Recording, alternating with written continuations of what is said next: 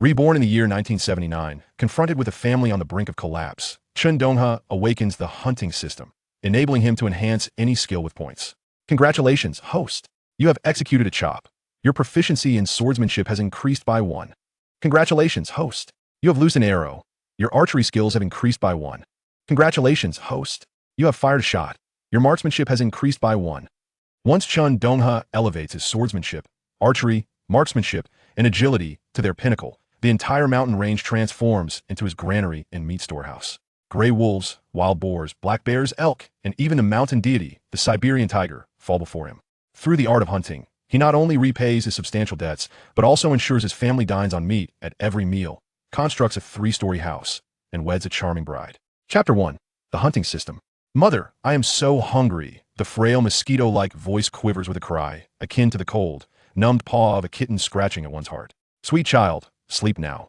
Once you drift into slumber, the hunger will fade. Wang Xiaomei's voice is dry and hoarse, her rough, sandpaper-like hands gently patting her emaciated little daughter in her embrace. It is in this haunting voice that Chen Donghe suddenly opens his eyes wide.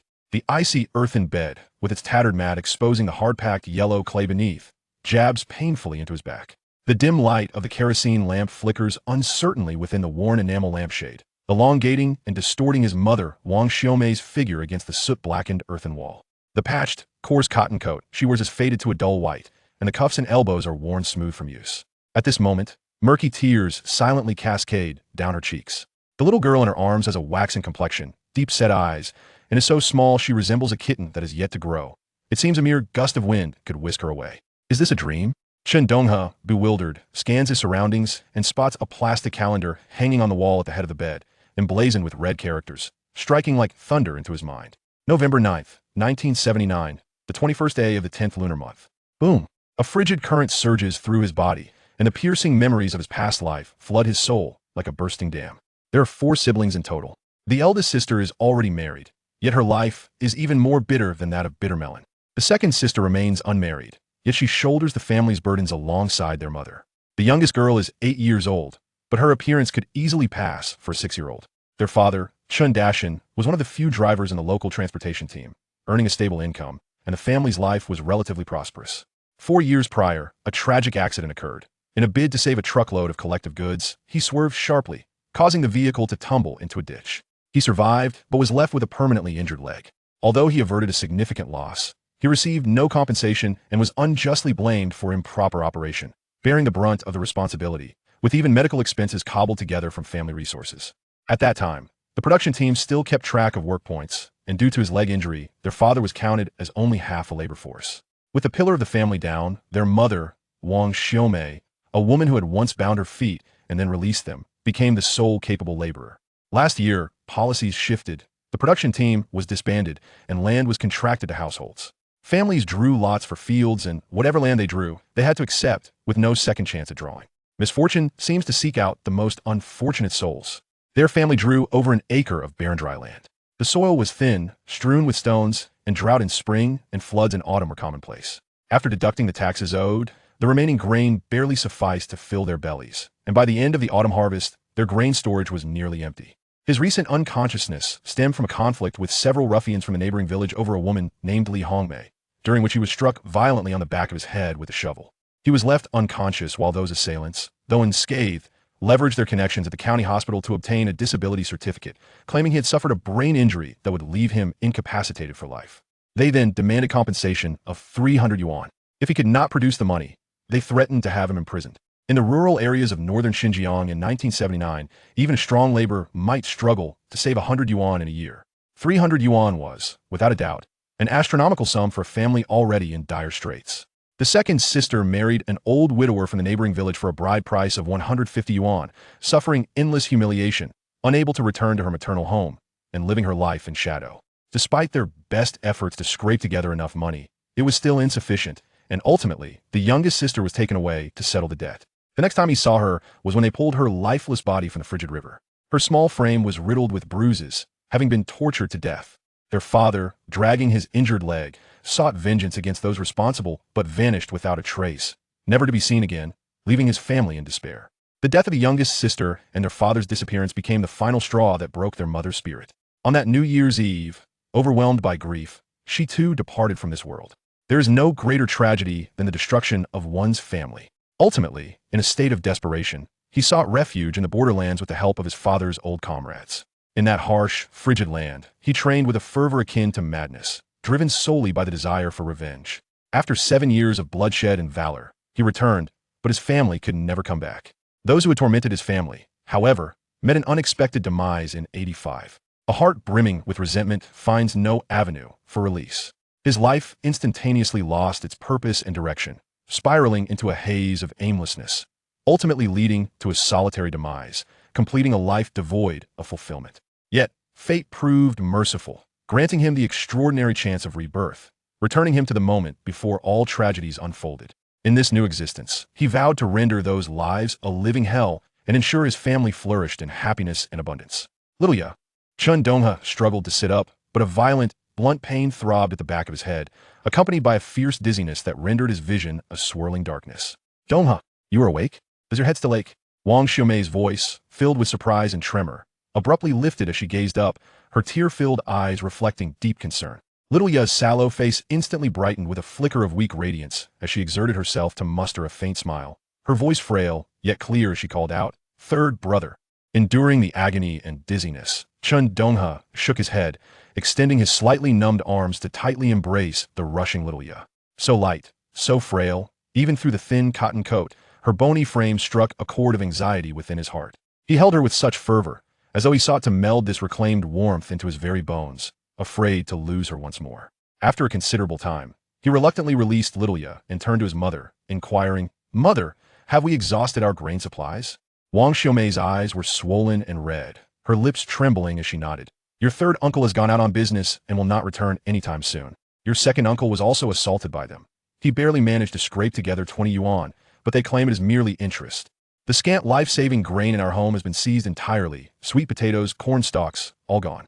They even forced your father to leave a thumbprint, writing an IOU, threatening that if the 300 yuan cannot be repaid before the new year, they would send you into the stockade." Wang Xiumei could no longer restrain her tears, which surged forth. Recalling the tragedies of his past life, Chen Donghe could not help but clench his fists, his nails digging deeply into his palms. Had he not insisted on rescuing that Li Hongmei, he would not have faced such a fate.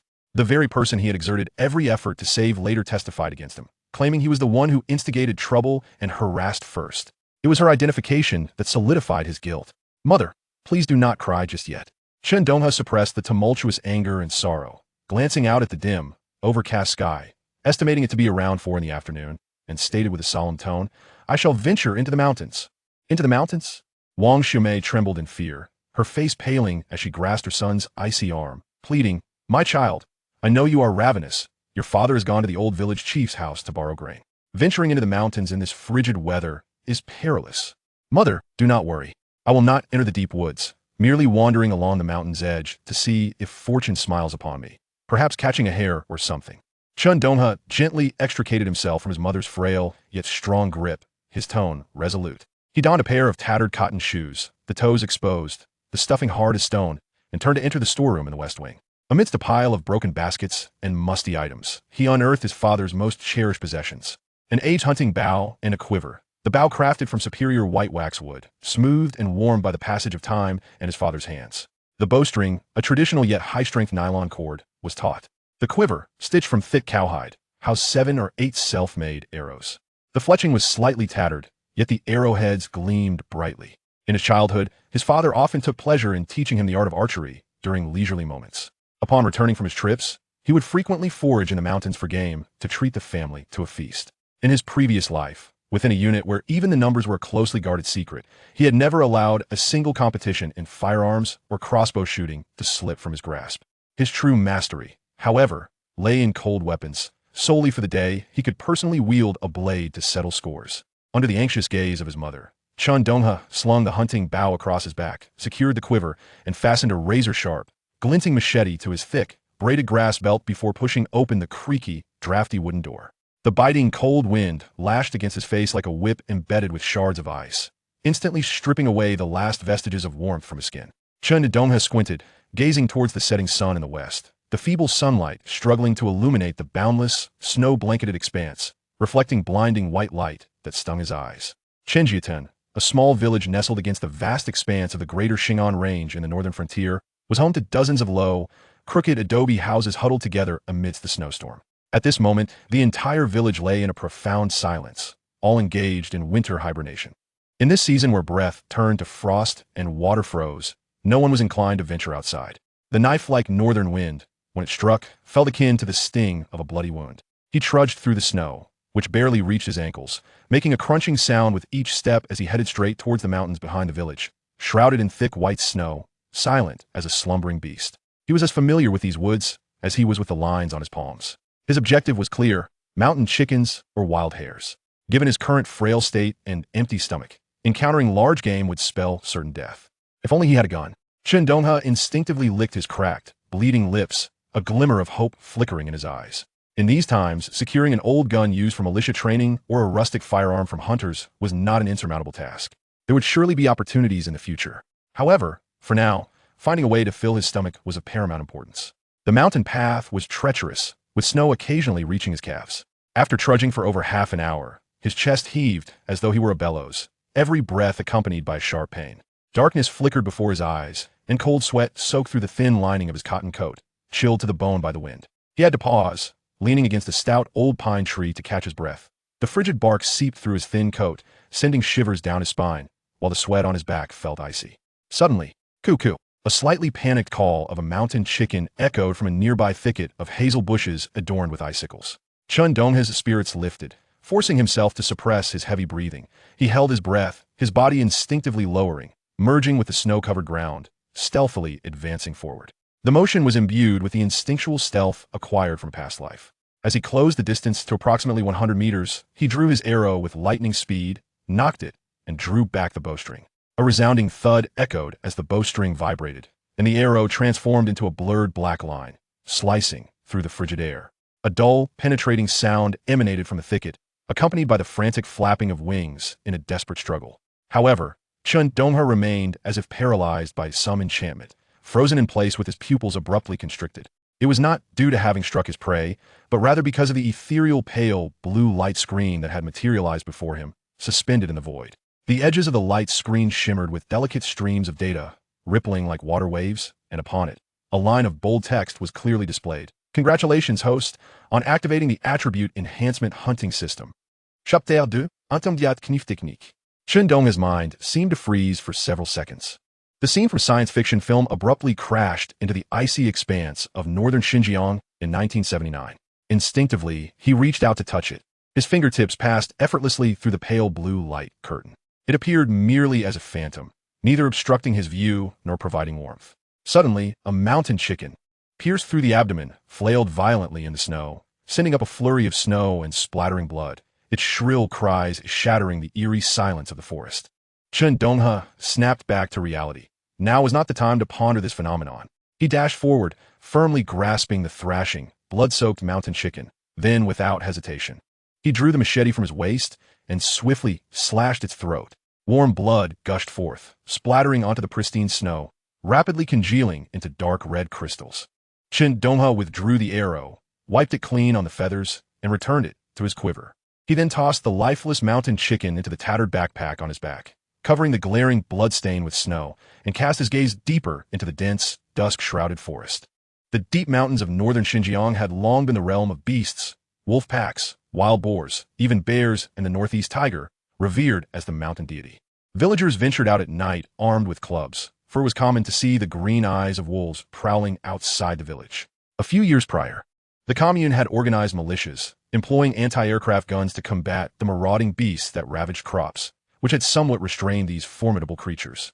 Yet at this moment, a flicker of excitement ignited within Chen Donghe. He gazed at the shimmering light curtain before him, concentrating his thoughts. Close. The curtain vanished instantaneously. Open. It reappeared once more. He noticed a small exclamation mark icon beneath the curtain, and as he focused on it, rows of clear explanatory text unfolded before him. Hunting system.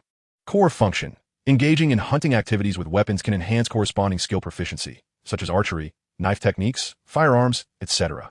Missing a target only yields minimal proficiency gain. Current skills. Archery level 1, 100. System level, LV10, 100. Successfully hunting 100 prey will enable an upgrade. Novice reward. System space, 10m times 10m times 10m. Mind control allows for the storage of non-living entities. Time stands still within this space. Concise and direct, devoid of superfluous artificial intelligence jargon, relying solely on his own exploration. However, the notion of the system space sent his heart racing. With a mere thought, the heavy mountain chicken vanished from his hand. Another thought, and it reappeared. After several repetitions, he confirmed its reliability. A 10m x 10m static storage space was an extraordinarily practical feature, a veritable miracle in any era. Chen Donghe surveyed his surroundings. Apart from his own heavy breathing, only the howling wind and silent trees were present. Could he attempt to store himself inside? No response.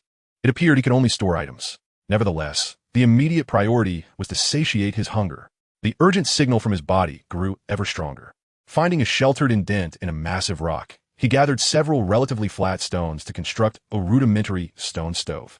He plucked the coarse feathers from a mountain chicken, disregarding the finer down that was difficult to manage. He placed a smooth stone slab over the crackling fire to heat it. Extracting a bit of golden fat from the chicken's belly, he scraped it vigorously on the scorching stone. With a sizzling sound, a pungent aroma of poultry wafted into the air. He quickly laid the cut chicken wings and leg pieces onto the heated stone. Lacking salt, the taste was predictable. A primal scent, infused with earthy undertones and a charred essence, permeated the frigid air, presenting a tantalizing allure to his ravenous stomach. Chen Donghe fought against the tumult in his gut and the overpowering odor, shoving the slightly charred wings into his mouth, chewing hastily before swallowing them whole. The coarse meat scraped down his throat, causing a slight discomfort, yet a faint, genuine warmth began to flow into his icy stomach, momentarily suppressing the gnawing hunger. After consuming half of the mountain chicken, he regained a modicum of strength, yet the fire in his eyes burned even more intensely. Tossing the remaining undercooked, feathered carcass back into his backpack, he grasped his machete and ventured deeper into the forest. After a few steps, he suddenly remembered the system space. With a thought, the tattered backpack disappeared from his shoulder, and his bow and arrows were stored within that space, allowing him to continue with his machete in hand, feeling considerably lighter. This time, he vigilantly searched the snow for any suspicious traces while continuously wielding his machete, either chopping the wrist-thick dry branches beside him or severing the obstructing vines and thorns. With every successful strike, a notification resonated in his mind. Knife technique proficiency level 1. He opened his personal panel once more. Personal panel. Name, Chen Donghe. Skills, archery level 1, 100. Basic knife technique level 1, 65, 100. Wielding the knife could yield experience. Chen Donghe felt invigorated, swinging the machete with increased fervor. He was eager to discover what advancements in skill levels might bring. Unbeknownst to him, he had already penetrated the forest for over 10 miles. Before him stood the towering, dense primordial coniferous forest, resembling a colossal black wall. Snow weighing heavily on the dark green pine branches, periodically dislodging snow blocks with a muffled thud. This was the true edge of the greater Xing'an range, fraught with danger. Chen Donghe's stamina was once again dwindling, his legs feeling as if they were filled with lead. He inhaled the frigid air deeply, gripping the machete tightly, summoning all his strength to strike a nearby large tree, as thick as a bowl. With a crack, the blade embedded deeply into the trunk, sending a jolt through his hands. Knife technique proficiency level 1. Congratulations, host. Basic knife technique has been upgraded to intermediate 1000. At that moment, as the notification sounded, a crisp, indescribable flow of energy surged into his mind, coursing through his limbs. Instantly, countless memories and insights regarding power application, angle mastery, and muscle coordination flooded his consciousness, akin to an epiphany. It felt as though he had wielded this machete for over a decade, every inch of its texture familiar to him. Each swing revealed how to mobilize his entire body as strength, how to utilize his waist and abdomen to drive his arms, how to achieve maximum destruction with minimal expenditure, and how to pinpoint the most efficient angle of entry. All became instinct etched into his very bones. The machete in his hand felt like an extension of his arm, as light as a feather yet as heavy as a mountain, hitting its target with unerring precision. This was intermediate. Chen Donghe gazed in astonishment at his hands, then at the machete deeply embedded in the tree trunk. The effects of merely upgrading to intermediate were astonishing, far exceeding the cold weapon techniques he had painstakingly honed in his previous life. The mastery of power, angle, and timing was nothing short of artistry. If he were to reach advanced, Chen Donghe's eyes sparkled with fierce determination. He effortlessly swung a knife toward a nearby wrist-thick dry branch. With a swish, the branch snapped cleanly, the cut as smooth as a mirror. A prompt echoed in his mind. Knife skill proficiency 1. Glancing at the interface, basic knife technique. Intermediate 1,000. 1,000 successful strikes were required, and each must hit the target. The archery skill remained stagnant. He experimentally nocked an arrow, aiming at a nearby pine tree. Thud! The arrow embedded itself firmly in the trunk, quivering violently from the force of inertia. The interface remained unresponsive. At that moment, a gray squirrel was startled, darting swiftly from the branches. Chen Donghe reacted instinctively, drawing his bow. Thwack! The arrow soared like a meteor. Eek! A brief, anguished cry escaped as the arrow pierced the squirrel's body, pinning it to the snow, its limbs twitching slightly. Archery proficiency 1. Elation surged within Chen Donghe. However, this joy was short-lived, as an overwhelming hunger, tenfold stronger than before and seemingly emanating from the depths of his soul, crashed over him like a tsunami. His stomach convulsed violently, darkness encroached upon his vision, and every cell in his body screamed for sustenance. Now, immediately, the upgrade had drained immense energy. Chen Donghe suddenly comprehended the gravity of his situation, his face paling. Gritting his teeth against the dizziness and the cramping of his stomach, he staggered to the twitching squirrel, hastily skinning it. He didn't even pause to deal with the entrails, quickly kindling a small fire and skewering the squirrel meat on a sharpened twig to roast it. This time, the cooking was brief. The meat was still tinged with blood, its surface charred. Chen Donghe, ignoring the urgency, tore into the undercooked meat, which bore a heavy, earthy taste, forcing it down. The burning sensation subsided slightly, but he remained far from satiated, his body still profoundly weak. He dared not take further risks. The dangers of the forest lurked everywhere, and the strong scent of blood might have already attracted predators. In his current state, even a wild boar could claim his life. Fortunately, there was still more than half a mountain chicken in his space. If he returned home before dark, at least his family wouldn't go to bed hungry.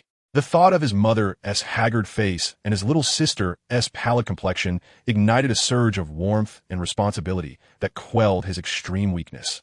He oriented himself and quickened his pace down mountain. Tomorrow, at dawn, he must venture into the forest once more. Yet, scarcely had he covered a mile when a chilling, bone-chilling sense of danger suddenly enveloped him. It felt as though he were being targeted by an invisible serpent.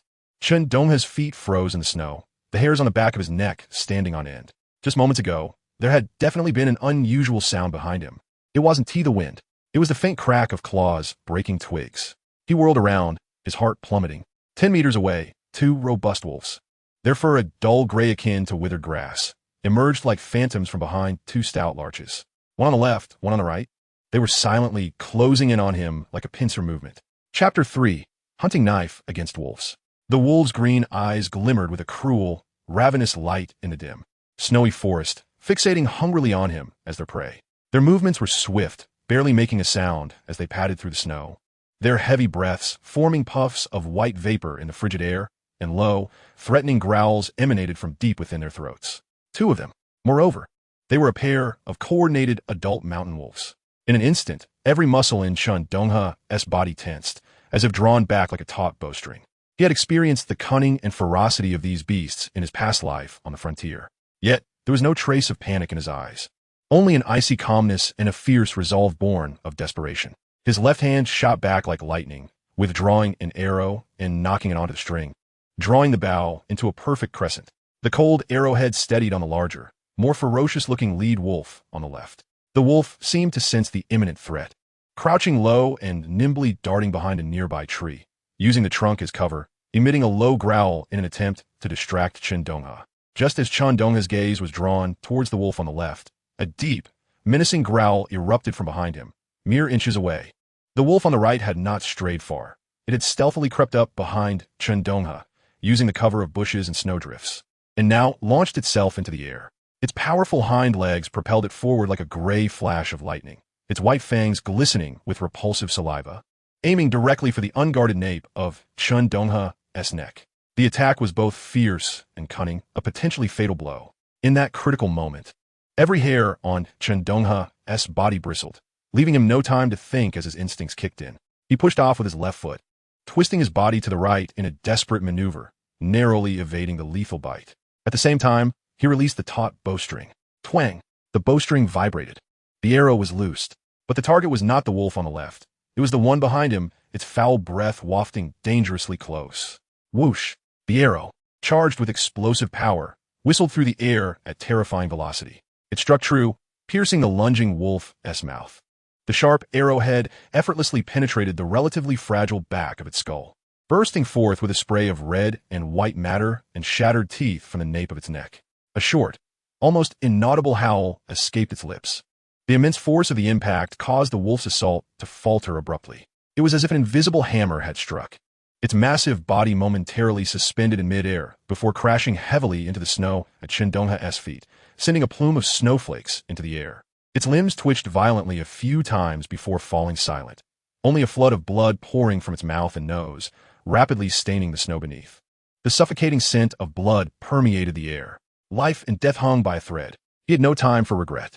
The remaining wolf, far from being deterred by its companion's grisly demise, had its ferocity fully awakened, its blood-red eyes locked onto Chen Donghe.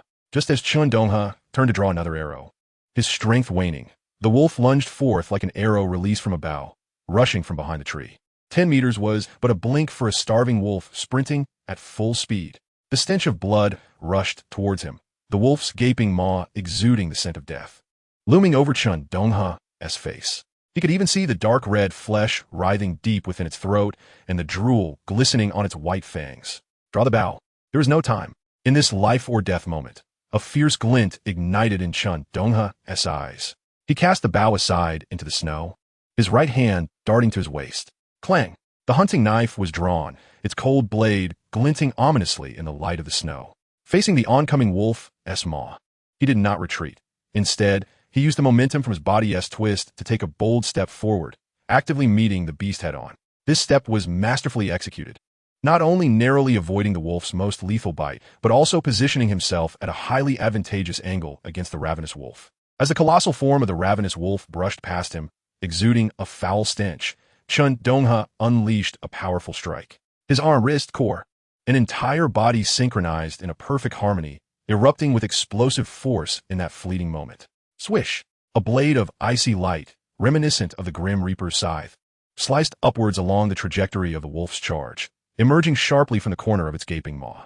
Following the contours of the jawbone and skull with an astonishing fluidity and precision, it darted forth like lightning, leaving behind only a phantom trace. There was no sensation of striking the hard skull. Instead, the blade cleaved through the resilient fur, severing the cartilaginous membranes, eliciting a nauseating squelch as it traversed the seams of the bones, akin to tearing through thick canvas. Time seemed to freeze in that instant. Chen Donghe, maintaining his posture after the strike, gasped heavily, white vapor billowing from his mouth and nose, coalescing into mist in the frigid air. His grip on the knife trembled slightly from exertion. The massive wolf, having brushed past him, surged forward a few more steps under the influence of inertia before crashing down onto the snow with a thunderous thud. There was no struggle, no wail. A ghastly gash, visible to the bone and exceeding 1/2 meter in length, had torn from the corner of its mouth all the way to its lower back. The flesh grotesquely rolled back, exposing the stark white ends of broken ribs as if dissected by a razor-sharp scalpel. Vivid red entrails, mingled with steaming intestines, spilled forth with a splat, flowing across the pristine snow, quickly freezing into a scene of brutal and sanguinary carnage.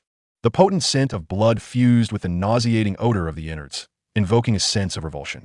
One strike, a death blow, clean and decisive.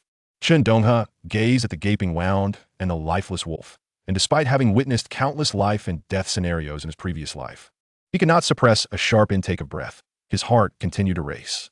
Was intermediate knife technique truly this terrifying? That previous strike had been entirely driven by the instinct instilled by the intermediate knife technique. Exquisite, ruthless, deadly, it far surpassed any combat skills he had learned in his past life. The mastery over power, angle, and timing resembled the work of an artist. What if it were advanced? A terrifying brilliance ignited in Chen Donghe's eyes.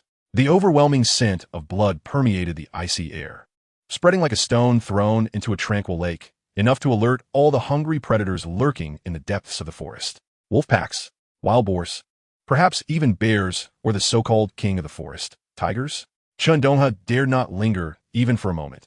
He forced himself to endure the overwhelming fatigue, swiftly using a machete to chop through the resilient vines, securely binding the 2 wolf carcasses. Then, with a mere thought, he cast them into the system space. The stench of blood must be contained. As the familiar low silhouette of Chen Donghe, blanketed in snow, finally emerged at the edge of his vision. The sky had turned completely dark. Only a few scattered flickers of dim yellow light swayed in the wind and snow, much like a faint glimmer of hope. At that moment, he retrieved a relatively intact wolf carcass and a broken backpack from the system space, dragging them through the snow, taking labored steps toward the village entrance. The system space was a vacuum, ensuring that the meat would not spoil or decay. Dragging the heavy wolf carcass, his strength was rapidly dwindling. Each step felt like walking on cotton, while the biting cold wind slashed at his face like knives, yet he dared not stop. At the village entrance, several figures, nearly buried by the snowstorm, were laboriously making their way into the mountains, leaning on sticks. In the midst of the wind and snow, he heard his mother's anxious calls, "Donghe, Donghe." Chen Donghe discerned the figures in the snow. His father leaned on a thick wooden stick, while his mother and second sister supported each other, and his younger sister clung tightly to his mother's clothing. They must have been worried about his absence as darkness fell, braving the danger to search for him. "Mother, it's third brother. Third brother is back." The sharp-eyed little sister exclaimed with joy, her voice piercing through the wind and snow. Laced with tears of joy, she broke free from her mother's grasp, dashing like a little bird that had finally found its nest, stumbling toward the tall figure approaching unsteadily. Third brother. The small, cold body collided heavily into Chen Donghe's embrace. Already at the end of his strength, Chen Donghe was taken by surprise and stumbled, collapsing onto the icy snow with a thud, sending up a flurry of snowflakes. The biting cold seeped from beneath him, yet he felt none of it. Instinctively, his arms wrapped tightly around the small, cold, yet remarkably warm body in his embrace. A surge of overwhelming relief and bittersweetness washed away all fatigue and pain. His eyes warming, his vision blurring. "Silly girl, if you squeeze any harder, third brother might just fall apart," he said hoarsely, his voice tinged with the relief of surviving a calamity and a hint of affection as he gently patted his little sister's frail back. Only then did she hurriedly rise, her small face filled with panic and guilt. "Third brother, I'm so sorry." But in the next moment, her gaze was drawn to the enormous gray shadow being dragged across the snow behind Chen Donghe. In the dim light of the snow, she recognized what it was. The wolf's head was menacing, its fangs bared, and blood trailed behind it, leaving a dark red mark on the snow. "Ah, a wolf. There's a wolf." The sharp sound of her voice sliced through the night sky, filled with sheer terror. Chapter 4. Tonight, we stew meat. Enough to fill our bellies.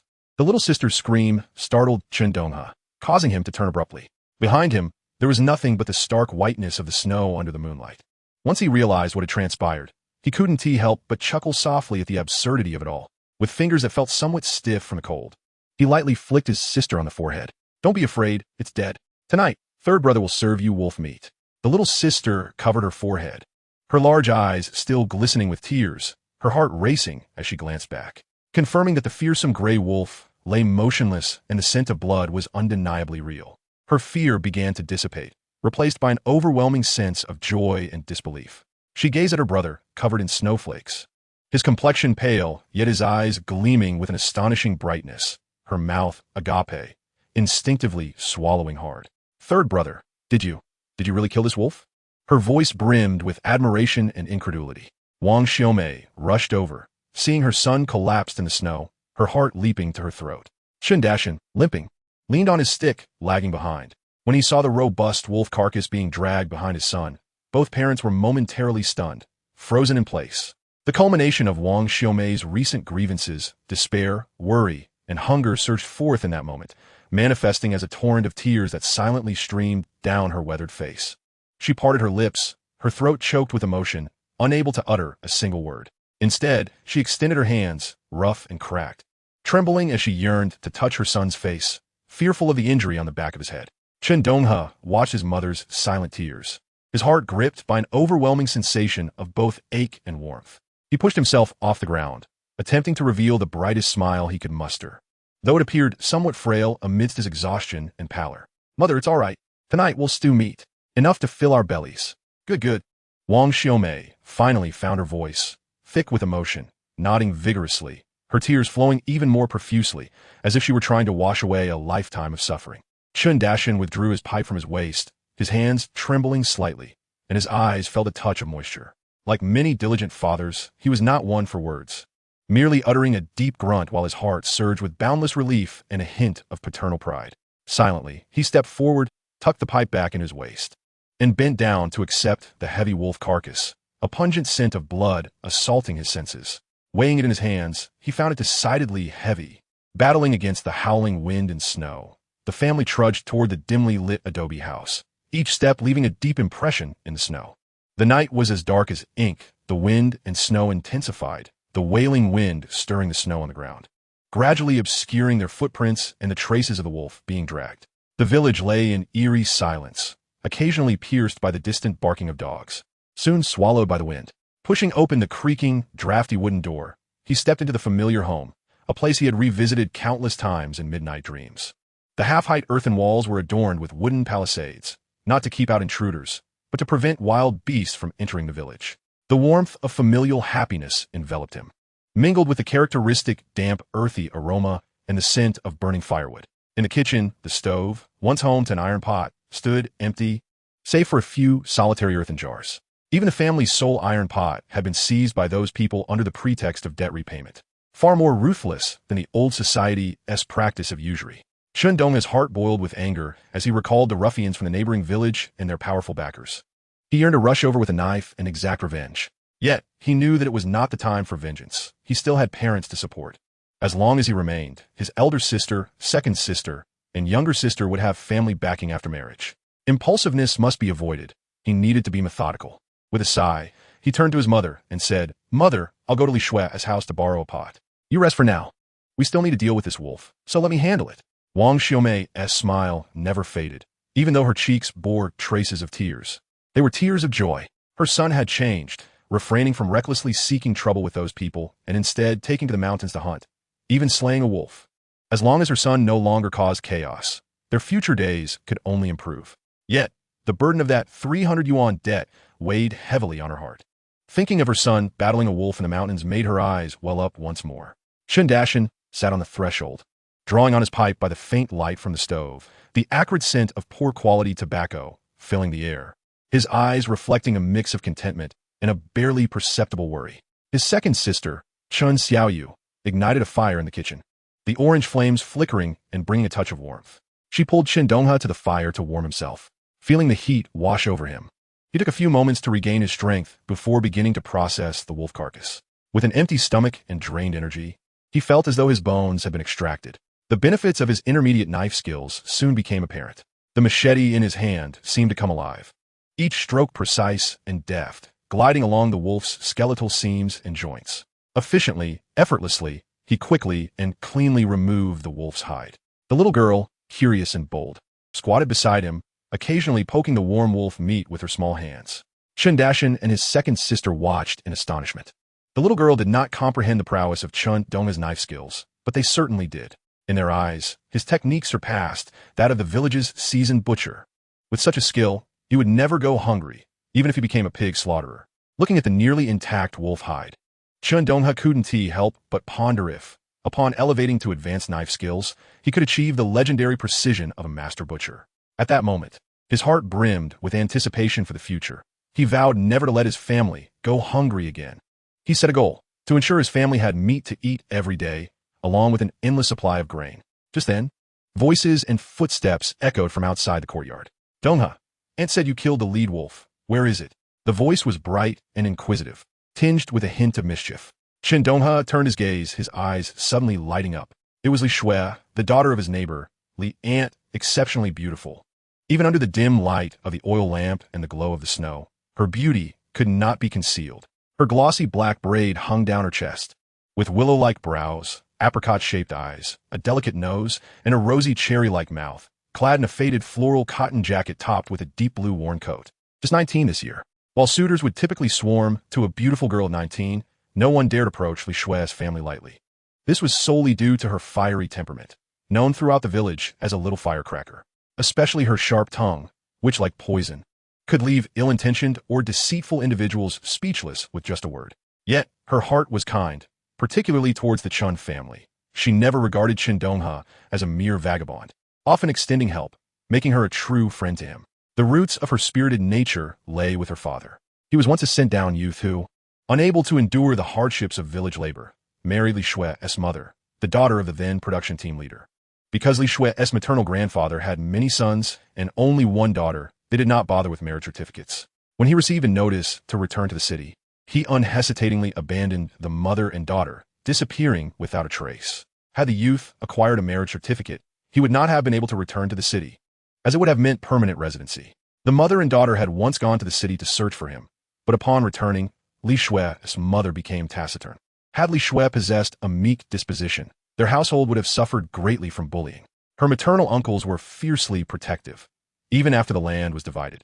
She seldom toiled in the fields. Her uncles took turns doing the work, fretting over when their niece would find a good match. However, if memory served correctly, Li Shue had been 27 when she married in her previous life. Later, he heard villagers lamenting that Li Shue was waiting for him, for this missing person. After he joined that special unit, all traces of him were erased and his household registration was cancelled. To everyone, he was but a man presumed dead in the wilderness. Yet Li Shue had always believed he was still alive. The thought of this made Chen Donghe's nose tingle. Chapter 5. If we don't eat the meat, what use is it? Li Shue carried a basket covered with blue cloth, inside which were jars of salt and a small paper package, clearly brought as seasoning. Seeing Chen Donghe lost in thought, she spoke again. Donghe, where's the wolf?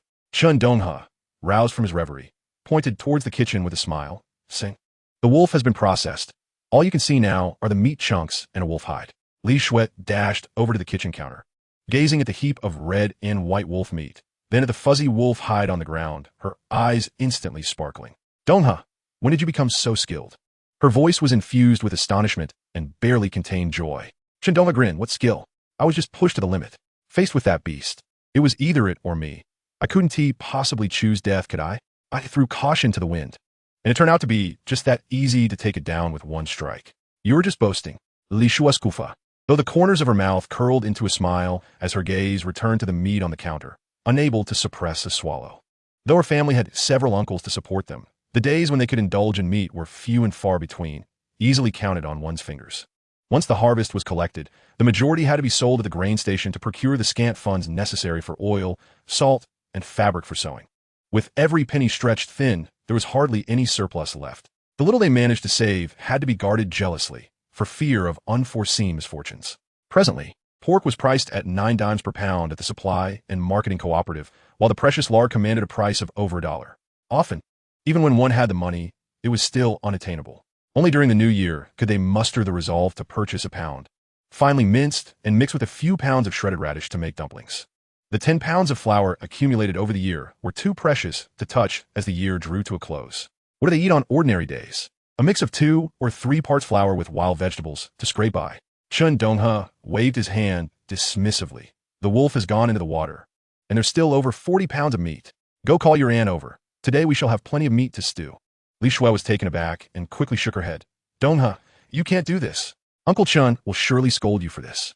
This meat could be traded with the village for cornmeal, sorghum, and alike, enough for your family to eat for 2 or 3 months. Chen Dashan, standing nearby, harbored similar thoughts, yet the relentless hunger that plagued his home left him speechless. 300 yuan weighed heavily on his heart, akin to a millstone, stifling his breath. He steeled himself. Let us eat. If fate decrees that I should meet my end, at least I won't die on an empty stomach. Chen Donghe continued to smile. What is the point of saving the meat? As for the trade for grain, I'll visit the village chief later to exchange for some potatoes and cornmeal. Xiao Shue, you are skilled in cooking. Lend a hand and prepare this meat? Otherwise, it would be a shame to waste such a good thing. He intentionally offered Li Shue a way out, knowing her stubborn nature would make her reluctant to accept the invitation. His father was a taciturn man, and his mother was not one to easily speak her mind. His second sister, Chun Xiaoyu, had a temperament that was hard to pin down, quick with her words and quicker with her fists. His younger sister was still too small. Their household genuinely lacked someone who could handle matters both inside and outside. Li Shue was just the right fit. She was sharp-tongued and fiercely protective, with few villagers daring to cross her. Her burly uncles were not mere decorations. When push came to shove, they would roll up their sleeves and act decisively. All right then, today let me show you. Li Shue agreed readily, rolling up her sleeves and stepping into the smoke-filled kitchen. Chen Donghe knew he had changed too much today and needed to tread carefully. Moreover, when it came to cooking, he was indeed a novice, merely able to prepare edible food. His survival skills learned in the woods were for raw consumption. When it came to cooking delicacies, he was at a loss. The flames crackled in the stove as the chunks of wolf meat tossed in boiling water began to swirl. Li Shui, ever observant, picked out several dark red wolf hearts. Donghe, haven't you heard of wolf's heart and dog's lung? My grandfather taught me since childhood that these are poisonous and should not be eaten, feeling he was of little use in the kitchen besides causing chaos. Chen Donghe called out and stepped outside. As Li Shui watched him leave the kitchen, her gaze softened. The villagers often spoke of Chen Donghe as a wayward youth, aimlessly wandering, but she knew better.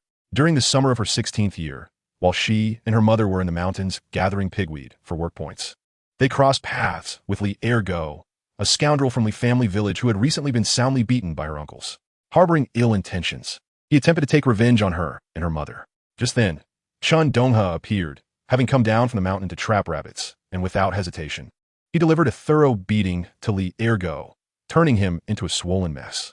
Though her grandfather and uncles later dealt with Li Ergo again, that enmity was firmly established. From that moment, Chen Donghe's image was etched in her heart. She watched him discreetly, realizing he was far from the idle scamp everyone believed him to be. Though he often got into fights, he had never bullied anyone in the village. He simply preferred not to work for points in the production team, which led others to label him a good-for-nothing. The day his family was robbed, she happened to be at her uncle's house and only learned of it upon her return. Seeing Chen Donghe lying unconscious pained her heart like a needle prick. Previously, there had been matchmakers who sought her hand, but she sent them away with a few sharp words. Her heart harbored a place for him, hoping for his well-being. Unfortunately, being a girl, she felt too shy to express these feelings aloud, keeping them locked within. Chen Donghe could not fathom Li Shui's thoughts. He divided the remaining wolf meat into portions, leaving only a wolf's leg for himself. He intended to give the wolf pelt to his mother for careful tanning. He had no plans to sell the pelt. Instead, he prepared to make 2 wolfskin caps for the winter. A fine pelt would suffice for 2 hats. In the freezing depths of winter, stepping outside without a hat would risk frostbite to his ears. He had suffered from frostbite in his previous life, and he remembered the pain well. His second sister, Chen Xiaoyu, also entered the kitchen, joining Li Shui in their culinary efforts. The wolf meat was placed back in the pot, simmered in plain water, with just a pinch of yellow salt and a handful of peppercorns for seasoning. Though devoid of elaborate spices, the meat's aroma wafted forth, rich and inviting, teasing the nostrils of those outside the kitchen. It had been over a year since the family last experienced the scent of meat. Last New Year, they had eaten porridge made with coarse cornmeal mixed with corn husks. That porridge was not just cornmeal. It contained ground corn husks that scratched the throat with each mouthful. Yet, that was not the worst part. The real suffering came when using the toilet. With little oil in their bellies and the corn husks hard to digest, the straining felt akin to punishment. Despite the lack of spices, the meat had been blanched to remove the bloody scent. A bit of fat rendered from the wolf's body released tiny bubbles of oil, and when the peppercorns and yellow salt were thrown into the pot, a fragrant explosion of aroma filled the air. "Third brother, is the meat ready yet?" asked his younger sister, squatting at the kitchen door, her finger in her mouth, her little face scrunched up, drool trickling down her chin. Chen Donghe couldn't help but chuckle at his sister's antics. Soon. I'm cooking it right now. Good food is worth the wait. You want to go hungry?" As he reassured her, his own stomach grumbled in agreement. He suddenly recalled a more pressing matter. After a long absence from meat, his stomach would likely rebel if suddenly filled with rich food. He tucked the reserved wolf leg into the willow basket slung over his back. "Mother, I'm going to see the village chief. I have some matters to discuss, and we'll bring back some grain." Go on. By the time you return, the meat will likely be falling apart," Wang Xiumei replied. Chen Donghe walked for several minutes with the wolf leg before stopping at the low entrance of the village chief's house, knocking on the door. The elderly village chief, aware of the troubles Chen Donghe's family had faced over the years, was always willing to help when he could. However, with all the villagers watching closely, it was important for him to remain impartial, striving to keep everything balanced to avoid gossip. Chapter 6. Borrowing a Gun, the Type 38. The village chief opened the door, and upon seeing Chen Donghe, a flicker of surprise passed through his murky old eyes. "Donghe, come in." He called into the house. "Zhuzi, go to the cellar and bring up 20 pounds of yam and some pickled vegetables." His son, Chen Taizhu, was a simple and honest fellow who had married only last year, and his wife was currently in confinement. In the village of Chenjiatin, the overwhelming majority bear the surname Chen, with very few outsiders. Chen Donghe hesitated at the threshold, addressing his uncle. "Uncle, I shall not intrude. Sister-in-law is in confinement. I fear to disturb her. I have come today to discuss a matter with you." The village still adhered to ancient customs, and although one could not openly speak of superstitions, the taboos passed down through generations were held in reverent awe by all. The old village head, His hair, now streaked with gray, had only recently turned 60 and was blessed with a sole descendant, Zhuzi. He likely understood Chen Donghe's predicament and sighed. Donghe, I know you feel stifled, burdened by others' demands. Those folks from Lijia village have come to your doorstep, brandishing a hospital certificate, insisting on sending you to jail. Alas, I would gladly gather the entire village to confront them, but should this matter escalate, you would find no respite. For now, we must swallow our grievances in silence. You're already in your 20s. Temperance is required. When we find the opportunity, we shall make our presence known in their village. If we do not stir up chaos, I shall have no face to meet the ancestors of the Chen family in the afterlife. At that moment, Chen Taizhu emerged from the main room, carrying a bulging old burlap sack containing over 20 pounds of potatoes, with a small bag of cornmeal resting atop. He thrust the sack into Chen Donghe's hands, saying, Donghe, take this. In a couple of days, when those rascals from Lijia village are absent, I shall bring you more. I fear if I give you too much at once, they might snatch it away, rendering it pointless. He then retrieved 2 crumpled 10-yuan notes from his pocket and tucked them into Chen Donghe's coat. This is all the cash we have at home. Take it to meet any urgent needs. In his youth, Chen Donghe had been like a devoted shadow to Zhuzi, their bond deep and enduring. His heart swelled with warmth. Even before he could ask for grain or money, the old village head had offered help so generously. Quickly, he reached behind him and produced a heavy wolf leg. Brother Zhuzi, I went into the mountains today and was fortunate enough to catch a wolf. Please accept this leg for sister-in-law to make a nourishing soup. The old village head and Chen Taizhu stared, wide-eyed, at the bloodied wolf leg, momentarily lost in thought. Chen Taizhu suddenly grasped the gravity of the situation, glancing from the wolf leg to the noticeably thinner Donghe, his eyes misting with emotion. Foolish brother, you risked your life for this, just to repay that 300 yuan. He recalled Donghe's childhood, shadowing him through the hills, and a surge of indignation welled up within him. He forcefully pushed the wolf leg back, his expression stern. Donghe, do you take me for a fool? I had already set aside grain and money for you. If you hadn't come, I would have delivered it to you tonight. From childhood, you have called me Brother Zhuzi. Was that name given in vain? This wolf meat is valuable. Take it and sell it. When those debt collectors come, we'll gather the money together and plead for an extension. 300 yuan is no trifling sum. The villagers are all aware of the situation, and we must devise a plan together. As long as you remain safe and do not suffer that fate, the money can always be repaid. The old village head then placed a reassuring hand on Chen Donghe's shoulder, his voice a mix of pride and admonition. A true hero raises a worthy son. Your father was a man of strength, and you are no less. But do not venture back into the mountains. The old woods are treacherous in this icy weather. Without seasoned hunters, one might as well be food for the bears. A wayward son can turn back. Reforming one's ways is the true path. What prospects can you hope to gain by associating with those who lack ambition? Chen Donghe recognized the sincerity in the old village head's words. After much insistence, he could not part with the wolf leg.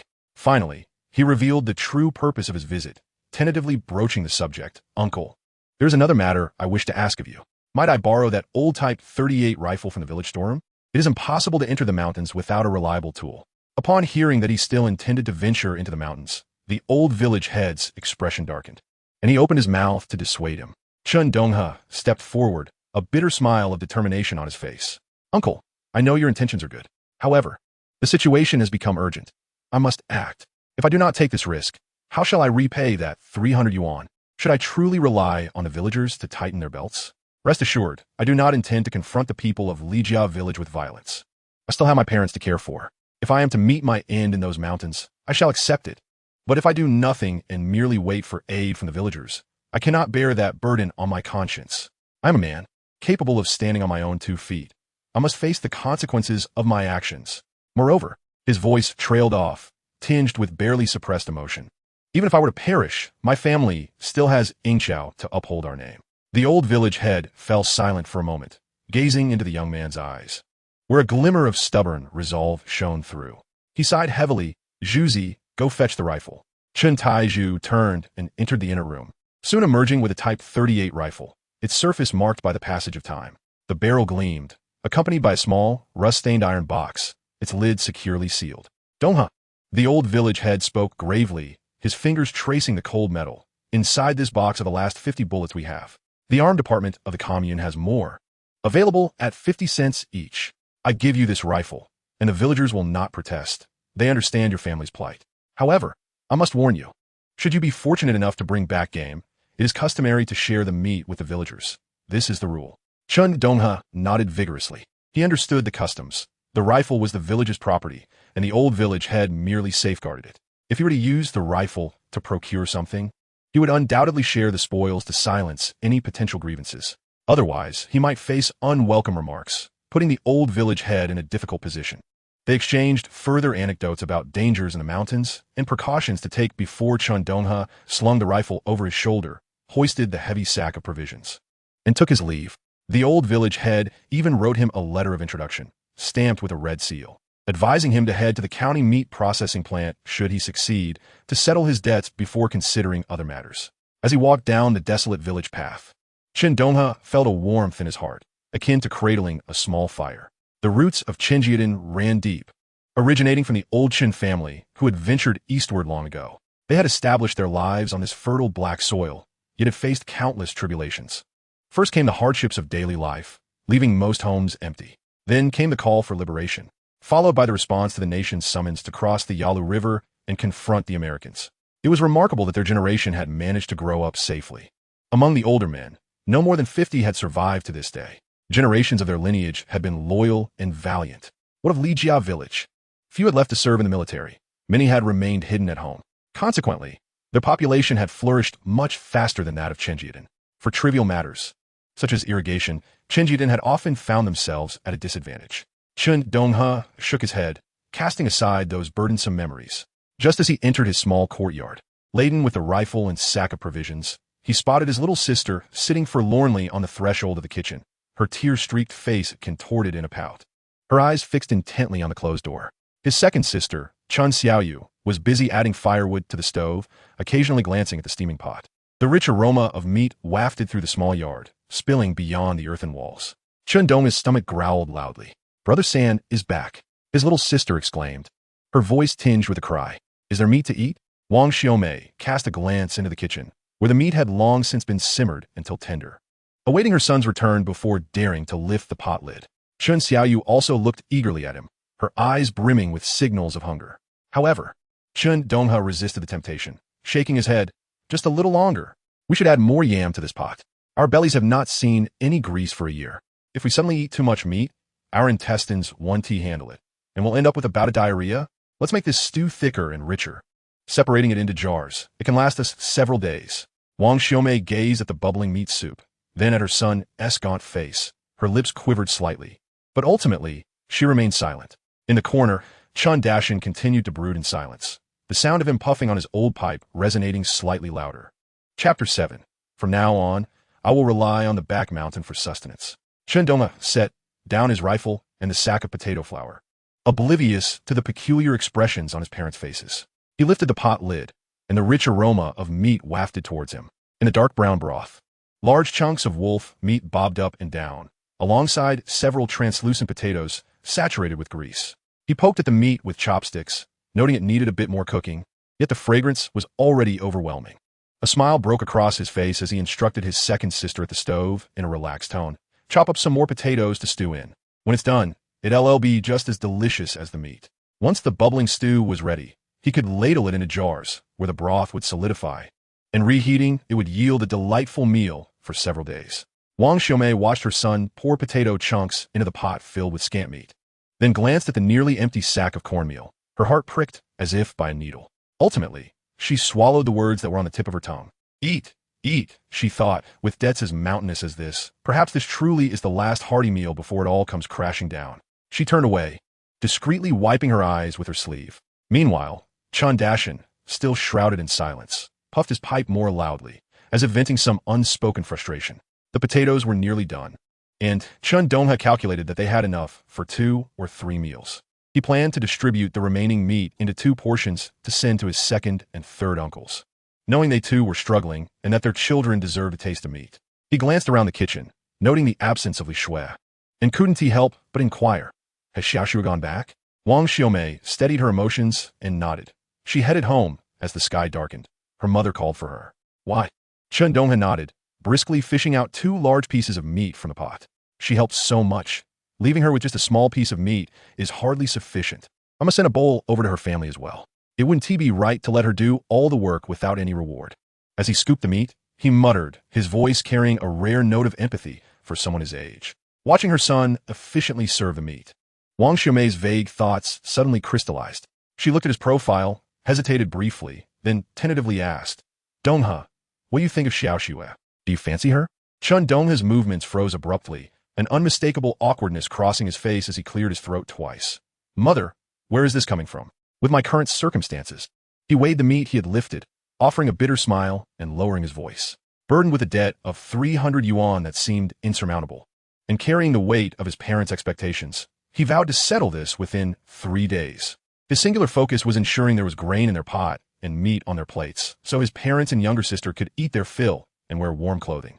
Only when life improved, resembling that of a respectable family, would he consider the matter of marriage. As for Xiao Xue, he gazed at the steaming wolf meat in his bowl. Speaking with earnestness and resignation, she is undoubtedly a fine girl. Her looks and temperament are commendable, and she is quite adept at her tasks. I am not blind or indifferent. To claim I do not like her would be a lie. Yet, I cannot burden her with my plight. To live a life filled with uncertainty, where we scarcely know when the next meal will come, I cannot bring myself to do that. He placed the full bowl of meat on the stove, producing a soft clink as it made contact. Suddenly, Chen Donghe, who had remained silent in the corner, slammed his pipe against the frozen ground, creating a sharp sound. He lifted his head, his murky yet piercing gaze sweeping over his wife and children in the yard. His voice low, but each word struck like frozen iron. What? Am I still alive, and this family is already under your command? You seem to have it all figured out. He inhaled deeply, as if trying to calm himself, his tone growing heavier. Your third aunt just came by. Chen Donghe froze for a moment, then immediately turned to his father. Third aunt? She came. Chen Donghe avoided his gaze, slowly stuffing more tobacco into his pipe. You heard me right. It was your third aunt. She brought 60 yuan. He paused, seemingly weighing his words carefully. You know your third uncle. He asked stubborn. It's not easy to convince him to part with money for your aunt.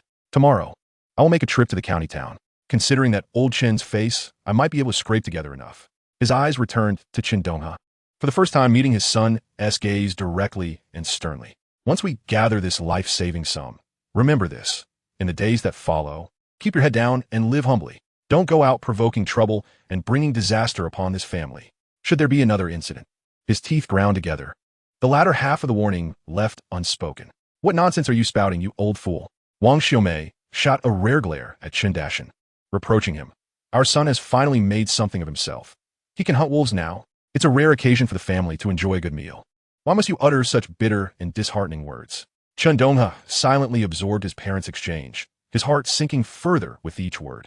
In his previous life, his father had set out with a similar determination, seeking loans in the county town, only to find that the so-called old friendships turned cold upon hearing of his father's deteriorating health and the family's overwhelming debts. The dismissive attitudes were the kindest response he received. Most were rife with mockery. That derision was sharper than the bitter winter wind. In the end, only a few uncles related by blood, themselves struggling, managed to scrape together less than 40 yuan. 300 yuan. It loomed like an insurmountable mountain, an abyss that cannot be filled. Eventually, the local thugs from Li village kicked down their door once more, seizing his younger sister from their mother's arms. Her heart-wrenching cries still echoing in his memory. Third brother. Mother. That piercing scene and the triumphant face of the ruffian surged forth in his mind once again, igniting a nearly overwhelming fury that he fought to suppress. At that moment, Chen Donghe, still hidden in the shadows, suddenly turned his head, his brows furrowing tightly, his hawkish gaze locking onto his son. In that brief instant, a chill ran down Chen Donghe's spine. The sudden whiff of bloodlust was thick and ferocious, more chilling than when he had faced a sniper on the battlefield. He himself was a seasoned veteran who had crawled out a mountain of corpses in a sea of blood, his hands stained with ample bloodshed. Yet, the fleeting glimmer of murderous intent emanating from his son had caused even this father's heart to flutter with trepidation. Was it merely an illusion? Or he fixed his gaze intently on his son's face, half illuminated and half shrouded in the night's darkness, a myriad of doubts swirling within him. Mother, do not blame father. Chen Donghe, took a deep breath, striving to steady my voice, for father acts in my best interest, reminding me to learn from my experiences. This beating was not in vain, nor was this suffering pointless. His tone shifted, imbued with a newfound resolve as he pointed to the slightly gleaming Mosin Nugget resting against the wall. I have contemplated this thoroughly. Henceforth, I shall rely on this mountain for my livelihood. I may not possess the agricultural skills of my father or the adeptness of Brother Juzi, but the strength I have cultivated through traversing the mountains, along with my keen sight and agility, remains intact. Coupled with this old companion, he patted the cold barrel. As long as I refrained from delving too deeply into the wilderness, staying sharp and cautious, I should evade significant troubles. Given our family's circumstances, we must devise a means to generate income. Wang Xiaomei observed the sudden emergence of determination and steadiness in her son's eyes, a stark contrast to the impulsive and reckless boy she once knew. She opened her mouth, a torrent of worried words lodged in her throat, but ultimately, all opposition melted into a silent sigh beneath the weight of that gaze, dissipating alongside the cold mist exhaled into the night. The mountains were frigid, and the night winds were harsh. At that moment, Chen Donghe's gaze finally settled upon the Mosin leaning against the wall, the embers in the pipe reflecting in his murky eyes, flickering momentarily. He rose, limping yet steady, and approached it step by step. Extending his hand, he caressed the smooth, cold body of the rifle as if it were an old comrade, gently and repeatedly stroking it with an indescribable sense of nostalgia and affirmation. "Can you use it?" he murmured, his clouded eyes finally lifting to meet his son's face, the scrutiny within them as piercing as a spotlight. Chen Donghe did not reject Chen Donghe's hunting aspirations. Rather, he took the Mosin, effortlessly disassembling it and examining the parts within, frowning slightly. "It needs some linseed oil." He pinched a small amount of fine, dry rust from the bolt chamber. Naturally, they had no linseed oil at home, so Chen Donghe hurried to the kitchen, returning with a small earthen bowl containing a bit of murky wolf fat skimmed from boiling wolf meat, still warm. Chen Donghe said nothing. Using a thin stick to dab some oil, meticulously applying it to the joints and grooves of the mechanism that required lubrication. His movements were focused and practiced. Each part's disassembly, cleaning, oiling, and reassembly conducted with a rhythm characteristic of a seasoned soldier. Chen Donghe held his breath, concentrating intently as he mentally recorded every instruction. When Chen Donghe gestured for him to give it a try, he took it, initially clumsy and awkward, but as his fingertips danced over the components, the memories seemed to awaken, and soon his actions became faster and more fluid. Chen Donghe watched his son's bony hands flutter among the cold metal parts, his heart racing with an indescribable complexity of emotion. This boy learns astonishingly fast. How had he never noticed this talent before? The recollection of his own youth flooded back. Recalling the first time he held a rifle in the army, it was remarkably similar. He swallowed hard, and ultimately, it manifested as a low murmur to himself, tinged with a barely perceptible pride. Good. He's a promising lad. The old Chen family doesn't produce weaklings. Although his son had previously been idle and troublesome, he understood deep down that the boy was not inherently bad. Otherwise, he, as a father, would have long since taken more drastic measures than mere verbal reprimands. Chapter 8. When did you get a man? Chen Donghe carefully leaned the now-oiled and smooth Mosin against the wall, contemplating how to procure a cast-iron pot. The household possessed but one pot, which was insufficient. During the era of collective meals for steel production, their iron pot, along with knives and even the door ring, had been confiscated en masse. Later, when land was allocated to households, no replacement for pots, bowls, or utensils were provided. Every family was forced to tighten their belts and find ways to replace their lost items. Iron was hard to come by, although supplies had become somewhat relaxed. With purchases no longer requiring ration tickets, a decent thick iron pot still cost over 10 yuan at the supply and marketing cooperative, equivalent to nearly half a month's wages for a worker in the county. The winds of reform had just begun to reach this remote mountain valley. Those with courage and connections started to venture into small businesses, but such individuals were exceedingly rare. In the entire county, the number of households with substantial wealth could be counted on one's fingers. As he pondered, a rich aroma mingled with the sense of meat. The unique fermentation of pickled vegetables and the sweetness of starch wafted through the air, causing Chen Donghe's throat to involuntarily swallow. He promptly served everyone generous portions in large, coarse porcelain bowls, half filled with golden, oil-soaked potato chunks and half with rich, brown wolf meat. Under the dim glow of the kerosene lamp, the family held their bowls in silence, the only sounds being the slurping of noodles and the crunching of food. "You know how to eat, but you don't say thank you to your third brother," Wang Xiaomei remarked, watching the little girl who was too hot to handle the meat but reluctant to spit it out, playfully tapping her forehead. The little girl, her eyes brimming with tears from the heat of the meat, nodded her head like a chick pecking for grain, mumbling indistinctly, Thank you, third brother." Chen Donghe couldn't help but chuckle at his little sister's gluttonous yet endearing demeanor, feeling a pang of emotion in his heart. From now on, with him around, their family would never again suffer from a lack of meat. He must ensure that everyone's health is restored. In time, his little sister would only grow more vibrant. For now, the family set aside the heavy clouds of worry hovering above them, the humble earthen dwelling filled with a long-lost sense of fullness and warmth. Chen Donghe devoured a large bowl, broth and meat alike, leaving him with warmth in his belly, yet still far from satiation. The prolonged hunger and lack of nourishment had left his stomach weak and vulnerable. He resisted the urge to serve himself another bowl, rising to transfer the remaining meat and potatoes into a nearby earthen jar for preservation. He had to return the borrowed large iron pot to Li Shui.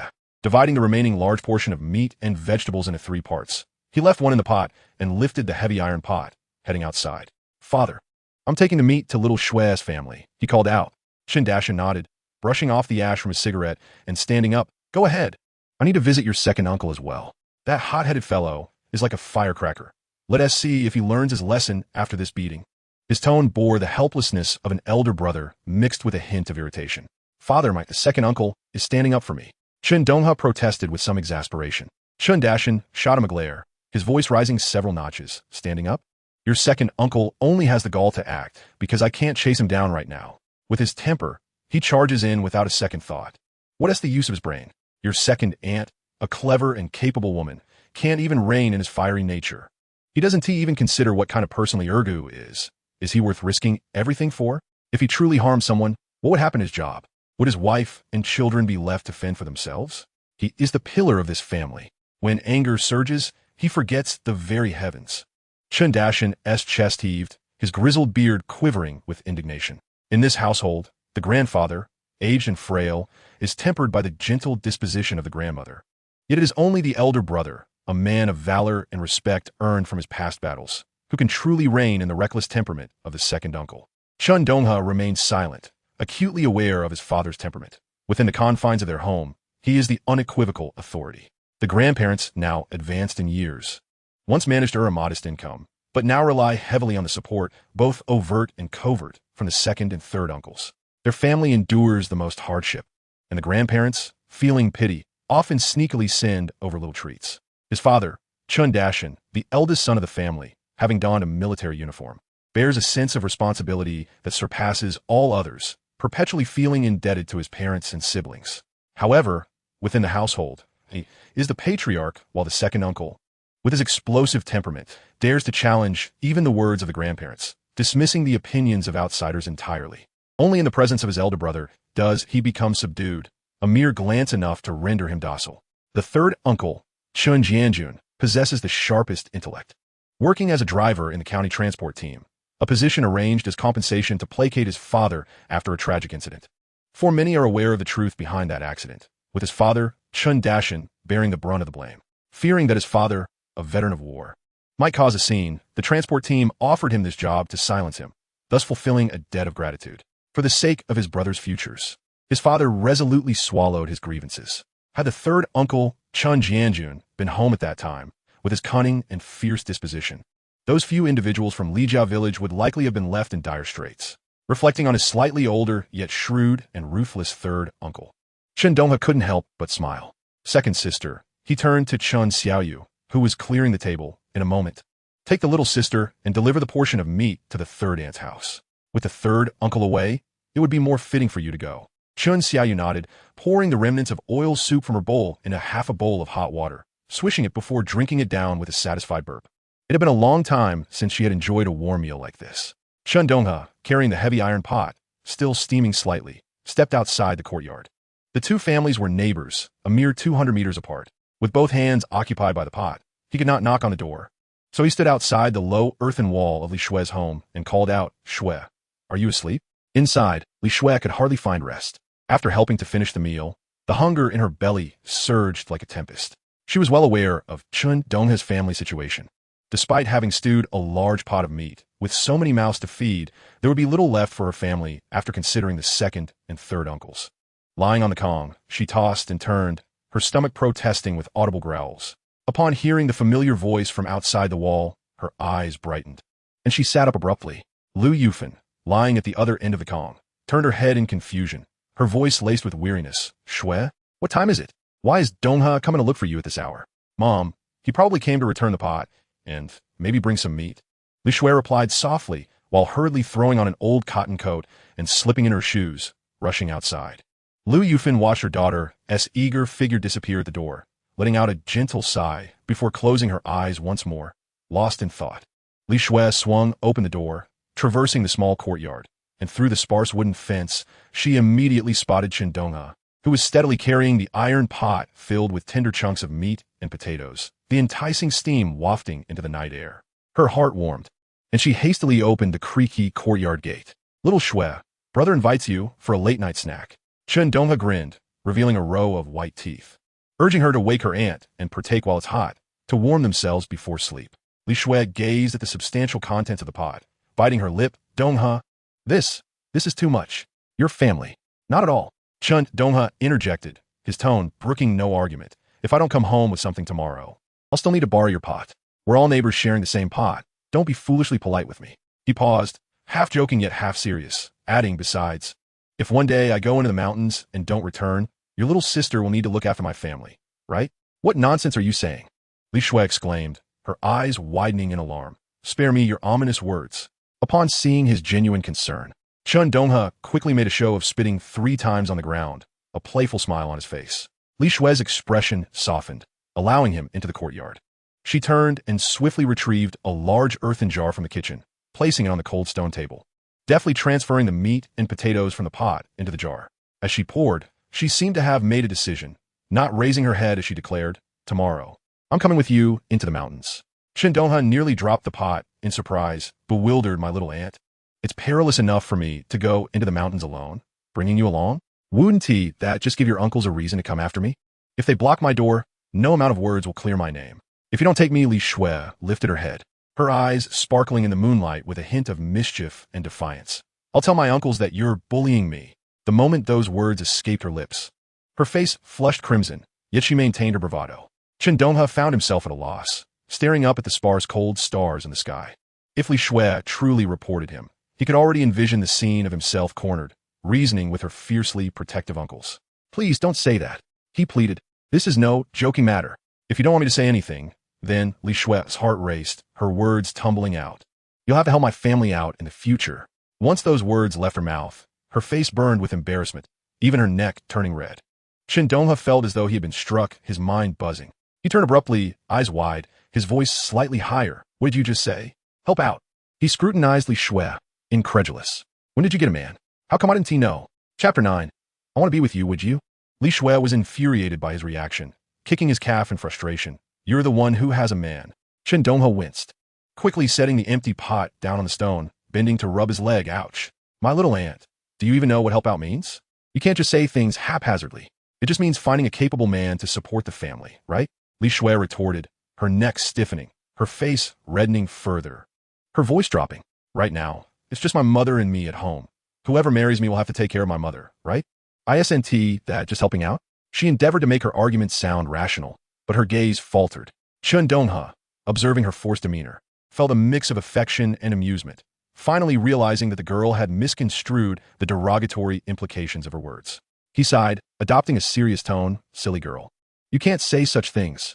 If others hear, they'll make a fool of you. He leaned in closer, lowering his voice for emphasis. Helping out refers to when the man in the household is incapacitated but still alive, and the family, starving, seeks a strong outsider to do the labor during the day. And at night, that outsider must take on the responsibilities of the incapacitated man. Do you understand? In an instant, Li Shui's face turned as crimson as if she might bleed from embarrassment, wishing to disappear into the ground, biting her lip tightly, struggling to find her voice for a long moment. Upon witnessing the restrained, laughter mingled with mischief on Chen Donghe's face, Li Shui felt an irritable surge of anger rise within her, leading her to reach out and tug at his ear.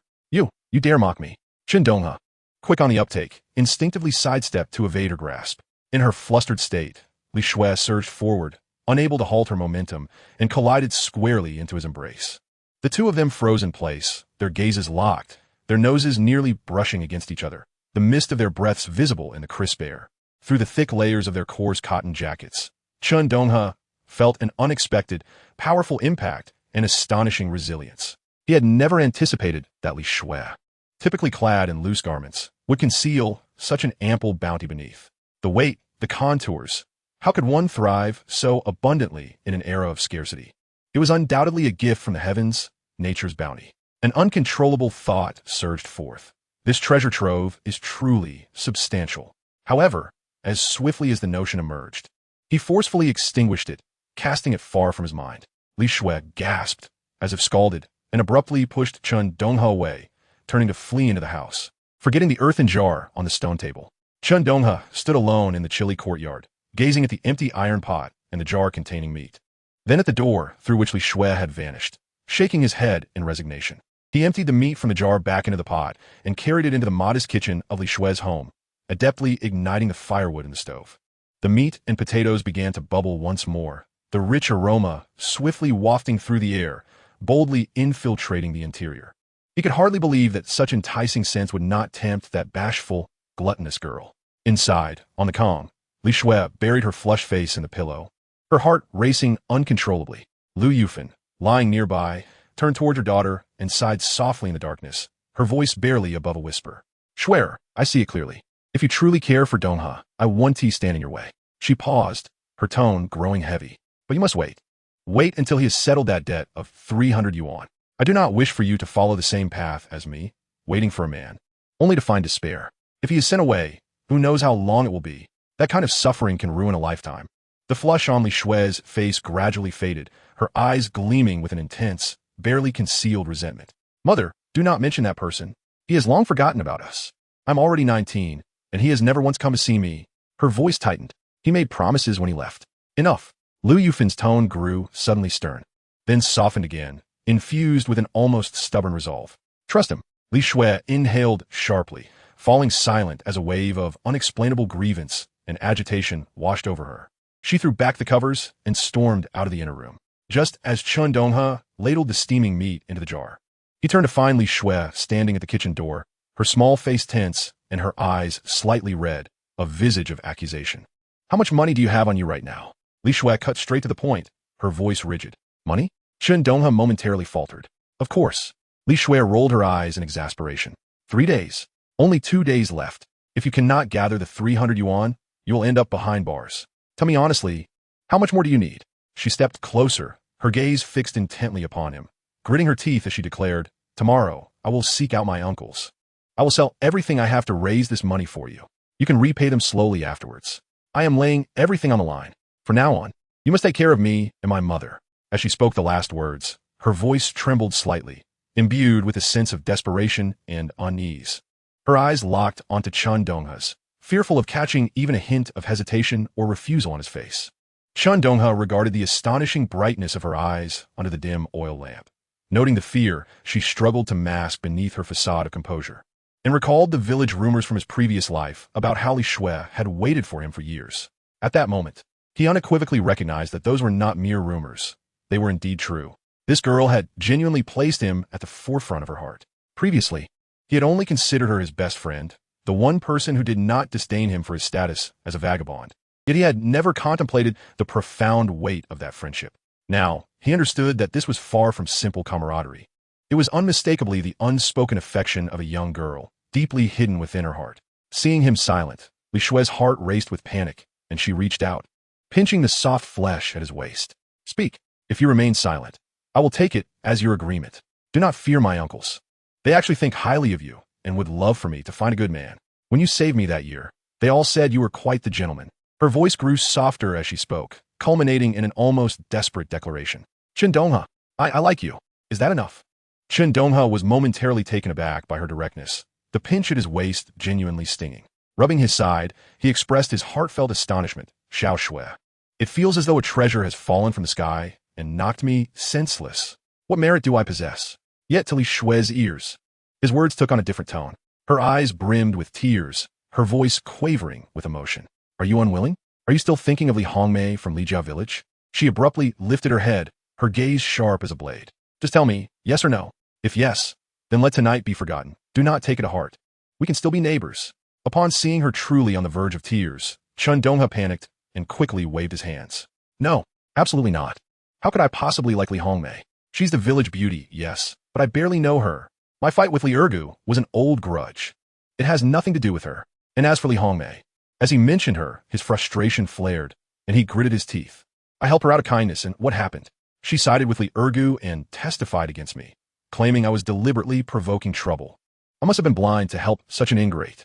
Hearing his firm denial and disdain for Li Hongmei, Li Shui's taut heartstrings suddenly relaxed. Though tears still lingered in her eyes, her hand instinctively grasped the edge of Chen Donghe's old cotton jacket, her voice betraying an unrecognized shyness and tremor. Then, do you want to? Chen Donghe, struck by her tear-streaked yet fiercely determined visage, felt a warmth surge within him, sweeping away the remnants of his hesitation. Clenching his jaw, he raised 3 fingers with mock seriousness, declaring, I do, 100 times over. However, we must establish some ground rules. What do you mean? Li Shui asked, bewildered, her heart racing as if it were a small rabbit. She was straightforward by nature. She liked what she liked and didn't like what she didn't, utterly despising ambiguity. Chen Donghe retracted 1 finger. First, you must not hit me, especially no pinching or tugging at my ears. He folded another finger down. Secondly, your words, like knives, must not pierce me anymore.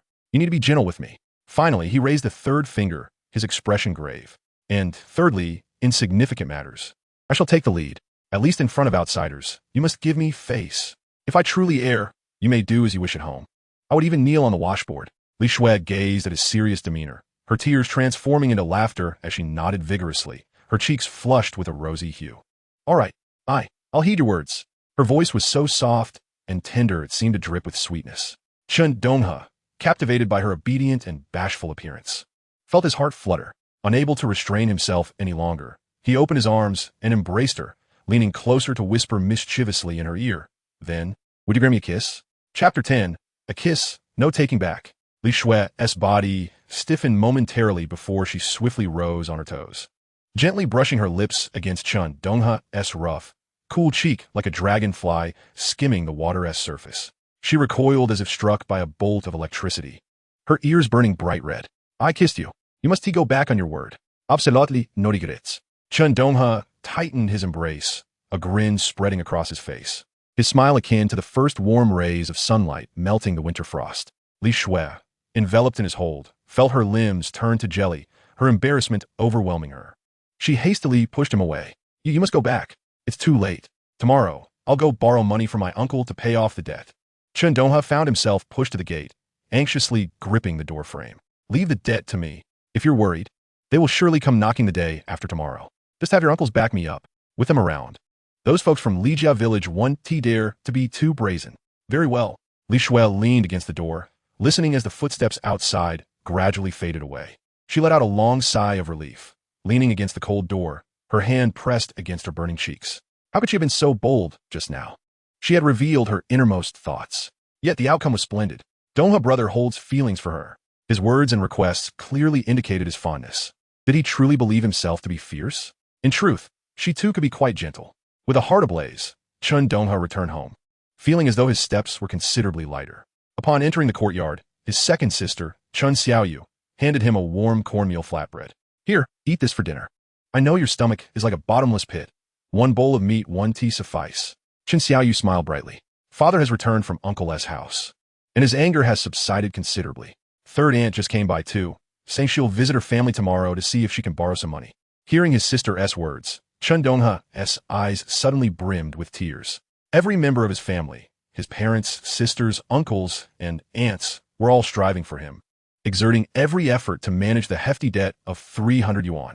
3rd aunt, Wang Xilan, had once been a city-born educated youth who was wooed by his uncle, Chen Jianjun, and had left her household registration in Chenjiatin, severing ties with her family in the city. For all these years, she had never mentioned borrowing money from her family, yet now, she was doing so for his sake. His heart tightened, and he urgently told Chen Xiaoyu, sister, tomorrow morning, you must hurry to 3rd Aunt's house. Don't let her truly go back to her family for a loan. Tell her I have a plan. I will definitely be able to repay it. After a hearty meal, feeling somewhat replenished, he gathered the last bit of wolf oil in the house to fry a few cornmeal flatbreads and buried some potatoes in the embers of the stove for provisions. Watching his father sit silently on the edge of the Kong, smoking alone, Chen Donghe understood that his father was not at ease. Once a vigorous man on the battlefield, his father now limped, unable even to assist his son in the mountains. Chen Donghe felt at a loss for how to comfort him. His father's love was always as silent as a mountain. In living this life anew, he finally grasped the profound weight of that love. The next morning, as dawn broke, Chen Donghe abruptly opened his eyes to the unmistakable rumbling of hunger in his stomach. The sense of fullness from yesterday's wolf meat and potatoes had vanished overnight. His body craved nourishment to its very core. Fortunately, his limbs felt less weak than the day before, and he could walk steadily. Today, he must venture deep into the mountains. Chen Donghe heated the leftover wolf meat and potatoes in a clay pot, paired with a few cornmeal flatbreads for a hearty breakfast. With some oil in his belly, he would have the strength to climb the mountain. Otherwise, he wouldn't be able to run if confronted by large beasts. After eating, he meticulously checked the supplies for his ascent. The old Type 38 rifle hung diagonally across his back. Last night, he had opened the box of ammunition, the golden bullets gleaming with a cold, hard light under the oil lamp. Though he had never personally used such an antique rifle, he was familiar with the mechanics. After adjusting the sights and familiarizing himself with the recoil, he would soon master it thoroughly. In 2 years, when the Type 81 rifle emerged, he planned to save money to acquire one. Even the fiercest mountain tiger would not withstand a volley from it. In addition to the Type 38, he also carried a nearly new bamboo bow and a quiver of wooden arrows at his waist. For small game like mountain chickens and wild rabbits, such a rifle was unnecessary. It created too much noise and wasted ammunition. With a bow and arrows, he would be more agile and efficient. With his hunting knife sheathed in a leather scabbard at his back, he stepped out of the house. The burden of that 300 yuan debt weighed heavily on his heart, despite knowing he was being extorted. In these times, reason had no place to be heard. If someone accused you of theft, caught you red-handed with the stolen goods, and had a so-called witness, one could very well find themselves behind bars. The crunch of snow beneath his feet produced a faint sound. Suddenly, his ears perked up, and he lifted his gaze toward a nearby thicket of withered shrubs. He heard a few familiar clucking sounds. Chen Donghe's eyes brightened, and he lightened his steps. He quickly stored the Type 38 rifle and cumbersome backpack in the mysterious system space, feeling much lighter. In a swift motion, he grasped the bamboo bow and an arrow. A colorful male wild chicken, startled, flapped its wings as it burst from the thicket, dislodging snow from the branches above. The bowstring was drawn taut. Whoosh! The arrow flew forth in an instant. Just as the wild chicken took flight, the arrow struck true, piercing it before it could even let out a cry. And it plummeted to the ground, wings flapping, its bright red blood quickly staining the snow. Chen Donghe stepped forward, retrieved the arrow, and tossed the still-twitching wild chicken into the space. Within that realm, time stood still. Even if one placed a cup of hot water inside, it would remain steaming hot a day later. This was a promising start. Perhaps today would bring good fortune, yielding a substantial catch. As the seasons changed, the locations of the large beasts in the mountains also shifted. In his previous life, his instincts for tracking and survival had long been etched into his very bones. By observing the tracks in the forest, the gnawed tree marks, and the shape of droppings, he could roughly deduce which creatures had lingered there and for how long. He ventured further, nearing a stretch of open snowy slope. Habitually, he looked up to scan the higher branches and quickly pinpointed his target. A fluffy-tailed gray squirrel, known locally as the gray dog, was cautiously perched on a branch, its small paws clutching a pine cone. This little creature was exceptionally vigilant, a true survival expert of the forest. A complete gray dog pelt could fetch around 1.5 yuan. Chen Donghe's focus remained on larger game.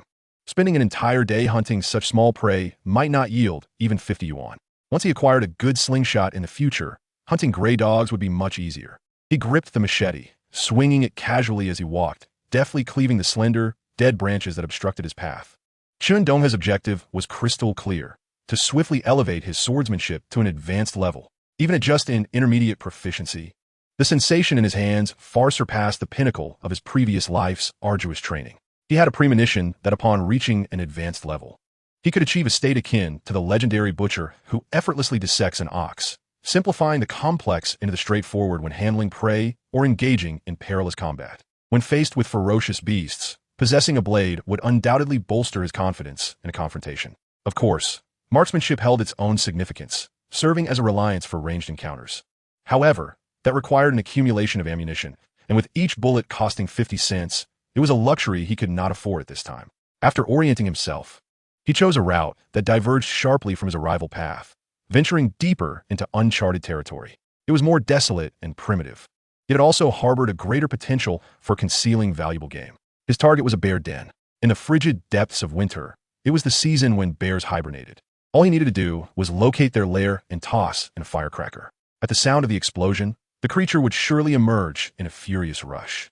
At close range, the powerful .38 rifle would easily penetrate flesh and bone. Even a thick iron plate would be no match for its might. As he trudged deeper into the ancient forest, the snow beneath him grew deeper, at times reaching up to his thighs. The biting cold wind howled through the trees, stinging his cheeks. He raised his gaze to the sky. Without a watch, he could only gauge the time by the position of the sun. It felt as though it was nearing its zenith, estimating it to be around 11 o'clock. He halted, surveying his surroundings, and selected a prominent ridge as a temporary resting spot. Though the wind here was harsh and the chill penetrated to the bone, the view was breathtaking, allowing him to oversee a significant portion of the valley and the sprawling treeline below. Occupying such a high vantage point for a brief respite was a matter of personal safety, ensuring he would not be stealthily approached by the larger predators that lurked nearby. In the winter forest, dry kindling was a rare commodity. Yet once the flame caught, he could add some twigs and dried grass to sustain it. The pine wood ignited, releasing a distinctive aroma of resin. He retrieved the half-eaten mountain chicken from yesterday, sharpening a stick into a makeshift roasting rack with his hunting knife, and securely positioned the chicken above the fire to roast slowly. The outer layer of the bread became golden and crisp, exuding a delightful, grainy fragrance. A bite of the succulent chicken paired with the crisp flatbread was heavenly. Weighing at least 1.5 gene, the half-chicken vanished in an instant, leaving him merely satisfied. He then scraped some snow over the embers, ensuring the fire was completely extinguished. Upon crossing the second undulating ridge, he instinctively held his breath and crouched low. Ahead lay a sunlit valley with a lower elevation. The center of the valley, sheltered from a wind and warmed by the sun, was devoid of snow, revealing patches of withered moss and lichen. At that moment, several animals the size of goats wandered in the valley, nibbling on the rare tender grass. Chen Donghe's heart leapt with joy. It was a group of roe deer. Silly roe deer. Chapter 11. The Pack's Revenge. Roe deer typically congregate in groups. Before him were only 6, prompting Chen Donghe to calculate. It was likely that a larger herd of roe deer was foraging nearby, dispersed in search of food. Estimating the distance between himself and the deer, a wave of despair washed over him. They were at least 1,000 meters away. In this open space, should he descend the slope, his target would be fully exposed, and those naturally vigilant creatures would bolt, disappearing without a trace. Watching the roe deer forage, he noted they would likely remain for a short while, so he quietly retreated, then crouched low, cautiously navigating the steep ridge. Taking the long way was a clumsy method, easily startling the prey, and the rocky terrain, compounded by deep snow, demanded utmost care with each step. From his elevated position, he could see clearly that this valley had only one narrow entrance, completely sealed off by steep cliffs. No matter how agile the deer were, they could not leap over the towering precipice, ultimately forced to retreat through the sole exit. After nearly an hour of careful maneuvering, he finally reached the vicinity of the valley entrance. Chen Donghe buried himself deep in a snowbank, advancing slowly. The thick snow muffled his movements. When he was about 500 or 600 meters away, he retrieved his .38 rifle, his fingers slightly numb from the cold, warming them against his body. He disengaged the safety and chamber round. Lying in the snow, rifle in hand, the cold wind seeped into his sleeves and collar. Bang! The sound of the gun echoed through the valley. The group of roe deer, engrossed in their foraging, startled and leaped into the air. The male deer, adorned with a pair of splendid antlers, seemed struck by an invisible hammer, collapsing silently into the snow. Vivid crimson blood gushed from its eye socket, staining the pristine, white snow. Chen Donghe's marksmanship had been honed through hardship and peril. At several hundred meters, he was confident in his ability to hit his target. The second shot followed almost immediately, aimed at a slightly smaller female deer. The bullet pierced her jaw, exiting on the other side, leaving a trail of blood in its wake. This doe did not succumb immediately, but emitted a short, mournful cry. The remaining deer turned and fled frantically deeper into the valley. Chen Donghe was positioned at the only entrance, the source of the gunfire. Watching the panicked deer rush into the depths of the gorge like headless flies, he felt no anxiety. He knew it would not be long before they returned. Barely 3 minutes had passed when the few deer that had just vanished behind a rocky outcrop re-emerged. In their instinctive bid for survival, they dashed toward the exit where the gunfire had erupted. The survival instinct overwhelmed their fear. With hooves flying, they raced through the snow. Bang! The third shot rang out precisely. The lead deer collapsed, the bullet having traversed its neck, its head tilting at an unnatural angle as it fell, its limbs twitching briefly in the icy snow before falling silent. The remaining deer jumped in fright, and turned to flee once more. Indeed, they were foolish deer. Chen Donghe could not help but chuckle. The remaining 3 foolish deer soon returned, and after he felled 2 of them, only one managed to escape into the valley. This time, he need not lie in the snow and wait. He strode forward with his rifle and accurately shot the last deer. With a sigh of relief, Chen Donghe felt a surge of immense joy. He had truly struck gold this time. In a flash, the 6 still warm deer carcasses were stowed away in the depths of his spatial storage. The flesh of these foolish deer was firm and tender, highly nutritious, truly a top-tier delicacy in an era where meat was scarce. Not to mention their pelts, suitable for crafting fine fur coats, alongside the venison and antlers. Chen Donghe did not pursue the remaining roe deer herd. The previous gunfire and the current scent of blood would have spooked them all away. There would be ample opportunities in the future. He cast a glance at the high-hanging sun. The sun had unmistakably tilted towards the western peaks. Was it nearly 2 o'clock? It was time to retreat. He pondered the worth of 6 foolish roe deer in his mind. Yet at that moment, a sudden, intense sense of crisis surged within him. In his previous life, it was his acute intuition regarding danger that had enabled him to navigate perilous situations time and again. Every muscle in his body tensed instantly, and the hairs on his skin stood on end. With no time for reflection, his instincts compelled him to veer sharply to the left, hurling himself towards a sturdy oak tree. Using both hands and feet, he climbed swiftly, like a startled monkey, up the trunk. Suddenly, a sharp branch grazed his side, tearing his clothing. Damn it! Chen Donghe cursed under his breath, scrambling up to a branch over 4 meters above the ground, only then daring to glance downwards. A chill gripped his heart as he furrowed his brow in worry. His previous bountiful catch had dulled his vigilance, making him forget the lurking dangers of the deep, dark forest. Scanning the area below, he noticed over 20 mountain wolves had appeared, spreading out in a loose semicircle, encircling the very tree upon which he perched. The smaller wolves had already crept within 10 paces of the tree trunk. Among the pack, a massive wolf, significantly larger than its companions, sat on a small mound at the back of the circle. Its fur was a deep, iron gray, its left ear partially torn away, and a dark scar ran down its snout. Chen Donghe clenched his teeth, his gaze fixed intently on the giant wolf, their eyes locked in the cold air. The giant wolf seemed to sense his scrutiny, baring its sharp, white fangs and emitting a low growl from its throat. With that growl, the circle of wolves tightened instantly. The hungry pack quickly closed in, baring their teeth, their foul saliva dripping onto the snow-covered ground. They did not launch an immediate attack. Instead, most settled at the base of the tree. Some even began grooming themselves, clearly preparing for a prolonged siege. Chen Donghe chuckled. You think you can surround me so boldly because you see I wield no weapon? No sooner had he thought this than a bow, an arrow appeared in his hand. He could easily produce a firearm and disperse this cunning pack with a single shot. But these wolves had their eyes set on his flesh, and he had his sights on them as well. Gunfire would scare them off, but with the bow and arrow, he could prolong the hunt. The memory of the fierce mother wolf that had lunged at him after being injured was still vivid, and now, perched safely in the tree, where wolves could not climb, he was at an advantage. The bowstring creaked ominously, taut as a full moon, the arrowhead glinting with cold light. Howl! The Wolf King reacted swiftly, letting out a sharp, short howl. The pack below stirred restlessly.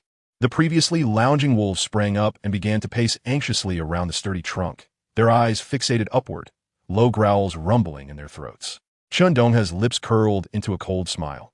At this distance, if I cannot find the fatal spot on your neck, all the marksmanship training of my past life will have been in vain. The bowstring thrummed. The arrow flew. Thud! One wolf, positioned closest and snarling defiantly at the tree, collapsed in response. The arrow had pierced cleanly through its exposed throat, hot wolf blood spraying like a fountain against the bark and snow. The wolf did not die immediately. Its limbs thrashed wildly as it clawed at its neck, gasping for breath and spilling more blood. After less than 10 seconds of struggle, it convulsed violently a couple of times before finally lying still. The sudden death plunged the entire pack into chaos and disquiet. Several wolves near the trunk instinctively tucked their tails and retreated a few steps. Without a moment's pause, Chen Donghe nocked another arrow. The second arrow flew like lightning. A wolf gazing up at him sensed the impending danger and darted sideways. The arrow, originally aimed at its neck, instead lodged deeply into its left eye socket as it raised its head. A mournful howl erupted from that wolf, its body convulsing as it collapsed to the ground, limbs flailing erratically, soon falling silent. TSK.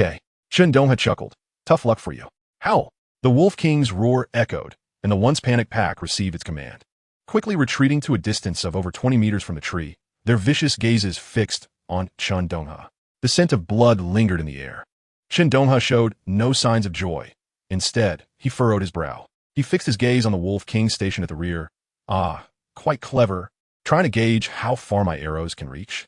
The pack was evidently adjusting their tactics, retreating to what they believed to be a safe distance, opting for a prolonged siege to test his endurance. This did not bode well for Chen Donghe, who was alone and had limited supplies. The effective range of his bamboo bow was approximately 100 meters. Beyond this distance, achieving a fatal shot would require hitting a critical weak point, such as the eye socket or heart. Otherwise, it would be difficult to secure an immediate kill. Now, the wolves had retreated to about 25 or 26 meters from the tree, a distance still within his confidence. His eyes were sharp as a hawk's, locking onto a wolf positioned slightly behind the pack. Drawing the bow like a crescent moon, he aimed. The pack immediately detected his movement. Before the arrow could be released, the 2 or 3 wolves closest to him darted away like phantoms, seeking cover among the trees. The others lowered their bodies in caution, tails tucked tight. Buzz, buzz, buzz. Chen Donghe shot like lightning, releasing 3 arrows in rapid succession, leaving the pack no chance to react or evade. The first arrow thudded into the side of a wolf attempting to shift positions, the shot perfectly placed, causing it to howl in agony and collapse. The second arrow almost simultaneously struck another young wolf, trying to shield itself with its fallen companion, pinning it to the snow. The third arrow missed. A cunning adult wolf darted out with unimaginable speed just as he released a string. The arrow barely grazed its hindquarters, drawing a trail of blood and tufts of gray fur. Though not fatal, it was enough to send it fleeing in panic. With that, 5 wolf carcasses now lay on the ground. The Wolf King's howl was filled with fury. The pack quickly retreated to over 100 meters away, taking cover among the sparse trees and bushes. Over 100 meters, Chen Donghe slowly lowered his arm, the bow in his hand vanishing from sight. The behavior of the wolf pack below momentarily froze. Even the distant Wolf King tilted its head, its cold eyes reflecting a hint of confusion. The sudden disappearance of danger left their limited intelligence grappling to comprehend. But the suppressed instinct for agitation slowly began to resurface. After more than 20 minutes, the wolves cautiously began to advance again. The Wolf King remained stationed at a distance, while 17 or 18 wolves seamlessly split into groups, inching closer through the sparse forest. They had learned from their previous encounter, moving at a very slow pace, making use of every rock, snowbank, and tree trunk as cover, increasing the distance between one another. Chen Donghe gazed down upon the performance of these cunning hunters, a spark igniting within him as a smile graced his lips. He slid down from the tree trunk to a perch approximately 3 meters above the ground, settling himself upon the first section of the trunk. He was luring this pack of wolves, requiring them to draw nearer, close enough to evade any form of concealment, close enough for him to strike with unerring accuracy once more. Dozens of avaricious eyes locked onto him from various angles, brimming with ferocity. Finally, the most impulsive and nearest mature male wolf could no longer restrain its bloodthirsty impulse and sprang into action. Chapter 12. A Bountiful Harvest. The male wolf lunged forward, its mud-caked claws raking violently against the tree trunk, accompanied by a sound that was akin to nails scraping on a chalkboard. It tilted its head back, emitting a vicious snarl directed at the hems of Chen Donghe's trousers that dangled above, spittle flying in all directions. This futile display shattered the silence, prompting several nearby wolves to inch closer. Chen Donghe's face revealed unrestrained mockery as his gaze pierced through the pack, aimed squarely at the Wolf King 100 meters away. Your hide would make a splendid wolfskin blanket. It must be quite comfortable from up here. The Wolf King appeared to comprehend Chen Donghe's taunt, its howl imbued with palpable rage. With this low growl, the scattered wolves began to slowly converge on the tree trunk, intent on dragging him down from his lofty perch. It was time. A glacial chill swept through Chen Donghe's eyes. In the blink of an eye, an arrow was clasped between his fingers. He did not draw the bowstring fully. At this proximity, maximum force was unnecessary, nor did he require precise aim. Buzz! The bowstring twanged, releasing 3 arrows in rapid succession, their piercing flight accompanied by a sharp whistle as they soared towards the wolves below. Thud! Thud! Thud! 3 muffled thumps rang out almost simultaneously. One arrow found its mark, piercing the mouth of a wolf that had just poked its head out to snarl, exiting through the nape of its neck. Another embedded itself beneath the neck of a wolf that had approached from the side, seeking a point to leap. The third arrow plunged deeply into the right eye socket of a robust male wolf. The 3 wolf corpses collapsed nearly in unison. The wolf pack beneath erupted into chaos. Witnessing their companions slain in an instant, the remaining mountain wolves were overwhelmed by fear, their bloodlust eclipsed by terror. Without needing a command from the Wolf King, they turned tail and fled towards the depths of the forest, desperate to escape this horrific slaughter. The relentless gunfire that followed was akin to a harrowing whistle, mercilessly claiming the stragglers that lagged behind. Bang, bang, bang, bang, bang. Chen Donghe remained unnaturally calm, his actions fluid as he cycled the bolt of his rifle. The sharp clink of brass shells cascading onto the snow beneath his feet. His rifle danced amidst the frantic silhouettes of fleeing wolves, and each flash of fire was swiftly followed by a wolf collapsing in response. However, the rate of fire from his rifle was ultimately limited. After 5 shots, the remaining 10 wolves had frantically plunged into the thicket. Deep within the forest, only a few distant howls filled with grief and terror echoed, lamenting the fallen Wolf King and its companions. Standing upon the branch, Chen Donghe squinted toward the direction the wolves had vanished, confirming they were indeed frightened enough to flee without any intention of circling back. Only then did he slowly lower his still warm rifle. A murmur of contemplation arose within him. Such vengeful beasts. Having merely defended themselves by slaying 2 wolves yesterday, today they had summoned over 20 to mount an assault, nearly leading to his downfall. It seemed that in the mountains, one could never afford to let their guard down. Even the slightest negligence could cost one their life. He nimbly descended from the tree, stepping onto the snow, stained crimson with wolf blood, and immediately began tallying his spoils. A glance at a nearby wolf, its front legs feebly clawing at the snow while emitting intermittent whines, led him to approach it directly, placing his foot upon its neck. You will not survive either. Let me grant you a swift end. Without hesitation, his hunting knife slashed through the wolf's trachea, putting an end to its suffering. He flipped the lifeless wolf onto its back and scrutinized the gaping wound where the arrow had penetrated its abdomen. Immediate action was necessary. Otherwise, the carcass would spoil and the wolf meat would be wasted. Crouching down, he wielded his knife with dexterity. The sharp blade glided effortlessly along the flesh, soon peeling away a pristine pelt. He then opened the wolf's belly, skillfully extracting its steaming innards. The intestines, once cleaned, could serve as a meal. He selected the wolf's heart and a section of intestine, tossing them onto a low-hanging branch as an offering to the mountain spirits, a customary practice among hunters, reflecting a sense of reverence. In these times, even dual-income households seldom enjoyed meat, and it was especially scarce in the village. While offal was delectable, few knew how to process it, but he did. Cleaning the blade with snow, he observed the splattered crimson staining the snow, noting that some droplets had already begun to darken and congeal. Chen Donghe furrowed his brow. This scent could travel far, attracting other formidable beasts. The wolf pack might be capable of ambush and evasion, but encountering a tiger in these deep, ancient woods would be a different matter entirely. The name of the mountain deity was not merely a whimsical title among the villagers. That creature, despite lacking wings, was adept at traversing mountains, scaling trees, and swimming through waters. In an instant of fury, its strength was truly terrifying. A single strike could propel one several meters away, and its claws bore the force to shatter not only human skulls, but also tree trunks as thick as a bowl. He had no desire to confront such a formidable beast and hastened his descent. 14 wolves and 6 roe deer lay quietly within the confines of the system space, and he quickly calculated how much they might fetch at the county market. The once bustling snow slope had returned to an eerie silence, as if the recent battle for life and death had never transpired. The return journey was smooth, devoid of any further wolf howls. Only when he caught sight of the blurred outline of the village did he finally exhale in relief. He paused, scanning his surroundings. Once he confirmed that no one was watching, he summoned forth from the system space the wolf carcass that had been skinned and gutted. He retrieved a thick piece of old plastic to place beneath his backpack, preventing the wolf's blood from soaking through his cotton jacket. Holding the wolf pelt to avoid staining it, he tucked the innards into a corner of his backpack. The remaining roe deer and other wolf corpses continued to rest within the confines of the space. With a heavy burden on his back, he quickened his pace, treading on the creaking snow as he approached the village entrance. It was around 4 or 5 in the afternoon. During the winter lull, aside from a few industrious souls who couldn't sit still and were busy tidying up farm tools and firewood at home, most villagers had little to occupy their time. At this moment, they gathered in small groups by the south wall, sheltered from the wind, basking in the sun and exchanging idle chatter. Upon seeing Chen Donghe, their gaze instinctively drifted towards the contents of his burden, which faintly revealed its outline. "Oh dear, Donghe, have you ventured into the mountains again?" A middle-aged man clad in a bulky black cotton coat exclaimed, his eyes wide with curiosity as they darted towards the load on Chen Donghe's back. Chen Donghe paused for a moment, flashed a smile that revealed his white teeth, yet his expression bore a hint of forced bitterness. Indeed, in these times, one must venture into the mountains relentlessly.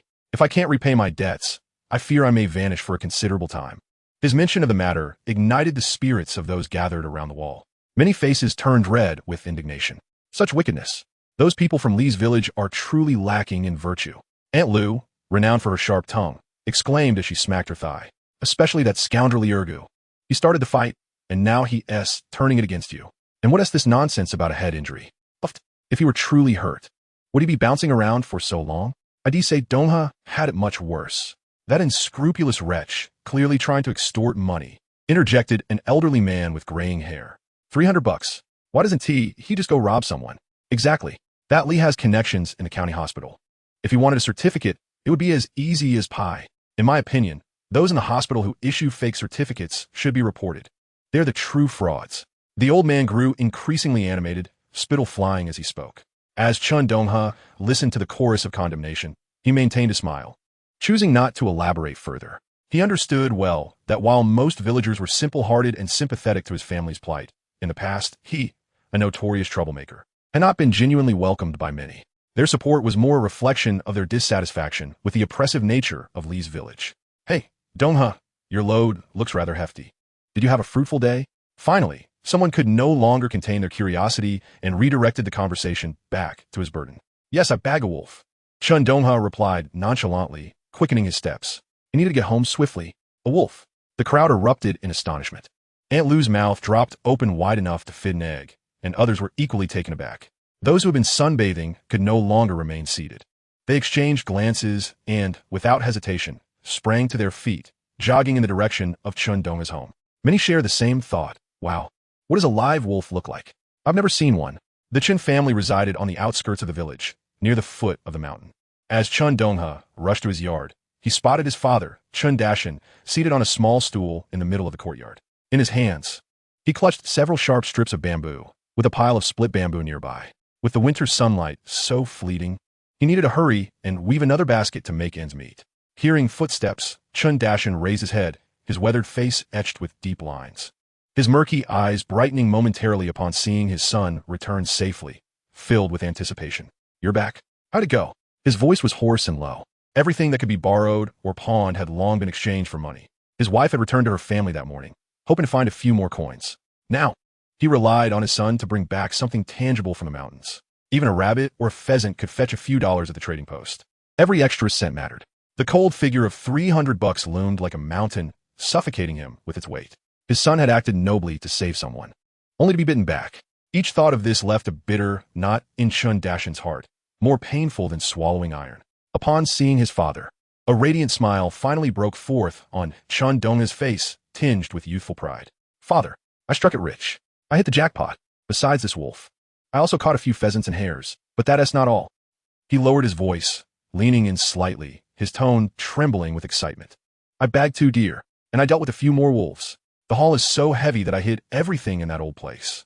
As he spoke, Chen Donghe's fingers, which had been gripping the bamboo strips, suddenly froze, nearly slicing into his calloused hands. He shot up, eyes wide, breath held instinctively, his face a mix of disbelief and near-ecstatic joy. Just as he was about to inquire where exactly everything was hidden, a cacophony of footsteps and chatter announced the arrival of curious villagers. Instantly, worry flickered in Chen Donghe's eyes as he leaned closer, whispering urgently, with so much meat. Will that hiding place be enough? The bloody scent will surely attract those ferocious beasts. I should fetch your uncle to help you bring everything back. I can't bear the thought of it being dragged away. As he spoke, he nervously rubbed his frostbitten hands, already envisioning the scene of deer meat being devoured by wolves. Chen Donghe observed the deep wrinkles etched into his father's face and the multitude of scars on his weathered hands, a pang of sorrow gripping his heart. He glanced towards the gate and, with assurance, whispered soothingly, Father, don't worry, it's south in the old place. The old place he referred to was a naturally formed cave, its entrance narrow enough for only one person to squeeze through sideways, yet it concealed a world within. It was remarkably secluded, nestled not too far from the village, accessible even by cart. More importantly, he had assured his father that he had blocked the entrance with several large stones. With this reassurance, Chen Donghe's heart finally settled. Besides, since his son was so confident, he felt no need to press for further details. His weathered face softened, the tension in his furrowed brow easing as a sense of profound relief washed over him. He looked at his son, who had returned much steadier than when he left, his gaze filled with a complex mix of pride, reflection, and a hint of relief. Chen Donghe observed the resilient yet sharp bamboo strips on the ground and then glanced at his father's hands, marred with layers of old scars, intensifying the ache in his heart. "Father, this bamboo work is too taxing. Look at your hands. Can we not do this anymore? This labor is both exhausting and harmful. The meager earnings barely cover the cost of medicine. From now on, I will support the family. We have many days ahead." He had already devised a plan, assuring his father, "I'll venture into the mountains daily. I will surely find something. You can stay home and help me process the pelts I bring back, curing the meat and preparing whatever needs to be done. There will be plenty to keep you busy." To alleviate his father's sense of emptiness, he added with a hint of anticipation, "This winter, I'm determined that we must have meat at every meal. My physique still requires considerable nourishment. I must grow robust to run energetically in the mountains, for that is indeed safer, is it not?" Chen Donghe, listening to his son speak so articulately and sensibly, felt as though the once clumsy and foolish boy had undergone a remarkable transformation overnight. A surge of heated emotion suddenly welled up in his eyes. He quickly lowered his head, blinking rapidly, and forcefully wiped his rough cheek. "All right, I shall heed your counsel. From now on, I will assist you, my son." Outside the courtyard, a buzzing murmur began to arise, as curious gazes peered in, eager to catch a glimpse of the wolf within the backpack. Chen Donghe turned around, instantly adopting a self-deprecating and somewhat helpless expression. The crowd, packed together at the courtyard entrance, craned their necks to peer inside. The bloodied backpack was undeniably striking. Old Zhang's booming voice rang out first. "Donghe, you truly are remarkable. Just look at the spectacle. You spoke of hunting a wolf yesterday, and here you are with another today. Such skill, truly astonishing. It must be worth a handsome sum." The villagers' eyes gleamed with envy, curiosity, and even a hint of opportunistic eagerness. Donghe leisurely shifted the backpack further into the courtyard for better visibility, understanding the inquisitive thoughts of the onlookers. He continued, "As the old adage goes, dog meat boils thrice, and even deities cannot stand firm. Wolf meat is a prized delicacy. After weighing it, I can assure you, this one is substantial, and the meat is quite decent." He paused deliberately, as if to elucidate for those with ulterior motives, and added, "However, the county's purchasing station buys wolf meat at 9 dimes per pound for pure meat. If one opts for convenience and sells it with bones included, the yield is low, yielding at most 5 dimes. As for the pelt," he gestured toward the backpack, "its quality is good, without any holes. I estimate it could fetch around $7 or $8. Quick-witted Aunt Lou immediately began calculating. "Oh my, a wolf this size, once skinned and gutted, must leave at least 40 pounds of meat, right? Adding the pelt, that's $30. No doubt about it. It will sell for $30. Her voice was sharp and bright, as if the money were already within her grasp. Nearby, several men clad in dull cotton jackets nodded in agreement, their eyes shimmering with envy. "Goodness, one trip into the mountains yields more than our family could earn in half a year of hard labor. But alas, after paying taxes, the meager grain left to sell at the grain station hardly nets any cash." Donghe's brother, you truly. Old Zhang, wearing a warm smile, stepped forward, thumping his sturdy chest with zeal. "Donghe, how about this? I may not have much, but I possess strength.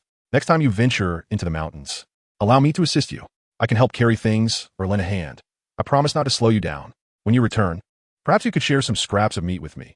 Even just some offal would suffice to let my children savor the flavor." Upon hearing this, several men nearby exchanged glances, their expressions revealing a flicker of interest. Chapter 14. Clarifying Relationships. The thoughts of the crowd were almost palpable. Chen Donghe understood their intentions clearly. He was aware that these individuals coveted the easy money associated with hunting. Yet hunting was a solitary endeavor. Too many eyes could complicate matters. Moreover, the rules of the mountains were stern. Share the spoils? If an unexpected misfortune were to occur, it could lead to significant trouble. However, his parents relied on the villagers for support, making it impossible to outright refuse without offending anyone. He forced a bitter smile, deliberately sighing, his tone laden with gravity and a hint of trepidation. "Uncle Zhang, Aunt Lou, and esteemed elders, you truly do not grasp the dangers lurking in those mountains." He pointed toward the wolf within the backpack. "Do you know why this meat is so valuable? It is acquired at the cost of one's life." His gaze swept over the assembly, his voice dropping to a hushed tone. I encountered a pack of wolves. A dozen pairs of glimmering green eyes surrounded me beneath the trees, howling so terrifyingly it could steal one's very soul. There was no choice but to climb for dear life. Thankfully, I had those arrows I crafted myself.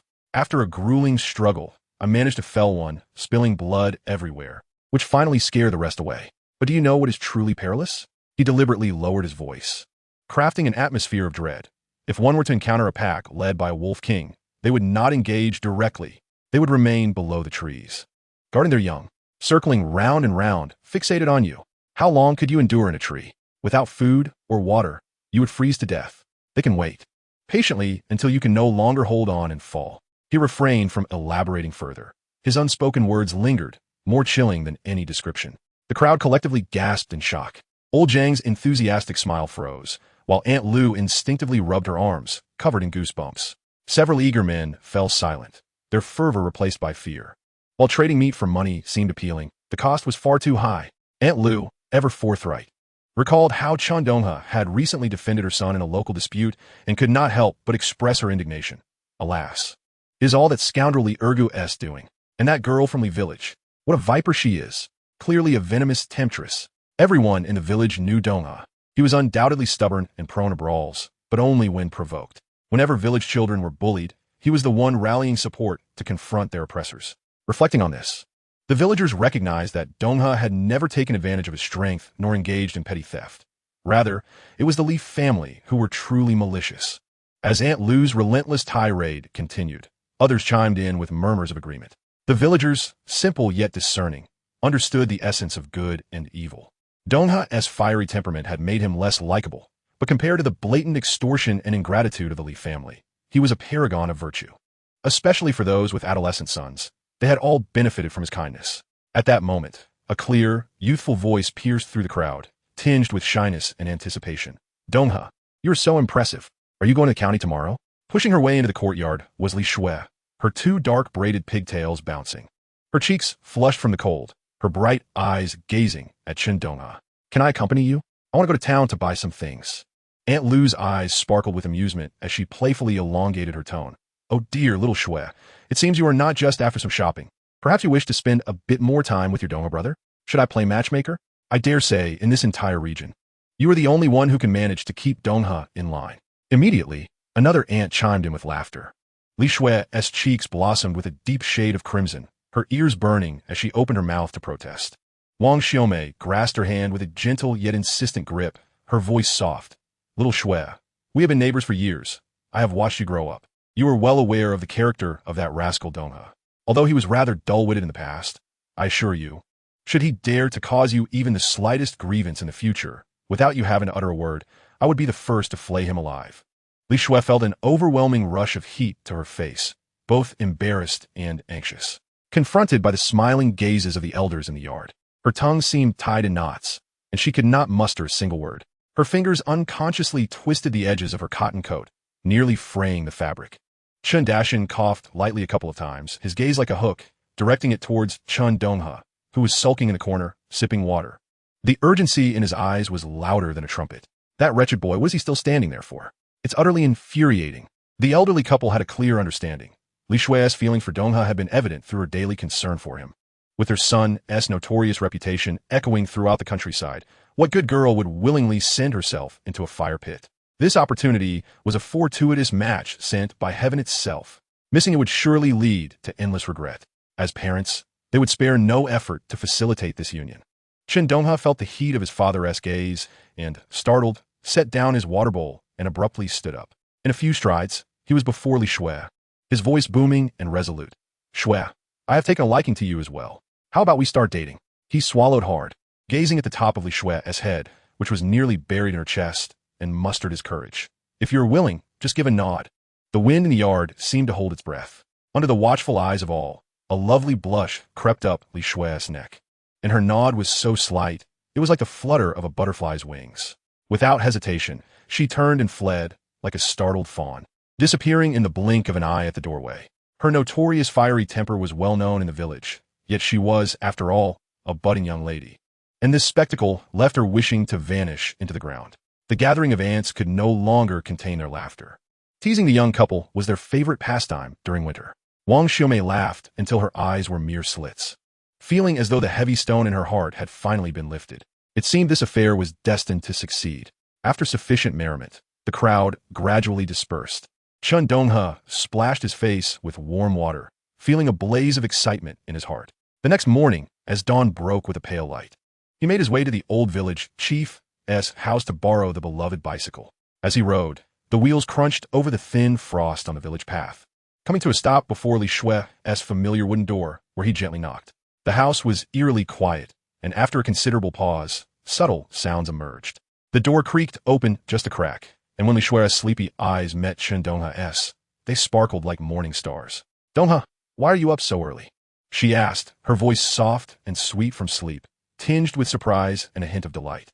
Chen Donghe flashed a bright smile. "I'm heading to the city. Isn't there an early market? Didn't you say yesterday you wanted to visit the county town? Come, let us go." However, Li Shui did not move, nervously twisting the edge of her coat, her gaze dropping. "You go ahead. Let us go together next time, okay?" "Huh? Why not?" Chen Donghe was taken aback, unable to grasp the sudden change. Just last night, everything seemed fine, and today she was retracting her words.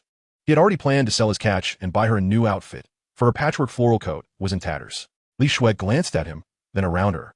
The village path was deserted, save for a few sparrows flitting about on the bare branches. Seemingly resolved, she stood on her tiptoes and quickly pecked him on the cheek, the cool softness leaving as quickly as it came. She then swiftly shut the door with a bang, and through the door, a muffled voice came. Slightly hurried. "I don't want the village ants to gossip. Let us go next time." As Chen Donghe savored the fleeting touch, reminiscent of a dragonfly skimming the water's surface, it ignited a flame within him, an exhilarating sensation that made his heart race. The next time he saw this girl, he would certainly steal a proper kiss. "All right, I'll head to the city first and bring you back a gift." He secured a bulging sack tightly onto the bicycle frame, which contained the freshly processed wolf. There were still some formalities to attend to, such as informing his parents and Li Shui, whom he initially thought would accompany him to the county. But for now, that was unnecessary. He pedaled furiously until he was well outside the village, where he stopped in a secluded spot. Pressing his palm against the cold sack, he concentrated, tightening the bag into his spatial storage. Every bit of energy saved was a victory, especially with the county town being 30 or so li away. After more than half an hour, he pedaled into the county town, opting not to visit the supply and marketing cooperative or the purchasing station. The prices offered at the purchasing station were too low, and the cooperative wouldn't accept meat without the meat processing plant S stamp. Instead, he turned into a relatively quiet alley. Deep within the alley, there was a single household with a high blue brick wall and a closed crimson door. Chen Donghe glanced around to ensure no one was watching, retrieved the heavy sack from the warehouse, and knocked on the door.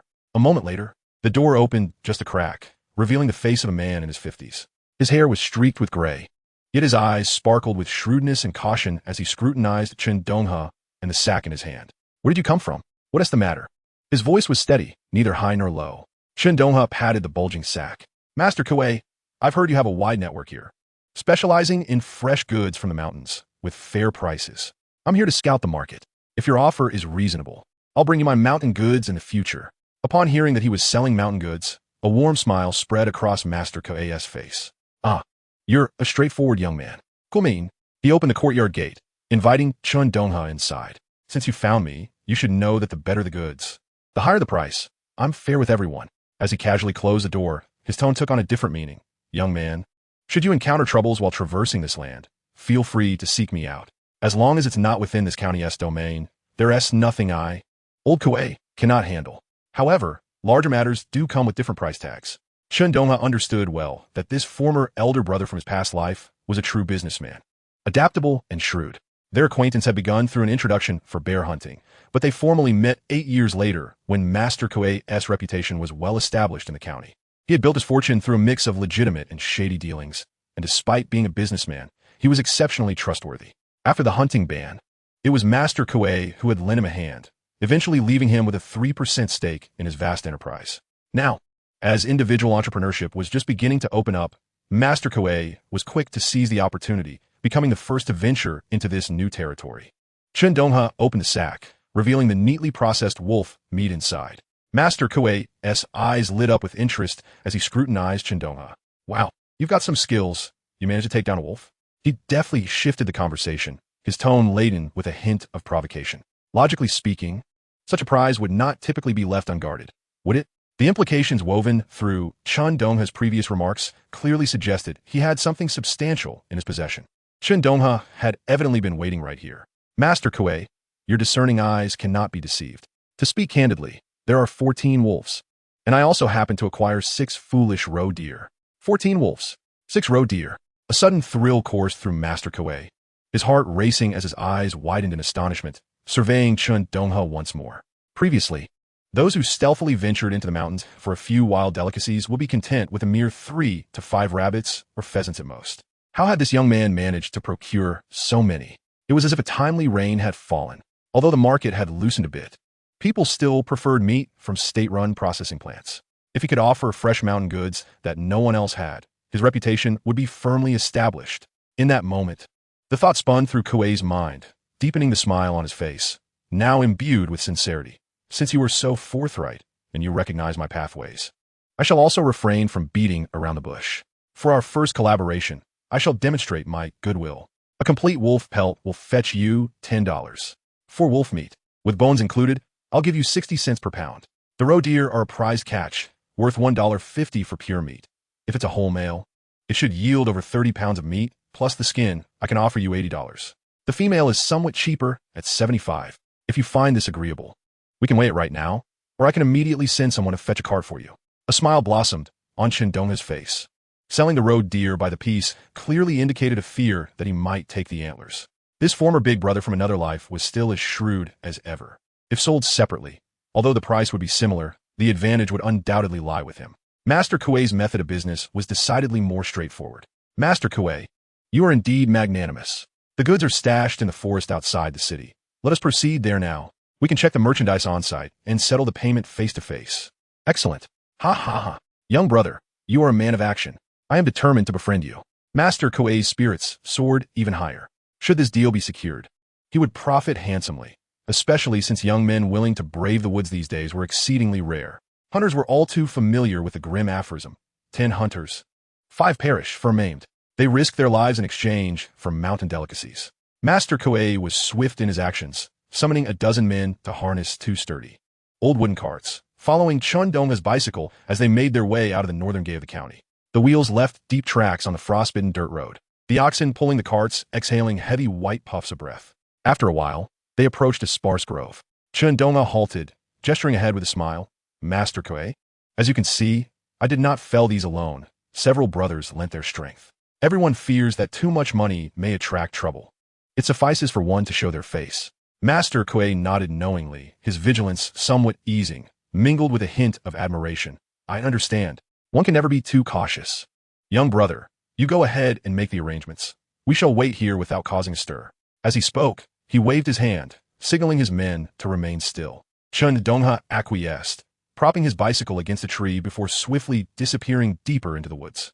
Once entirely out of sight, he halted, his mind stirring as the 14 wolves and 6 roe deer appeared as if conjured from thin air, neatly piled in a clearing. The prey retained their initial state, as fresh as when they were brought in, even the blood on the wolf's fur yet to congeal. Chen Donghe emerged from the woods, waving to Master Kuei and his men from a distance. The dozen or so subordinates exchanged wary glances, their caution still palpable. Having lingered in the underbelly of the black market for too long, they had witnessed too many betrayals. One of them leaned closer to Master Kuei, lowering his voice. Master Kuei, is it truly safe for him to go in alone? What if Master Kuei waved his hand dismissively? No worries.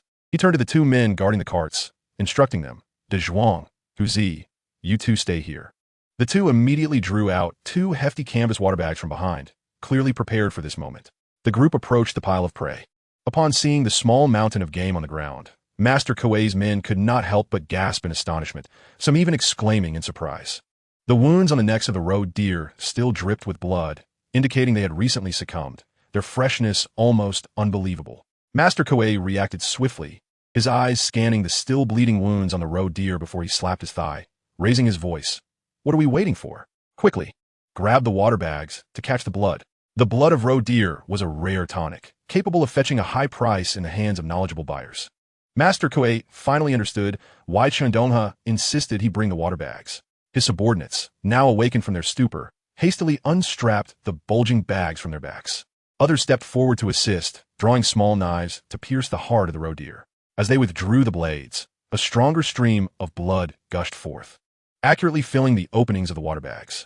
Master Koei himself knelt down, squeezing the wolf meat, then leaning closer to the roe deer's wound, even pinching the muscle of the wolf's leg with his fingernail, feeling its firm resilience and the fresh chill, a look of astonishment crossing his face.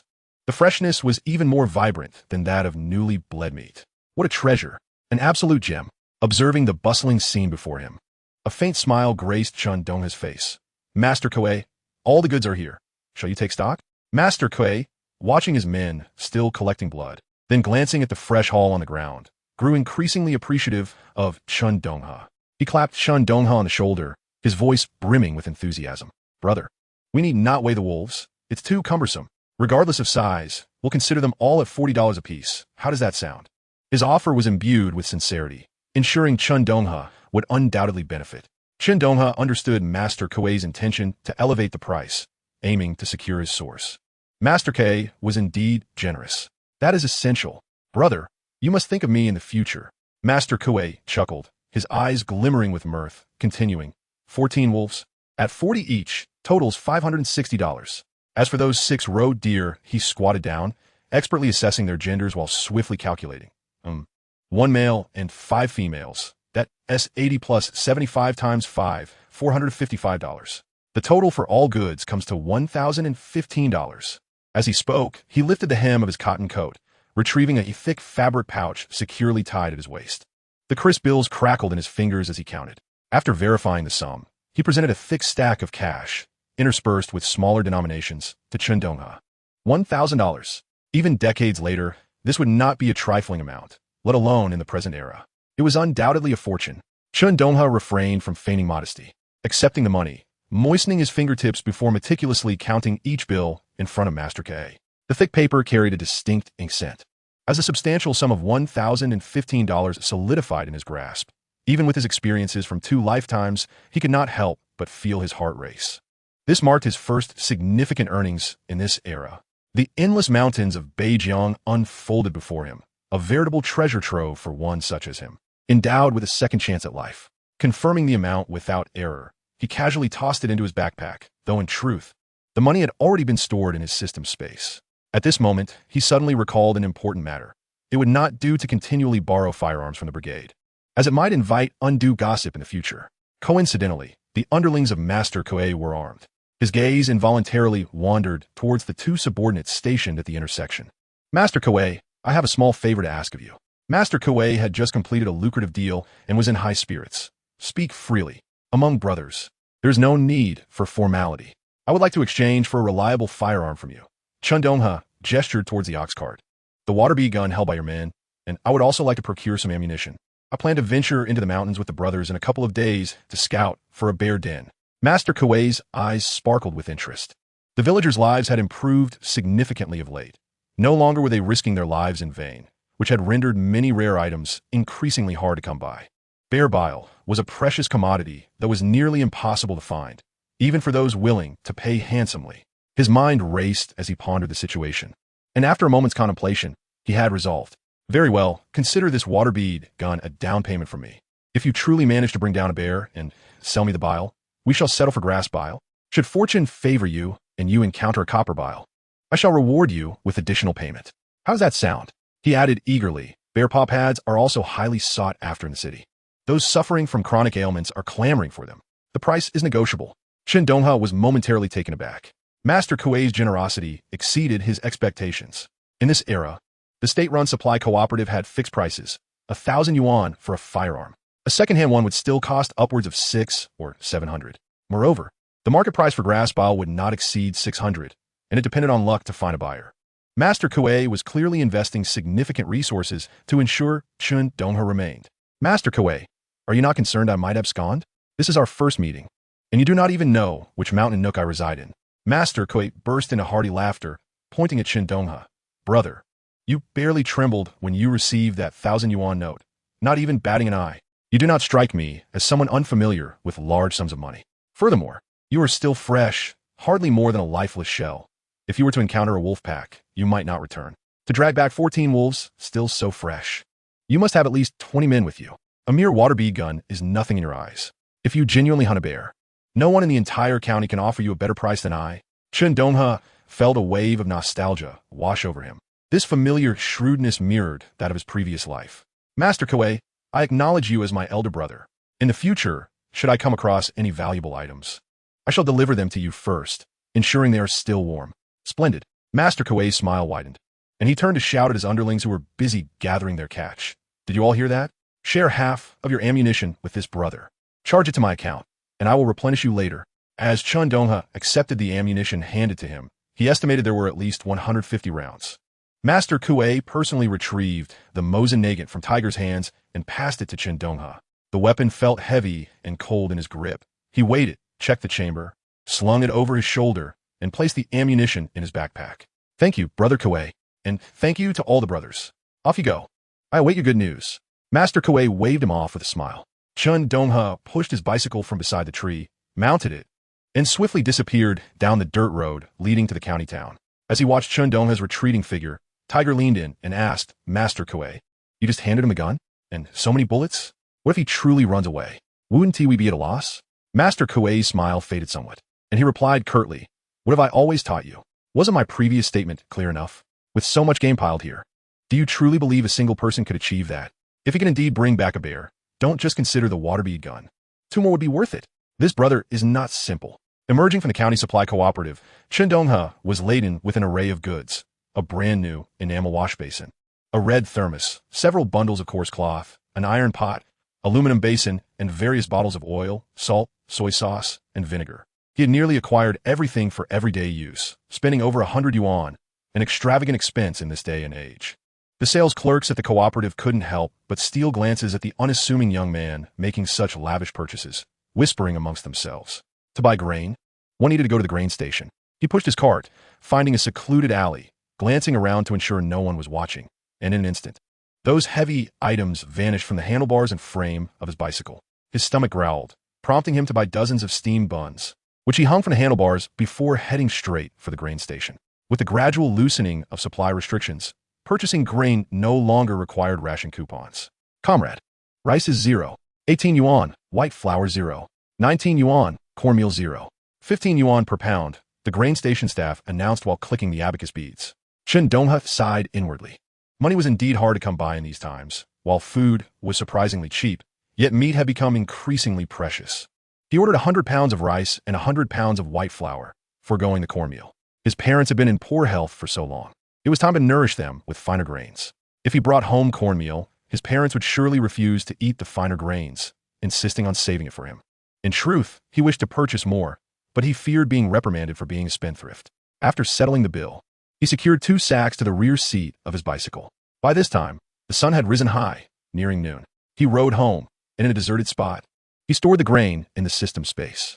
Approaching the village entrance, he refrained from retrieving them, as carrying so many items would draw too much attention. He planned to concoct a lie to his younger brother in the evening, claiming he had hidden the goods outside and would return for them later. However, he felt a twinge of confusion as he approached the village's threshing ground, which was eerily vacant. During winter's sunny days, the lively ants and young wives would gather there, clutching their sewing baskets, gossiping while mending shoes and clothes. Yet now, the threshing ground felt unnaturally desolate. As he rode home, Chen Donghe heard a commotion from afar. The raucous noise emanated from his humble fenced yard, where an arrogant male voice rose above the din. "Chen Dashin, stop wasting my time with your nonsense. Today is not the day for your sob story. Debts must be repaid. It's only right. 300 yuan, hand it over immediately."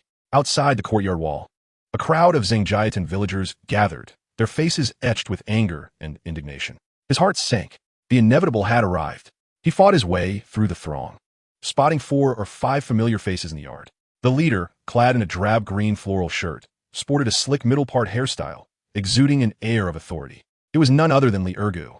Chapter 18. This Kid Dares to Kill.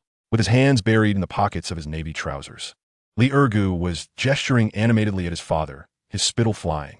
He cast a sidelong glance at the trembling Chen Dashin, his voice grating. He kicked over a nearby long bench, his demeanor aggressive. "Can't come up with the money." Li Ergu sneered, stepping forward. "If you can't pay, then don't blame me for being unmerciful. We may be from neighboring villages, but I don't intend to leave matters unresolved. Li Ergu leisurely pulled a folded piece of paper from his pocket and tossed it at Chen Donghe's feet. It was the injury report from the county hospital, starkly revealing concussion. The doctor has unequivocally stated that if things go awry, the latter half of his life could be profoundly affected, and he specifically issued a written statement, stamped in black and white. These brothers have all witnessed it firsthand. One of his companions, sporting yellow hair, immediately chimed in. Exactly. We were merely acting in righteous indignation, benevolently assisting Brother Ergo. This is what one might call justifiable defense. Be wise, do not compel us to escalate this to the security team, for that would alter the nature of the matter entirely. Your son is destined for prison. Another young man, with a cigarette dangling from his lips, exhaled a cloud of smoke and chuckled. Brother Ergo is kind-hearted. He desires only money, not lives. If you fail to recognize the situation, humph. Li Ergo was evidently reveling in the sense of control he wielded. He watched as Chen Donghe trembled with rage, utterly powerless against him, and it spurred him on. Just kneel down and bow 3 times, calling me some sweet names, and I shall leave immediately, returning tomorrow to collect the payment. Otherwise, he elongated his tone, pointing a finger skyward. I shall promptly send someone to report this to the village security team. Your son will bear the stain of being a reformed criminal, forever condemned to a life of disgrace. Chen Donghe's mind buzzed. At that moment, overwhelmed by unparalleled anger and humiliation, he shook violently, clenching his fists tightly. His nails nearly dug into the flesh of his palms.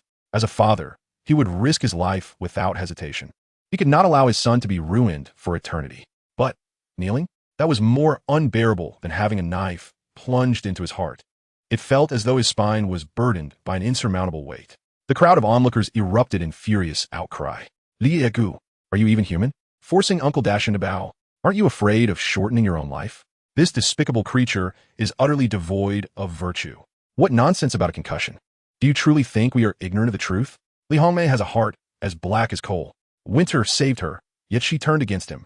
What a wretched, treacherous being. Sooner or later, she will bear a son who is utterly useless.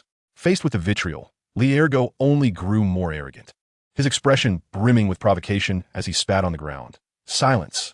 Chen Donghe, will you kneel or not? If you refuse, I will summon someone. Kneel to your mother's legs. As his furious voice echoed, a figure appeared at the entrance, cloaked in a chilling wind, charging in like a ferocious tiger. Li Ergo barely had time to react before a tremendous force struck him in the abdomen. Ack! He let out a wretched howl, sent flying over 2 meters. Crashing to the ground, the midday feast of meat and wine mixing with the bile he expelled. The sound of his padded coat scraping against the ground was jarring. Writhing in pain, he curled up, his internal organs feeling as though they had been violently smashed together, clutching his stomach, tears and snot streaming down his face. Just as he struggled to lift his head and curse, his pupils dilated in horror. He saw that Chen Donghe had drawn a gleaming axe, its blade shimmering with a bone-chilling glint beneath the winter sun. Chen Donghe's eyes were bloodshot, filled with a terrifying rage, his teeth grinding audibly as he raised the axe, swinging it down toward Li Ergo's head. Mother! Help! Murder! Li Ergo's soul fled in terror, scrambling backward in a panic. Chen Donghe was the first to react. Though his mind had not fully grasped the situation, his body instinctively lunged forward, tightly embracing his son's waist. You've lost your mind. Let go. This wretch isn't worth it. Put down the knife immediately. Chen Donghe, fearing he might accidentally harm his father while struggling, could not muster the strength to break free. The fury within him boiled, akin to a volcano on the brink of eruption. Li Ergu, I curse your ancestors for 18 generations. I will chop you into pieces to feed the dogs today. The murderous intent, born from a sea of corpses and rivers of blood, no longer concealed. Li Ergo's lackeys, unaccustomed to such a spectacle, instinctively stepped back, chills creeping down their spines, their previous bravado evaporating. Li Ergo was truly terrified, collapsing on the ground, tears and snot streaming down his face, his voice trembling out of tune. Please, don't kill me. Brother Donghe, Grandpa Donghe, I don't want the money anymore. Spare my life. I truly don't want the money. Even with his father holding him tightly, Chen Donghe still managed to step forward. His muddy shoe firmly pinned Li Ergo's kicking ankle, and the axe in his hand sliced through the air with a chilling whoosh, descending once more with ferocity. Ack! Li Ergo's spirit nearly left his body as he shrank back with all his might. Slicing, the icy blade, accompanied by a gust of frigid wind, grazed his horrified, contorted face, the sharp edge carving a thin line of blood at the tip of his nose. His back slammed against the cold wall of the courtyard. His spirit half vanquished, and warmth spread beneath him as a foul stench permeated the air. Chen Donghe's eyes bulged with rage as he bore down on his son with his entire weight, shouting hoarsely, "Put down the knife! Do you truly intend to kill him? Is it worth sacrificing a life for such a beast?" Chen Donghe gasped for breath, his crimson eyes fixed intently on the feeble Liergo, every word emerging as if forced through clenched teeth. "If I slice this beast, I will light a lantern for his entire family, ensuring they all accompany him to the grave, including those lackeys. Dozens of lives on my conscience, worth dying for." Chen Donghe bellowed, "If you kill him, I will immediately jump into the reservoir, dying before you, so I don't have to bury my own child." Chen Donghe's grip on the axe tightened, his knuckles turning white from exertion, trembling slightly. The courtyard fell into a deathly silence. Only the heavy, ragged breathing of Liergo and the pungent odor of urine lingered in the air. In that moment, Liergo truly recalled his father's drunken words. "Don't push a person too far. A cornered dog will jump over the wall, and a frightened rabbit will bite." Today, he indeed overstepped. It would have been far better to leave quietly with the money. Instead, he chose to tread on someone's bottom line. Now, he was genuinely at risk of being killed. Just a moment ago, he had come perilously close to spilling blood right then and there. Chen Donghe inhaled deeply, his icy gaze fixed on Liergo's pale, terror-stricken face. "Liergo, if you wish to live, recount the events of that day in their entirety. If you misstate even a single word, I shall flay you alive." Chapter 19. Beware of Bears. Liergo was already paralyzed with fear. The moment that axe swung down, it utterly shattered his will. "I will tell you. I will tell you. That day, I saw Li Hongmei alone in the cornfield and harbored ill intentions, wanting to take advantage of her. Just then you caught me, insisting on taking me to the security team. If I'd been sent in, I would surely have been done for, right? It was Dog Sheng who struck you on the head with a shovel, nearly killing you. Fearing you would wake up and report me, I fabricated an injury report to turn the tables. All the blame lies with me. You saved Li Hongmei. You are truly a paragon of righteousness." Chen Donghe entered the house, retrieved paper and pen, and tossed them directly at Liergo's face. "Write. What should I write?" Liergo instinctively asked. Chen Donghe was on the verge of exploding with rage, gritting his teeth as he said, "If you don't write a confession, do you wish to die? My son has suffered such great injustice. I am practically itching to kill you." Liergo dared not question this in the slightest. Even this honest man was now bent on his demise. If he didn't write, he would surely perish. Trembling, he picked up the pen, his handwriting crooked and shaky, tears and snot dripping onto the paper as he meticulously detailed every aspect of the incident, leaving no trivial detail omitted. Having completed his task, his hands trembled so violently that he could scarcely grip the pen, and he glanced fearfully at Chen Donghe. With a subtle movement of his wrist, Chen Donghe swiftly grazed the sharp edge of the machete across his fingertip, and a droplet of blood immediately welled up. Liergo, under the impression that Chen Donghe intended to kill him, began to wail in terror. Chen Donghe coldly commanded, "Press your fingerprint." Only then did Liergo come to his senses, trembling as he placed his bloodied finger beside his scrawled name at the end of the confession, leaving a clear blood print. It was only after this that Chen Donghe sheathed the machete, saying, "Now write a statement of mental compensation. 500 yuan. I will give you 3 days to deliver it in full. Otherwise, this confession will be sent directly to the county security team, engaging in hooliganism, slander, extortion, and blackmail. Can you guess how many iron nails you'll end up with? Li Hongmei and your scoundrel accomplices won't escape either." Liergo's face turned ashen, his lips quivering as he nodded frantically. Even if he claimed he was coerced into writing it, should the security team investigate, Li Hongmei and her gang would undoubtedly turn on him. He regretted his actions deeply, realizing he had only succeeded in sowing trouble for himself today. "I will gather the money right away. I will repay you 3 days, just 3 days. Wait." Liergo trembled in fright, staring at Chen Donghe, fearing he would renege on the deal. Chen Donghe raised his chin slightly, kneel, bow, and apologized to my father. Liergo felt as if he had been granted a reprieve. As long as he was not dismembered, kneeling was a trivial matter. Without a moment's hesitation, he hastily dropped to his knees on the frozen, hard ground, knocking his head 3 times on the earth before Chen Donghe, the mud sticking to his forehead. Then, without daring to linger, he crawled away on all fours, bolting towards the outskirts of the village. The ruffians who had accompanied him also scuttled away with their tails between their legs. The villagers erupted into relieved laughter. "Donghe, well done. That is how a man should act.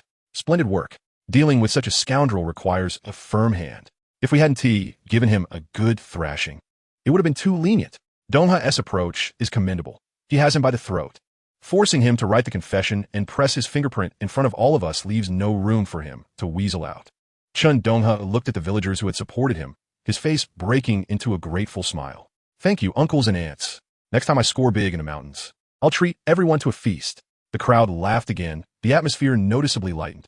The village was impoverished, barely scraping by on cornmeal, let alone meat. Chen Donghe's promise instilled a glimmer of hope in everyone's hearts. As the crowd gradually dispersed, Chen Donghe finally turned to his father, a radiant smile lighting up his face. Father, how was that? Did I perform well? Liurgu was so frightened he nearly lost control of himself. You little rascal, you nearly scared your father to death. Chen Dashan, until this moment, had only just come to his senses. He shot a fierce glare at Chen Donghe before breaking into a grin.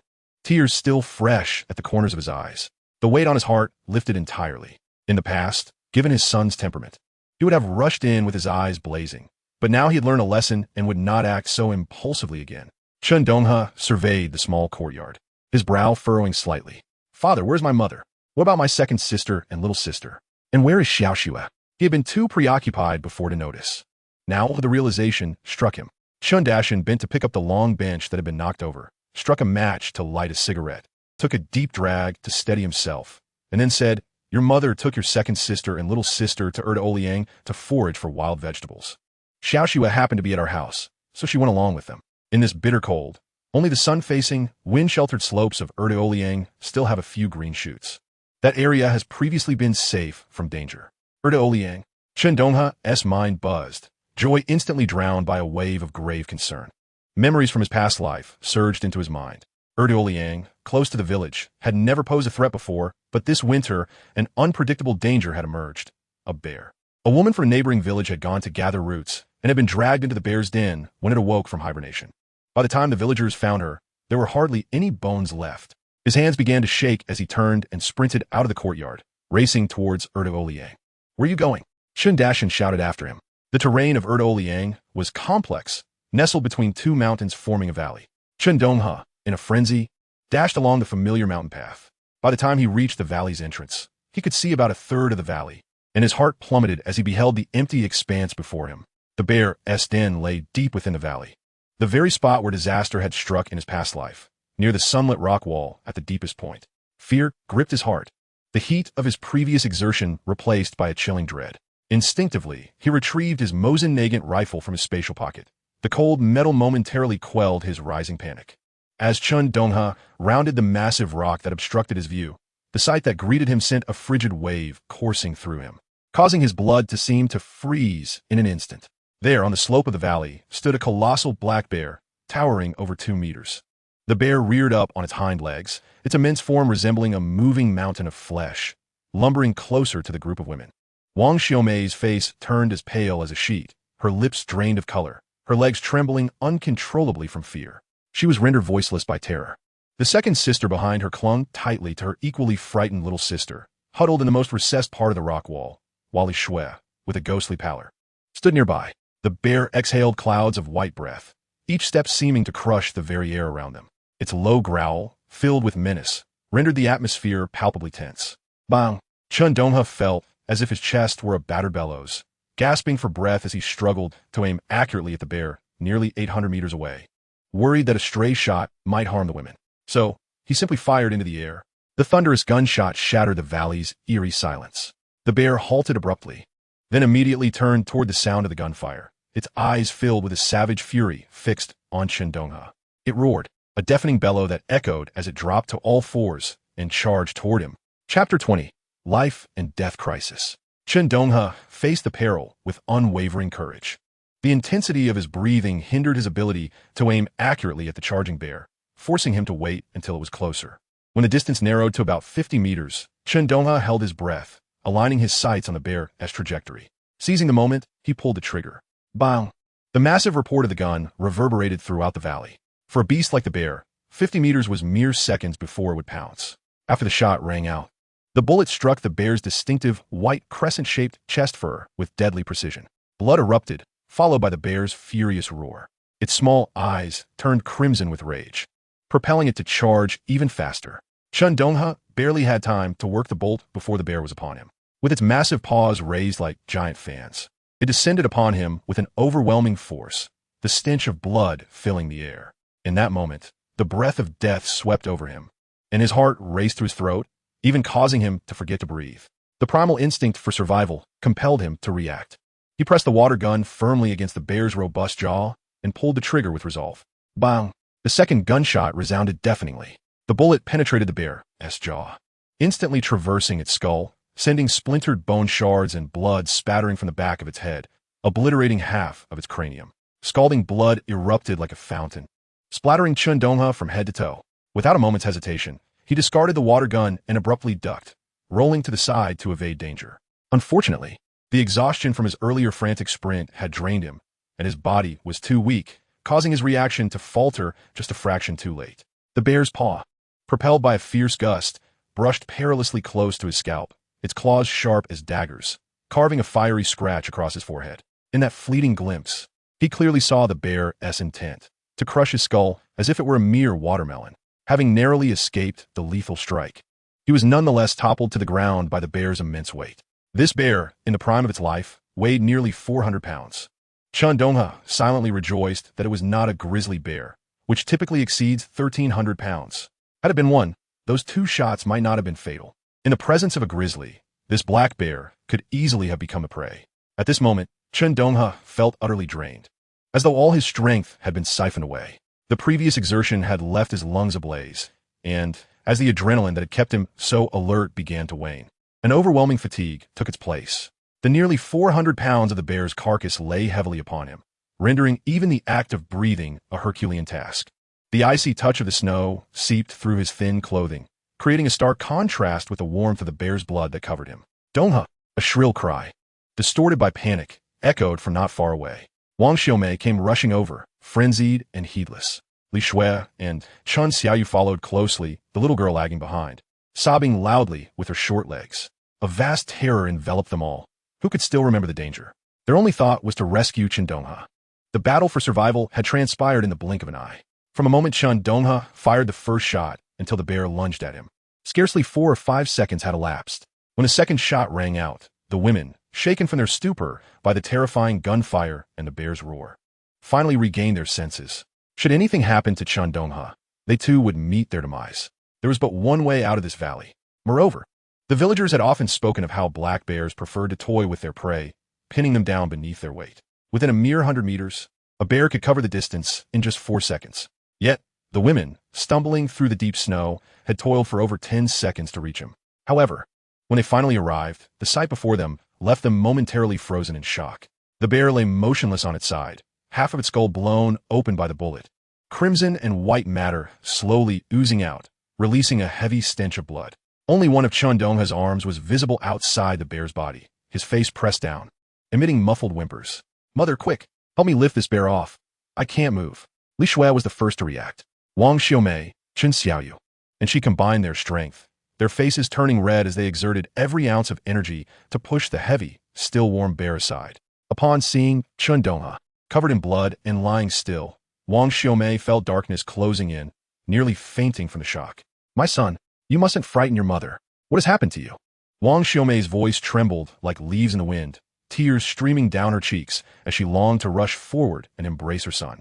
Yet, her outstretched hand hovered in the air, hesitant to touch him, fearing she might inadvertently cause further injury. Chen Donghe gasped deeply, inhaling the cold, bloody air, struggling to sit up, wiping the blood from his face, and attempting to muster a smile. But the blood staining his lips and teeth rendered his smile particularly unsettling in the eyes of the women. "I'm fine, mother," he panted, trying to explain.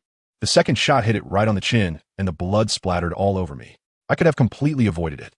I just exhausted myself running over here and reacted too slowly, which is why it pinned me down. Look, I'm all right now, aren't I?" As he spoke, he swayed to his feet, enduring the ache in his body, and waved his arm with effort, struggling to steady himself. "Don't be afraid. Truly, I'm unhurt." Li Shui, perceptive, immediately noticed the bleeding scratch on his forehead, her heart tightening with concern. She hastily pulled out a handkerchief, cautiously wiping the sticky blood from his face. "You say you're fine, but you've got a gash on your forehead." Li Shui's voice trembled with worry and fear, her fingertips slightly shaking. Chen Donghe touched the wound, burning with pain, yet to him, this superficial injury was trivial. It's nothing, just a scrape. It'll scab over in a few days. He turned to Li Shui, his voice weary yet steady. Shui, you and second sister should head back first. Gather my father and my second uncle, and call that rascal Yuan Chao as well. I'll take care of this bear here, and let us try not to let anyone else from the village stumble upon it. We mustn't flaunt our fortune. Li Shui did not respond immediately, instead reaching out to gently feel his arm and pat him down lightly. Once she confirmed that his bones were intact, and he could move without issue, she let out a sigh of relief, her previously anxious heart settling back in her chest. She pressed the handkerchief onto his forehead one last time, yet the tears she had been holding back rolled down her cheeks. All right, just be careful while you're here. She nodded firmly, pulling up the still sobbing Chen Xiaoyu, cradling the little girl in her arms. We'll go and return swiftly. With that, she turned and hurried back towards the village. In her heart, she silently thanked her luck. Who would have imagined that this place, commonly visited for foraging wild vegetables, concealed a bear's den? This bear, having entered hibernation not long ago, must have just found this sheltered spot to rest and was disturbed by their unexpected presence. Inciting its wild fury, Wang Xiaomei refused to leave, insisting on staying with Chen Donghe. The earlier scene had terrified her to the brink of losing her senses, and now she felt her legs trembling, nearly unable to stand, having to lean against a nearby tree to catch her breath. Chen Donghe leaned against the tree trunk for a moment, regaining his breath. Noticing his mother's face still as pale as a sheet, he quickly spoke soothingly. Mother, I'm truly fine. I was just exhausted and pinned down. I just need a rest. Once Wang Xiaomei nodded, reassuring herself. He drew out the hunting knife strapped to his waist. To Wang Xiaomei, his movements appeared nothing short of miraculous. The gleaming knife seemed to possess a life of its own in his cold yet remarkably steady hands, deftly slicing through the thick hide and fat. The blade glided beneath the fur, producing a faint rustling sound, revealing the deep red, pulsing muscle beneath. In less than a minute, the entire thick, glistening bear skin was stripped away, like an old coat being removed, exposing the pale white fat underneath. Chen Donghe immediately scooped up a handful of clean, cold snow from the ground, vigorously scrubbing the remnants of blood from the warm muscle tissue hidden beneath the fur. Donghe, this bloody work is for your mother to do. You go handle something else.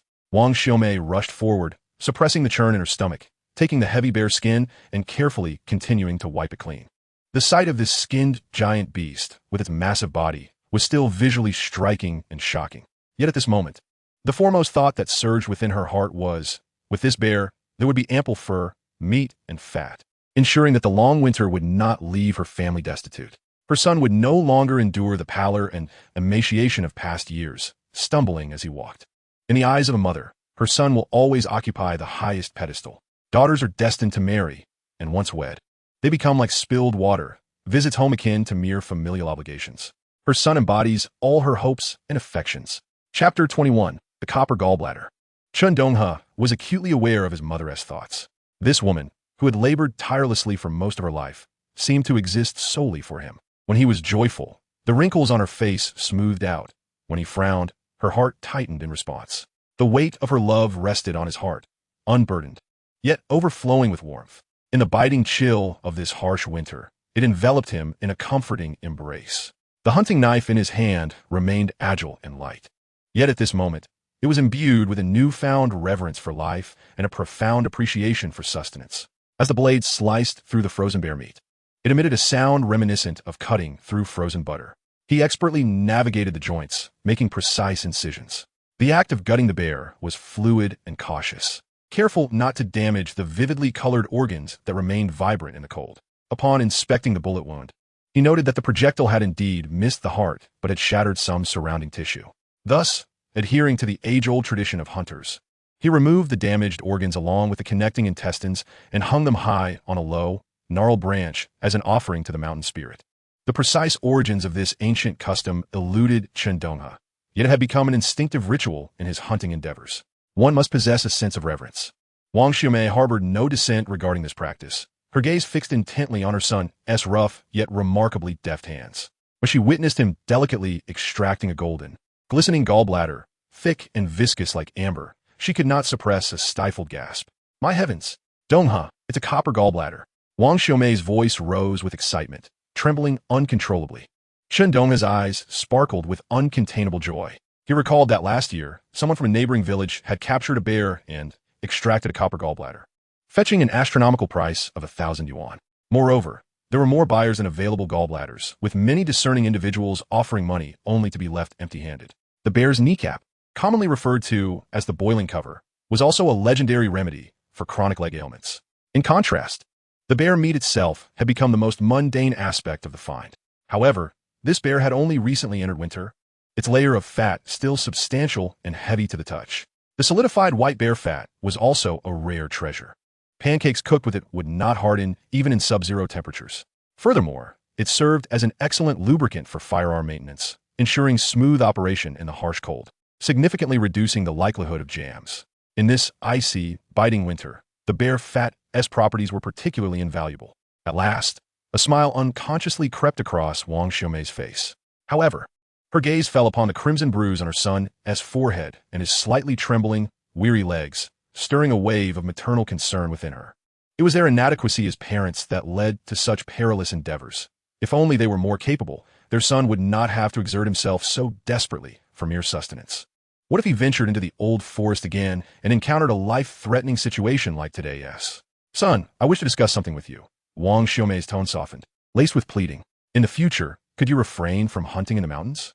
As long as you remain safe, I will be at ease. You go into the old forest so frequently. What if you encounter another calamity like today? If something were to happen, how could I possibly endure the rest of my life? Tears streamed down her face, etched with fine lines, falling upon the cold, snowy ground. Chen Donghe watched his mother's tears fall, feeling a swell of poignant emotion within him. His mother would rather endure the world's hardships than allow him to face even a hint of danger. He managed a faint smile, his voice gentle as he reassured her. Mother, hunting is not as perilous as you believe. Even if I venture into the mountains 10 times, it is not certain that I will encounter such a situation again. Today was merely a stroke of misfortune. I was rushing and exhausted, inadvertently startling it. Normally, when hunters come across a bear's den, they set traps or lie in wait. It would not be as reckless as today's event. The true dangers arise only when one encounters the mountain king. But in our part of the old forest, tigers have been extinct for many years. A seasoned hunter's eyes are as sharp as a ruler, their ears as keen as a whistle. If a formidable beast were to approach the mountain chickens, wild rabbits, an old roe deer would have fled long before we even sensed danger. For instance, in the area of Liangzi, I scouted it a few days ago, hoping to set a trap for rabbits, but I didn't see a single rabbit hare. I sensed something was amiss. A large creature must have claimed the den. Later, I heard my father say you took Dongme and the others here to dig wild vegetable roots, and that frightened me greatly. Fortunately, I felt something was off and followed you. Wang Xiaomei wiped her tears with her frostbitten hands, recalling the earlier moment of terror, her voice still trembling with the residual fear. Indeed, who could have imagined that a bear's den lay hidden here at Liangzi? If word got out, the villagers would surely mock us for our absurdity. Chen Donghe could not help but chuckle, the corners of his mouth pulling at the wound on his forehead, causing him to wince slightly. That's for the best. Let them disbelieve. It suits us perfectly. We can quietly take our spoils home and enjoy them behind closed doors. However, mother, the aroma of meat will surely draw the villagers' attention. If anyone inquires, we shall say we hunted a starving wolf. I'll return to the mountains tomorrow. If fortune favors me, I might procure some wolf or roe deer meat to share with the village families. After all, this rifle, he gestured to the Type 38 rifle propped against a tree, was borrowed from the village head and is considered communal property, well understood by the villagers. When the collective farmland and tools were distributed, several iron implements were included. There were bull carts, donkey carts, sledges, and hoes in abundance. Our village possesses 5 rifles, 2 crude homemade ones, 2 antiquated Hanyang rifles issued to the local militia, and the sole superior Type 38 rifle, which remains in the village for safekeeping against unforeseen events. The ammunition is scarce, totaling only 50 rounds, each one precious. Wang Xiaomei nodded in agreement. One bear. We shall quietly consume ourselves. This bear meat is warm in nature, ideal for restoring health and vigor, allowing the entire family to nurture their bodies. With 400 pounds of meat, we could sustain ourselves through this long winter until spring arrives. As the mother and son were deep in discussion, distant shouts began to echo faintly. Donghe, leading the charge, was Uncle Chen Erzhan, gasping for breath, his feet crunching through the snow. Just moments ago, Li Shui had rushed home in a panic, only conveying that Chen Donghe had encountered danger and needed them to bring supplies to the mountain, failing to provide any specifics, which had terrified him utterly. Hot on his heels was his son, Chen Yuanxiao, who was Chen Donghe's cousin. The young man was slender, his skin a healthy, sun-kissed brown from years of toil, a common sight in this era. Yet his eyes sparkled with intelligence and a spirited boldness. He was 2 years younger than Chen Donghe and was known in the village for his fearlessness, with Chen Donghe backing him up. Even the children from neighboring villages dared not provoke him lightly. If anyone could restrain him, it would be his elder brother, Chen Donghe. Brother. The familiar voice pierced his ears, and Chen Donghe abruptly turned his head, a wave of warmth flooding his eyes. In his previous life, this brother, who had grown up alongside him, mysteriously vanished in the mountains, leaving an indelible pain in his heart. In this lifetime, he vowed never to repeat that tragedy. Seeing Chen Donghe standing unharmed, surrounded by pieces of bear meat, with a thick bear hide spread beside him, most of the blood already wiped away, revealing its natural glossy blackness, Chen Ershin's jaw dropped in astonishment, as if he could fit an egg in his mouth. After a long pause, he finally managed to utter, "My heavens! Donghe, did you really take down this massive beast? If I hadn't seen this pile of meat with my own eyes, I wouldn't have believed it." He circled around the bear carcass, scrutinizing the fresh wound on Chen Donghe's forehead, disbelief radiating from his tone. This nephew, once so hot-headed that even his own father could not control him, was more troublesome than his own son. He had always been a formidable fighter, but hunting? He had never heard of such prowess. To take down a bear right off the bat? Who would believe it if it spread? Chen Yuanchao reacted even quicker. With a jubilant cry, he dashed over like a little cannonball, unrestrainedly enveloping Chen Donghe in a hearty bear hug, completely disregarding the bloodstains on him. The lad's face flushed with excitement as he exclaimed, "Brother, you're incredible. A bear, just like that, and you took it down? Once word gets out, who in our village wouldn't give you a thumbs up?" Chapter 22. Not going up the mountain? How is that possible? Chen Donghe glared, exasperated. What are you saying? Do you not understand how many envious eyes will turn green if this gets out? Wealth should not be flaunted. Today, we'll divide the meat and carry it back. Uncle is out, so you'll be responsible for bringing the meat back to Uncle's house. Chen Yuanchao, somewhat reluctant, muttered, "Such a big deal." Chen Erzan raised his hand and slapped the back of his head. "Listen to your cousin. You little rascal, dare to talk nonsense, and I'll break your legs." Chen Yuanchao shrank his neck, rubbing the back of his head, and begrudgingly nodded, "Got it, Dad." His mind was quick. After Chen Donghe explained, he understood but couldn't suppress his desire to boast. As the family busied themselves, the sun began to set, and a chill crept in. Soon, Chen Dashin solemnly stated, "It's getting late. We should head back. By the time we reach the village, it will be dark."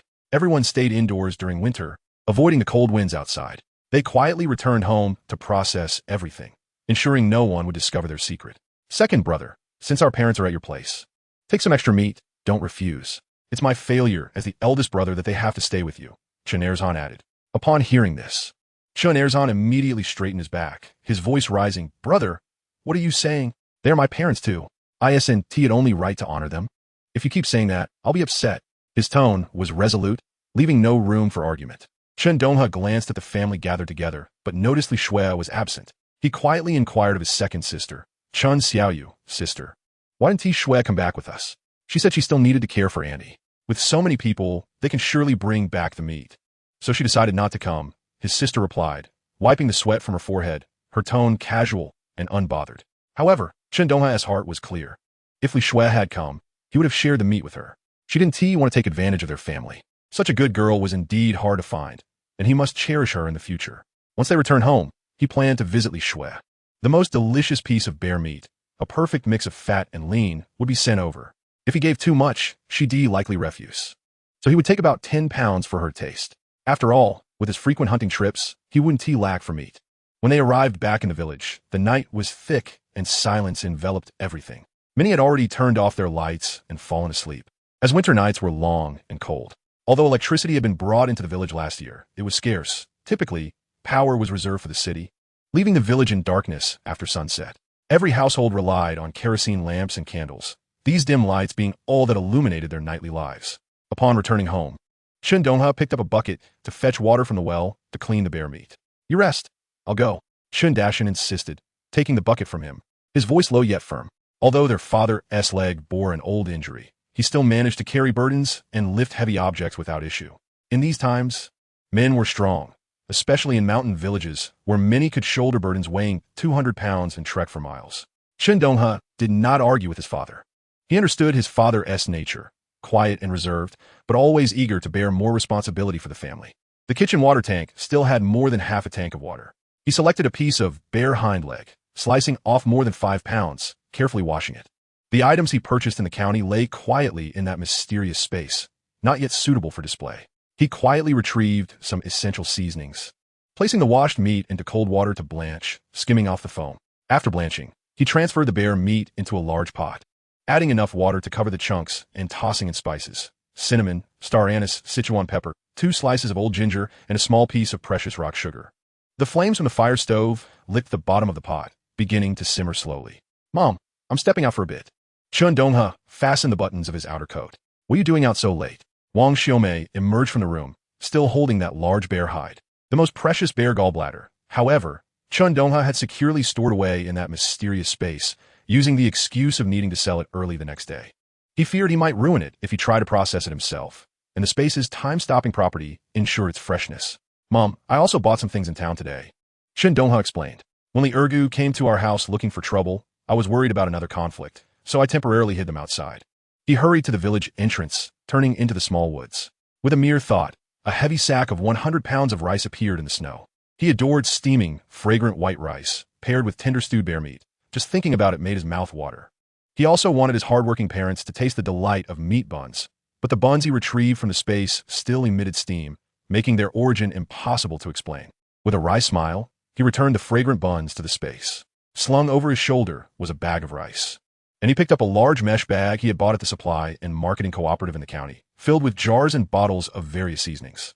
The other supplies he would bring back tomorrow. When he finally returned to the courtyard, panting, Wang Xiaomei couldn't help but widen her eyes at the sight of the clearly southern rice, whispering with concern, "Donghe, why did you buy this rice? It's expensive, and doesn't tea fill you up? You could save money and buy cornmeal. It's much cheaper by several cents per pound." Chen Donghe set down the rice sack, feeling warmth in his heart from his mother's worried gaze. He leaned closer, lowering his voice. "Mom, don't worry. I earned quite a bit today, not just from the meat. I sold wolf meat and roe deer meat to Mr. Kuei in the county town. 4 wolves. No matter their size, he paid 35 yuan each. The male roe deer fetched 80 yuan, while the females were 75 yuan. In total, I sold 6 wolves and 4 hapless roe deer." He dared not specify the exact number of wolves, particularly the 14 that nearly constituted a small pack. If my parents were to learn that he had meddled with a pack that could potentially include a wolf king, they would surely prevent him from approaching the mountains ever again. It is common knowledge among the mountain folk that a pack exceeding 10 wolves is invariably led by a cunning and ferocious alpha, one that even tigers would avoid, let alone humans. Upon hearing this, Wang Xiaomei did not express joy. Rather, her eyes deepened with concern. "Donghe, our family now has some money. Perhaps we ought to refrain from entering the mountains? It is far too perilous." Chen Donghe also set down his pipe and gazed at him in silence, his disapproval unmistakable in his eyes. At that moment, my second sister, Chen Xiaoyu, nodded vigorously, adding with trepidation, "Yes, third brother, the mountains are too frightening. If you hadn't returned just in time today to chase away that bear, it would have surely torn us apart. Consider the old hunters in the village. Who among them has not suffered permanent scars from their encounters?" At this juncture, my youngest sister, Chen Xiaoyu, emulating the adults, vigorously shook her little head, her voice sweet as she earnestly promised, "Third brother, I won't crave meat anymore. Please don't venture into the mountains, all right?" The gaze of my family, akin to a warm stream converging upon me, made my heart swell with warmth. Not into the mountains? How could that be possible? My hunting system was born for the mountains. How could I not utilize this extraordinary ability to provide for my family, ensuring they lead a good life? How could I allow my parents to enjoy their twilight years in peace? How could I ensure that my little sister grows up carefree? How could I honorably bring Li Shui into our family? Chapter 23. Selling Bear Gallbladder. Father, mother, second sister, little sister, please rest assured. Chen Donghe straightened his back, a comforting smile gracing his face, his tone casual yet resolute. If I don't venture deep into the mountains, I can still roam the outskirts, gathering some mountain chickens and rabbits. Furthermore, hunting is not merely about brute strength. It requires intellect and skill. Chen Donghe, fiddling with the tobacco in his pipe, looked at him and inquired, "You can hunt? Where did you learn that?" Chen Donghe immediately perked up, his prepared remarks spilling forth with a hint of pride. "Absolutely. Do you not remember how I often wandered off? I wasn't just idly playing. I was venturing into Shirtu village. You recall the old hunter, Grandpa Zhang, who served in the army, right?" Wang Xiaomei pondered for a moment before exclaiming, "Ah, yes. I remember. I heard from the county folks that he was a hero who once hunted footbath chickens. He even earned accolades for catching eagles. It is said he returned home after sustaining grave injuries, but he still occasionally ventures into the mountains, having even killed a tiger. Yes, that's him, Chen Donghe exclaimed, slapping his thigh, his smile broadening as he reminisced. I have admired heroes since childhood. Hearing stories about him made me eager to pester him for tales of battles and hunts. Though he found me bothersome, he was willing to impart some genuine skills to me. His second sister, Chen Xiaoyu, interjected, I heard later that Grandpa Zhang mentioned you before he left. He said you were a brave one, though a bit wild, bouncing around like a monkey. Chen Donghe seized the opportunity to continue, half-jokingly sighing, indeed. Thus, all my hunting prowess stems from his teachings. From observing animal tracks, setting traps, to moving silently through the woods and discerning wind direction and scents, he taught me everything. Consider this. He is a true veteran hunter with unmatched skills and experience. Over the years, have you ever heard of him suffering serious injuries? Others might get hurt now and then, but he is not. He paused, his voice steadying. The old man always emphasized that a hunter must approach the mountains with utmost reverence. One must keep eyes peeled and ears alert, considering oneself a part of the forest, ever vigilant against danger.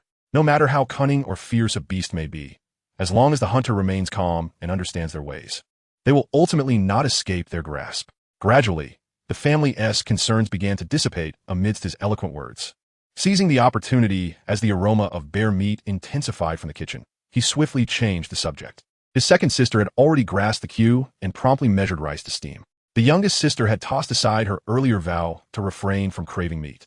Eagerly positioning herself by the kitchen door, eyes wide and nostrils flaring, watching the bubbling bear meat with longing, saliva nearly escaping her lips.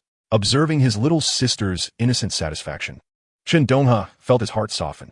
This simple, unpretentious happiness was a treasure he had failed to grasp in his past life.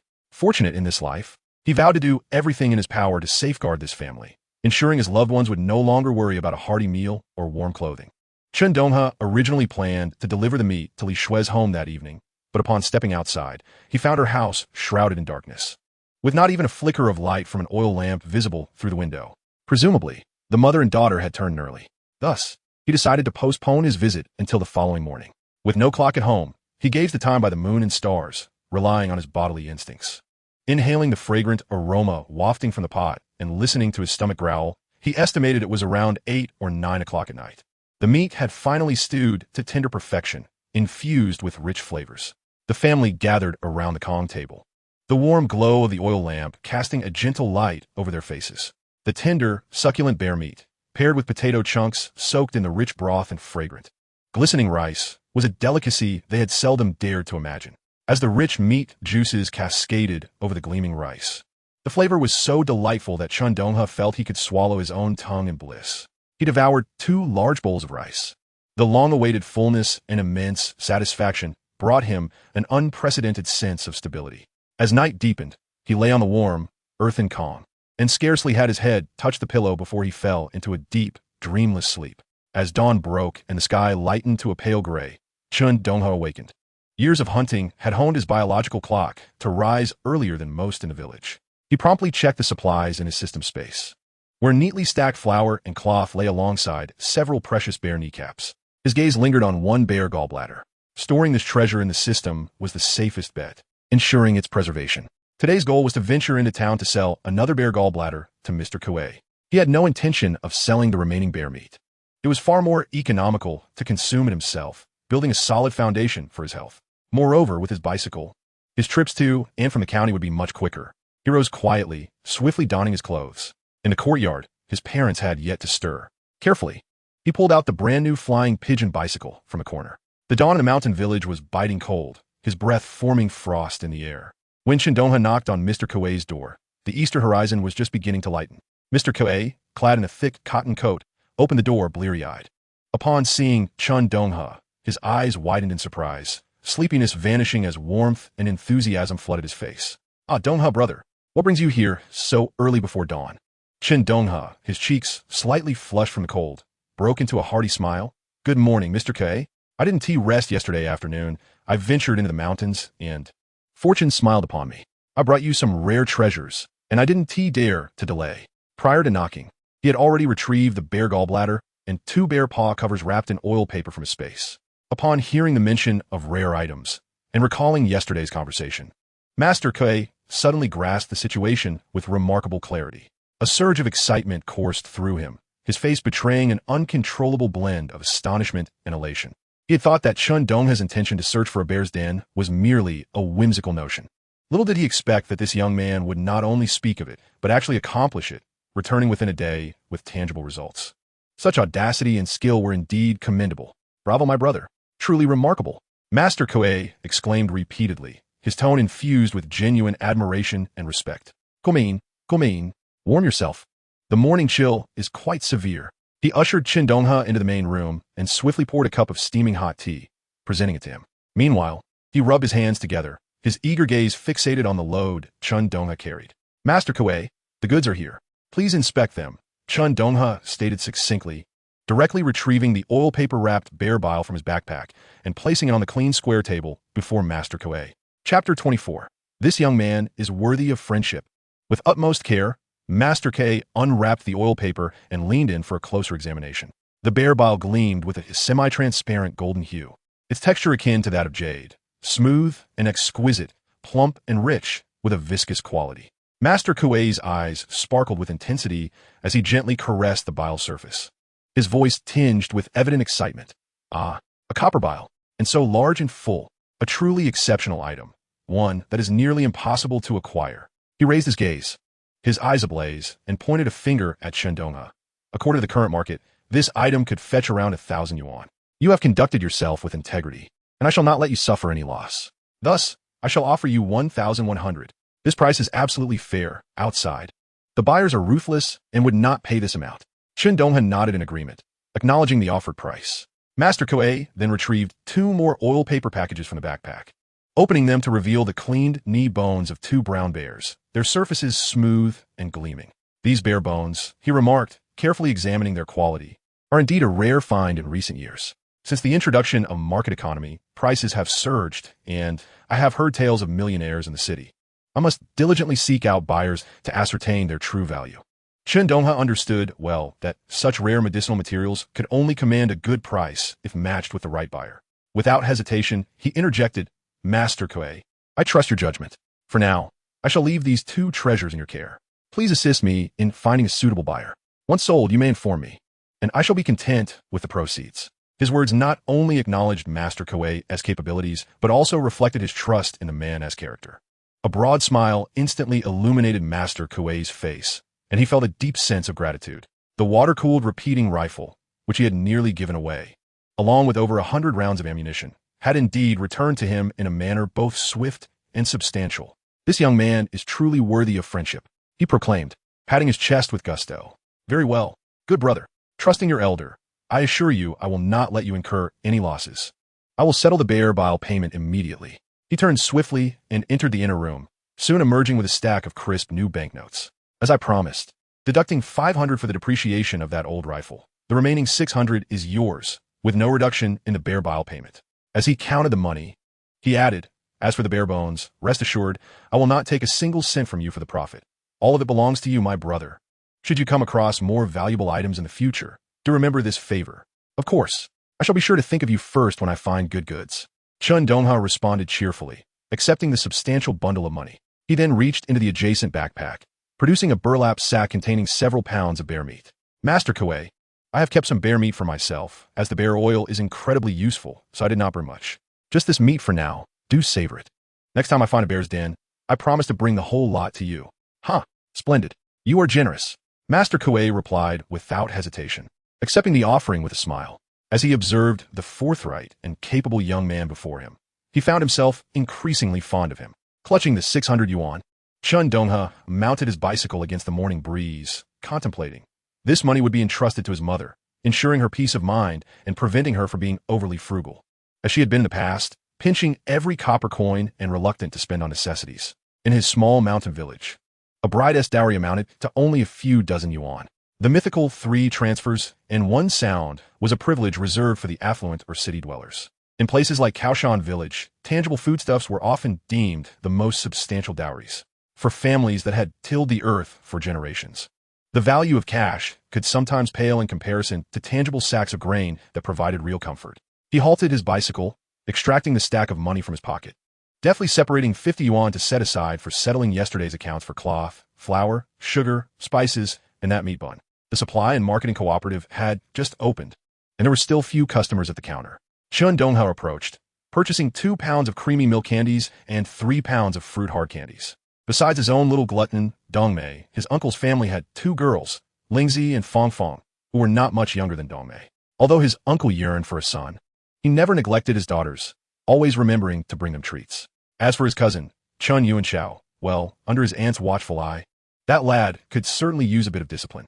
Passing by a stall selling large meat buns, steam billowed forth, carrying the irresistible aroma of meat. Remembering the enticing buns he had seen in the system space but could not consume, Chen Donghe felt a stirring within. He pulled out his money and ordered 30 large meat buns in one go. Despite the abundance of game in the mountains, lighting a fire to cook could attract unnecessary trouble and consume precious hunting time. To maintain his energy levels and ensure he could always have a substantial, warm meal, buns and steamed bread were the best provisions. By the time Chen Donghe returned to his small courtyard, laden with heavy buns, the sun had risen higher. It was still not quite the hour when most villagers would awaken. He caught a whiff of the smoke wafting from the kitchen and pushed the door open, finding his parents already bustling about preparing breakfast. A pot of thin porridge simmered on the stove, while the steamer held last night's specially reserved corn cakes. In previous winters, to conserve grain, their family had typically eaten only 2 meals a day.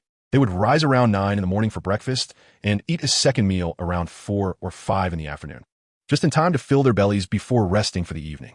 As Chen Donghe entered the village, he revealed all the items he had purchased the day prior. The villagers, seeing the new acquisitions adorning his bicycle, looked on with envy. Everyone was aware of the events that had transpired yesterday. Chen Donghe was no longer burdened by the 300 yuan debt, yet his family's belongings had been completely pillaged. Without purchasing new supplies, they would be at a loss for how to survive the winter. Old man Zhang gazed at the large and small bags Chen Donghe carried, particularly the conspicuous sack of white flour, his eyes wide with astonishment. "Donghe, my goodness, is all this new?" he exclaimed. "You Haven Tea spent all the money from selling the wolf meat, have you?" He craned his neck, eager to glimpse what else lay within the bags. Chen Donghe halted his steps, gently patting the bag atop the seat, feigning an air of resignation. What can one do? That scoundrelly Urgu was excessively ruthless, leaving not even a small bundle of green onions behind the stove. We shall have to procure pots, pans, and all the essentials anew. Otherwise, how are my mother and father to survive the winter? That wretched brat. Zhang Laoan could not help but spit on the ground, lamenting, "Yesterday, we should have sent him packing at such a bargain. It was a disservice to your family. Donghe, my boy, had you not been so clever in reclaiming it, the days ahead for your family would feel as though the sky had collapsed." A few old men lounging by the southern wall at the village entrance nodded in agreement, fully empathizing with the plight. The previous day's ordeal was burdensome for anyone. After exchanging a few words with the men, Chen Donghe pushed the items into his yard. Just as he unloaded the goods, Wang Xiaomei emerged from the house.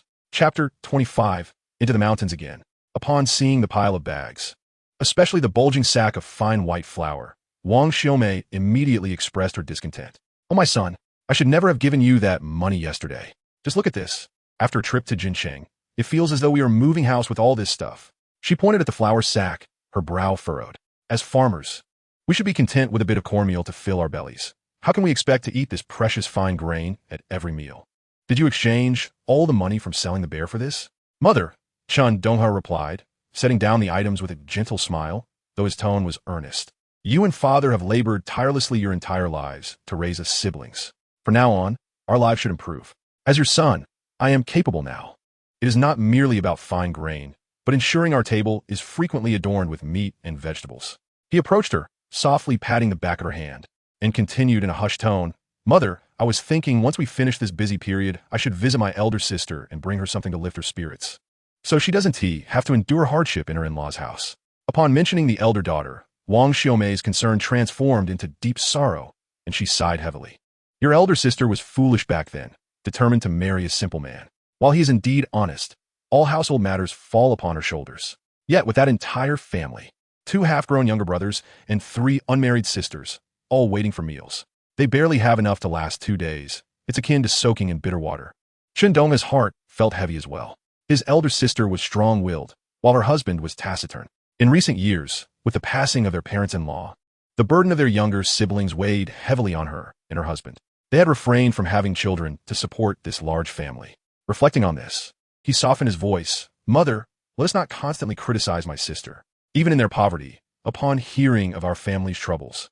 She and her husband managed to scrape together over 50 yuan, all borrowed. He continued, when my brother-in-law brought the money, he said we should not worry, and we must remember this kindness.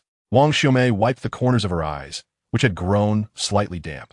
Mother is also feeling quite agitated. Your sister has had a hard life. I'll send along a large piece of the bear meat you selected and that jar of malted milk you brought home to help her regain her strength. The last time I saw her, she had grown so thin, merely a skeleton holding itself up. Listening to his mother's lamentations, Chen Donghe felt warmth in his heart. She had a sharp tongue, but a tender heart. He quickly interjected, Mother, you and father should keep the malted milk. That is my way of honoring you both. I will buy more to send to my sister later. Look, today I earned quite a bit. Saying this, he extracted the remaining 550 yuan from his pocket, a thick wad he pressed into Wang Xiaomei's hands. In her astonished gaze, he elucidated. The bear was sold for a total of 1,100 yuan. However, I pondered that relying on the village's gun is not a sustainable plan. It does not sound good if it gets out, and I worry about what others might say. As if recalling something, he hastily walked into the inner room, feigning a search, but actually retrieving a Mosin-Nagant rifle and 100 rounds of ammunition from his hidden stash, presenting them on the table. I took it upon myself to spend 500 on this water-cooled rifle, and I even procured ammunition.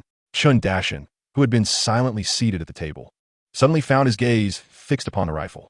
He set down his smoking pipe and reached out to grasp the gun, weighing it in his hands before expertly cycling the bolt and squinting at the doorframe as if taking aim. A satisfied smile finally emerged on his weathered face as he nodded approvingly. Indeed, this money was well spent.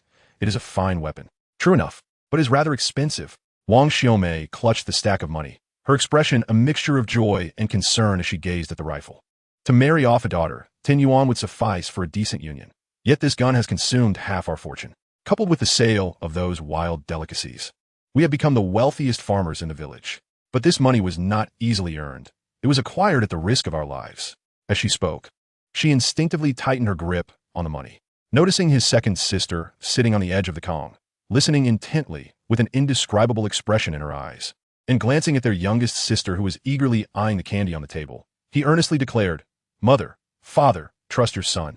You may keep this money and spend it as you wish. As for my second sister's marriage, let her choose someone of her liking, of good character. We will not rush her. Our youngest sister is of the right age and must attend school come spring. She is nearly 9 years old. Chen Donghe took a couple of puffs from his pipe and nodded heavily before Wang Xiaomei could speak. Yes, let us listen to the third son. A girl only needs to learn a few characters. What is the value of schooling? Wang Xiaomei could not help but retort, her voice lowering. But upon meeting her son's unwavering gaze, she swallowed the latter part of her argument. In just 6 months, we will need to pay dozens of yuan in tuition. You go to the mountains, putting your life on the line. Chun Xiaoyu, his second sister, cast her gaze downward, a subtle hint of disappointment flickering beneath her lowered lashes. She had once yearned for the opportunity to pursue her education, but the family could not afford it. Noticing her mood, Chen Donghe, with a playful glint in his eye, leaned closer to her, a teasing smile on his lips as he lowered his voice conspiratorially. Second sister, I have heard whispers that you have someone in your heart. Which young man is it? Stop your nonsense. Chun Xiaoyu exclaimed, her face flushing bright red as she shot up her head, her voice rising with a hint of panic in her eyes. Seeing her reaction, Chen Donghe's smile widened.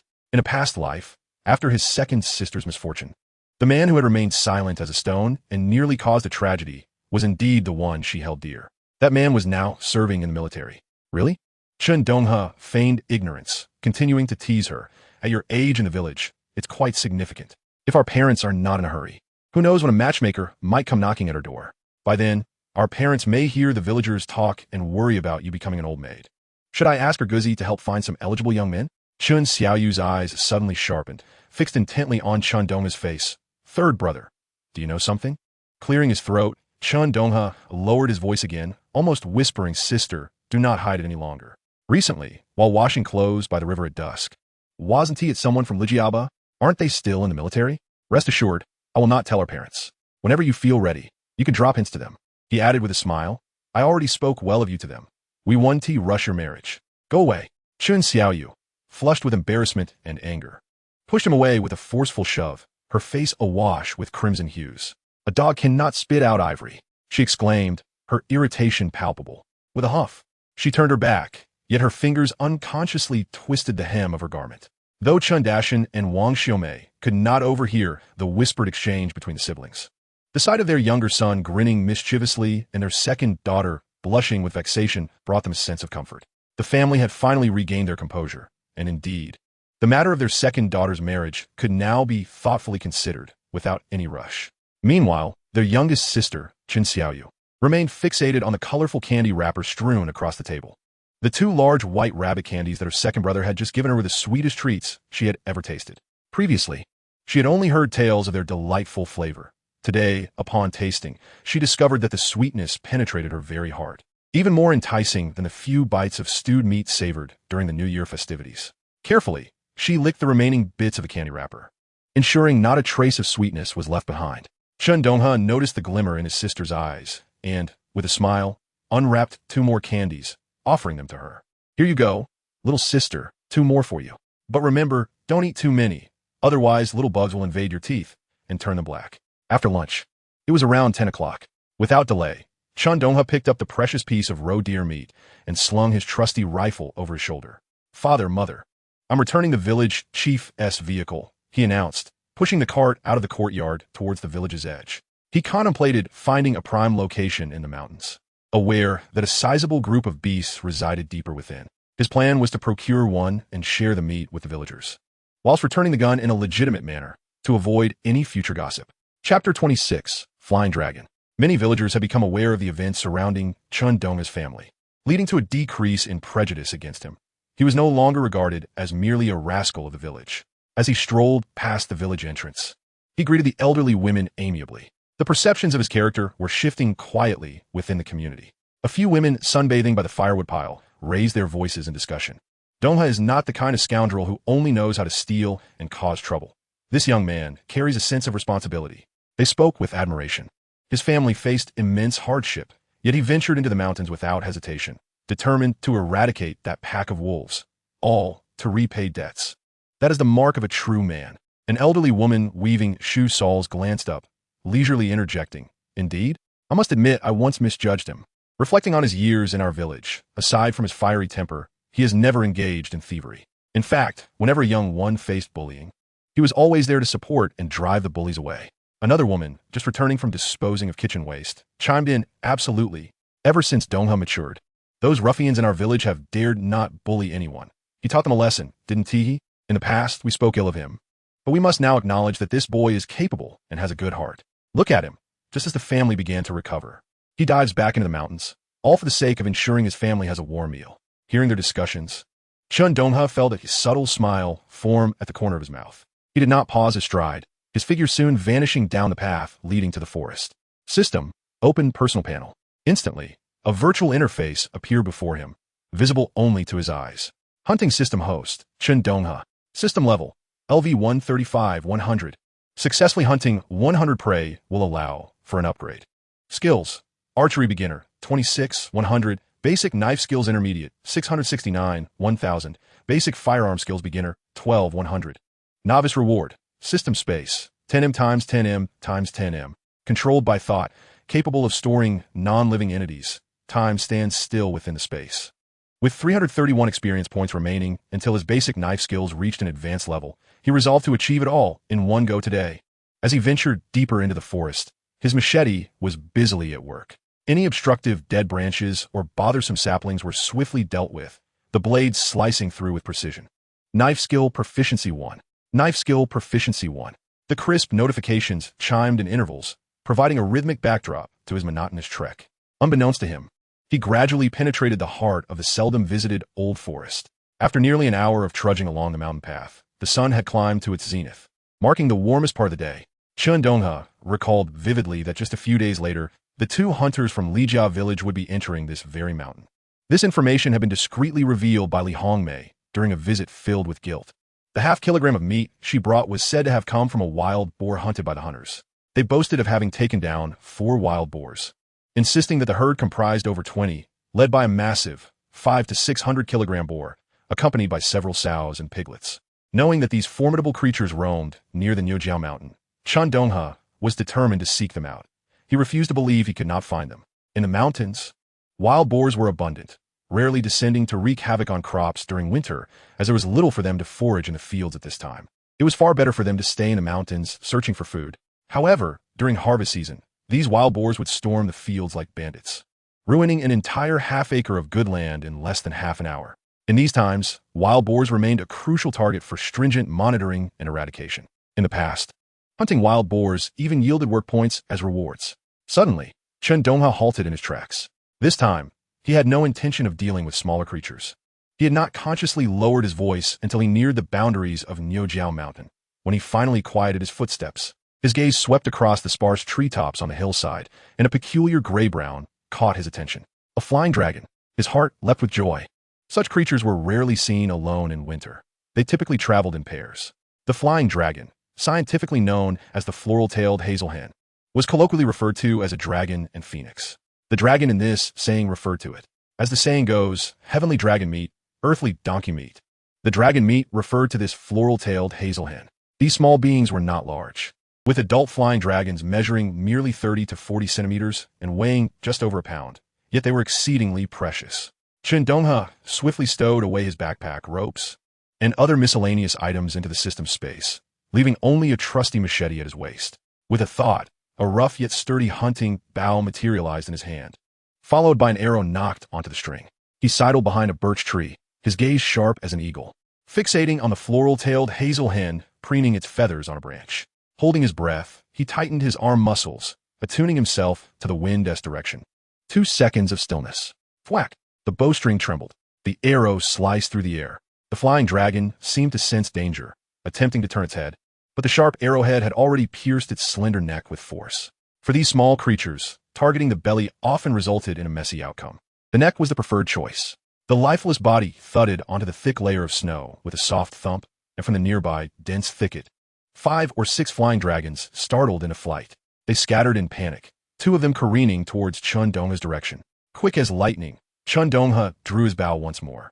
Whoosh, whoosh. Amidst the quivering of the bowstring, 2 arrows were loosed in quick succession. One dragon fell, struck through its neck, while the second arrow, intended for the creature's body, instead met its mark as the quarry collided with the arrowhead mid-flight. The remaining 3 dragons, their wings a mottled gray-brown that seamlessly blended with the desiccated underbrush, swiftly darted into the dense thicket beneath the distant coniferous forest, vanishing in the blink of an eye. In the wintry old woods, the thick canopy of spruces and larches shielded much of the falling snow, casting the ground in a dim gloom. The earth was strewn with withered, yellowing shrubs and ferns, their colors variegated. The dragon's plumage, a grayish-brown adorned with black speckles, served as the perfect camouflage. Once ensconced within the thicket, even a well-trained hunting dog would find it a formidable task to locate them. Observing the vanished dragons, Chen Donghe pondered. Should he first elevate his archery skills to an intermediate level? Had he possessed such proficiency earlier, surely none of the 4 dragons would have escaped. Each increment in mastery brought him a clearer sense of progression in his shooting technique. While firearms were undoubtedly paramount for dealing with larger beasts, silent archery was far more suitable for hunting dragons and hares. Moreover, as the old adage wisely states, a multitude of skills is never a burden. He resolved to set a modest goal. Today, he would elevate his basic knife skills to an advanced level and simultaneously strive to advance his archery to the intermediate rank.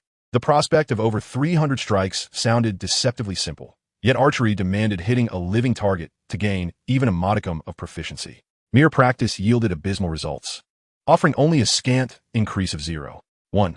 Fortunately, arrows could be retrieved and reused. Enhancing his archery skills would also bolster his chances against the formidable beasts of Oxhorn Mountain. Chapter 27. Advancement of Knife Skills.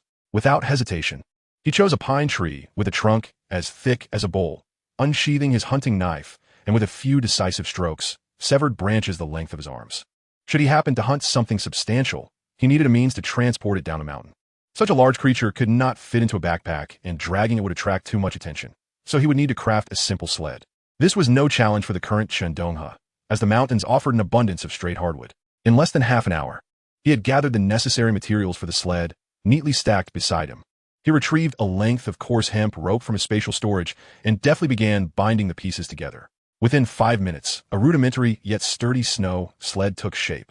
Wiping the beads of sweat from his brow, Chen Donghe glanced at the information displayed on the system panel. Basic Knife Skills Intermediate, 992-1000. Only 8 experience points remained until the next upgrade. However, Chen Donghe refrained from immediately continuing. He vividly recalled the dire aftermath of his last upgrade in basic knife skills. The gnawing, searing hunger that had surged from deep within, nearly compelling him to gnaw on tree bark, was a memory he wished to avoid. In this perilous old forest, maintaining absolute clarity and stamina was imperative. Cautiously, he surveyed his surroundings, listening intently for any unusual sounds. Once assured that only the wind rustled through the treetops, he swiftly retreated from the edge of the thicket.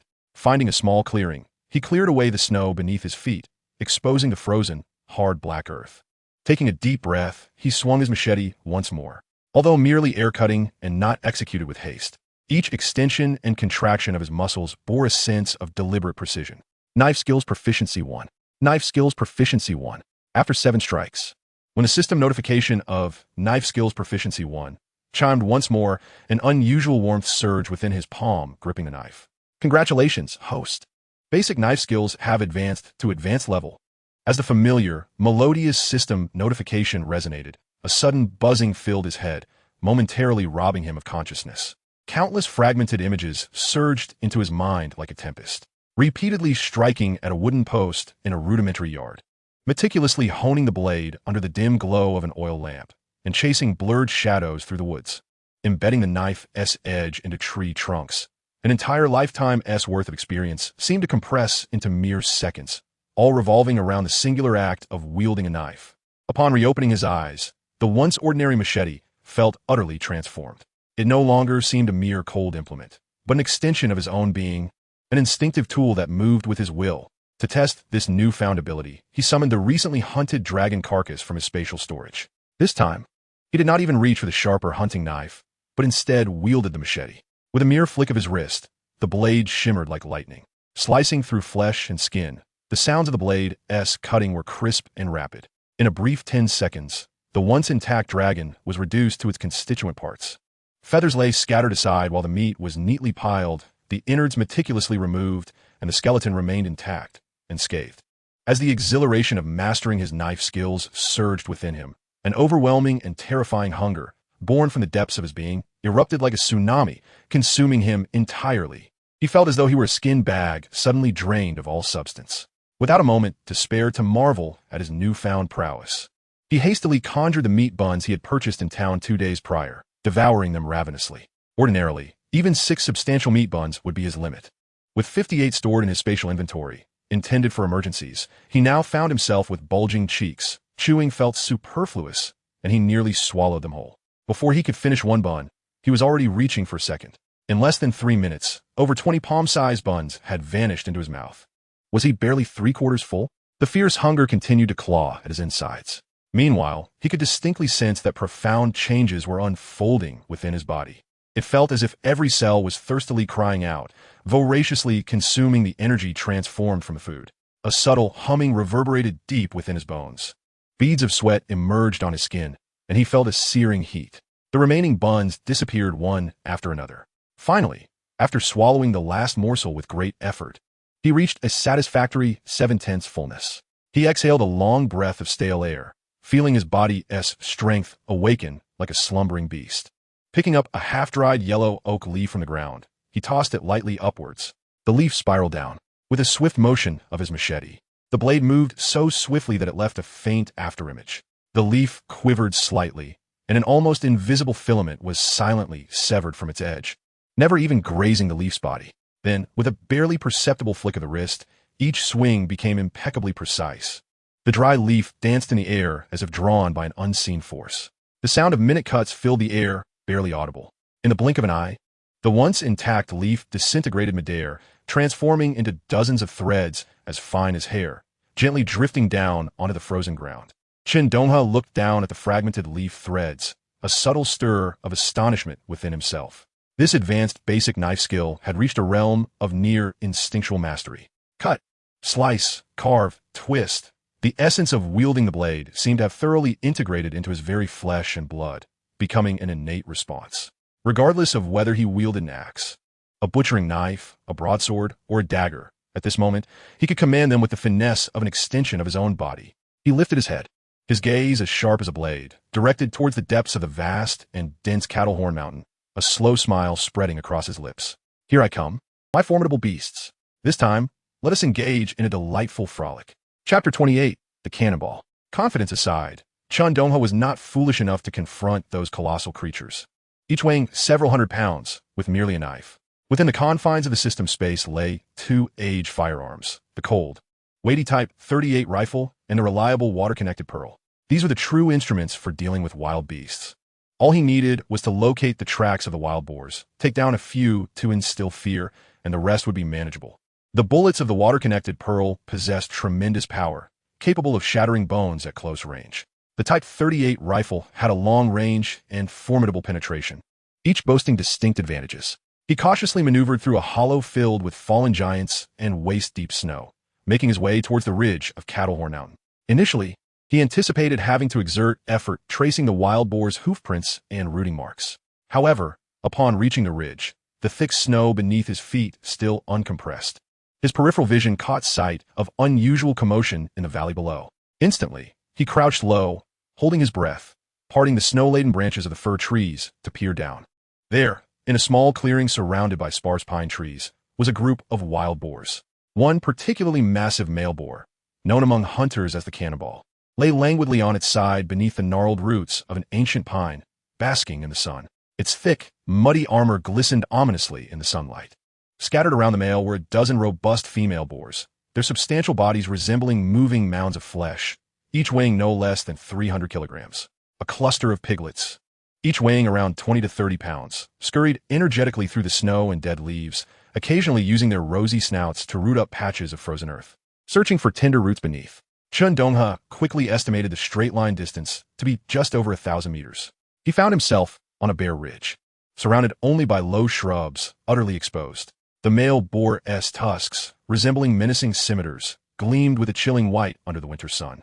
To fire recklessly from this distance was a gamble. The bullet might not penetrate the several inches of armor formed by a mixture of mud and pine resin. Even if he were to be lucky enough to hit, should it not find a fatal spot, it would certainly provoke the primal fury of the herd. The prospect of being charged by a 600 or 700 kilogram mass of muscle, with those tusks aimed at him, would undoubtedly leave him with 2 transparent wounds. He raised his head to assess the wind direction. It was blowing from the ridge towards the valley. Excellent, a headwind.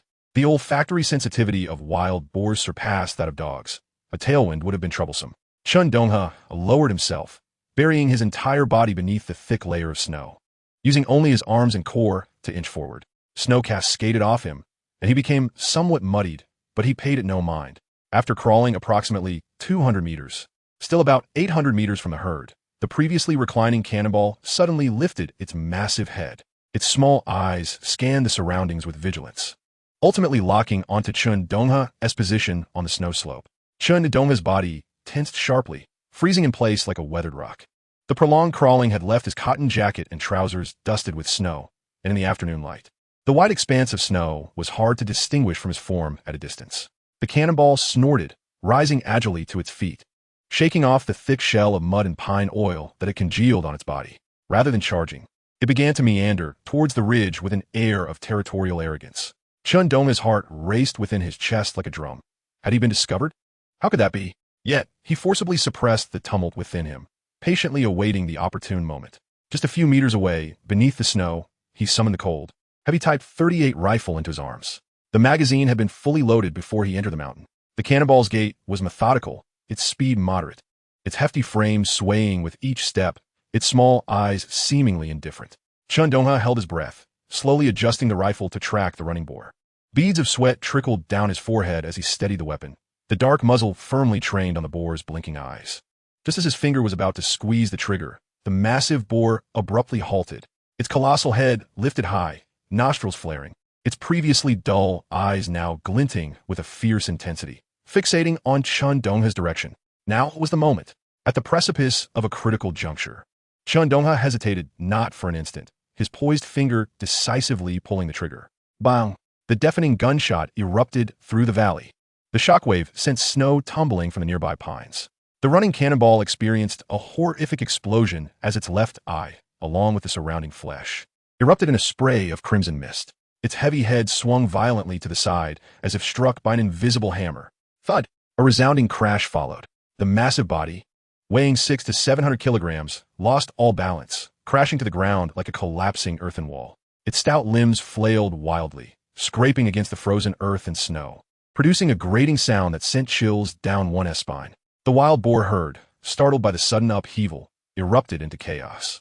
Several nearby female boars raised their bristles in alarm, only to witness their mate writhing in agony on the ground. An instinctual, primal fury, intertwined with maternal protectiveness, ignited within them. The air filled with guttural roars as dozens of 300-kilogram beasts surged forward, their throaty growls reverberating with a menacing resonance.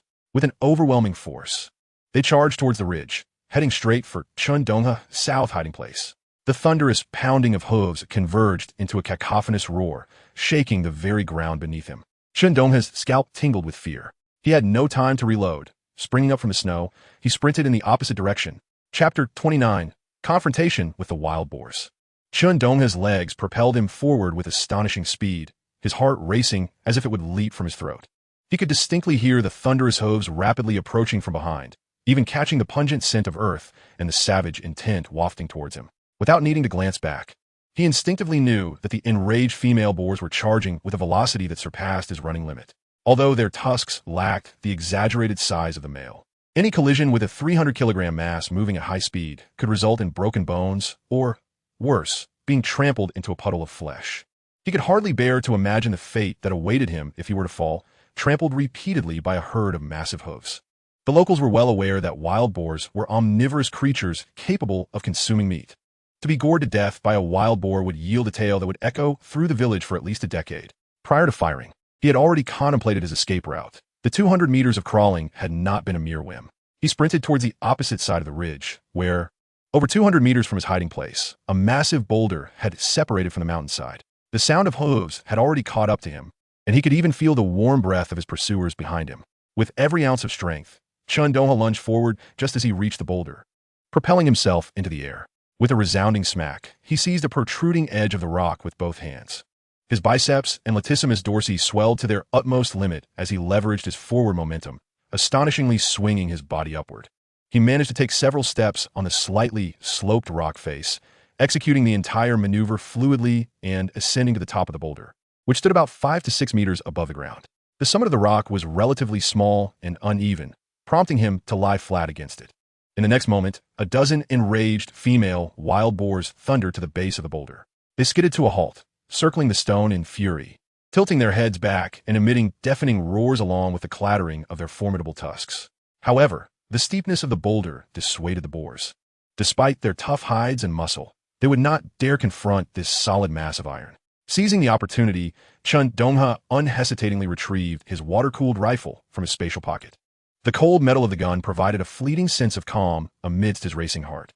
He aimed. Below him, the largest and loudest of the brown-black female wild boars, presumably the leader of the charge, gaped its maw filled with sharp tusks and bellowed furiously at him. Bang! The distinctive, thunderous roar of the water-cooled rifle shattered the valley's silence once more. The immense force of the shot struck the side of the boar's gaping mouth with devastating impact. Blood mingled with shattered teeth, and even fragments of its tongue erupted from its mouth in a violent spray. A heart-wrenching, despairing shriek escaped the boar, its massive frame staggering as if intoxicated, before collapsing with a tremendous thud, writhing in agony in the snow. With one successful shot, Chen Donghe wasted no time. Immediately pivoting his aim towards the next target, he cycled the bolt. Fire! Bang! Another female wild boar, attempting to ram the boulder, had its shoulder explode in a shower of blood. Bang! Bang! Bang! The gunfire rang out like a merciless roll call. With each shot, a charging or flanking female wild boar fell, shrieking in agony. The sheer kinetic force tore through flesh, shattered bones, and instantaneously created horrifying wounds. Within mere seconds, 7 or 8 female boars lay sprawled on the hillside, suffering and struggling. The remaining boars were utterly daunted by this terrifying thunder, their primal instincts overshadowing their furious rage. They began to feel fear, ceasing their assault on the boulder, instead pacing anxiously in circles, emitting distressed grunts, even contemplating retreating deeper into the forest. The piglets, initially frightened into the underbrush, seemed drawn back by the anguished cries of their mothers, emerging from the thickets. They gathered around the fallen matriarch, nudging her and emitting soft, pleading whines. The magazine of the water-cooled rifle was empty. Without hesitation, Chen Donghe discarded it back into the spatial pocket and swiftly retrieved his Mosin-Nagant. Click! He cycled the bolt. Standing tall, he steadied his aim, his icy gaze locking onto the remaining bewildered figures below. Bang! A female boar, turning to flee, had its hindquarters blown apart. Bang! Another shot grazed another's neck, sending a spray of blood. The two rifles were once again emptied. Beneath the boulder, only 3 relatively unscathed female boars remained, utterly cowed, whimpering in terror as they turned and bolted into the depths of the forest. Chen Donghe's eyes were cold as he swiftly reloaded, his sights firmly trained on the largest of the fleeing trio. Bang! The crisp report of the Mosin-Nagant rang out. The bullet precisely struck just below its tail. With a sickening thud, a horrific wound opened up as the bullet tore through its abdomen, spilling intestines and bodily fluids forth. The boar let out a deafening wail of despair, its speed diminishing as it stumbled and collapsed, dragging a trail of carnage through the snow. The other female boar, previously grazed by the Mosin-Nagant, along with a companion with a hind leg shattered by a stray bullet, lamented their misfortune of not having been born with an extra pair of legs. Ignoring their fallen companion, they dashed into the forest, shrieking in anguish. Chen Donghe, unmindful of reloading, could not allow the two to escape, especially the injured one. Like a great bird, he gracefully leaped from the boulder, landing with a roll, and immediately pursued the limping boar, which was now struggling on 3 legs in the snowy hillside. No matter how fast it ran, it could not outpace the fully evolved Chen Donghe. A gleam of determination flickered in his eyes as he surged forward, closing the distance with several swift strides before leaping into the air. Yet, instead of diving directly at the boar, he adeptly altered his position mid-air, landing firmly on its back. The boar, startled, bucked and roared, attempting to dislodge him. Chen Donghe tightened his legs around its belly, his right arm drawing out a machete from his waist. With a flash of cold steel, he did not execute a grandiose slash. Instead, the machete glided along the side of the boar, as if alive. Slicing smoothly along its neck and down the spine, he made a clean incision. A torrent of blood and warmth gushed forth from the wound. The boar's spinal nerves seemed severed, and its frenzied body froze abruptly. It managed to stagger a few more steps, but soon its hindquarters lost all strength, crashing down with a resounding thud, sliding across the snow, leaving behind a ghastly tableau. Chen Donghe had already nimbly regained his footing. He approached the fallen beast, gazing at the horrific wound he had inflicted with a calm demeanor. Reaching the boar's massive head, he decisively plunged the machete into its neck, mercifully ending its suffering. Subsequently, his gaze shifted towards the group of piglets that had yet to flee. Chapter 30. A fortuitous windfall? They seemed entirely oblivious to the imminent danger, still milling around the lifeless carcass of their matriarch, nudging it and emitting soft grunts. Little ones, do you still wish to rouse your father against me? A cold, sardonic smile crept across Chen Donghe's lips, yet alas, he would rise no more. He sheathed the still bloodied machete and retrieved the water-cooled rifle once more. Click, click. He swiftly loaded 5 rounds. Raising the rifle, he aimed, at a mere 50 meters. The piglets were significantly smaller targets than their mother and were in a state of utter panic. Bang, bang, bang, bang. The steady gunfire of the water-cooled rifle rang out in succession, shell casings clattering onto the snow. After emptying the magazine of the water-cooled rifle, Chen Donghe switched back to the Mosin-Nagant and fired several more shots. Once both rifles were again devoid of ammunition, silence descended upon the hillside. Only 10 piglets lay sprawled across the snow, lifeless and scattered. It was only then that Chen Donghe exhaled deeply, proceeding to reload both firearms with a leisurely pace. The remaining 2 piglets and the terrified, injured matriarch had long since vanished without a trace. The disemboweled boar lay helplessly twitching in the snow. May you be reunited. He approached the last remaining sow, still clinging to life, and with a swift stroke of his blade, severed its throat, thus putting an end to its suffering. Gazing upon the bountiful harvest sprawling across the hillside, Chen Donghe exhaled a frosty breath. His thoughts traversed the confines of the system's space. The largest boar lay unharmed, resting peacefully. The carcass of the cannonball pig, which had fallen victim to a gunshot to the eye, had been discreetly collected amid the chaos of gunfire. Additionally, there were 10 recently deceased piglets and 14 lifeless sows, not to mention the one he had disemboweled, leaving only its entrails spilled upon the snow. He approached the body, unfastened the cuffs of his padded jacket, and rolled up his sleeves. With a sharp hunting knife, he carefully opened the abdomen, extracting the shattered entrails and several segments of intestine that had fallen to the ground. It was imperative to avoid contaminating this precious meat. He skewered the steaming, bloody remnants with a branch and hung them on a nearby fir tree as an offering to the mountain spirits. Only after completing this ritual did he finally store the last heavy, cold carcass within the system's space. What a tremendous windfall this was. He weighed the inventory within the system. 1 cannonball pig, 10 small wild boars weighing around 40 to 50 pounds each, and 16 sows tipping the scales at approximately 300 pounds. This was indeed a fortune. The system space preserved everything perfectly, allowing him to process it at his leisure. However, tomorrow he would need to venture into the mountains once more. Securing more ammunition from Old Kauai was his primary objective, followed by swiftly upgrading his archery skills to an intermediate level with the ample resources at his disposal. Instinctively glancing at the system panel, the data remained clear and reassuring. How delightful! It was time to descend the mountain. Yet, dragging only 1 sow and a few piglets would certainly attract attention. It was the perfect opportunity to return the borrowed Mosin-Nagant rifle from the village while simultaneously silencing certain individuals. Gathering his thoughts, he strode briskly towards the foot of the mountain. The sow that had narrowly escaped might seek out a few lost piglets, but that was of little concern. Wild boars reproduce swiftly and possess a significant destructive capacity. Losing a few could be seen as a boon for the forest. As he approached the village, a familiar bustling scene came into view. There were still the same stacks of firewood, where the villagers basked in the sun and exchanged idle chatter. Old Zhang was rubbing his ears, while Aunt Lu was animatedly gesturing to someone. Zhang Taizhu, the village chief's son, was also present, leaning on a shovel, likely having just cleared the snow from someone's doorstep. Brother Zhu, Chen Donghe called out from several dozen meters away, raising his voice towards the village entrance. Zhang Taizhu turned his head, squinting to scrutinize the figure dragging something through the snow, his expression filled with curiosity. He acknowledged Chen Donghe and set down his shovel. Hastening towards him, Donghe, you're back. What are you dragging that S so heavy? His movement piqued the interest of the dozen or so villagers soaking up the sun, all of whom craned their necks towards the spectacle. My heavens! As Zhang Taizhu approached the sled, his eyes widened in disbelief at the large, dark figure nearly 2 meters long resting upon it, alongside a few smaller, pudgy bodies.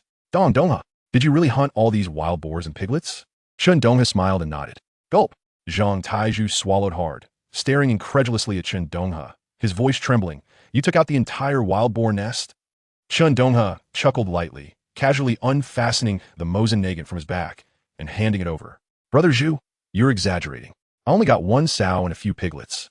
There was indeed a group in the mountains, but they lingered around the dead cannonball pig for quite a while before scattering. Unfortunately, the village's firearm, he gestured to the rifle Zhang Taizhu now held, is out of ammunition, just sitting idle, with no way to use it. Zhang Taizhu accepted the rifle, still warm from Chen Donghe's grasp, feeling its weight and noticing the snow and grass clippings stuck to its surface.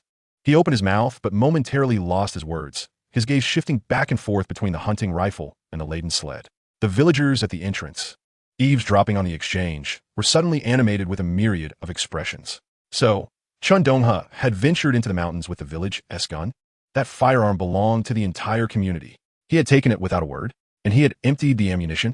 A low murmur of surprise and realization spread through the crowd, mixed with an inexplicable bitterness. Oh, so he relied on the village's gun? What luck he has struck. Scoring such a bounty.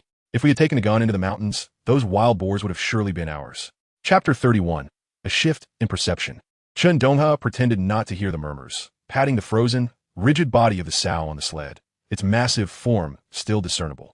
Addressing Zhang Taizhu, his voice resonated loudly enough for all present to hear. Brother Zhu, hurry back and fetch the village chief.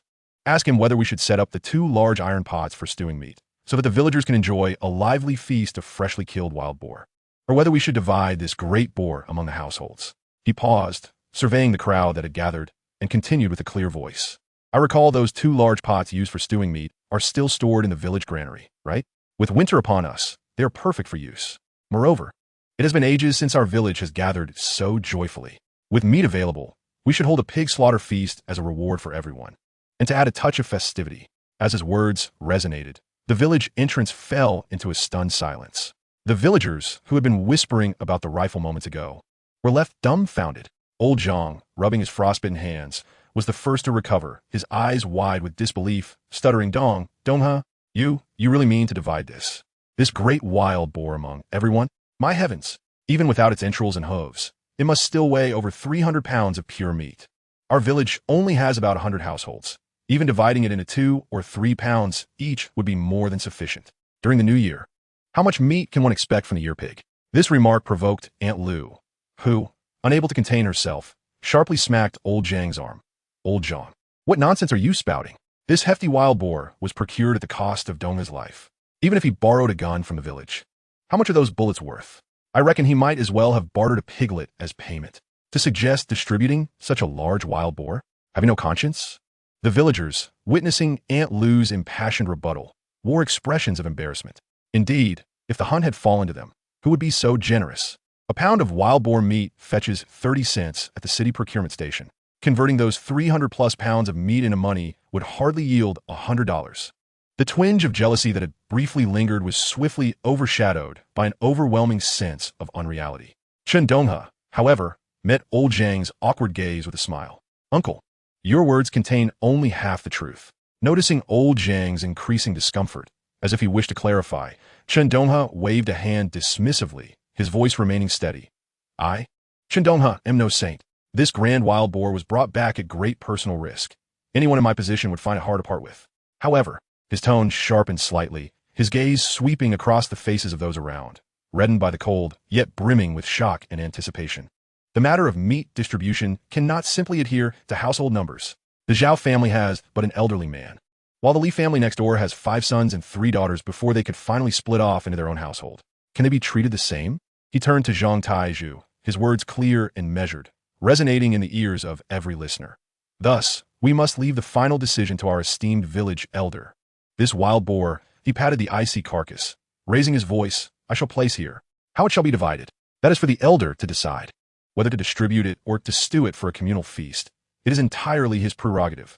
As for the 4 little ones, he gestured towards the smaller wild boars.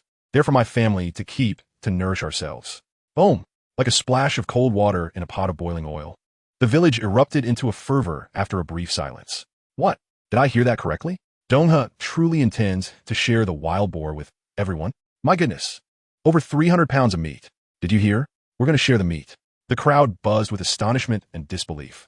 The earlier complexities of thought quickly swept away by the joy of impending distribution.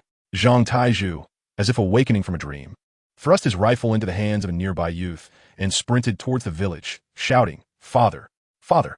Donghe has caught a wild boar and is sharing the meat with everyone. His voice echoed across the village, carrying far and wide. Even the distant mountains seemed to respond. All eyes were fixed on Chen Donghe, particularly Aunt Lu, who, once she regained her composure, gently pinched his arm and whispered, Donghe, this is a wild boar weighing 300 to 400 pounds. We all know your family situation. Offering just 2 piglets would suffice, and no one would complain. To give away such a large amount of meat, don't you think your father and mother will feel the pinch? How much grain could that buy? Chen Donghe recognized Aunt Lu's kindness, having received her assistance on several occasions. He smiled back, his voice imbued with unwavering conviction. Auntie, whenever my family faced difficulties, it was our village's elders and neighbors who extended their hands to help. Just the other day, when the Urgu came to trouble me, if not for our village's uncles and aunties driving the folks from the family village away, I would have surely faced a dire fate, and my uncle would have been severely injured. A mere pig means little compared to the kindness of our neighbors. Chen Donghe will always remember this grace. He scanned the familiar yet astonished faces around him, his voice growing stronger. Chen Donghe, am a man of my word. Everyone here is a witness. He intended to declare his commitment, letting the villagers know he would repay their kindness. Now, he sought to reshape their perceptions of him and offer tangible benefits. Of course, he understood the principle of reciprocity. 300 to 400 pounds of wild boar may seem substantial, yet when divided among nearly 100 households in the village, each would receive barely over a pound. With many children in each family, all lacking sufficient fat in their diets, this small amount would merely serve as a taste. A fleeting indulgence, leaving little lasting desire. He calculated this in his mind, but wore a sincere smile as he turned to Aunt Lu. Auntie, these little piglets, once processed, will yield over 20 pounds of meat. Keeping 4 for my family is more than enough. We are all farmers, and throughout the year we seldom see much meat. Obtaining this quantity will surely delight my parents.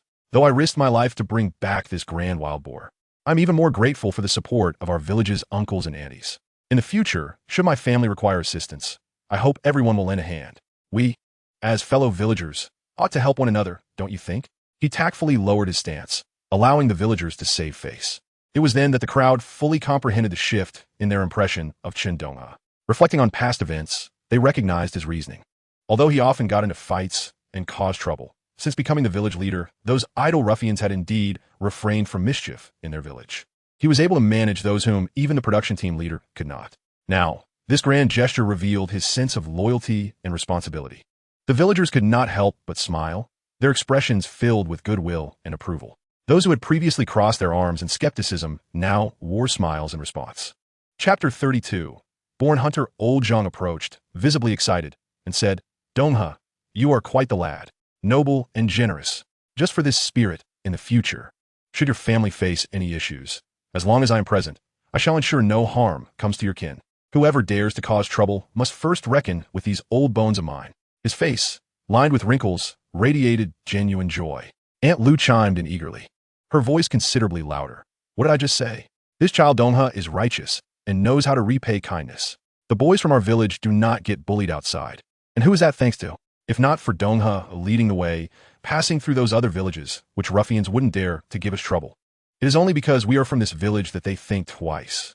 He may have been immature before, but look at him now. He has grown up." Chen Donghe felt a bit embarrassed by the praise, instinctively scratching the back of his head. He could hardly admit to having engaged in similar behavior before he matured. He was well acquainted with the local troublemakers. He was bold and brash, and in their eyes, he was one of them. Though he didn't steal, he dabbled in intimidation and minor extortion for quick cash. A wave of relief washed over him, and he broke into a cold sweat. Grateful he hadn't truly taken that path. Otherwise, he would undoubtedly have faced severe repercussions a year later. The path he now walked was indeed the right one. Fragments of memories from his past life flashed through his mind. Many details had long faded, yet now, confronted by a similar scenario, those images resurfaced vividly. He was indeed filled with gratitude, grateful to the villagers for extending their helping hands during the most challenging times his family faced. The warmth received when he was on the verge of freezing to death in the harsh winter was an indelible memory. In his previous life, he had repaid those kindnesses. However, in this life, he intended to express this bond in advance, repaying it through tangible actions. Old Zhang called upon everyone to assist in pulling the sled, while Chen Donghe found himself pushed aside by the enthusiastic crowd, who insisted he take a good rest. Brother Zhu had already darted off like the wind to seek out the village elder. The hefty rifle was cautiously carried back by a robust young man, fearful of causing any damage. Brother Zhu felt a swell of pride. The boy who had once trailed behind him as a child had finally grown into a stalwart man. This brought him more joy than having successfully hunted a wild boar himself. At that moment, it was only around 4 in the afternoon. The sun hung low in the western sky, casting a warm orange glow in the frigid air, though it offered little warmth. Yet, the villagers' enthusiasm was as fiery as the sun itself. Chen Donghe brought home the 4 young wild boars that were still kicking, while the massive wild boar was collectively carried to the clearing in front of the village team's office. Upon returning home, he and his parents recounted the events in detail. His mother, Wang Xiaomei, was filled with concern, yet also sparkled with pride. "My son, you've truly risked your life for this." She stepped forward, wanted to check if he was injured, but ultimately only smoothed out a wrinkle in his cotton coat. "But you've really grown up. You're looking out for the family and the entire village."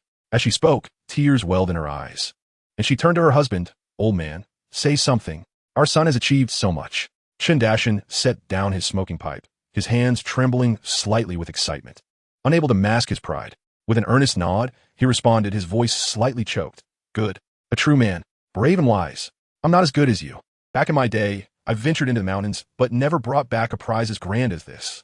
His eyes gleamed as if he were witnessing a younger version of himself, yet far surpassing his own past accomplishments. Hearing this, Chen Donghe felt warmth blossom in his heart, aware that his father had also enjoyed such pursuits in his youth. He embraced his father's shoulders and laughed. "Father, I SNT this all thanks to your teachings. If you hadn't taught me to play with slingshots and bows from a young age, how could I have hit the wild boar in the eye? And if you hadn't taken me into the woods to learn the paths, how would I have dared to venture into those deep mountains?" He intentionally attributed his success to his father, hoping to amuse the elder. Wang Xiaomei wiped away the moisture at the corners of her eyes, then recalled the crux of her son's words, lowering her voice with an incredulous tone. "Donghe, did you just say there's an even larger one? A 500 or 600-pound boar? Is that true? My heavens, you're not hurt anywhere, are you?" As she spoke, she anxiously grasped her son's arm, scrutinizing him from top to bottom, even feeling his back, fearing he might be concealing an injury to spare the family's worry. Chen Donghe widened his eyes once more, nearly dropping his pipe, and quickly caught it, staring intently at Chen Donghe, questioning his own understanding. Chen Donghe promptly reassured them. Mother, father, there is no need to worry. I'm perfectly fine, not a single hair out of place. He spun around to demonstrate his intactness, then began narrating the entire wild boar hunting escapade, half-truthfully embellishing the tale to fully ease their minds. To be honest, I didn't dare venture deep into the mountains. I only planned to wander around the edge of the old forest, hoping to catch a few wild chickens or rabbits to bring home. Who would have thought I'd stumble upon this group of beasts? When meat comes so easily, how could I resist? At that moment, I spotted an ancient pine tree, too large for 3 men to embrace, and quickly climbed up. The branches were icy cold. The wild boars below were bellowing. I aimed my rifle at the largest one and fired. Lo and behold, I struck its eye. That creature fell instantly, motionless. The herd erupted into chaos, scattering in panic. However, only one boar was formidable. The rest were sows that merely bumped into trees without much concern.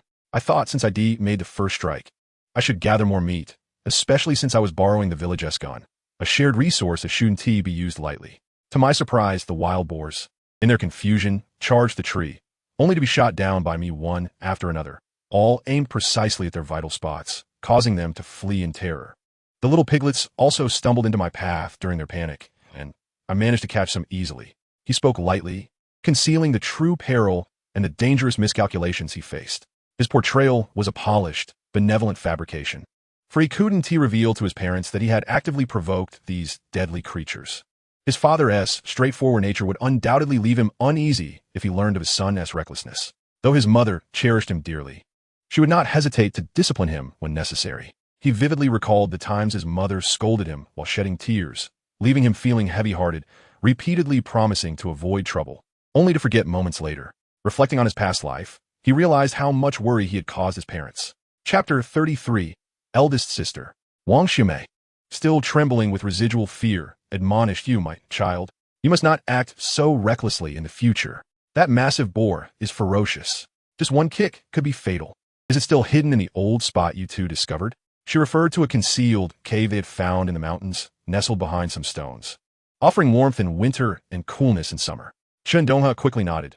"Yes, it's hidden there, perfectly secure. I sealed the entrance with branches and straw. Even wild dogs can't find it. I'll borrow a donkey cart from Aunt Sam, and Sam taking 2 small wild boars to the city to trade for supplies. The villagers won't suspect a thing. They're all too pleased with their shares of meat and soup. I'll set off before dawn and take that larger one into the city to sell for our family's needs. My second sister has been wearing the same cotton coat for years. The cuffs are worn and frayed. It's high time she got a new one. And my fourth sister is still in my old coat. Patched upon patched, it looks so cold. I must buy her a new floral cotton coat, suitable for a young lady." As he was lost in thought, he received a light but firm slap on the back of his head from his mother. "Don't waste money." Wang Xiumei glared at him, her tone resolute. "The fourth girl has a coat to wear. Those coats from your childhood are still warm enough to keep her from freezing. What's wrong with them not looking pretty? She's just a little girl. What does she need to be pretty for? And your second sister can manage just fine. She is quite capable of making her own adjustments. You're not to buy anything. Bring that money back to me. Do you hear? You may have hunted wild boars now, but that money was earned with your life. Every penny is hard-earned. Otherwise, I'll use a feather duster on you." As she spoke, she shot a warning glance at Chen Donghe. Chen Donghe immediately understood, nodding in agreement, and earnestly advised, "Listen to your mother. If you wish to bring Xiao Shui into your household, you must do it with style. You know your reputation. You're not oblivious to it.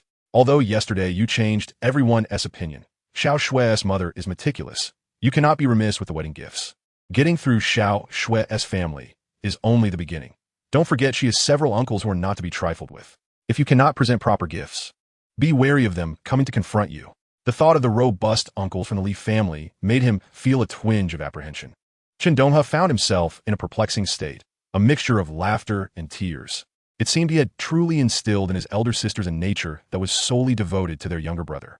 If this continued, their youngest sister would undoubtedly be ensnared in the same fate. He was the cherished darling of the family, showered with affection from all sides. This weighty love fortified his resolve to live a life worthy of such devotion.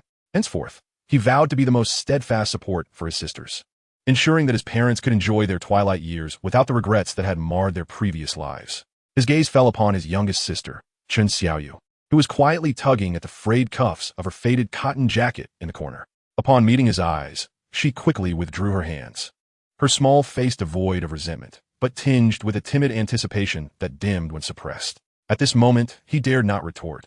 Otherwise, the newly fashioned feather duster made from the mountain chicken feathers he had brought home the day before would surely come into play. Was this not a case of weaving oneself into a web of one's own making? He could only nod repeatedly, acquiescing, understood, understood, mother, father, I will heed your words. Though he verbally submitted, his heart was resolute. He would still procure what his younger sister needed. After all, the money from selling meat was in his hands. And when the time came to make purchases, his mother could hardly cast it aside. At worst, he would face a round of complaints. Nevertheless, he felt a sense of happiness in being managed by his parents in this way. Chen Donghe shifted the tone of the conversation, adopting a more solemn demeanor as he knocked the ash from his pipe against the edge of the calm. Donghe, tomorrow you shall sell the pork in the county and make a trip to your eldest sister's place. I won't be giving you any money. Over the years, you have seen how your eldest sister has discreetly sent provisions to the family. A handful of grain, a few eggs, these were all saved from her own meager rations. Now it's time to bolster her support.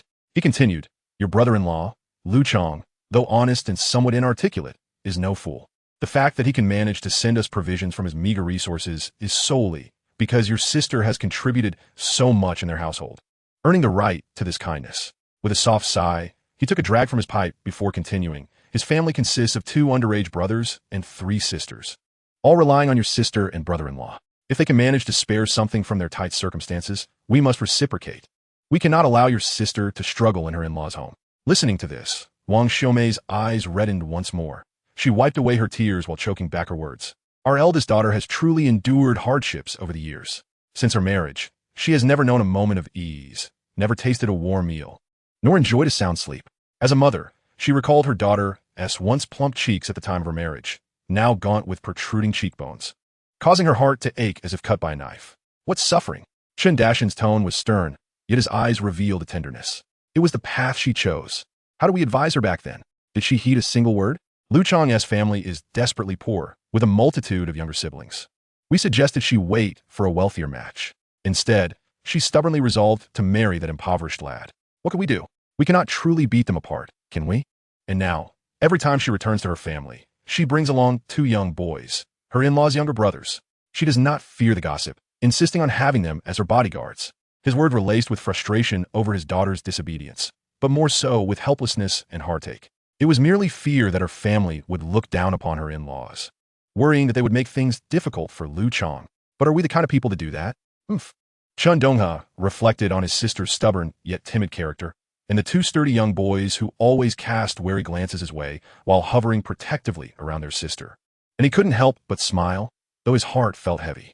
The situation at his brother-in-law's home was indeed dire, and his sister's resilience and sacrifices were her only support in that unfamiliar household. All right, father, mother, do not worry. I will visit tomorrow. After all, it is not far, and I will dine at my sister's place at noon. As he contemplated the items on the donkey cart, an idea struck him, and he quickly added, I will keep a couple of the little wild boar piglets to send to my sister's family. Raising them would be beneficial, and if we choose to slaughter them for meat, that would be good too. I ought to meet those boys and get acquainted with them. What I owe them for my past life, I shall repay slowly in this one. No sooner had he spoken than the resonant voice of the old village chief echoed from outside the courtyard, filled with exuberant cheer. Donghe, call your parents out. We are going to distribute the meat in the commune. Good lad. The old uncle truly did not misjudge you. You are manly, straightforward, and benevolent.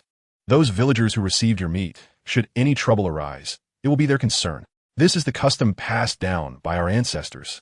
A smile involuntarily spread across Chen Donghe's face as he swiftly got out of bed, slipped on his shoes, and rushed outside. Old uncle, come in and warm up. It's chilly out here. He hurried to support the old village chief, who was draped in a worn cotton jacket. Warm up. Nonsense. The old chief, with a rosy complexion, seized his arm and pulled him outside, exclaiming, let us go, let us go. We must head to the commune. The villages old and young.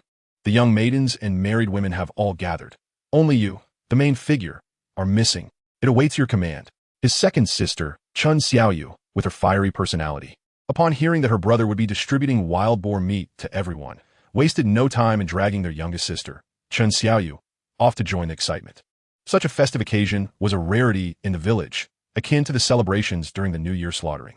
Following the old village chief to the commune's entrance, Chen Donghe was met with an outpouring of warmth and genuine praise from the villagers. Each face, simple yet radiant with joy, looked upon him with eager eyes. Even the usually aloof accountant Lee, who would previously avoid him, now wore an infrequent smile. For the first time across both this life and the last, he felt the sincere commendation of so many and was caught off guard, feeling a bit bashful, only able to respond with a sheepish grin. The old village chief pulled him into the center of the crowd, raised his arm to silence them, and then declared in a booming voice, "Donghe, the village elders and I have come to an agreement. We shall divide this meat equally by head count, for families with more members and fewer laborers. We will allocate a bit more, ensuring each person receives half a gene of meat, sharing in Donghe's valor and good fortune. The remaining half, bones included, will be cooked in the large iron pot from the commune, simmering away. The aroma of the marrow will waft for miles. We shall add some radishes, potatoes, and cabbage, whatever we have. Let us make it a communal feast, bringing everyone together to ward off the winter's chill. And the credit for this goes entirely to Donghe." The old village chief patted Chen Donghe's shoulder with vigor, nearly shouting, "Will everyone accept this goodwill?" "Absolutely." The crowd roared in response, their voices echoing thunderously, with children jumping with excitement. The festive atmosphere lingered in the village for quite some time. 2 large pots of broth simmered on a makeshift stove for over 2 hours, the rich aroma of meat wafting throughout the village, tantalizing appetites. Even the usually early-to-bed elders arrived, leaning on their canes. The village men gathered, smoking their pipes and engaging in lively conversation. A few seasoned hunters gathered around the wild boar, expressing their admiration for its robust physique while weighing its considerable heft. They directed the strong young men on how to wield their knives for the most equitable cuts, discussing the appropriate thickness of the meat and the size of the bone chunks. The younger boys clustered around Chen Donghe, their eyes brimming with adoration. In their hearts, Chen Donghe was no mere street urchin, but the undeniable king of the children in their village, the elder brother to all. They bombarded him with questions, eagerly inquiring about the thrilling escapades of hunting the wild boar, with some bold enough to ask if they could accompany him on the next trip into the mountains. Zhang Taizhu stood nearby, smoking a cigarette, watching Chen Donghe patiently respond to the boys with a smile reminiscent of a proud father. The lively atmosphere peaked once the meat was stewed to perfection. With the old village chief's call to gather around the steaming pots, everyone, regardless of age or gender, surged toward the 2 bubbling cauldrons. The aroma had already captivated their senses. One pot contained potatoes soaked in rich meat juices, while the other brimmed with tender, flavorful strips of radish. The surface of the broth shimmered with golden oil and piquant dried chili segments, the rich fragrance mingling with the scent of firewood, causing mouths to water. Having been deprived of meat for years, the villagers' eyes sparkled with delight at the enticing scent. Children clutched chipped earthen bowls, eagerly gazing at the ladle, saliva nearly dripping to the ground, persistently urging the adults to hurry up. No one can escape the allure of delicious food. Chen Donghe not only provided everyone with substantial portions of meat, but also concocted 2 enormous pots of aromatic bone broth that wafted for miles. 2 vast cauldrons, each about 1.5 meters in diameter, stood at the entrance of the brigade, steaming invitingly. Every villager was assured a generous share. Such generosity and thoughtfulness left everyone thoroughly convinced, with no room for dissent. The distribution of meat and soup was exceptionally orderly, with everyone forming a line. As each household received a glistening piece of meat, their smiles deepened considerably. They pinched the snowy white lard with their fingers, carefully wrapping it in the dry leaves or oiled paper they had brought, storing it in the deepest pockets of their clothing. Those holding bowls of hot soup, both adults and children, eagerly blew on it before slurping up the steaming broth, their faces instantly reflecting satisfaction and contentment. The revelry continued until after 10 at night, gradually dispersing, leaving only a few young women to tidy up the pots and pans. The 2 large cauldrons, however, remained set up, still containing a fair amount of meat bones and boiled vegetable remnants. The old village chief chuckled, savoring the taste, and remarked, "No need to clean up just yet. Let us add more water tomorrow and toss in the leftover bits from each household to simmer into a rich soup. The flavor is delightful. We mustn't waste it. Tomorrow morning, everyone should bring their bowls to enjoy a hearty meat broth, perfect for soaking some dry rations." As Chen Donghe observed Li Shui quietly heading home, her slender figure appearing somewhat fragile against the biting wind, he promptly followed her. When the familiar courtyard door creaked shut behind her, he hurried forward. Just as Li Shui was about to secure the latch, he quickly placed his hand against the doorframe. "Who is it?" Li Shui gasped, momentarily startled, then softly inquired. Upon recognizing Chen Donghe, her face lit up with a smile, her eyes crescent-shaped. In the cool moonlight, her smile radiated warmth. Donghe, come in and sit. It's cold outside. Come warm yourself by the fire. My mother was just saying yesterday how much bear meat your family provided, and how it brought us such good fortune. It's not much, not at all, Chen Donghe replied, remaining at the threshold, peering inside. The main room was dark, while a dim yellow glow from a kerosene lamp illuminated the inner room, faint coughs echoing within. I noticed Aunt Lee didn't go to the brigade. Is she having her old ailment again? Is she coughing badly? His voice was laced with concern. Li Shui's expression dimmed slightly as she replied softly, my mother doesn't like crowds. When there are too many people, her breathing becomes labored, and she fears her cough will dampen everyone's spirits.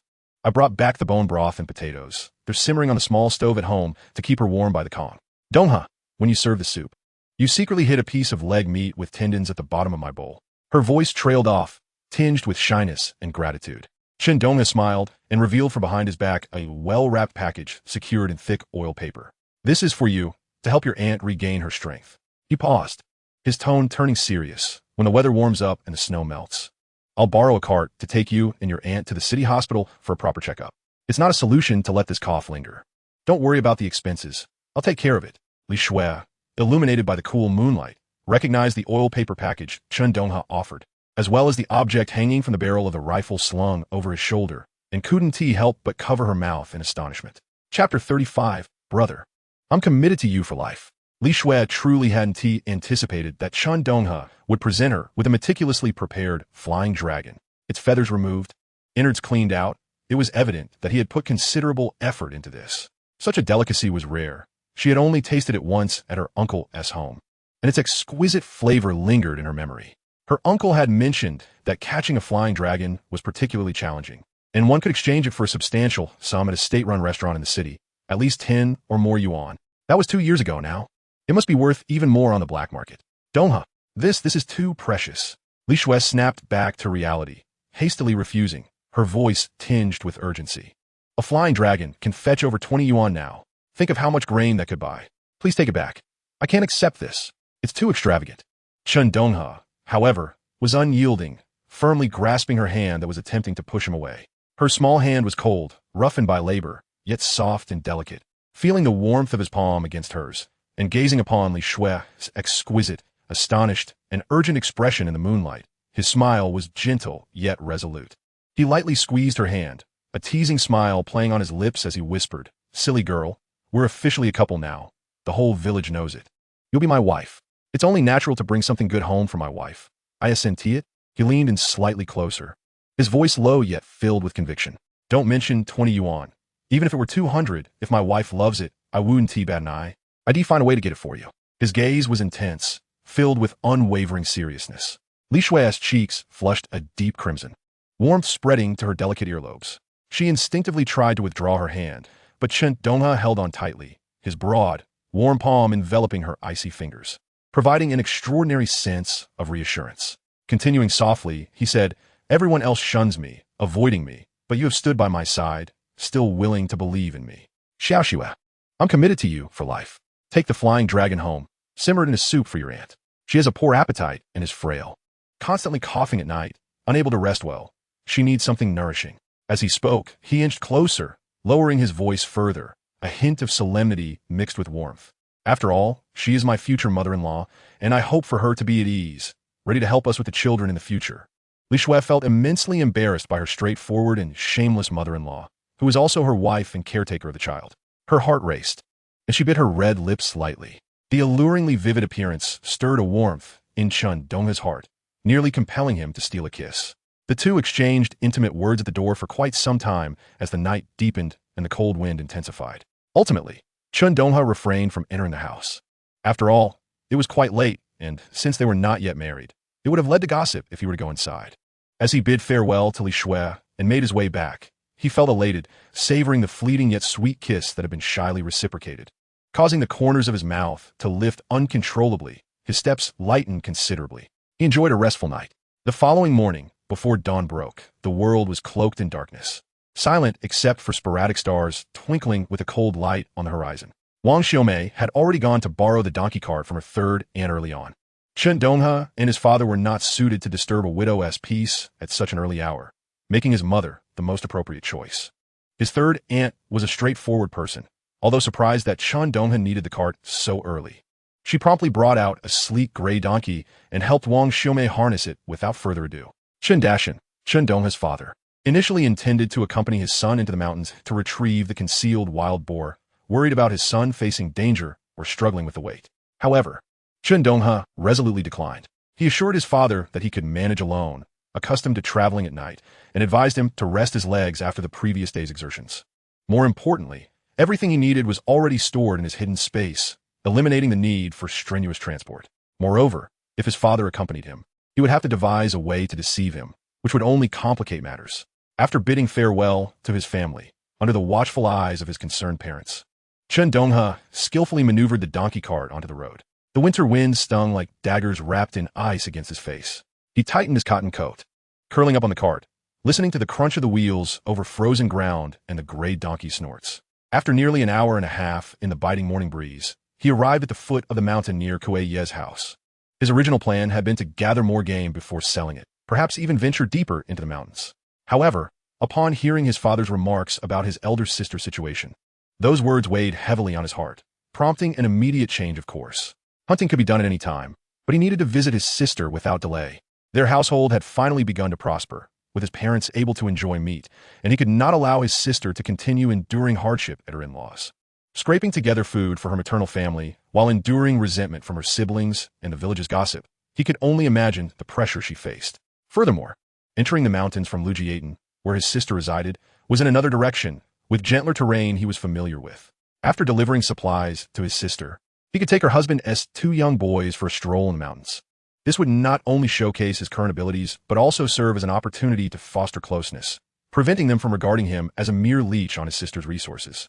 He halted the donkey cart a mile from Lijiaten's village entrance, where a few clusters of dead, towering thorns provided a temporary hiding place he had discovered by chance. Scanning the surroundings for any signs of life, he felt the morning wind whispering, with only the dry branches swaying. He swiftly moved, using the cart and thorny bushes as cover, and with a flicker of thought, retrieved the largest female wild boar, weighing approximately 150 to 160 pounds, from his hiding place. He then took out a machete and, with swift precision, cut it into 2 thick cuts of meat. Next, he retrieved 2 plump rabbits, skinned and dusted with a layer of white frost, along with a vividly feathered wild chicken. He arranged these items neatly on the cart, covered them with a tattered sack, and finally placed a small bundle of firewood on top for camouflage. Then, he confidently reboarded the cart, cracking the whip to urge the gray donkey towards Lijiaten. Chapter 36. I come bearing gifts. Having been delayed on the road, he arrived at Lijiaten when daylight had fully broken. The thin sunlight failed to dispel the morning chill, and most villagers were still reluctant to leave the warmth of their kong beds.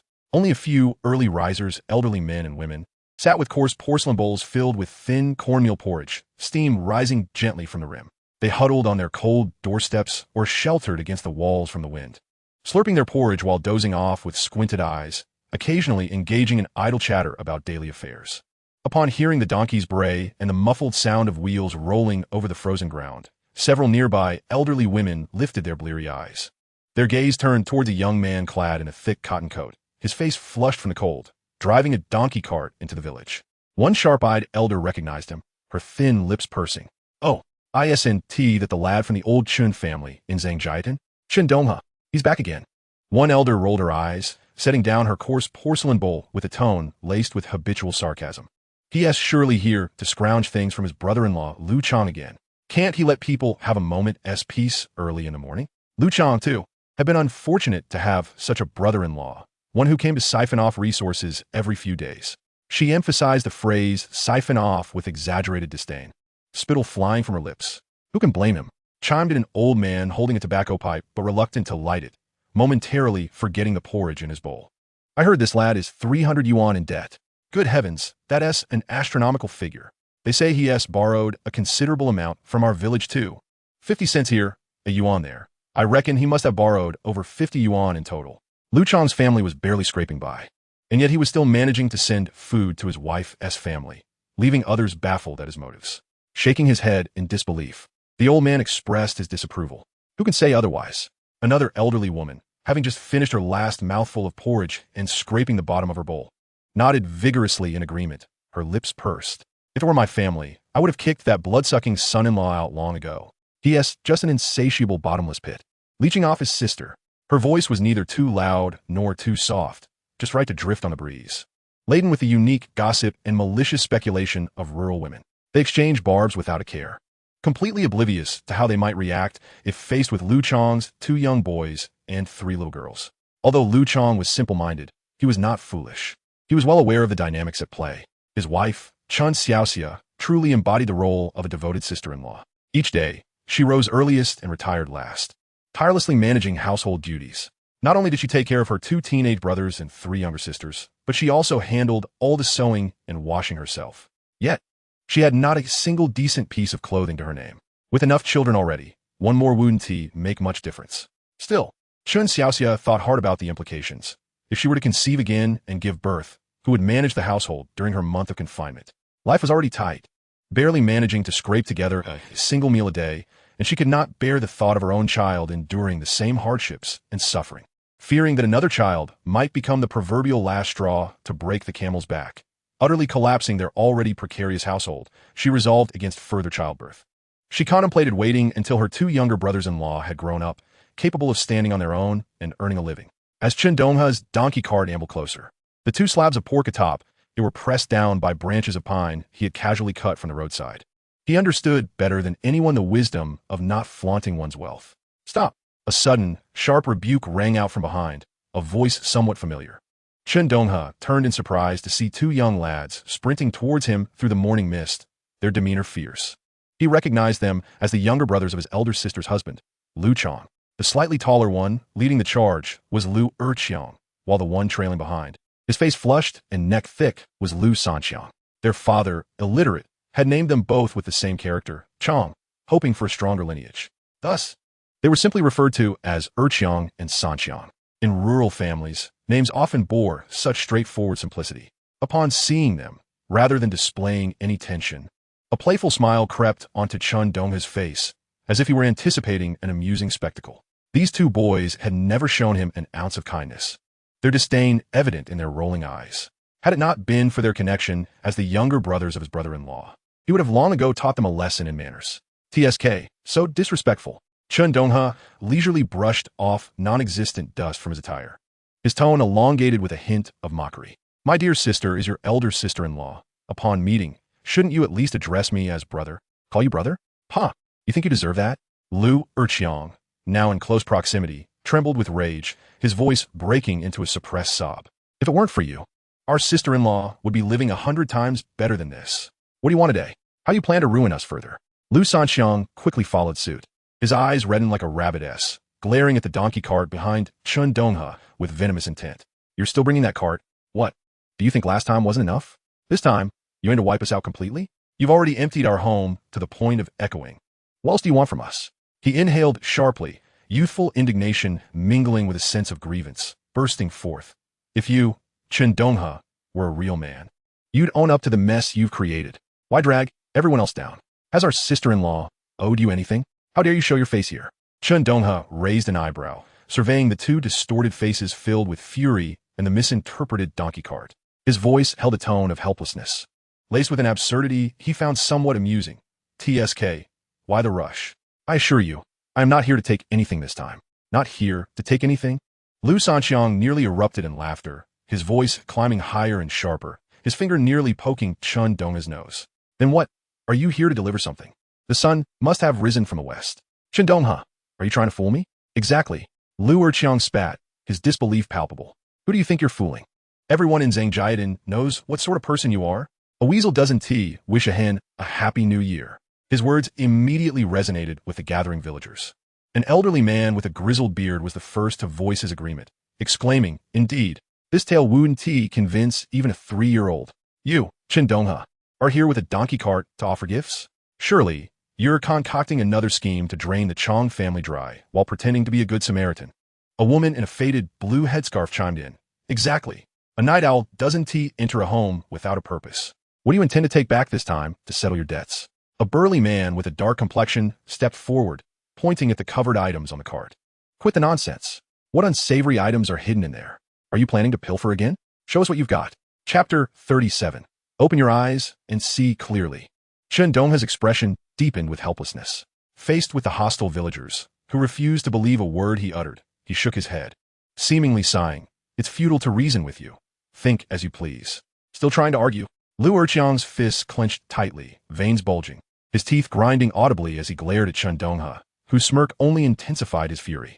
My brother hasn't slept for days because of the trouble you caused. He has been going door to door across the village, shamelessly smiling as he begged for money from you. His shoes are worn to the soles. Do you understand how difficult it was to scrape together that $50+? Every penny was pinched from my brother and sister-in-law's food money. How many mouths did that money feed? Our Lu family has become the laughingstock of the village. The brothers' chests heaved with rage, their eyes glistening with unshed tears. Fists clenched as years of pent-up grievances and concern for their sister-in-law burst forth like a flood. They had endured for her sake. For every time she lamented over this irresponsible brother, it felt like a dagger to their hearts. Their elder brother, Lu Chong, had taken on the roles of both father and mother, raising them with great effort. Chun Xiaoxia, their sister-in-law, had treated them like her own brothers, sharing every morsel of food and every piece of clothing, caring for them as if they were her own flesh and blood. In light of this bond, they had previously tolerated Chen Donghe's occasional visits, no matter how disgruntled they felt. But today was different. The instigator, Chen Donghe, had the audacity to roll in with a donkey cart. This very stance suggested he aimed to hollow out whatever remnants of their family's foundation remained. They resolved to confront him before their brother left for the day and their sister-in-law woke up, even if it meant facing a beating afterwards. They would accept that. Listening to the brother's vehement accusations and observing the villagers gradually encircle him, Chen Donghe's smile only deepened, imbued with an indescribable sense of relief. This nonchalant demeanor further enraged the onlookers. The early risers, laborers preparing to head to the fields, and mothers with children in their arms, all converged like fish drawn to blood.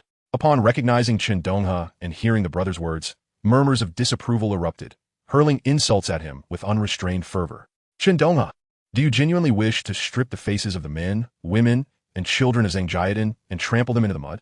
The elderly man with the grizzled beard spat heavily, his murky eyes glaring at Chen Donghe. If your village's ancestors knew, the coffin boards would leap 3 times. Indeed, the woman with the faded blue headscarf placed her hands on her hips, eyeing Chen Donghe with disdain, her voice sharp and piercing like a knife.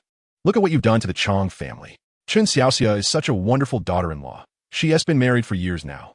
Why can't she even bear a child?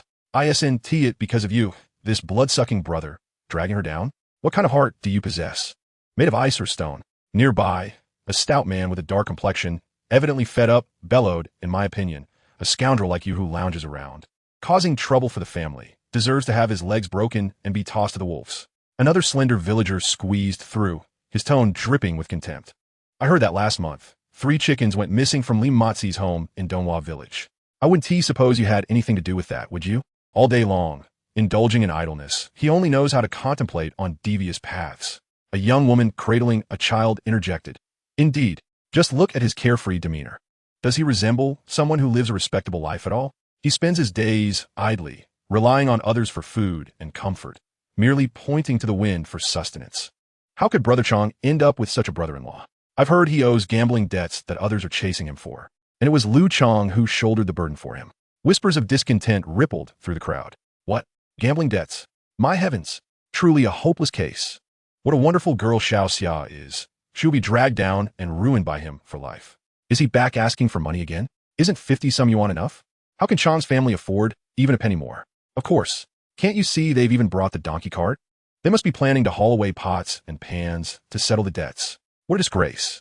As Chen Donghe listened to the escalating vitriol surrounding him, feeling the villager's protective anger towards his elder sister's family, his smile grew ever more pronounced, even tinged with an odd sense of ease. To those observing, this expression was nothing short of a blatant provocation and humiliation. The villagers, already harboring a deep disdain for his character, were further incensed. A few young men of similar age to the Lu brothers could no longer contain themselves. They cursed vehemently while rolling up their sleeves, ready to charge forward. Lu Erqiang and Lu Sanqiang's faces were flushed with rage, their fists cracking ominously. Words had reached a boiling point, saliva nearly drowning him in their contempt. Any person with a shred of shame would have long scurried away. Yet here was Chen Donghe, still smiling. His audacious, unrepentant demeanor was akin to fanning the flames of the village's ire. Damn it. Why are we even talking to him? Everyone, let us go and give this scoundrel a beating. Yes, let us avenge the Liu brothers and restore the village's dignity. Together, let this ingrate learn a lesson. The clamor of the crowd surged, their collective anger igniting like wildfire. The atmosphere grew increasingly tense, pushing towards a confrontation. Just as the situation reached its zenith, with everyone poised to act, Chen Donghe suddenly sprang into action. The expression of resignation mixed with that peculiar lightness on his face solidified in an instant as his gaze swept over the furious Liu brothers and the advancing crowd. He shook his head, seemingly abandoning any hope of defense. In a swift motion akin to a leopard, he stepped back to the donkey cart, his large hand reaching out, and with a decisive pull, he yanked away the few bundles of dry twigs covering the cart. Following that, with no hesitation, he flung off the tattered burlap sack that shrouded the cart. Accompanied by a voice neither loud nor soft, yet clear and powerful, he commanded, "Look closely." As the burlap sack was fully removed, the truth concealed upon the cart was laid bare, exposed to the chilly morning air and the astonished gazes of the villagers. Chapter 38. Steal? Why would I bother with such effort? That is, pig hindquarters? All eyes widened, and after a prolonged silence, a collective gasp echoed, fixating on the two massive, plump wild boar hindquarters resting atop the cart. Alongside them lay a few robust wild rabbits and a couple of vividly feathered wild chickens, all starkly revealed under the rising sun. The dark red lean meat, the pure white fat, the robust gray-brown rabbits, and especially the wild chickens, adorned with a dazzling array of gold, red, and deep purple feathers, struck the onlookers like three silent thunderclaps. The air abruptly thickened. The earlier tumultuous clamor was extinguished, plunging the scene into an eerie silence, where the sound of a pin dropping could be heard. Those elderly folk who had been cursing and reaching out found their mouths agape, half-chewed morsels of food stuck in their teeth, forgotten in the moment. The villagers who had been so filled with righteous indignation now wore expressions of sheer astonishment. All outstretched hands and open mouths froze mid-motion, as if under a spell. Liu Erqiang and Liu Sanxiang, their fury doused with icy shock, gazed wide-eyed at the unexpected bounty, their minds blank. However, after that brief silence, suspicion began to ripple through the still air. Wasn't this the guy they were just calling a weasel? A burly man with a dark complexion broke the silence with a mocking laugh. His skepticism was palpable. Goodness, has the sun truly risen from the west? Chen Donghe, could you really have brought in such a treasure? His words, like a drop of water in hot oil, ignited the doubts of the other villagers. Surely he must have stolen them from someone, murmured a woman in a blue scarf, her eyes narrowing at the colorful wild chickens. Those feathers don't look like our local chickens. Just the other night, Erdan's dog was barking fiercely. Could it be? Don't say. The old hunter from the east side of the village lost a rabbit just before the new year. The latch had been pried open. Perhaps he used money borrowed from Brother Chong to buy these, just to silence us? Yes. Given his past behavior, I wouldn't be surprised. The whispers grew louder, coalescing into a tide of distrust. The astonishment in the villagers' eyes was swiftly replaced by contempt for what they perceived as a ruse, and the anger that had just subsided began to resurface. At that moment, Chen Donghe, who had been silently enduring their scrutiny beside the donkey cart, revealed a flicker of coldness in his eyes.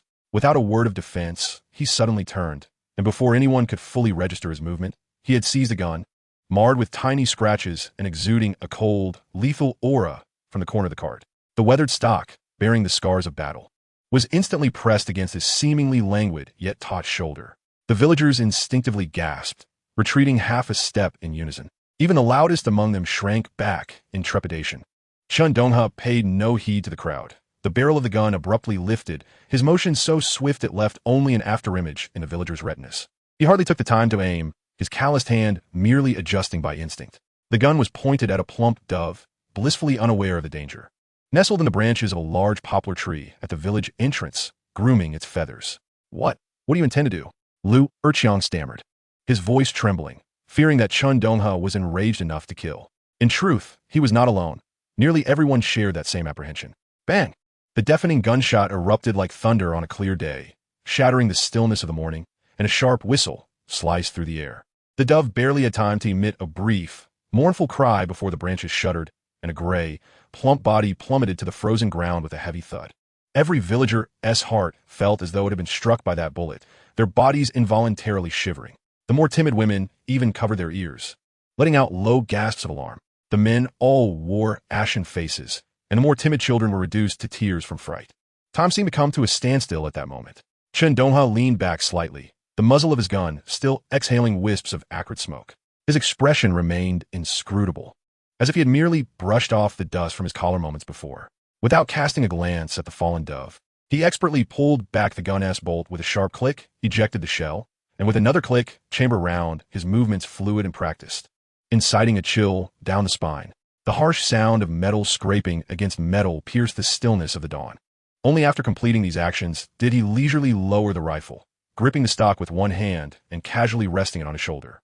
Then, under the gaze of hundreds, frozen in a mix of horror and disbelief, he ambled over to where the dove had fallen, lifting his foot to prod at the bird, its neck blown apart, still twitching slightly. TSK, a bit lean, he muttered disdainfully before bending down to grasp the plump dove by its claw, tossing it behind him without a second thought. The neckless dove traced a short arc through the air before landing with a thud amidst a pile of wild boar hindquarters and pheasants on the donkey cart, oozing blood and glistening with the primal sheen of life. The mingling scents of blood and gunpowder assaulted everyone's senses.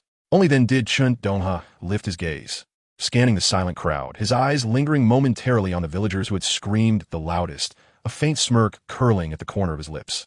Stealing? His voice, though low, resonated clearly in every ear, imbued with a chilling sharpness. There are plenty of beasts on the mountain. Why would I bother? At that moment, the air was utterly still. All that remained was the cold wind, swirling with the gun's smoke and the metallic tang of blood, alongside the villagers' nearly suppressed heavy breaths and racing heartbeats. The man who had been suspected of thievery turned beet red, his lips trembling, unable to utter a single word. The woman with the blue headscarf averted her gaze, too afraid to make eye contact with Chen Donghe. Lu Erqiang and Lu Sanxiang felt their legs weaken involuntarily. They watched as the rifle casually slung over Chen Donghe's shoulder emanated an aura of death, then glanced at the freshly shot dove before surveying the pile of wild boar, rabbits, and pheasants. A chilling sensation surged from their feet to the crown of their heads, causing their body hair to stand on end. Was this truly the Chen Donghe they knew? A slothful, carefree man who only stirred up trouble? And his marksmanship? He was no mere luck shot. His movements, his poise, his agility were those of a seasoned hunter, perhaps even a more ferocious entity. So, the items on his cart were indeed procured through his own skill. With that rifle in hand, his earlier claim of not coming for anything was now dizzying. The revolutionary upheaval of their worldview overwhelmed the Lu brothers and the entire village. Chapter 39, Brother-in-Law, You've Misunderstood. Chen Donghe could hardly be bothered to speak, as if that gunshot had merely been a casual flick of the wrist. He casually returned the rifle, still warm with the remnants of gunfire, to the empty space on the donkey cart, as though discarding a mere firewood stick. After brushing off his hands, he sauntered over to the cart once more, seizing the reins. Giddy up! With a brief command, the rickety donkey cart creaked forward, rolling past Lu Erqiang, Lu Sanxiang, and the petrified crowd. The heavy wheels ground over the frozen, hardened dirt road, emitting a jarring sound that resonated in the hearts of all the villagers. It wasn't until the cart had moved several paces away that the villagers snapped out of their nightmarish stupor. Oh my heavens! Just now that shot. It struck from so far away. He didn't even look, just raised his hand and shot. Someone gulped heavily, feeling a chill run down their spine, as if a cold barrel were grazing their hair. Where did he get that gun? And where did he learn to shoot like that? This is incredible. Stealing? He dares to call it stealing? Goodness, we almost landed ourselves in trouble. Those things were truly hunted by him. The crowd erupted in a cacophony of disbelief. Yet, the fervent discussions were no longer filled with anger, but rather a blend of extreme shock, fear, confusion, and a hint of reverent awe towards an unknown power. All eyes were fixated on the donkey cart moving forward, trailing behind it the relaxed figure of the man driving, and the rifle that leaned quietly yet ominously against the cart. The Lu brothers exchanged glances, reading the profound fear and disbelief etched in each other's eyes. They just stood at the front, closest to the gun's muzzle. The searing heat wave and deafening explosion still echoed in their ears. The image of the dove's neck being blown apart played vividly in their minds. Fear utterly eclipsed their prior anger. The familiar figure driving the donkey cart now appeared alien and unfathomable. The brothers' clenched fists had long since relaxed, their palms cold and slick with sweat. The earlier thoughts of confronting him had vanished, replaced by a dazed sense of survival and concern for their elder brother's safety. What exactly was Chen Donghe here to do? Lu Chang rose before dawn, having only consumed a bowl of thin vegetable porridge the previous night, leaving his stomach grumbling incessantly. With a few acres of meager farmland, While others hibernated during the off-season, he could not afford to be idle, seeking work wherever he could, as labor was essential for sustenance. Possessing some carpentry skills and a strong work ethic, he was not picky about jobs, thus many sought him out for odd tasks. He toiled from dawn till dusk, all for a few extra coins, as even the smallest amounts were a lifeline for his family. Typically, he skipped breakfast in the morning, opting instead to gulp down a couple of ladles of icy well water to quell the growling in his belly before heading out. Today, he had accepted a job from old Zhang's family in the neighboring village to build a set of cabinets, with the promise of a meal at noon, while he would return home for dinner. It was a lucrative job worth over $10, so he needed to leave early. As he opened the creaky, dilapidated wooden door, stuffed with dry straw, a bone-chilling wind rushed in, causing him to shiver in his patched, thin cotton coat. A familiar figure was parked with a donkey cart in front of his low, crumbling yard. The young driver looked over in his direction. Lu Chang's face, already pale from the cold, twisted into a bitter and helpless expression, and he sighed wearily. Rubbing his red, cracked hands together, he mustered the courage to step out against the biting wind. Donghe? Astonishment flickered in his eyes, followed by a habitual, weary smile that appeared stiff. Donghe, brother-in-law. Everything that could be borrowed has been borrowed. The last time you took those 4 taels of meat, I recognized that it was your sister's intention to provide some sustenance for your family. I did not intervene. It was my inadequacy as a brother-in-law. His voice bore a hint of frailty, a mixture of hunger and sorrow. But fret not, I have recently secured a significant job, crafting a set of cabinets for old Zhang's family in the neighboring village, which will occupy me for over 20 days. The host is benevolent, promising an 11 yuan wage. Once I complete this task, I shall endeavor to gather as much money as I can send to you. Please speak kindly to the debt collectors on your end. 300 yuan is no trifling sum, and we cannot amass such a large amount in one go, but we can repay it little by little. In the future, as life eases, I will surely find a way to settle the debt gradually.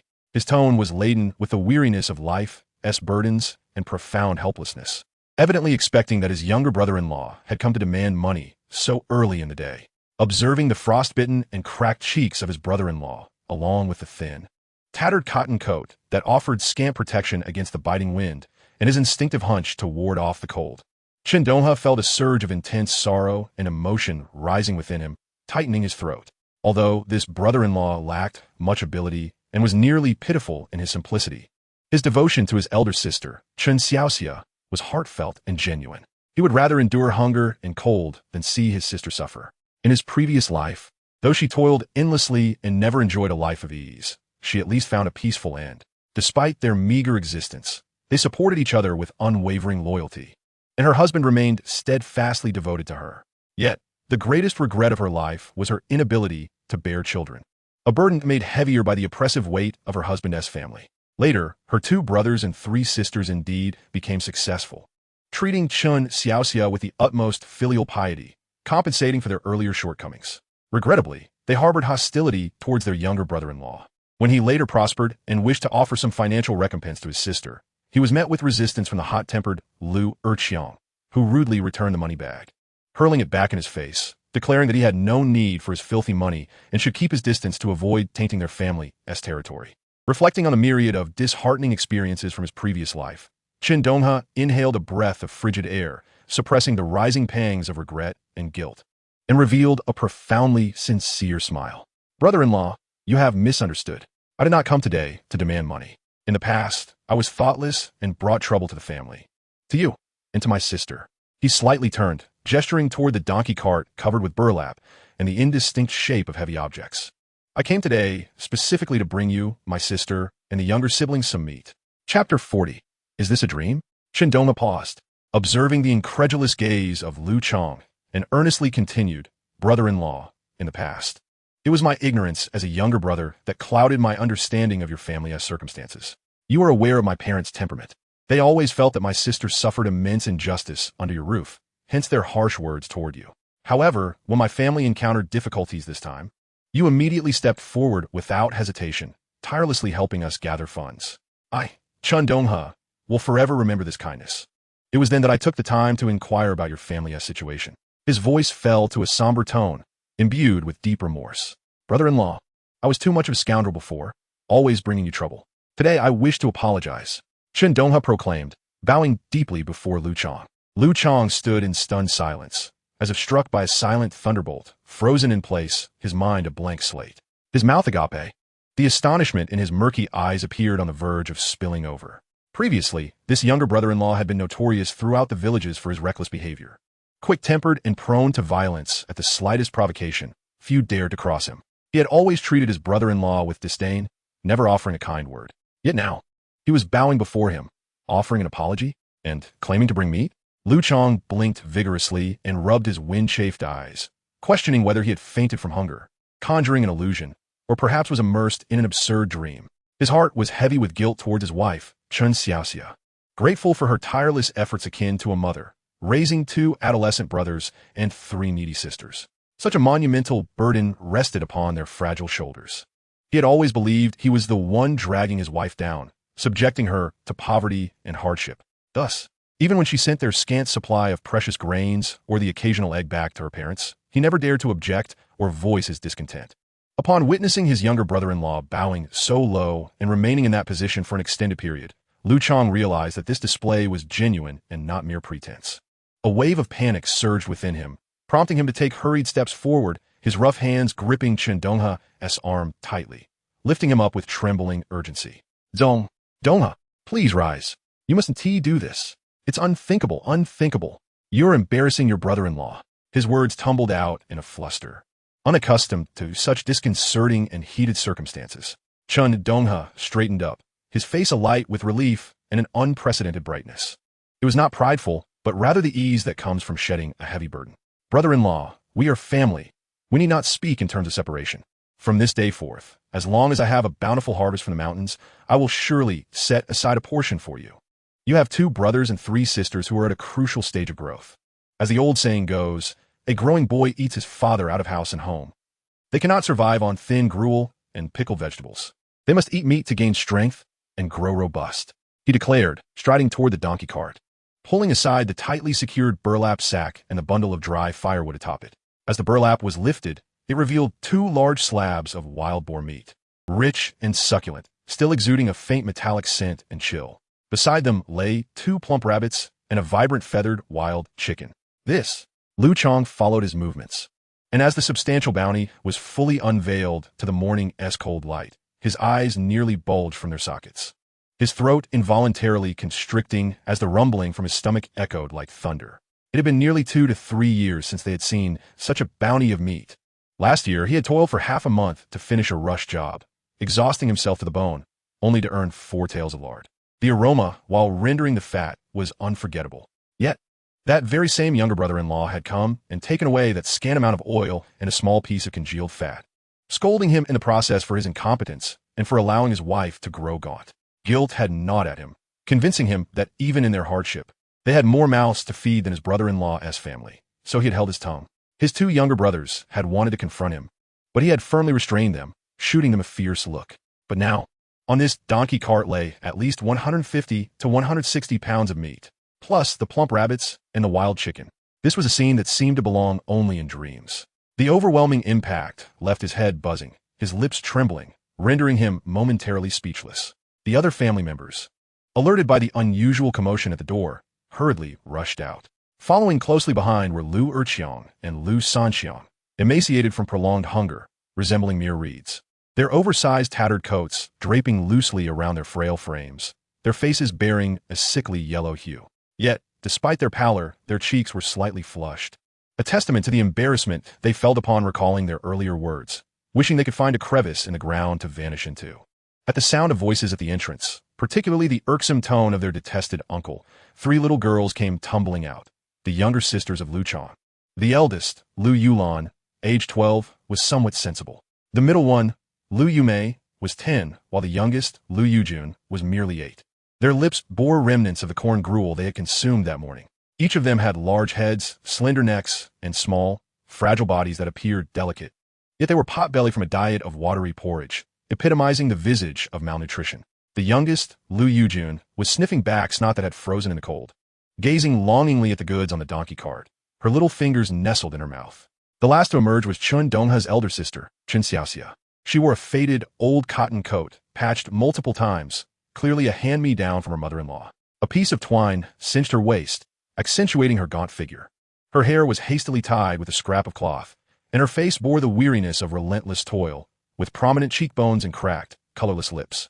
However, when her eyes fell upon the figure of her dearly missed brother, a spark of eager light ignited in her deep-set, gentle eyes, a visceral joy at the sight of her flesh and blood. "Donghe," she exclaimed, her voice slightly hoarse with emotion. Chen Donghe, upon witnessing this family gathering, particularly focusing on his sister, felt a piercing pang in his heart, akin to being scalded by boiling oil. A wave of profound regret and sorrow surged within him, causing tears to brim unexpectedly in his eyes. He gritted his teeth to suppress the flood that threatened to spill over. In his previous life, he had been a complete scoundrel, never truly comprehending the dire circumstances of his sister's family. He had merely deemed his brother-in-law unworthy of his sister. This last year, he had berated his brother-in-law for a meager 4 taels of lard, convinced that the people of Lujiaten were taking advantage of his brother-in-law's honesty by offering inferior goods. Reflecting on his own past demeanor now filled him with a righteous fury.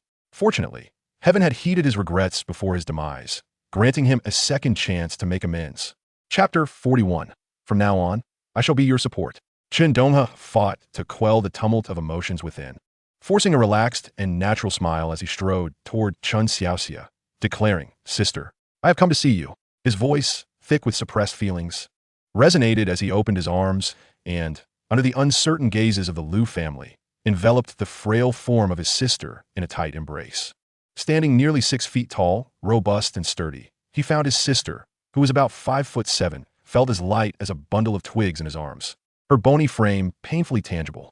She trembled slightly, whether from the cold or emotion, he could not tell. His heart clenched painfully, as if grasped by a frigid hand. Yet Chen Xiaoxia, flustered, quickly pushed him away. "Is it that the family couldn't gather enough money? That scoundrelly Ergu is trying to throw you into jail?" Chen Donghe hastily shook his head.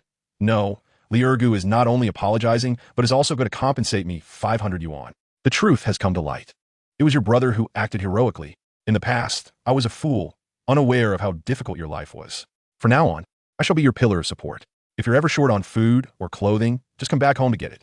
We can manage to support a few more mouths." His voice boomed with conviction, deliberately raising his tone while casting a glance towards the curious women peering from outside the courtyard. He had listened intently to their chattering remarks and knew well that his sister had endured much scorn in the village. Just as Chen Xiaoxia was about to speak, Chen Donghe had already thrust his hand into his pocket, retrieving 10 large bills and solemnly placing them in his sister's palm. "Sister, take this money, and don't just blame our parents. You know your own temperament well enough. You've always been as stubborn as a mule. Now that I have money, our parents have no say over me. From now on, I will stand by you. I only wish for my brother-in-law to treat you well." As he spoke, his gaze shifted to the 2 slender boys beside him, breaking into a grin. "Look at you two, starting like a couple of reeds. A gust of wind could blow you away. So what do you say? Since I have some free time today, would you dare to accompany me into the mountains?" Lu Erqiang and Lu Sanqiang stood agape, utterly astonished. In the past, when they visited Zhangjiaten, their sister-in-law would not even let them enter the yard. The village folk often gossiped about her brother being a good-for-nothing ruffian, perpetually embroiled in trouble. Yet today, this cart full of meat and the crisp new bills, fragrant with ink, had completely shattered their previous perceptions. This was no ruffian. He was nothing short of a deity of wealth descending from the heavens. "Donghe, this meat and money you should take back. My brother-in-law cannot accept these." Lu Chong stammered, his face flushed, his voice betraying his unease, clearly overwhelmed by the sudden bounty. Before he could finish, Chen Donghe rolled his eyes and interrupted. "Who said this is for you? This is for my sister. This money and this meat are entirely at my sister's discretion. You may be my brother-in-law, but in my eyes, my sister comes first. Do you understand what it means to have an elder sister as a mother? When I was in diapers, she was the one carrying me." Lu Chong was momentarily at a loss for words. Seizing the moment, Chen Donghe pressed on. "So, brother-in-law, may I take these boys into the mountains with me?" Before the words had fully escaped his lips, he was already at the donkey cart, lifting the cover of branches to reveal a water-cooled rifle. He also unearthed a handful of glimmering bullets, shoving them all into his pocket with a flourish. His eyes gleamed as he turned to Lu Erqiang and Lu Sanqiang. The 2 boys exchanged glances, hesitantly seeking Chen Xiaoxia's approval. Chen Donghe found their hesitation amusing. These boys seemed unafraid of their older brother, but were evidently wary of their sister. It was clear that she was the true matriarch of this household. "Hey, why are you 2 standing there in a daze? Do you think my sister is in charge of me? I've already said my sister cannot dictate my actions. So, are you coming with me into the mountains? You won't miss out on meat." "Absolutely," they shouted almost in unison, their eyes sparkling with a mix of excitement and apprehension. Chen Xiaoxia swiftly stepped forward, her movements as rapid as lightning, grabbing Chen Donghe by the ear. "You little rascal. Have you lost your mind? You think I can't control you? Ah, dear sister, please spare me. For the sake of your brother, let me save some face." Chen Donghe instantly shrank in stature, grimacing in pain, the earlier bravado evaporating in an instant. The once formidable Chen Donghe now found himself at the mercy of his younger sister, who was shorter and frilier than him, pleading for mercy. This stark contrast left the onlookers in the village astonished, having assumed he was a reckless troublemaker, only to discover he was under the strict governance of his sister. After being reprimanded, Chen Donghe could only hang his head low, obediently following his sister into the house. As he rubbed his burning ears, he couldn't help but ponder, from whom did this fiery temper of his sister truly derive? Neither of my parents possess such a demeanor. My father, when angered, merely retreats into silence with his pipe, while my mother is prone to nothing more than incessant nagging. My elder sister, with her decisive and commanding presence, is certainly not someone to be trifled with. It is no wonder that she has managed to train her two young nephews into obedient little quails. Seizing the moment when my sister turned away, Chen Donghe discreetly exchanged glances with the Liu brothers, swiftly retrieving 2 handfuls of candy from his pocket, some creamy white rabbit milk candies mixed with an array of colorful fruit hard candies. He had specifically selected these from his stash. "Here, for your sweet tooth. Treat my sister well from now on, should you dare to make her unhappy." He lowered his voice, his gaze intentionally fierce. "Beware, or I shall unleash this water bead and create a hole for someone." Before his words could settle, he felt a firm slap on the back of his head. "You little rascal, what do you plan to shoot?" Chen Xiaoxia's voice was laced with irritation. Chen Donghe shrunk his neck, his fierce expression transforming into a solicitous grin. "Sister, I was merely scaring those 2 boys to help them remember. From now on, they're my good brothers." As he spoke, he pressed the candies into the hands of the 2 boys. Liu Erqiang and Liu Sanxiang looked at the colorful confections in their hands, reflecting on the idle gossip they had previously heard, feeling both touched and ashamed. Their sister-in-law treated them like her own brothers, and indeed, her brother was a good person. Besides their elder brother and sister-in-law, from this day forth, Chen Donghe would be their closest brother. Their lives would be worth it. Chen Donghe understood how to handle such young boys. His sisters standing in the Liu household would inevitably depend on these 2. As for his brother-in-law, alas, he could not rely on him. The man was far too honest, believing that being bullied was a form of good fortune. After bringing the meat into the kitchen, Chen Xiaoxia firmly stated, her voice low yet carrying an undeniable weight, "What our little brother brought is our own, so rest assured." Chen Donghe immediately understood her intention. Seizing the moment, he grabbed the Liu brothers and dashed away. "Hey, you!" Chen Xiaoxia's call was left behind. Chapter 42, A Stroke of Luck. Once they had raced far beyond the courtyard, Chen Donghe slowed his pace. The 2 boys immediately surrounded him, incessantly inquiring about the gun, their eyes fixed on the bulging pockets. "From now on, address me as brother." Chen Donghe continued on his way. "You wish to play with guns? Your aim is still far from adequate. You must first become familiar with the bow and arrow, or at the very least, learn to use a slingshot to ensure steady shots. Otherwise, a single bullet costs 50 cents. Do you comprehend how many bags of candy that could buy?" The boys quickly shook their heads, but they had gained a clear understanding of the bullet's exorbitance. Chen Donghe wore a teasing smile. "All right, enough with the chit-chat. I have the gun, and the bow and arrow are behind as well. Listen, if we manage to bring back some game today, your sister-in-law might be a little gentler. But if we return empty-handed, just wait for your backsides to be on fire." He reminded them sternly, "Remember, without me leading the way, do not venture into the old forest alone." He didn't genuinely expect these novices to be of much help. Rather, he aimed for them to witness his capabilities firsthand and understand that their sister had family backing her, and it was solid support at that. Especially Liu Erqiang, whose temper flared at the slightest provocation. He needed to be tempered and taught that survival in the mountains was no easy feat with the 2 young boys in tow. Chen Donghe expertly navigated through the dense old forest behind the village. Perhaps it was fate shifting in his favor, for not long after they entered the woods, Chen Donghe suddenly halted, pulling the 2 boys behind a sturdy old tree. Both boys wore perplexed expressions, just about to ask, when they noticed Chen Donghe's piercing gaze, which he directed at them with intensity. Liu Erqiang and Liu Sanxiang felt a chill run down their spines as they recognized that look all too well. It was the very expression their sister-in-law wore before reprimanding them, silencing them with a mere glance. Yet, at that moment, Chen Donghe's gaze was even sharper and colder, emanating an undeniable authority that left the 2 boys breathless. Hiding behind the tree, Chen Donghe peeked out cautiously at the open snowy slope ahead. What he saw nearly caused his heart to leap from his throat. Approximately 300 meters away, a large male and a smaller female cicadeer were grazing on the sparse moss beneath the snow. Chen Donghe's throat tightened, his heart racing. This was an unbelievable stroke of fortune. Roe deer meat could fetch a price of $1.50 per pound, belonging to the deer family, but compared to cicadeer, it was but a triviality. In these times of scarcity, cicadeer could command a price of $3 or more per pound, and a good deer hide alone was worth at least $20 to $30. A male roe deer could fetch a high price of $80 at most. But this male cicadeer, it was worth at least $300, not to mention the nourishing quality of cicadeer meat, which was significantly richer and more aromatic than that of the dry-roasted roe deer. The female, though smaller, was also undeniably valuable. The two deer were exceedingly vigilant, their long necks frequently raised, ears alertly swiveling to detect any signs of danger. Any slight disturbance could send them fleeing in an instant. Fortunately, they were downwind, and the wide-open view prevented them from noticing the trio. Chen Donghe withdrew his head, his voice barely above a whisper, laden with an unquestionable command. "You two, stay hidden. Lie low behind the tree and do not move an inch. Those two deer are mine." With that, he crouched down, becoming one with the snow, silently advancing forward like a shadow merging with the white landscape, the snow beneath him creating barely a whisper.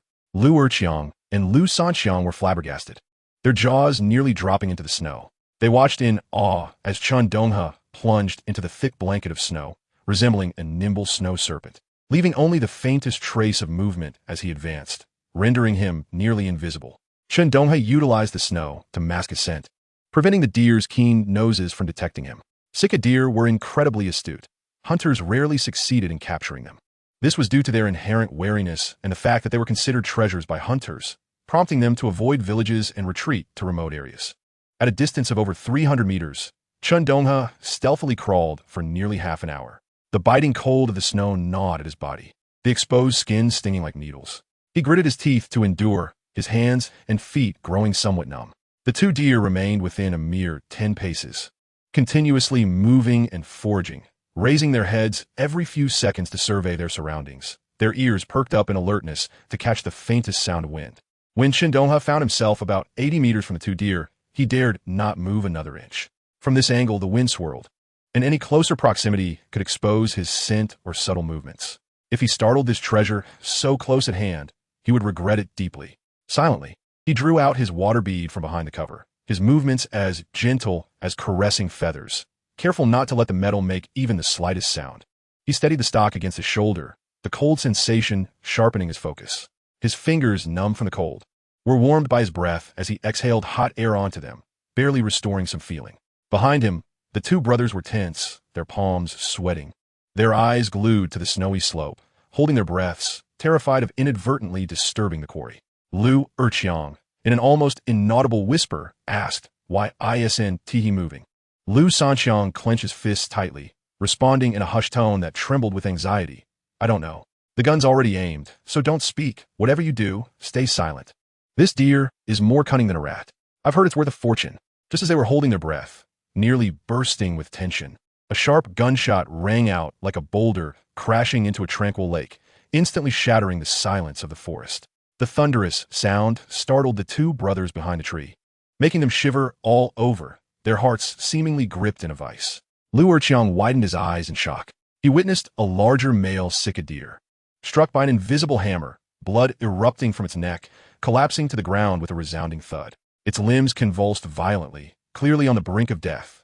Before he could catch his breath, Chen Donghe sprang forth like a nimble leopard, swiftly loading another round with a fluid motion that bore no hint of hesitation, the muzzle barely pausing before it erupted with fire once more. The second shot followed in quick succession. The deafening roar echoed through the mountains, startling a flock of birds into flight. The frightened doe let out a mournful cry as a burst of blood erupted from her hindquarters. One of her back legs was evidently injured, causing her to stumble and slow down as she fled awkwardly down the slope. Chapter 43. Slashing the Golden Leopard. Chen Donghe, undeterred, dashed toward the fallen male deer like an arrow released from its bow. He could not directly store the deer in his space. Otherwise, he would have no explanation later. He bellowed urgently toward the hiding place of the two boys, his voice carrying an undeniable command. "Erqiang, come here and bleed it out. Hurry." The convulsions of the male deer had weakened, blood gushing forth, and staining the white snow beneath. Chen Donghe produced a prepared water pouch, previously emptied of water. As if by magic, the thick, warm blood flowed into the pouch like a precious treasure. A bit of this could be used to make a potent liquor, ideal for revitalizing his father's health. Lu Erqiang and Lu Sanxiang, awakening from their stupor, scrambled over. Their excitement mingled with a hint of clumsiness as they gazed at the massive deer carcass and the blood pooling around it. Upon reaching the scene, Chen Donghe thrust the water pouch into Lu Erqiang's hands, his tone urgent. Aim it at the wound. Don't waste a single drop. This is vital blood. I'm going after that doe with the fawn. Before he could finish speaking, he surged forward like a whirlwind, his feet barely leaving a trace in the thick snow, moving with astonishing speed. This was a skill honed through years of struggle in the mountains. The two brothers watched, dumbfounded. They finally understood what Chen Donghe had meant when he said they couldn't keep up. His previous stealthy movements were more silent than the craftiest fox in the woods. This was hardly the street-smart rogue they had heard about. Brother, everything we've heard before was nonsense, wasn't it? Lu Sanxiang stammered, his eyes wide with astonishment as he watched Chen Donghe's retreating figure. Sister-in-law's brother is incredible. How could such skill be developed in a single day?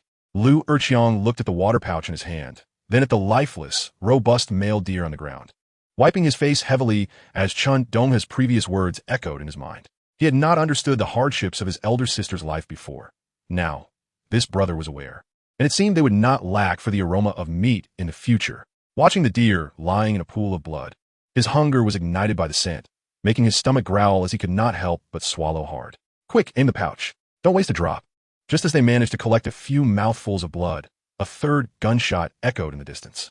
The brothers looked up to see the fleeing doe suddenly stumble on a distant snowy slope, collapsing to her knees, struggling a few times before falling still.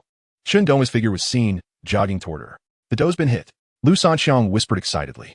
Lu Erqiang also breathed a sigh of relief, continuing to diligently collect the deer blood, not daring to waste a single drop. However, as Chen Donghe dealt with the male deer and rushed toward the doe, an unseen danger silently approached. Upon reaching the spot where the doe lay lifeless, he noticed a newborn fawn beneath her, also lifeless. Cursing the cruelty of nature, he understood that in these mountains, survival of the fittest took precedence over pity. He bent down to drag the doe, intending to reunite with Lu Erqiang and the others. Much of the blood had already spilled when the doe fell, which was regrettable.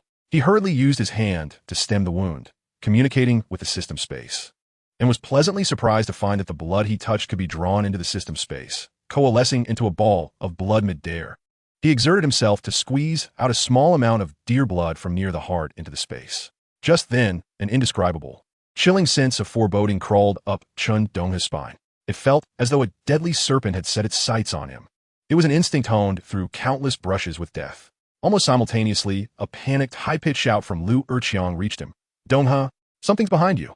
Chen Donghe's hair stood on end, his body reacting faster than his mind could comprehend, and he spun around, gripping not the water pouch, but the hatchet he had brought along for processing game. Out of the corner of his eye, he caught a glimpse of a massive, tawny shadow, accompanied by an overwhelming, nauseating stench of blood, rushing toward him. A leopard, a fully grown leopard. Its fur was dirty but streamlined, agile as a flash of yellow lightning. It was evidently drawn by the scent of deer blood, having been lying in ambush, concealed by the terrain and the wind.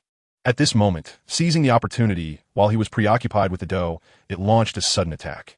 The timing was impeccable. The distance between man and beast was less than 2 meters in the blink of an eye. The leopard's mouth opened wide, its fangs glinting ominously, aimed directly at his throat. Its claws were poised to pounce and tear him apart. Behind the tree, Lu Erqiang and Lu Sanxiang felt their hearts stop, their minds blank, only knowing to muster all their strength to rush forward. In a split second, Chen Donghe felt every muscle fiber in his body tighten under the instinctual drive of advanced basic knife techniques, twisting and unleashing an astonishing force. There was no thought, only the instinct to survive. He engaged his core, bending his waist backward, his body forming a near bow shape. This movement transcended the limits of an ordinary person. Simultaneously, his left heel anchored firmly in the snow, his right foot slid back, dragging his entire body to the left. As he moved, snowflakes scattered in all directions. In tandem with his bodily motion, his right hand, gripping the hatchet, executed a swift, low, reverse upward slash, perfectly timed as the leopard lunged at him. The blade glinted. The leopard, propelled by the pungent wind of its own assault, struck precisely as Chen Donghe's evasive maneuver took effect. A sickening sound echoed, a blade slicing through flesh and bone. The thick, dull edge of the hatchet, powered by his full strength and skillful angle, cut into the leopard's soft underbelly as it descended. The blade carved a gaping wound nearly 60 centimeters long in the leopard's abdomen. Scalding entrails mingled with viscous blood cascaded onto the frigid snow, releasing a cloud of steam that intensified the metallic tang of blood in the air.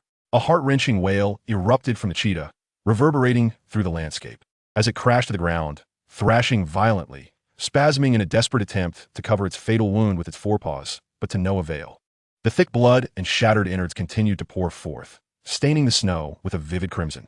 Chen Donghe, having struck true, did not linger. He immediately retreated several steps to create distance. Rubbing his nearly twisted lower back, he fixed his gaze on the dying cheetah, his heart racing. The reaction he had just displayed was purely instinctive, honed to perfection by years of practice. Had he hesitated for even a moment, he would have been the one with his entrails splayed open. Chapter 44. A revelation for your village. Stop howling. You're beyond saving. I'll grant you a swift end. Chen Donghe gasped, eyeing the struggling leopard on the ground as he raised his knife once more. The cheetah, clearly oblivious to human speech, was spurred into a final display of ferocity by its agony, attempting to lunge at Chen Donghe with its remaining strength. Its blood red. Single eye fixated on him with a malevolent glare, and it emitted a raspy, threatening growl from its throat. Chen Donghe remained composed, taking another step back, the machete lowered yet aimed steadily at the leopard, his entire being alert. The creature struggled several times, each effort dislodging more of its insides, until it could rise no more.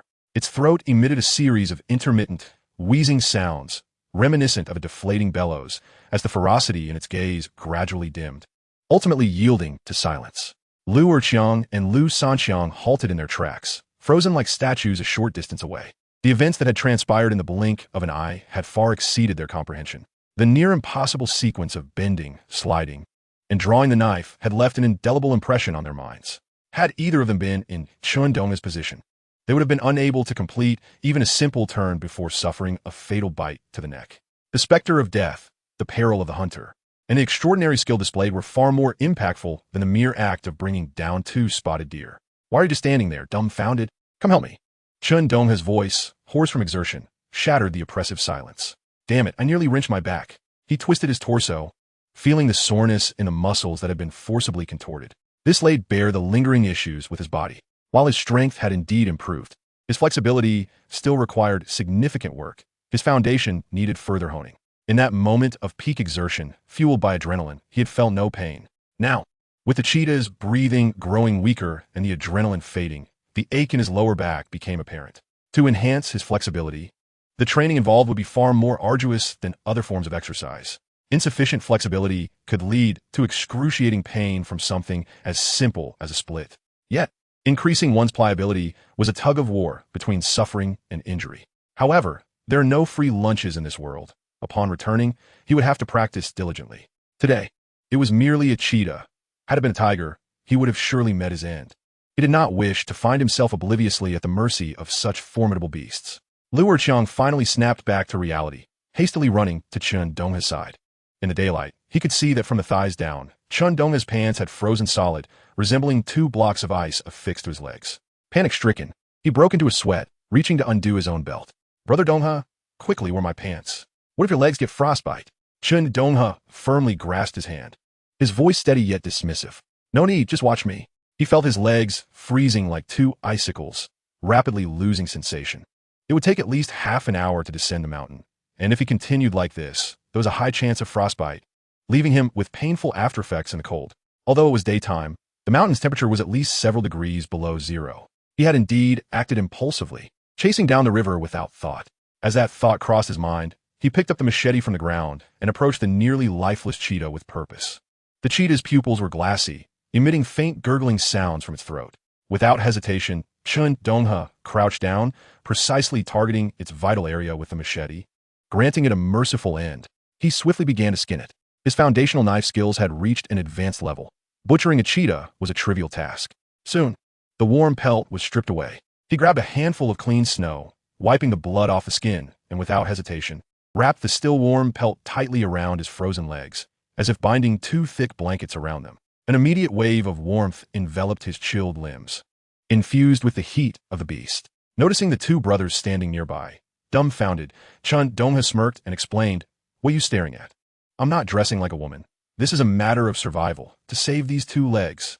Do you little brats have any idea how much this old leopard skin is worth?" The 2 brothers shook their heads in bewilderment, their eyes glued to the pelt wrapped around Chen Donghe's legs. A radiant, slightly smug smile broke across Chen Donghe's face as he waggled a finger. "At least this much, 100 yuan. This price was his rough estimate. He had never personally hunted a leopard in his past life, so he was uncertain of the market value. In his understanding, creatures like tigers and cheetahs were the apex predators of the forest, especially tigers, which were said to possess the power to ascend to the heavens. Slightly inferior were the lynxes, known as the second kings of the mountains. These creatures were similar in size to cheetahs, but were far more cunning and alert, with every part of their body, including their flesh, considered medicinal, true treasures. By comparison, the cheetah was somewhat lesser. He estimated that this pelt could indeed fetch around 100 yuan. Lu Erqiang's mouth hung open, his eyes wide in astonishment, unable to close for a long while. He now fully comprehended that the money Chen Donghe could casually hand over to support their family was earned through life-threatening encounters in the icy terrain, stained with blood. Had he not pushed Lu Erqiang aside in time, he dared not imagine the consequences. He glanced at Chen Donghe's legs, wrapped in the leopard pelt, his expression a complex mix of respect and fear. Seizing the moment, Chen Donghe inquired, "By the way, if the leopard had lunged at you too, do you think you would have reacted in time?" Both brothers shook their heads vigorously, their faces paling as they recalled the scene, shivers running down their spines. "Exactly," Chen Donghe replied, his tone serious. "To be honest, if it weren't for your keen eyes and timely warning, I too would have been in peril, unable to react. Do you know why hunters can earn substantial sums, yet so few dare to become hunters?" The 2 brothers shook their heads again. The answer is simple. Chen Donghe slapped the leopard pelt, still stained with blood, resting on his thigh. "It's about putting your life on the line to earn money. Today, we hit the jackpot, taking down an old leopard and 2 spotted deer, a tremendous haul. Now, let's not waste any more time. Let's haul our catch and head home. Let the villagers witness the reality. They ought to understand that I, Chen Donghe, am not merely a vagabond idling away my days, but a person of substance. Their idle gossip, born from mere conjecture, shall be silenced.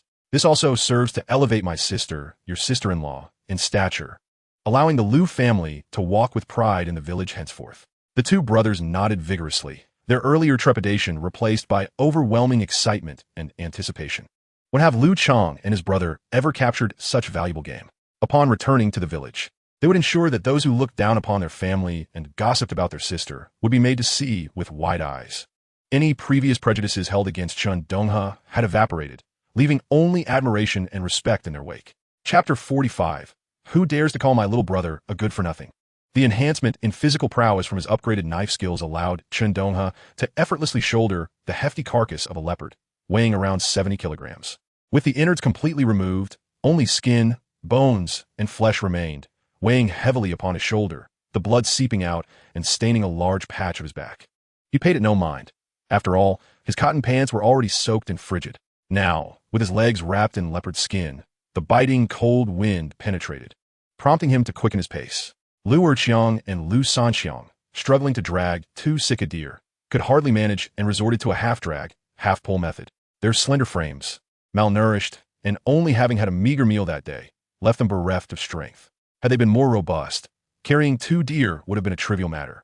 As they descended the mountain, they encountered several villagers meandering or gathering firewood.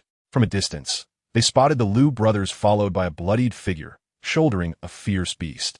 Striding with purpose, they stood frozen in shock, forgetting even to pick up the tools they had dropped. When Chen Donghe and the others returned to the dilapidated courtyard of the Lu family, many who had been lurking around Lu Chang's door, hoping to catch a whiff of meat, were left speechless.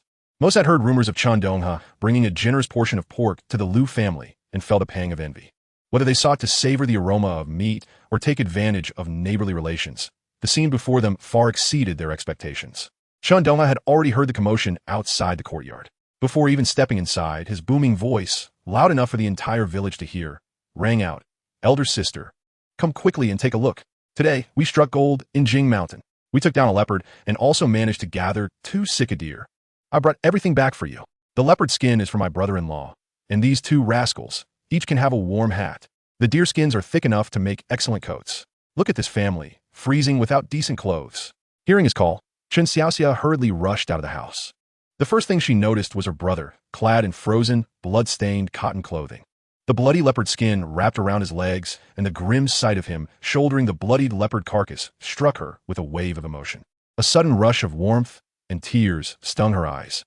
Her lips trembled as she prepared to scold her reckless brother, but upon meeting his smiling gaze, all her worries and complaints lodged in her throat. She realized in that moment that her brother risked his life to bolster her pride.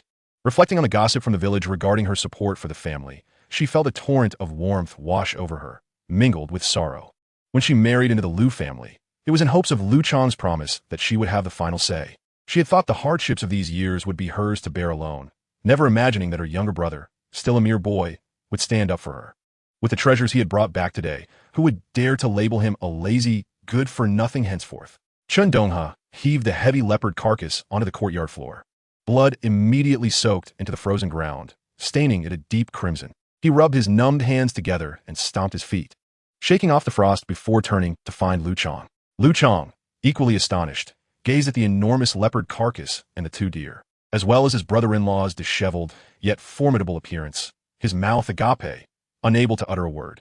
Today, he had skipped his woodworking work to host his unexpectedly generous brother-in-law, who had brought back such a formidable beast. The couple stared at the bounty on the ground, feeling as though they were in a dream. The gathered villagers erupted in a flurry of whispers, their gazes toward Chen Donghe transformed entirely. My heavens, a cheetah! Did he truly slay it? Who dares to call Chen Donghe a good-for-nothing? A man capable of taking down a leopard cannot possibly be that sort. He must be an exceptional hunter. Liu Chang's sister's brother is extraordinary. The Liu family has truly emerged from hardship.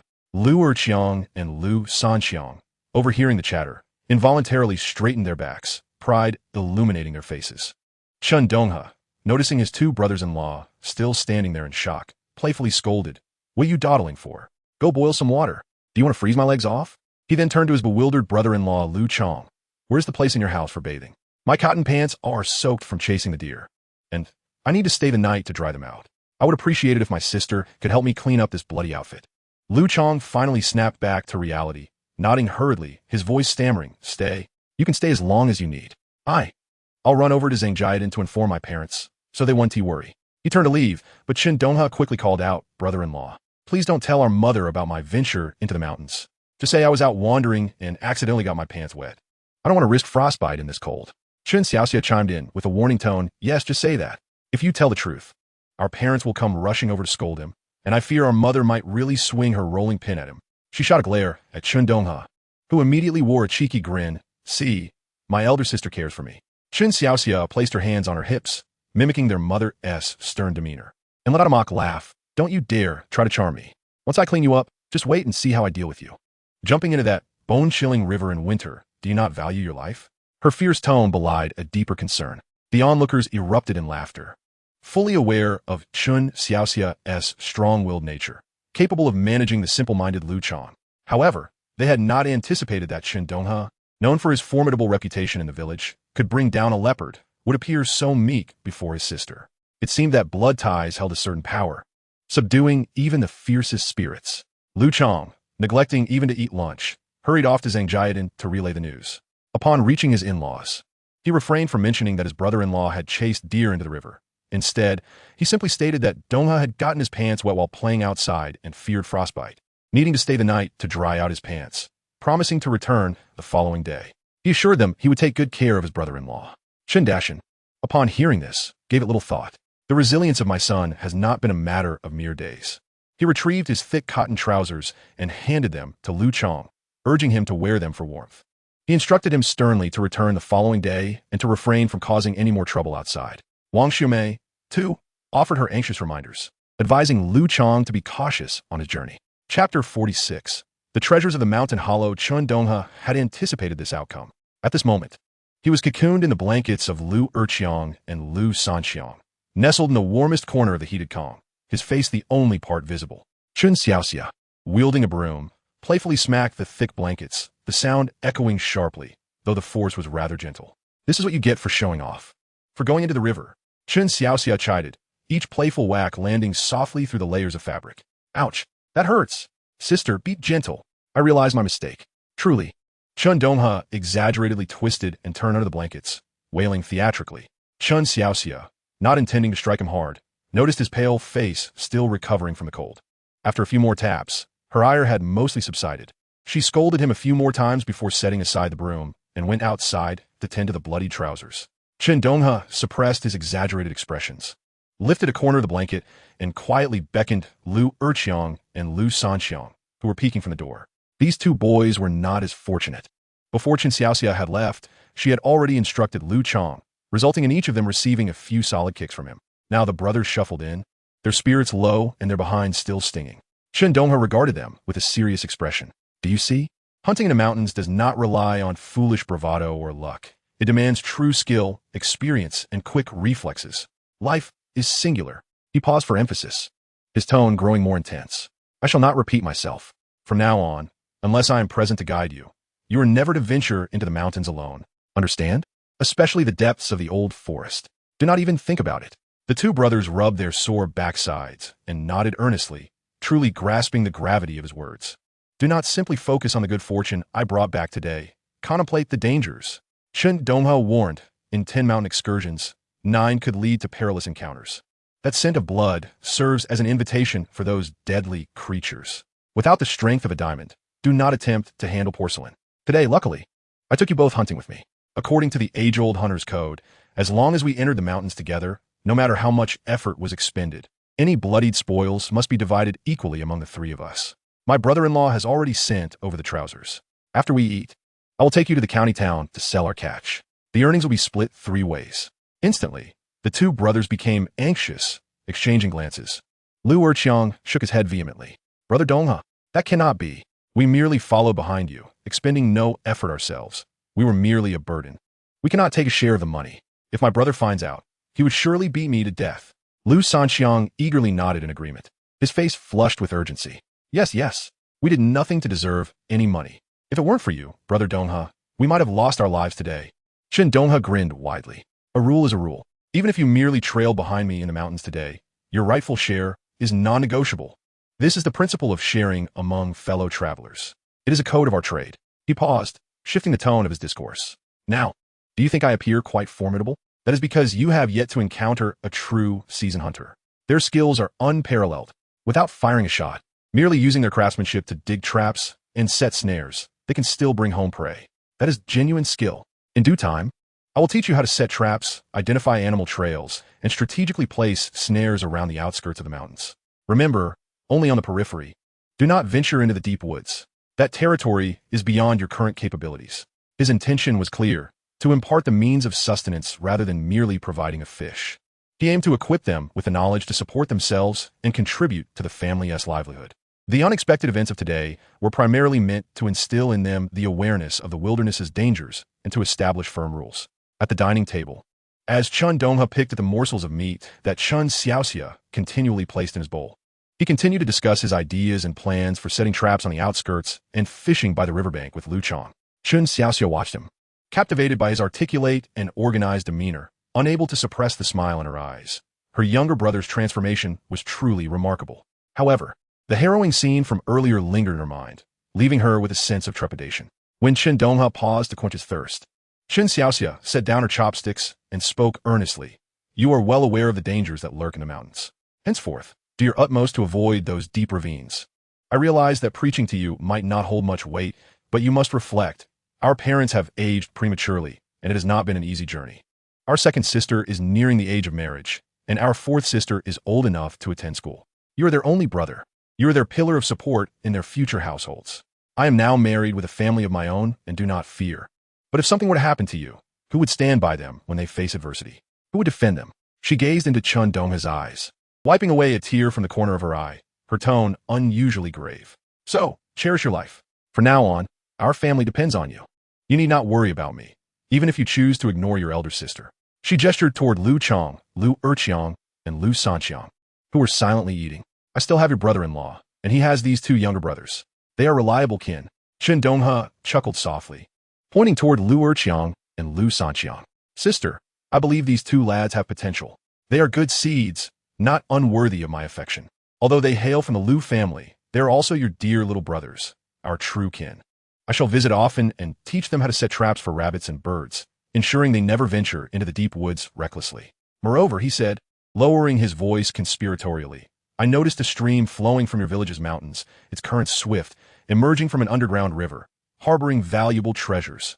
There exists a fish known as the fine-scaled fish, precious indeed, and the soft-shelled turtle. Both are worth a fortune, fetching 7 to 8 yuan per pound. In a few years, it might even reach 10 or 20 yuan per pound. Just imagine, how much grain could be exchanged for a single turtle? How long could that sustain your family?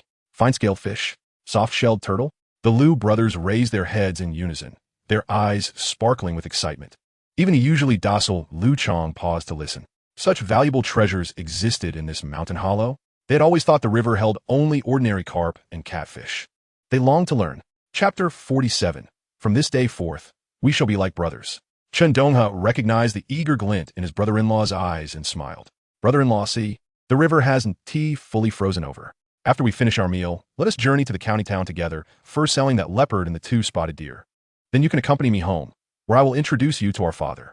He possesses remarkable skills in weaving willow, and I shall have him craft several submerged fish baskets. I will teach you how to use them, specifically for catching those valuable fine-scaled fish and turtles. This is a legitimate means of livelihood, with minimal risk and steady returns. Thus, the plan was set. The group made their way to the county town, where Chen Donghe adeptly sought out Master Kuei. Upon hearing that Chen Donghe had hunted a leopard and acquired 2 sick deer, Master Kuei observed the honest carpenter and 2 young lads accompanying him, and he understood their relationship quite well. He was a businessman by nature, refraining from unnecessary chatter. After inspecting the goods, Master Kuei took out his pipe and lit it, savoring a couple of puffs before candidly stating, "Brother, I make my living in this trade, and I value integrity above all. Leopard skins have become quite rare these days. Though they hold great value, they are hard to come by. This particular hide is in excellent condition. It's worth at least $200, including the meat and bones. I can offer you a total of 280. Chen Donghe nodded readily. "All right, Kuei, whatever you say is fine by me. I trust you." Master Kuei then examined the 2 sick deer closely, particularly scrutinizing the open wounds and the frozen innards with a tinge of regret. Sick deer are indeed precious. Antlers, blood, and heart are all highly sought after. Unfortunately, the blood has not been preserved well, and given the cold, it has lost its freshness compared to the last time. However, since we have a long-standing relationship, I can offer you 300 for these 2. Let us keep it a round number. Master Kuei was generous, and Chen Donghe smiled as he received the money. He was acutely aware that Master Kuei would profit from reselling the items. Yet the price was fair in the current market conditions, which was just beginning to flourish. A hefty sum of $580, a large stack of 10 yuan bills, and some loose change was now in his possession. Without even glancing at his share, Chen Donghe promptly handed the thick stack of cash to his honest brother-in-law, Liu Chong. Liu Chong, feeling as if he had been scalded, repeatedly refused the money, his face turning crimson with urgency, stammering, "Donghe, this is too much. You earned this with your life. We did nothing. How can we?" Chen Donghe firmly pressed down on his hand with a grip so strong that Liu Chong could not pull away, his tone unusually earnest and affectionate. "Brother-in-law, we are family, and family does not speak in halves. I've just explained to the 2 lads that all profits must be shared equally. It's the rule, and we cannot disrupt it. If word gets out, it would ruin my standing in this line of work. Furthermore, you are indeed my brother-in-law, but to me, you are as dear as a real brother. These 2 lads," he pointed to Liu Erqiang and Liu Sanqiang, "are my brothers as well. Take this money, and make sure to stock up on some staple foods and cotton for the family. It's not easy for my sister to support everyone. As for those lucrative fish and meat ventures, do not worry. I will keep my promise and teach you later." Liu Chong clutched the thick stack of bills, still carrying the chill of ice and a faint metallic scent, feeling its substantial weight. Looking at his brother-in-law's sincere face, tears welled up in the eyes of this simple, honest man. Over the years, his wife had discreetly contributed to her family, and he had always accepted it without complaint, sometimes even giving a little extra. He understood that their household was thriving thanks to his capable and spirited wife, otherwise relying solely on his carpentry skills. Their siblings would have faced dire hunger long ago. His wife had endured great hardships alongside him. Now his brother-in-law had come to visit for the first time, bringing with him $100 in cash and over 100 pounds of pork, and then, with his 2 younger brothers, had ventured into the mountains, risking their lives to procure such an abundance of game, ultimately giving all the money to him. This gesture, this heartfelt intention, resonated deeply with Liu Chong. Clutching the $580 felt like holding the hopes of his entire family and the backbone of the Liu household, leaving him choked up. He could only solemnly declare to Chen Donghe, as if making a vow to himself, his voice tinged with barely concealed emotion. Donghe, my good brother, let's not engage in pretense. I, Lu Chang, hereby declare that from this day forward, neither now nor in the future shall anyone dare to harm your sister. Chen Xiaoxia, I will be the first to deal with them. I will break their legs and drive them out. For the first time, a rare fierceness appeared on Lu Chang's typically honest face, his sharp gaze sweeping over his somewhat bewildered younger brothers. Observing his brother-in-law's serious demeanor, Chen Donghe felt a warmth in his heart and smiled broadly, his joy shining through. I believe that, from now on, our families will be as close as true brothers. He paused, winking at Lu Chang, feigning disdain. But brother-in-law, your courage seems a bit lacking, doesn't it? Are you afraid of even my sister? His voice was pitched just right to ensure Lu Erqiang could overhear. Lu Chang scratched the back of his head, chuckling sheepishly as he admitted, afraid. Truly afraid. You have no idea of your sister's temperament. The unspoken words were clear. Huh. Lu Erqiang, standing behind Lu Chang, could no longer contain himself and burst into laughter. Hey, what are you laughing at? Chen Donghe immediately turned to glare at Lu Erqiang, attempting to salvage his dignity. If you're so brave, then why don't you show it? Lu Erqiang grinned, revealing a set of pearly whites, undeterred. Donghe, if you're not afraid, then why didn't you resist earlier? I heard you wailing under the quilt. Chen Donghe was momentarily taken aback, his face flushing with embarrassment as he waved his hand dismissively, feigning annoyance. Go away. Adults are talking. Little kids shouldn't interrupt. What do you know? The four of them exchanged glances, unable to suppress their laughter. The perilous encounter with the leopard, the icy river, and the numbing cold of their legs seemed to dissolve in the warmth of their camaraderie. After a day of shared danger, division of spoils, and mutual support, the bond between Chen Donghe, Lu Chang, and the Lu brothers had significantly deepened. They were no longer merely relatives through his sister, but had transformed into brothers who could share in both the spoils and the jests of life. Chen Donghe then invited them onto a donkey cart heading back towards Chenjiadan. The cold wind whistled through the open fields as dusk settled in. By the time the cart rattled to a stop outside Chen Donghe's home, night had already fallen. The sound of the cart wheels crunching over the snow echoed sharply in the quiet twilight. The creaky gate of the small courtyard swung open, revealing Chen Donghe, holding a pipe and wrapped in an old cotton coat, stepping into the dim light. Upon seeing his son-in-law, Lu Chang, with a nose red from the cold and breath steaming, a rare smile broke across Chen Donghe's usually stern face.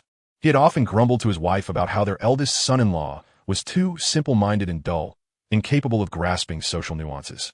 Nevertheless, he held a measure of respect for this son-in-law, who always kept the family in his thoughts, even if he struggled to express it. Xiangzi is here. Come in quickly. It's cold outside. Chen Donghe called out, but his expression darkened as he noticed his younger son, bundled up so tightly that only his eyes were visible. Chapter 48, The Midnight Fire. Chen Donghe huffed at Chen Donghe, his displeasure evident.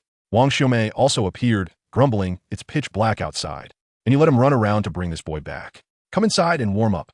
As she spoke, she swiftly served a large bowl of stewed meat, its edges slightly charred from the stove.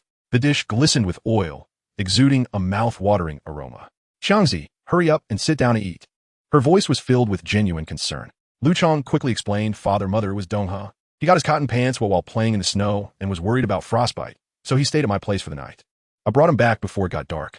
He tried to downplay the situation. Playing in the snow? Chen Donghe tapped his pipe against the edge of the Kong, skepticism lacing his tone. At his age, he is still playing around and getting his pants wet? He did not pursue the matter further, but solemnly instructed his younger son. Stay home and keep quiet tomorrow. Wang Xiaomei, on the other hand, grasped her son-in-law's hand, peppering him with questions, anxious that he might suffer from the cold or fatigue on the journey. Chen Donghe observed his son-in-law, who appeared to be hesitating to speak, and could not resist saying, if there is something on your mind, just say it. Do we really need to stand on ceremony? Lu Chang pondered for a moment before breaking into a hearty smile, saying, Father, I wish to ask you to teach me how to weave fish baskets. Donghe wants to teach me fishing. Chen Donghe, without a moment's hesitation, replied, the skill of a bamboo craftsman is something Donghe will not master. I shall pass it on to you, provided you are willing to endure hardship. The essence of passing down a craft lies in assessing one's character.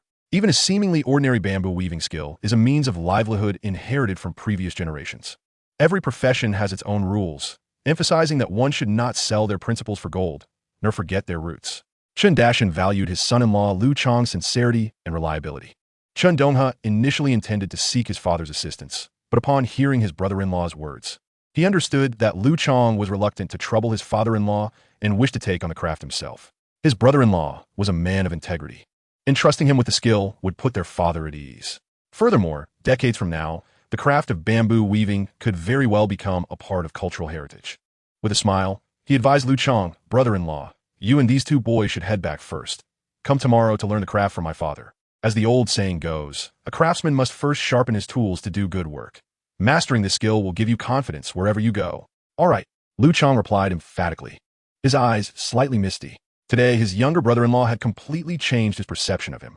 The thick wad of cash in his pocket was an amount he could never have saved up from years of hard labor. Yet, Chen Donghe had handed it all to him without a second thought, knowing that his family was struggling. With this money, his wife would no longer have to wear a frown, and they could finally contemplate having children with more assurance. After their parents passed away, although the villagers offered support, nothing compared to the heartfelt generosity he experienced today. Chen Dashin directly placed a chopstick full of meat into Lu Chang's bowl, saying, "It's just a bamboo weaving skill. It's not a big deal. You are a true man, so don't act all timid, lest you become a laughingstock." After the family finished their meal, Lu Chang took his two younger brothers back home. Wang Xiumei, having cleaned up the dishes, called Chen Donghe over to the kitchen and whispered, "Did you take those 3 boys hunting in the mountains today?" Chen Donghe was taken aback, somewhat surprised. "Mother, how did you know?" Wang Xiumei shot him a disapproving glance and scrutinized her son's rough hands. "That old jacket of yours has a tear under the armpit. It's not fresh. The back of your shoulder is smeared with pine resin and bits of grass and ash." Most tellingly, she paused, her voice dropping lower, laden with concern. "Your brother-in-law was shaking as he ate today. It's clear he must have exerted himself greatly and was starving before he devoured that meal." Chen Donghe chuckled softly, tacitly acknowledging her observation. Wang Xiumei sighed, patting the back of his hand. "Your brother-in-law is as honest as a bull, and it's your sister's fiery temperament that sustains the household. In a situation, which woman would willingly marry him and endure poverty and hunger? Only your sister, resolute as iron, has chosen to stand by him. Thankfully, she hasn't misjudged him. He is truly devoted to our family and holds your sister dear. It is only natural that you, as her younger brother, assist him, but those 2 younger brothers of his look at you as if you were a deity. It's excessive. Be cautious, for young ones can be reckless and cause trouble. You must be doubly prudent when you take them along in the future." Chen Donghe felt warmth in his heart, aware that his mother saw through everything. His father must have noticed the issues as well. But out of respect for how he was handling things, he refrained from saying much. He softly reassured her, "Mother, do not worry. I have it under control, and have already spoken to my brother-in-law. Today, I specifically took them to familiarize themselves with the routes to the Kwai Master's place, so they will have a proper outlet for gathering mountain goods and suffer fewer losses. In the future, I will choose safer paths when entering the mountains to avoid any mishaps." The mother and son shared a few more intimate words, as Chen Donghe primarily sought to comfort his mother, assuring her that with his skills, nothing in the mountains could pose a challenge. Although Wang Xiumei remained anxious, seeing her son's calm and self-assured demeanor eased her worry somewhat. Finally, she began to lament about the 500 yuan owed by Li Ergu. "Tomorrow marks the 3rd day. I believe that scoundrel is determined to avoid repayment. His uncle is the village chief in Li family village, and they are not to be trifled with. They are numerous and wild at heart. It would be best to suffer a little loss. You must not seek out trouble yourself." Chen Donghe acknowledged her advice, yet his mind was already formulating a plan. To take a step back voluntarily? Those wolves would only advance further. However, he also understood that his mother's words held truth. Recklessly venturing into Li family village was not bravery, but folly. He needed to employ some clever tactics and alternative methods. As the night deepened, he lay on the scorching earthen Kong. He had achieved his first small goal since his rebirth. His family had finally enjoyed a taste of prosperity and filled their bellies. Yet this was far from sufficient. He had to ensure that his parents enjoyed a life of comfort, that his sisters lived well, and he needed to root out those lurking serpents who covet their fortune, crushing them utterly. The village night was pitch black, devoid of any light pollution. Chen Donghe, cradled by the night, soon fell into a deep slumber. However, in the latter half of the night, he suddenly sprang upright from the Kong, hardly taking the time to don his padded trousers and jacket, instinctively reaching beneath the edge of the Kong for the glistening axe he had sharpened. The vigilance he had honed through a life of struggle had become second nature. Just moments ago, a sudden pang of anxiety in his dream had pierced through the darkness like ice. It was a signal of impending danger. A moment's hesitation could cost his family's lives. He held his breath and listened intently. The gaps in the earthen walls let in no light, and the thick plastic sheeting on the window was indistinct. Yet behind the wall he could hear deliberately suppressed breathing, the faint sound of a bucket bumping. and the increasingly pungent, nauseating scent of kerosene. Someone was pouring oil. Someone intended to set fire to the house. A chill coursed through Chen Donghe from his soles to the crown of his head. Chapter 49. The men of Chen family village, armed and ready. It was the dead of night, the time when people slept the most soundly. Their earthen-walled home was sturdy, yet the roof was made of beams and purlins, covered with thick layers of sorghum stalks and dry grass, all soaked in kerosene. One spark could spell disaster, when the beams collapsed and flames sealed the doors. Those inside would have no chance of escape. A furious fire ignited in his chest, nearly incinerating the surrounding cold. He gripped the axe, moving stealthily like a shadowy panther, and quietly opened the door. Barefoot, he stepped onto the frigid snow, each step as steady as a rock, making his way around to the back of the house. He spotted several indistinct figures furtively pouring buckets of kerosene against the walls. Two others were laboriously piling dry corn stalks and sorghum stems beneath the window, evidently intending to stoke the fire to burn brighter and faster. There could be no hesitation. Like a wraith, he lunged forward, his movements swift enough to leave only an afterimage. The axe flipped in his grip, striking precisely at the nape of each assailant. With forceful accuracy, 7 or 8 burly men fell without a sound, collapsing limply into the icy snow. As he gazed upon the bodies sprawled like dead dogs on the ground, murderous rage surged within Chen Donghe, boiling over with the urge to eradicate these roots of calamity once and for all. But reason firmly suppressed the impulse. These individuals were not the masterminds, merely lackeys. If they were to be eliminated, Uncle Ma would trace the matter back, and no explanation would suffice. After all, taking a life is a grave affair. Even with sufficient justification, one cannot escape the ensuing turmoil. He could not gamble the future of his entire family. He quickly returned to the house to don his clothes, and in that brief moment, his toes had gone numb from the cold. The commotion stirred his parents awake. Third brother, what is all this ruckus in the dead of night? Second sister Chan Xiaoyu rubbed her eyes as she stepped out, followed by her sleepy younger sister. Chun Dashin emerged, draped in a garment, and upon seeing Chen Donghe standing in the outer room with a grave expression and a hatchet in hand, a chill ran through him. Father, second sister, Chen Donghe said in a low voice, heavy with suppressed rage, someone has tried to burn down our house, and I have detained them. I think we should gather the villagers for identification. This grudge must be avenged. Donghe, hurry. Find your village head, uncle, and fetch the gong. Chun Dashin trembled with rage, his voice quivering. Illuminated by Chen Donghe's flashlight, he beheld the stacks of firewood soaked in kerosene surrounding their earthen home, along with the unfamiliar bodies sprawled haphazardly on the ground, and a surge of blood rushed to his head. He did not recognize a single one of them, but their attire resembled that of the ruffians from nearby impoverished villages, rather than the thugs from the county town. Although his son mingled with the wrong crowd, he was acquainted with most of the local troublemakers. If it were indeed the city ruffians causing trouble, someone would have surely leaked the news. A thought surged in his mind, and the face of Li Ergu, the notorious scoundrel, immediately came to mind. That beast had suffered a huge loss last time, having been caught by Donghe, who had secured a promise of 500 yuan for peace. He must have been unable to pay, fearing imprisonment, thus resorting to this vicious scheme to eliminate them entirely. If they were wiped out, the evidence would naturally vanish. Without a moment's hesitation, Chen Donghe made a beeline for his village head uncle's home. The gong rang out urgently, its sound piercing the stillness of the winter night like boiling oil splashed with cold water. Bang, bang, bang. Something grave has occurred. All the men and boys of Chenjiadan, rise quickly. Arm yourselves. This gong sounded the highest alarm in the village. The last time it rang like this was over a decade ago, when a bear had truly invaded the village. In an instant, the entire Chenjiadan was awakened. Dim lights flickered from the windows of various homes, and the men's nerves tightened. As a beast entered the village, grab your weapons.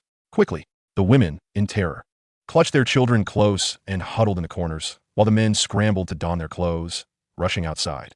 Those with hunting rifles brandished their guns, while those without grabbed pitchforks, long-handled axes, steel bars, and shovels, charging madly towards the source of the gong's sound. A few anxious men, seizing sticks from the woodpile at the door, quickly lit them with matches, turning them into torches. Upon seeing men approach wielding bright torches, the old village head panicked. Stamping his feet and shouting, "Put down the fire! Extinguish it! Quickly!" Donghe's house is surrounded by piles of kerosene-soaked firewood. A spark could ignite it. He hurriedly led a group to intercept those brandishing torches, forcibly extinguishing the dangerous flames. Only a few wealthier households produced dusty flashlights, their feeble beams flickering in the darkness. Old uncle, What calamity has befallen us? Has there been a bandit raid, or what? A crowd gathered around the old village head, their faces etched with uncertainty. It had been years since Chen Donghe faced an audacious midnight attack. Furious and agitated, the old village head rasped. There are some brazen fools who dare to infiltrate at night, to burn houses and kill. They were caught red-handed by Donghe, right behind his house. What? The crowd erupted in astonishment, collectively gasping. This was more terrifying than a bear. In these times, while petty theft was commonplace, an audacious fire set to harm others was unprecedented. Who are these scoundrels? They must be sick of living. Damn it! Who did this? The crowd seethed with anger, surging toward Chen Donghe's home. Beams from flashlights illuminated the stacks of firewood and the 8 or so men on the ground, provoking a chorus of furious curses and gasps from the crowd. My heavens! They intend to annihilate this family. How despicable! What grudge could they possibly hold against Donghe's family? It can only be that bastardly Urgu. Who else would dare commit such a heinous act? The crowd erupted, voices rising in indignation. Just days ago, Donghe had shared meat with everyone. How could that scoundrel dare seek revenge? Voices clamored, each person expressing their outrage. Anger spreading like wildfire among the crowd. Ever since Chen Donghe had shared meat during the snow, the villagers had viewed him in a new light, no longer labeling him a mere street thug. Although he had previously engaged in fights, those were straightforward confrontations. Who among the youth lacked a bit of spirit? But to harbor such deep-seated enmity, to resort to such a ruthless act of extermination, was utterly intolerable. Standing before the throng, Chen Donghe clasped his fists and addressed the darkened crowd. Esteemed elders and young men, my apologies for disturbing your night. I bow deeply to you all. As he spoke, he bowed deeply, his voice gritting through clenched teeth. I invite everyone here tonight to identify these beasts and serve as witnesses. This matter cannot simply be swept under the rug. Chapter 50. The Bottom Line and the Forbidden Line. As Chen Donghe's words settled, flashlight beams converged on the faces of those few, still groggy figures on the ground. I recognized that bald head. It's Zhang Laowai from her Daegu village, infamous for being a lazy, good-for-nothing.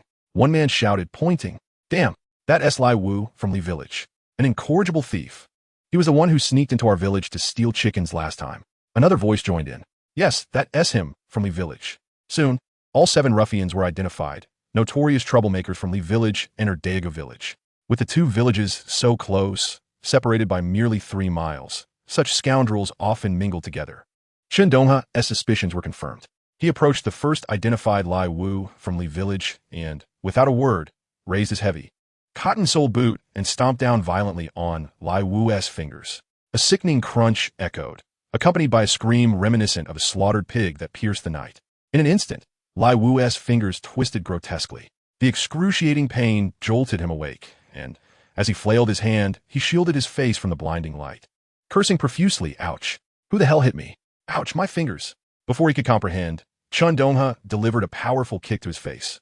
With a resounding thud, Lai Wu's head crashed against the frozen ground, blood spraying from his nose, staining his face. Chen Donghe seized the front of his tattered cotton jacket, yanking him up as if he were a chick, their faces nearly touching, his voice as cold as the icy winter air. Li Lizi, open your eyes and see clearly. Do you recognize who I am? Upon hearing that familiar voice, Li Laolai, illuminated by the harsh light, caught sight of Chen Donghe's menacing face, causing him to shudder uncontrollably. The effects of alcohol dissipated instantly, and a sense of dread overwhelmed him. It was over. He had been caught red-handed for arson. And now half the population of Chenjiatin had gathered, each individual poised to drown him in a deluge of disdain. Escape. This singular thought raced through his mind. He disregarded the excruciating pain in his fingers and the numbing ache in his nose, quickly contorting his face into a pathetic mask of contrition. His voice trembling uncontrollably. Brother Donghe, a misunderstanding. A colossal misunderstanding. It truly wasn't me. I had a bit to drink and was dragged here in a daze. I know nothing. I am wronged. Chen Donghe sneered, his voice low yet crystal clear, resonating in the ears of all present. Who brought you here? Who orchestrated this? It was Li Urgu. It was all Li Urgu. Li Laolai exclaimed, as if grasping at a lifeline, eager to throw Li Urgu's entire lineage under the bus. That scoundrel Li Urgu invited us for drinks, and after getting drunk, he began to curse you, claiming how you had wronged him. We, in our drunken stupor, lost our wits. It could have been San Tubo. He said he wanted to settle the score with you, to show you some color, and we all followed along. I even tried to dissuade them. Truly, they can all vouch for me. If you don't believe me, ask them. He pointed frantically at the others who had been roused from their stupor. At that moment, the other 6 accomplices had also been awakened by the villagers' fists and feet, each bearing the marks of a brutal beating. Witnessing the scene, the desire to survive swiftly eclipsed their so-called brotherhood. It was Li Ergu. It was him. He paid us. Lai Wu, you're talking nonsense. The drinks were on Li Ergu, and the idea was his too. He said he'd give $5 once it was done. The notion of arson was proposed by San Tubo. The kerosene was sourced by Li Ergu. In a desperate bid for survival, they turned on one another. A cacophony of blame, revealing the nefarious deeds of Li Ergu and San Tubo with alarming clarity. The crowd's fury intensified, fists and clubs unable to restrain themselves from raining down upon these wretches, who howled in agony and writhed on the ground, pleading for mercy. Enough. If this goes any further, someone will truly die. The old village chief, witnessing the chaos, hastily intervened alongside several elder villagers, forcibly pulling the enraged crowd apart. Though filled with seething hatred, they understood that if someone were to die here, Chen Donghe would share the blame. At that moment, the eastern horizon began to pale with the first light of dawn. Observing the heap of wood soaked in kerosene, the old village chief felt a wave of anxiety wash over him. He quickly called out, "Get a few agile hands and move this stuff away.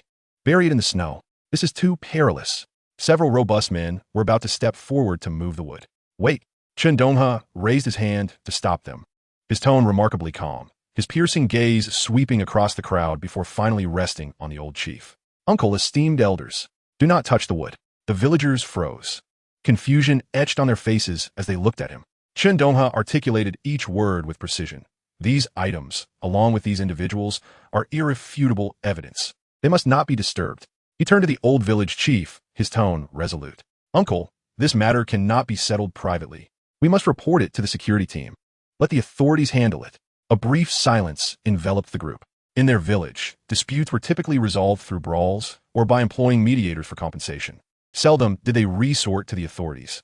The old village chief hesitated, furrowing his brow as he replied, "Donghe, this." He feared that escalating the situation would lead to rumors of Chenjiadan being a violent place, especially given the condition of those who had just been beaten. Chen Donghe understood the old chief's concerns, yet he was acutely aware of the malevolence lurking behind Li Ergu. To merely beat them and let them go, or to coerce them for some money, that would only alert Li Ergu, who was hiding in the shadows, potentially leading him to retaliate even more fiercely. If this issue were not thoroughly resolved, it would yield endless repercussions. His home, his sanctuary, was his bottom line, his Achilles heel. Whoever dared to touch it must pay a price they could not afford. Reporting it to the authorities, leveraging their power to crush him, was the most prudent and ruthless course of action. Strike the snake but once, lest it retaliate. Chen Donghe's gaze was resolute as he addressed the old chief and the villagers, gritting his teeth. "Today, we are fortunate to have discovered this beforehand. But what if their essay next time? What if Li Ergu dares not come for me, but instead targets my parents or my sisters?" His words struck a chord with the collective anxiety of the villagers, silencing those who had previously advocated for a private resolution. Chen Donghe pointed at the kerosene-soaked wood and the 7 men lying in the dirt. "These items and their confessions implicate Li Ergu. They are already evidence. We must hand them over to the security team. Those who should be apprehended will be, and those deserving of punishment will face it. I intend to ensure that Li Ergu and those wretched individuals who dare to commit such heinous acts pay the price they deserve. Let outsiders witness the fate that befalls anyone who dares to touch a member of Chenjiadan." Chen Donghe's resolute declarations echoed in the frigid morning breeze, imbued with an undeniable strength. The old village chief, observing the steadiness and ferocity in his gaze, ultimately nodded vigorously, agreed. "Donghe, you are right. This matter must be handled this way. If the sky should fall, the men and women of Chenjiadan shall bear it together. Enough standing around. 2 of you, go fetch the cart immediately. Bind these wretches, load the wood, and let us head to the town security team." As Chen Donghe's words fell, a voice from the crowd interjected, "If we report to the security team, our village won't qualify as an advanced village." This remark struck the group like a stone cast into still waters, leaving everyone exchanging glances. Being designated as an advanced village allowed them to hold their heads high, and Chenjiadan often received accolades from the county. It was not just about the grains and oils bestowed upon them, but the honor that brought pride to the entire village. Who would cherish such a golden title? If a serious incident were to occur, regardless of the circumstances, their status as an advanced village would be irrevocably lost. Chen Donghe recognized the implications clearly. If he forcefully reported to the security team, no one could argue against it. Yet, the villagers would undoubtedly harbor resentment, especially since the loss of the advanced village title would be pinned on him. Today, for the sake of his family, they had been roused from their warm beds in the middle of the night, laboring until dawn. Every man, woman, and child in the village had lent their strength, and he could not disregard this kindness. Gathering his resolve, he spoke, his tone steady yet clear. Uncles, aunts, this incident arose because of me, and has cost our village its advanced status. Chen Donghe, owe you all an apology. I cannot restore that title right away, but I promise I will not let the men and women of our village suffer. His gaze swept across the familiar faces, his voice low. Once the security team has thoroughly investigated the matter, I will head into the mountains. I know where those wild boars that destroy our crops are hiding. Today, no matter what, I will bring back at least 2. I will share them with everyone as a token of my gratitude. At this, the villagers' sentiments shifted. The grains and oils provided by the county would barely amount to over 100 gene. A female wild boar weighs no less than 200 to 300 pounds.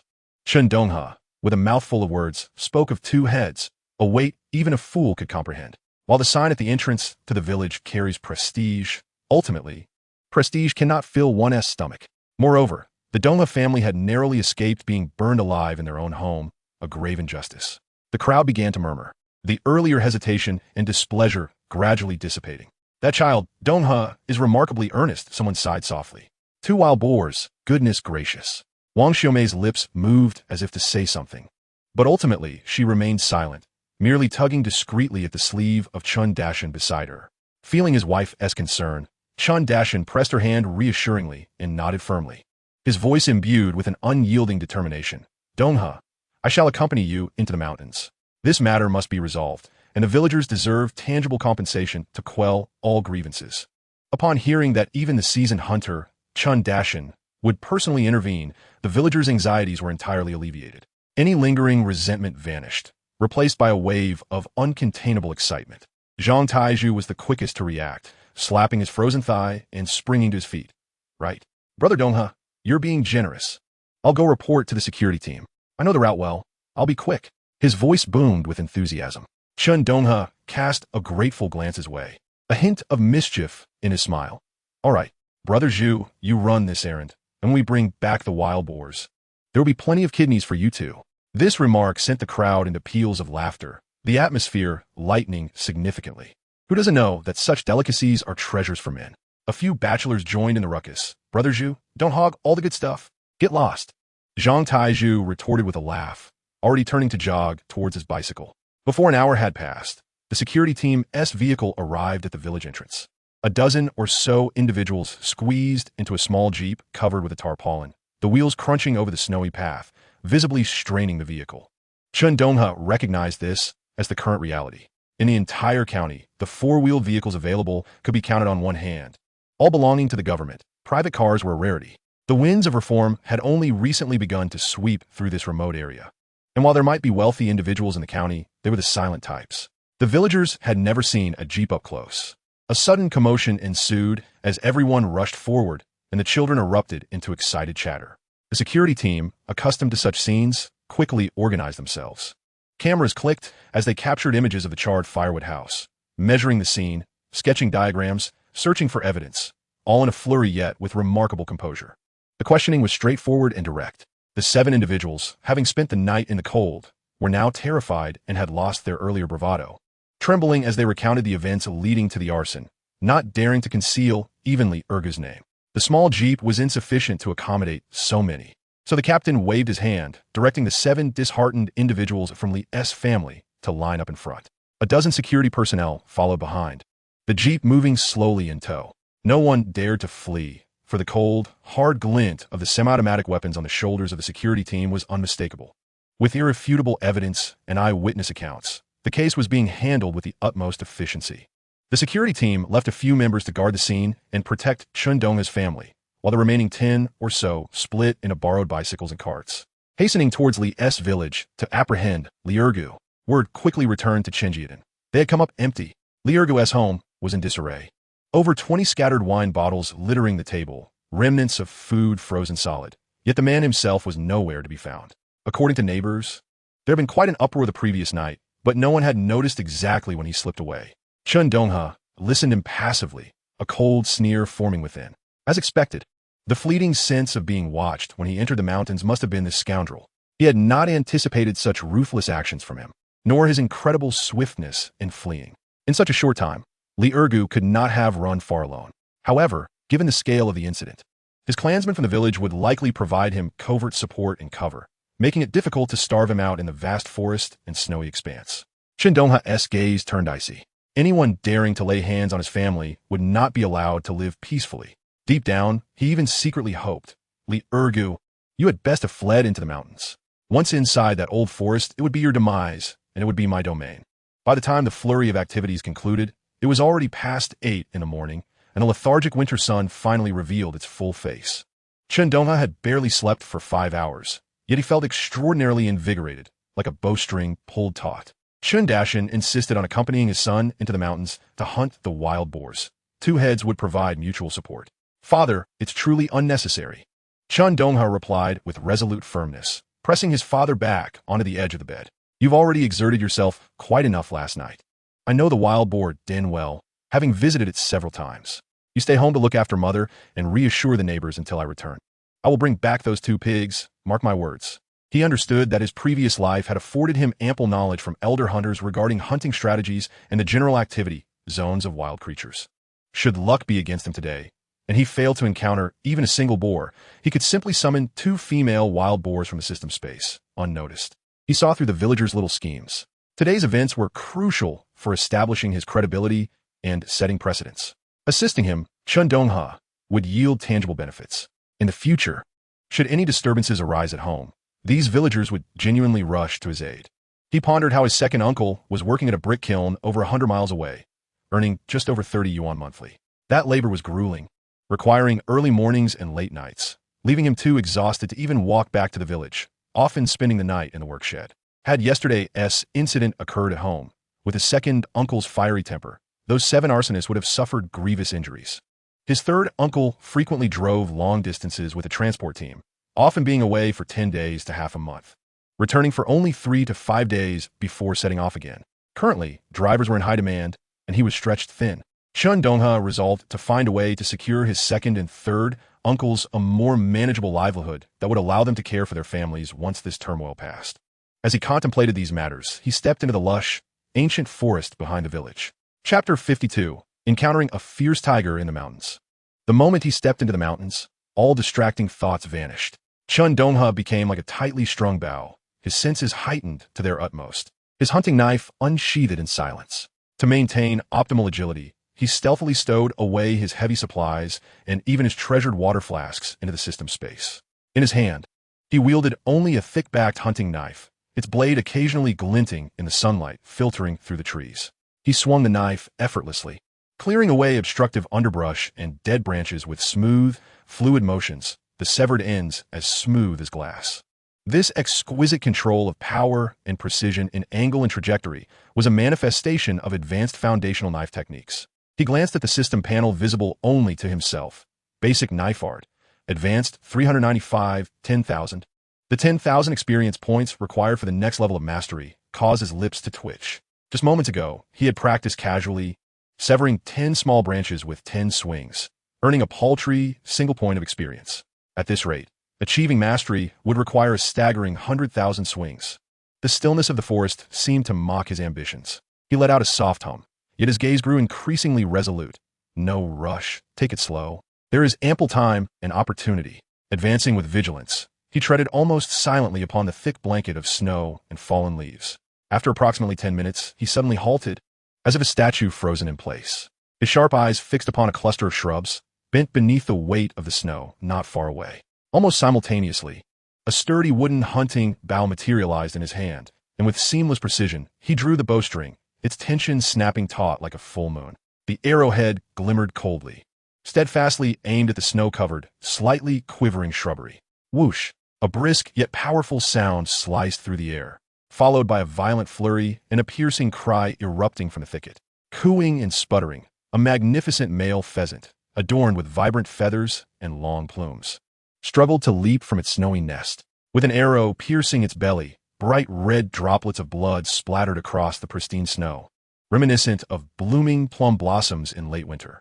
It flapped a few times, ultimately collapsing weakly. Chen Donghe stepped forward, capturing it with one hand while deftly snapping its neck with the other.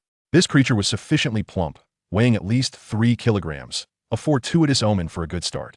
He retrieved the arrow, meticulously wiping away the blood before stowing it away, while casually adding the hefty pheasant to his spatial storage. Before he could revel in this unexpected bounty, the sudden cacophony of hurried footsteps crunching through the snow and the heavy thuds of something large running reached his ears.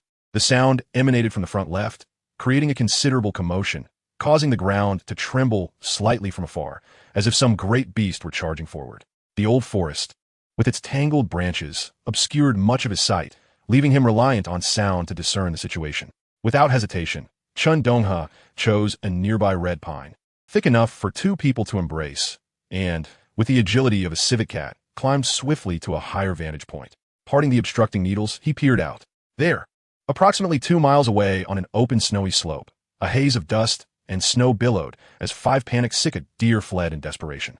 Leading the charge was a remarkably robust male deer, standing nearly 1.5 meters at the shoulder, its formidable antlers branching into 8 tines, resembling 2 clusters of withered trees atop its head. Weighing no less than 200 kilograms, it was followed by 4 slightly smaller, yet still sizable females, exhibiting astonishing bursts of speed as they ran. However, no matter how swift they could not outpace the true monarch of the forest. A massive figure, adorned with a golden base and black stripes, darted in from the side like a bolt of lightning skimming the snow, drastically closing the distance to the deer herd. That elegant, streamlined body concealed a devastating force. It was a tiger, a majestic, mature Bengal tiger, as it approached within mere meters of the last female deer. Its powerful hind leg muscles coiled like springs, launching its entire body into the air with a thunderous force. Boom! The muffled sound of impact echoed, seemingly audible from afar. The massive tiger's paw pinned down the hindquarters of the female deer. Without the slightest hesitation, the enormous head of the tiger swung to the side, revealing its fearsome, bone-crunching teeth, and with pinpoint precision, it sank its fangs into the deer's nape. Crack! A faint sound of bones splintering drifted through the mountain winds. Scalding blood spilled from the tiger's mouth, quickly staining the fur around the deer's neck and the snow beneath it a vivid red. The unfortunate female deer kicked helplessly a few times, emitting a gasping, death rattle before falling completely still. Chen Donghe held his breath, his palms slick with cold sweat, remaining utterly motionless on the branch. He fixated on the victorious tiger, which did not immediately feast but instead raised its head, surveying its surroundings with caution. Its golden eyes, ablaze like molten gold, radiated both the majesty and ferocity of a ruler. Only then did it lower its head, beginning to tear into its prey. The remaining 3 female deer and a massive male had long since vanished without a trace. Chen Donghe's heart thundered like a drum. He forced himself to calm down and devise a strategy. The direction in which the deer had been driven by the tiger was directly toward him. Instantly, he concentrated, suppressing every scent and sound that could betray his presence, his gaze penetrating through the layers of branches, following the fleeing deer's path. He must not act. Absolutely not. His own physical condition was still in the throes of training, far from its peak state. Even with advanced knife skills, engaging in close combat with such a top-tier predator weighing several hundred kilograms would leave him with no assurance of escape. That female tiger had effortlessly taken down a fully grown female deer weighing over 100 kilograms with a single pounce and bite. Strength, speed, and skill resided at the absolute pinnacle of the food chain. The tiger had yet to detect his presence. Furthermore, judging by the location of its kill and the direction in which it dragged its prize, this slope did not seem to be its core territory, but rather an area for border hunting. As long as it departed with its prey, it would signify a temporary retreat from danger. But if it chose to indulge right there, Chen Donghe immediately extinguished that enticing thought. To scavenge from the tiger's mouth would be tantamount to courting death, especially in this dense forest, given the tiger's prowess in stealth and ambush. If he ventured within 30 meters, he might not even have time to fire a second shot. Chen Donghe couldn't help but recall the last encounter with that bear, which had been a near brush with death. A tiger facing a mere bear? That was child's play, even when confronted with a bear of comparable size. These apex beings of the forest would avoid a life-and-death struggle unless absolutely necessary. True top-tier hunters are mathematicians, acutely aware that injury equates to a drastic decline in survival capabilities. Therefore, their sharp claws and formidable teeth are typically reserved for prey, far smaller and less threatening than themselves. Perched on the branch, Chen Donghe remained utterly still, as if he had melded into the tree trunk itself. He watched as the powerful female tiger lowered her head, gripping the deer's spine. her hind legs pushing against the ground with force, growling as she began to drag the heavy prey. The over 100 kilograms of deer seemed weightless in her jaws. Her pace steady and powerful, albeit not swift. That striped figure soon dwindled into a distant speck, vanishing into the snow-laden pine forest. Chapter 53. The Deer Hunt. It was only once the tiger was completely out of sight, and, after listening intently for a long while to confirm no further sounds approached, that Chen Donghe let out a long, silent sigh, his taut muscles relaxing slightly as he leaned against the rough tree trunk. That was close, truly. The most formidable character in this forest, he murmured to himself, his voice barely audible, filled with a sense of trepidation and an indescribable awe swelling within him. He swiftly felt grateful for his earlier choice to hunt the pheasant. Thankfully, he had used a bow. Had he employed a firearm, the thunderous sound would undoubtedly have alerted the tiger at once. It would likely have abandoned the deer herd, stealthily tracking him down, launching a deadly ambush. With its instinct for stealth, a target marked by the tiger often realizes their peril only when it is far too late. From his elevated position in the red pine, he gazed once more into the distance. The tiger had already retreated at least 7 to 8 kilometers, completely obscured by a higher ridge. Even so, he resolved within himself, he must not venture deeper into this area again. Heaven knows whether that tiger might whimsically patrol back this way. The bold thought surged once more within his heart. Once his marksmanship reached an advanced level, or his swordsmanship attained the mastery of a grandmaster, perhaps he could indeed confront such formidable beasts. The mere notion of one day standing toe-to-toe with the most powerful predators of the wilderness ignited a primal desire for challenge and conquest within him. Burning like a wildfire in his chest, he yearned for the exhilarating sensation of transcending his limits. Steeling his resolve, he clenched his fists tightly. I will. The first objective was to hone his marksmanship and elevate his swordsmanship to the pinnacle of mastery. As for archery, that would merely be the icing on the cake. When faced with large, ferocious beasts, its effectiveness ultimately fell short. The speed of a tiger's short-range sprint was astonishing. A distance of 100 meters could vanish in the blink of an eye. Even more daunting were their hunting habits.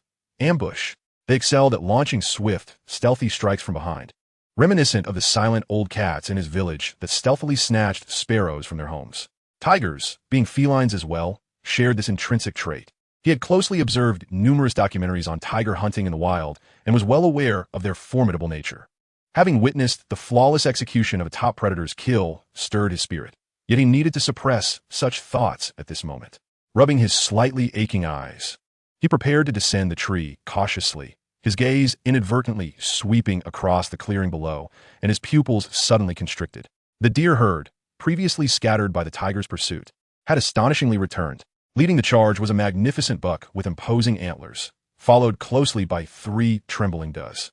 Their pace was noticeably slower, burdened by the fatigue and shock of their near escape, as they hurriedly made their way towards the slope where he perched. They were no more than 1,000 meters away from his current position. Moreover, although the slope was open, it was downhill, allowing the deer to accelerate as they descended. Without hesitation, a thought crossed his mind, and the elongated water gun materialized in his hand. He did not aim immediately, but instead steadily chamber round, resting the stock firmly against his shoulder. The cold barrel, akin to the keen eyes of a hawk, locked onto the lead buck, the most magnificent of them all. Patience was paramount. He awaited the deer to enter the optimal shooting range. The buck, having been chased to the brink of exhaustion by the tiger, required rest and respite. At that moment, all its senses were attuned to the lurking tiger behind, utterly unaware of the other pair of hunters' eyes above, which had already sealed its fate. The 4 startled does hastily descended the slope, their distance from Chen Donghe dwindling to less than 50 meters as they seemed intent on crossing the clearing and migrating further afield. 50 meters! In this open terrain, it appeared as if it were within arm's reach for Chen Donghe. He adjusted his breathing, feeling the sturdy trunk of the red pine beneath him as a solid shooting platform. The moment had arrived. Without hesitation, his index finger squeezed the trigger. Bang! The thunderous sound of the gun erupted like a clap of thunder in the quiet forest. The powerful recoil slammed against his shoulder, causing a cascade of snow to tumble from the branches overhead. 50 meters away, the robust buck was struck as if by an invisible hammer.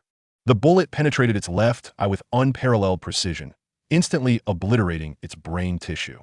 Its head jerked back violently, and the massive antlers traced a desperate arc through the air before its heavy body crashed to the ground.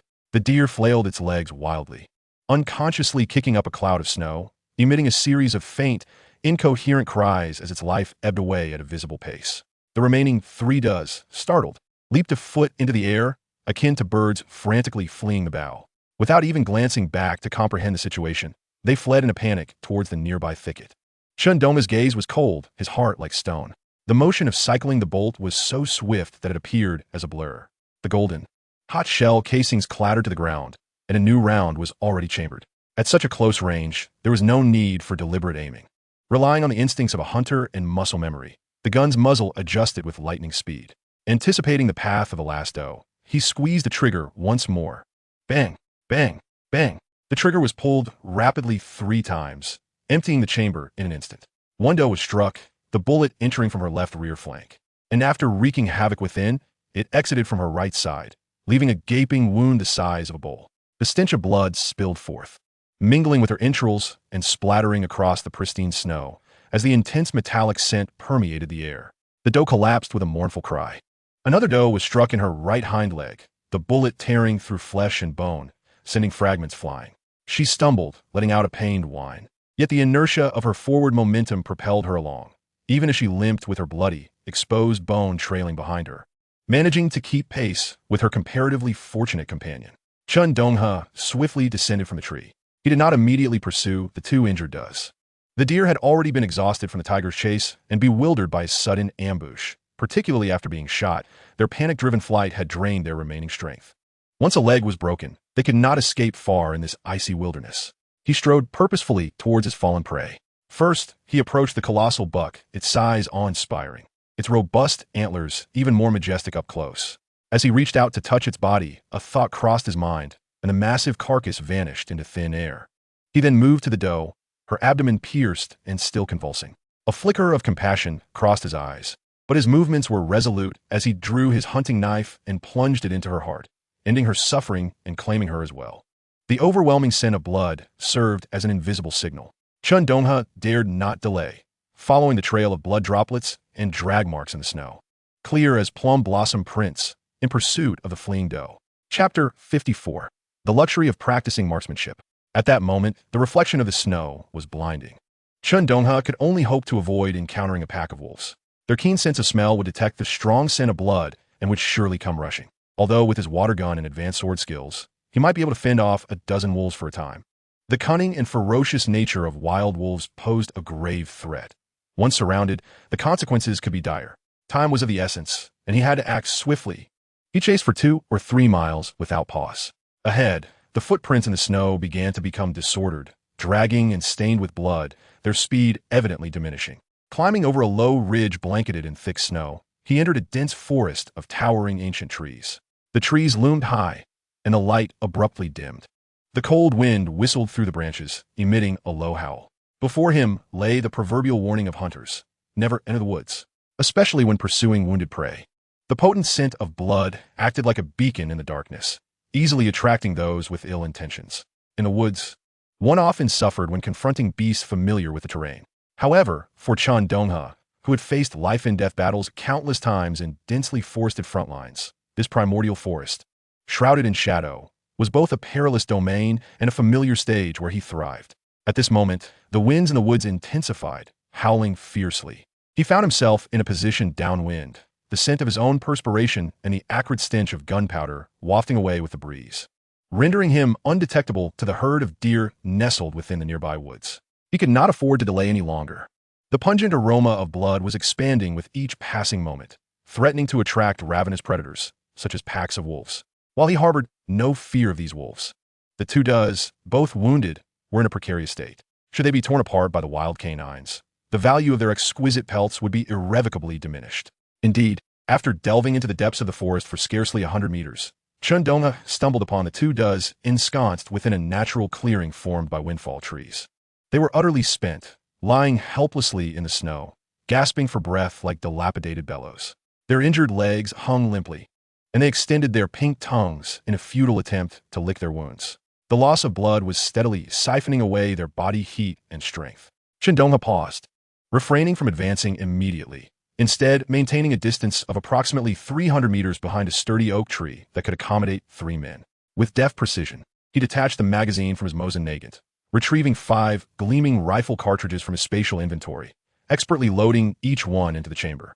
Subsequently, he cautiously leaned out, resting the rifle barrel upon a robust branch, his cold gaze aligning with the reticle. 3 points in a line. In his field of vision, the doe with a fractured leg trembled slightly within his sights. Bang!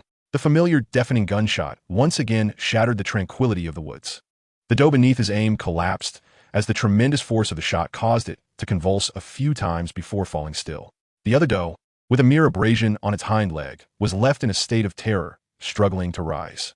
Chen Donghe swiftly cycled the bolt of his rifle with the speed of lightning. Clack, clack. In less than a second, the rifle was chambered, and he squeezed the trigger. Bang! The second shot echoed, striking the doe that had just attempted to raise its front legs precisely in the neck, causing it to topple over, its limbs flailing briefly in the snow before succumbing to silence. Perfect. Chen Donghe promptly retracted his rifle and moved with the agility of a leopard to the fallen does. Their body temperatures still lingered. He meticulously examined their wounds. Fortunately, the injuries were within acceptable limits, and their pelts remained relatively intact. He swiftly stored them in his spatial inventory. The entire process was seamless, taking less than 2 minutes. The air was saturated with an overwhelming scent of blood. He dared not linger, discerning the direction before hastily retracing his steps towards the village. A heavy weight lifted from his heart. He had made a promise to distribute the meat among his fellow villagers, and he was resolute in fulfilling it. After traversing 2 mountain ridges, ensuring he was far from the bloody scene, he estimated he was less than a hill's distance from the village, allowing his taut nerves to relax slightly.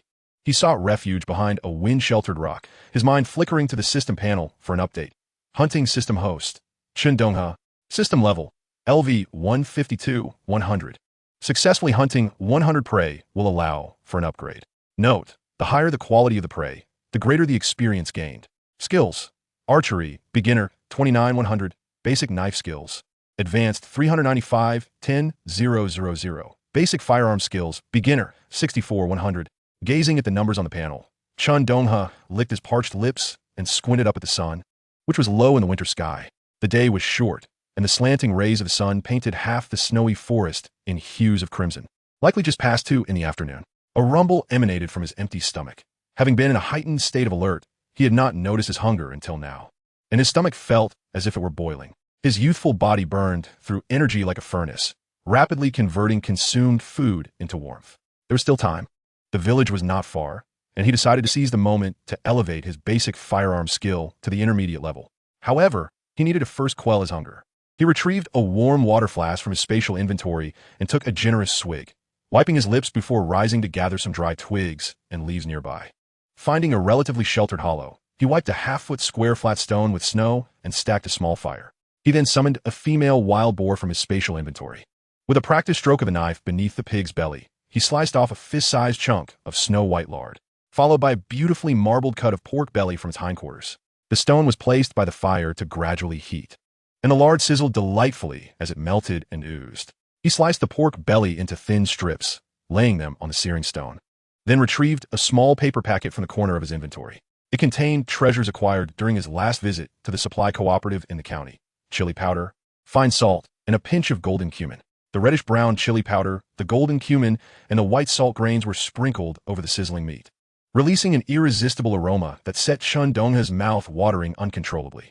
He also pulled out the oil paper package his mother had given him, containing several flatbreads made with cornmeal. As the flatbreads toasted by the fire, a glistening sheen of oil formed on their surface. When the edges of the meat strips turned golden and curled, he grabbed a scorching flatbread, tore it open, and stuffed it with a heaping portion of the succulent, oily pork belly. He bit down hard. The explosion of flavors, meat dough, spice, and cumin, erupted in his mouth, the hot grease slightly scorching his lips but failing to diminish his voracious appetite. Soon, 2 kilograms of meat were devoured within 5 or 6 flatbreads, filling his seemingly bottomless stomach. Sated, he extinguished the remaining embers and buried them in the snow. Chen Donghe grasped his rifle and headed towards the opposite edge of the forest, where the terrain was more open and flocks of sparrows and cooing doves often fluttered about. His aim was to practice his shooting. These small creatures, with their agile flight patterns, were perfect targets for honing his skills with moving targets and rapid shooting. With only about 100 rounds left in his inventory, achieving an upgrade to intermediate level today would be a resounding success. Chapter 55, An Unexpected Encounter. Bang, bang, bang, bang. The crisp and rapid gunfire echoed intermittently through the afternoon forest. With each shot, a plume of feathers burst forth into the air. Most of the birds struck were shattered, with scattered feathers spiraling down to the ground. Chen Donghe was too indifferent to collect these morsels, considering them a feast for the forest's small predators like martens and foxes. He took a moment to glance at his system panel. Basic firearm skills, beginner, 85, 100, just 15 shots remaining. Chen Donghe shifted his shoulder, which had grown numb from the recoil. Yet overhead, the forest was devoid of bird life, all having fled in terror from the gunfire. He was left with no choice but to continually change his position, following the sounds of sparrows and doves to pursue his targets. His goal was intermediate level. Once achieved, he would descend the mountain and return to the village. Unbeknownst to him, while tracking the birds, he had strayed off the main path and into the edge of a relatively unfamiliar mixed woods. When the numbers on the panel reached basic firearm skills, beginner, 98, 100, he needed just 2 more shots. At that moment, a brief yet high-pitched bark, mingled with a growl of anger or anxiety, suddenly erupted from behind a modest ridge ahead, no more than 200 to 300 meters away. Dogs. The presence of a person with dogs in these mountains could only mean one thing: hunters. Chen Donghe's heart raced. In his previous life, during the wolf disaster hunting expedition, he had crossed paths with numerous hunters from the surrounding villages, forming bonds of camaraderie with several of them. Yet, that was a tale from 8 years past. Presently, he found himself intrigued by the adept hunters in the village. Withdrawing his firearm, he tread lightly towards the source of the commotion. Upon surmounting a low ridge thickly adorned with underbrush, he crouched behind a cluster of oak trees, peering downwards. Below, in a sparsely wooded valley, a man clad in a thick, fur-lined wolfskin hat and bulky cotton attire crouched, straining against the rope in his hands. At the other end of the rope were 2 robust, muscular hunting dogs. One was a standard wolf blue hound, its blue-gray coat and erect ears giving a sharp, keen appearance. The other was evidently a mixed breed, even more imposing in stature, with a large head, wide jaws, and a yellow-brown coat speckled with black, its bared fangs exuding an air of ferocity and untamed spirit. Both dogs were in a state of heightened excitement, particularly the mixed breed, which thrashed against the ground with its hind legs, clawing at the snow while its nose eagerly probed towards a dense thicket of hazel bushes. It emitted a low, menacing growl, as if poised to break free from its tether and pounce. The hunter, Chen Donghe, could find no recollection of this man from the memories of his former life. Judging by his age, he appeared to be in his early 30s. Perhaps he had never resided in this area in his past existence. Chen Donghe, positioned downwind, had most of his scent dispersed by the breeze.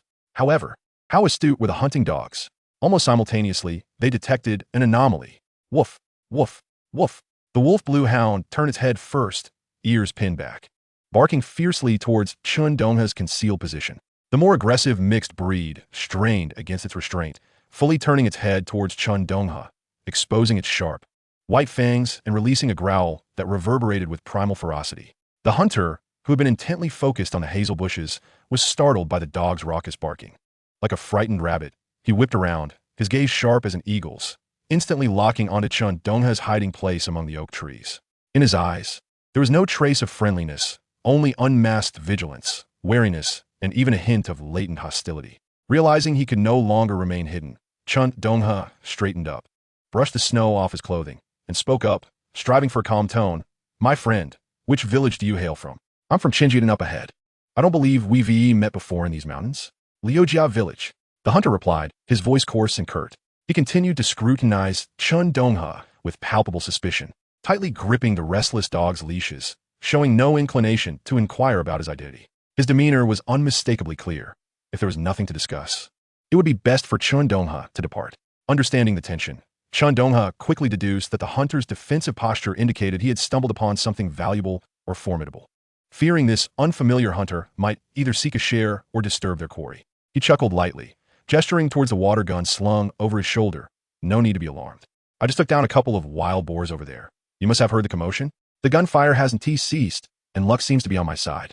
This statement served both as an explanation for the gunfire and a declaration of his recent success, clarifying to the hunter that he bore no ill intentions.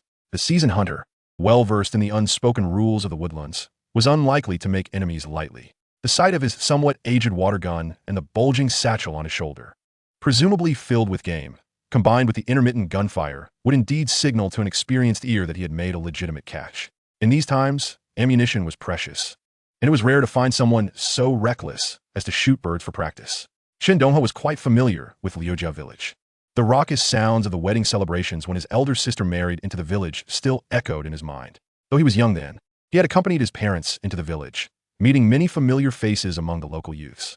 His brother-in-law, Lu Chong, was a good-natured man, well-liked within the community. Whenever there was a joyous or solemn occasion, he could always count on the townsfolk's support. At Lu Chong's wedding, Chen Donghe had taken note of the prominent figures in the village. Thus, upon encountering this unfamiliar hunter, he felt a sudden jolt of recognition. The hunter, sensing something was amiss, regarded Chen Donghe with uncertainty, his grip on the gun relaxing slightly, yet his fingers still hovered over the trigger guard. His voice, tinged with a rugged mountain accent, inquired, "Which is your sister's husband?" Noticing the hunter's wariness had eased somewhat, Chen Donghe smiled, his expression reflecting a sense of pride. Lu Chong, the stalwart man of the village. Who doesn't know him? After his sister's marriage, he had transformed a once struggling household into a thriving one. The villagers universally praised him when speaking of his sister. "You're Lu Chong's brother-in-law?" The hunter instinctively replied, but his words faltered as if choked. A fleeting look of embarrassment crossed his dark face, which he attempted to mask with a cough, though the unspoken term street thug lingered in his eyes. Then, as if recalling something, his gaze flitted between Chen Donghe's antiquated water gun and his own cumbersome firearm. A wry smile of begrudging respect creasing his lips. "Oh, I've heard the villagers mention that you once carried back over 100 pounds of meat for your brother-in-law. At that time, we thought it was just boasting. Now, hearing that you single-handedly brought down 2 large wild boars, it seems you truly possess some grit and skill. You're a promising hunter." He licked his cracked lips and continued. "In the past, we, the people of Liujia village, were rather short-sighted, mistaking a true dragon for a mere loach." Having lived 2 lives, Chen Donghe easily grasped that this remark was an attempt to amend his earlier stance. Laced with a hint of admiration, he felt a slight flush of embarrassment, aware that his notoriety as a street thug extended far beyond Liujia village.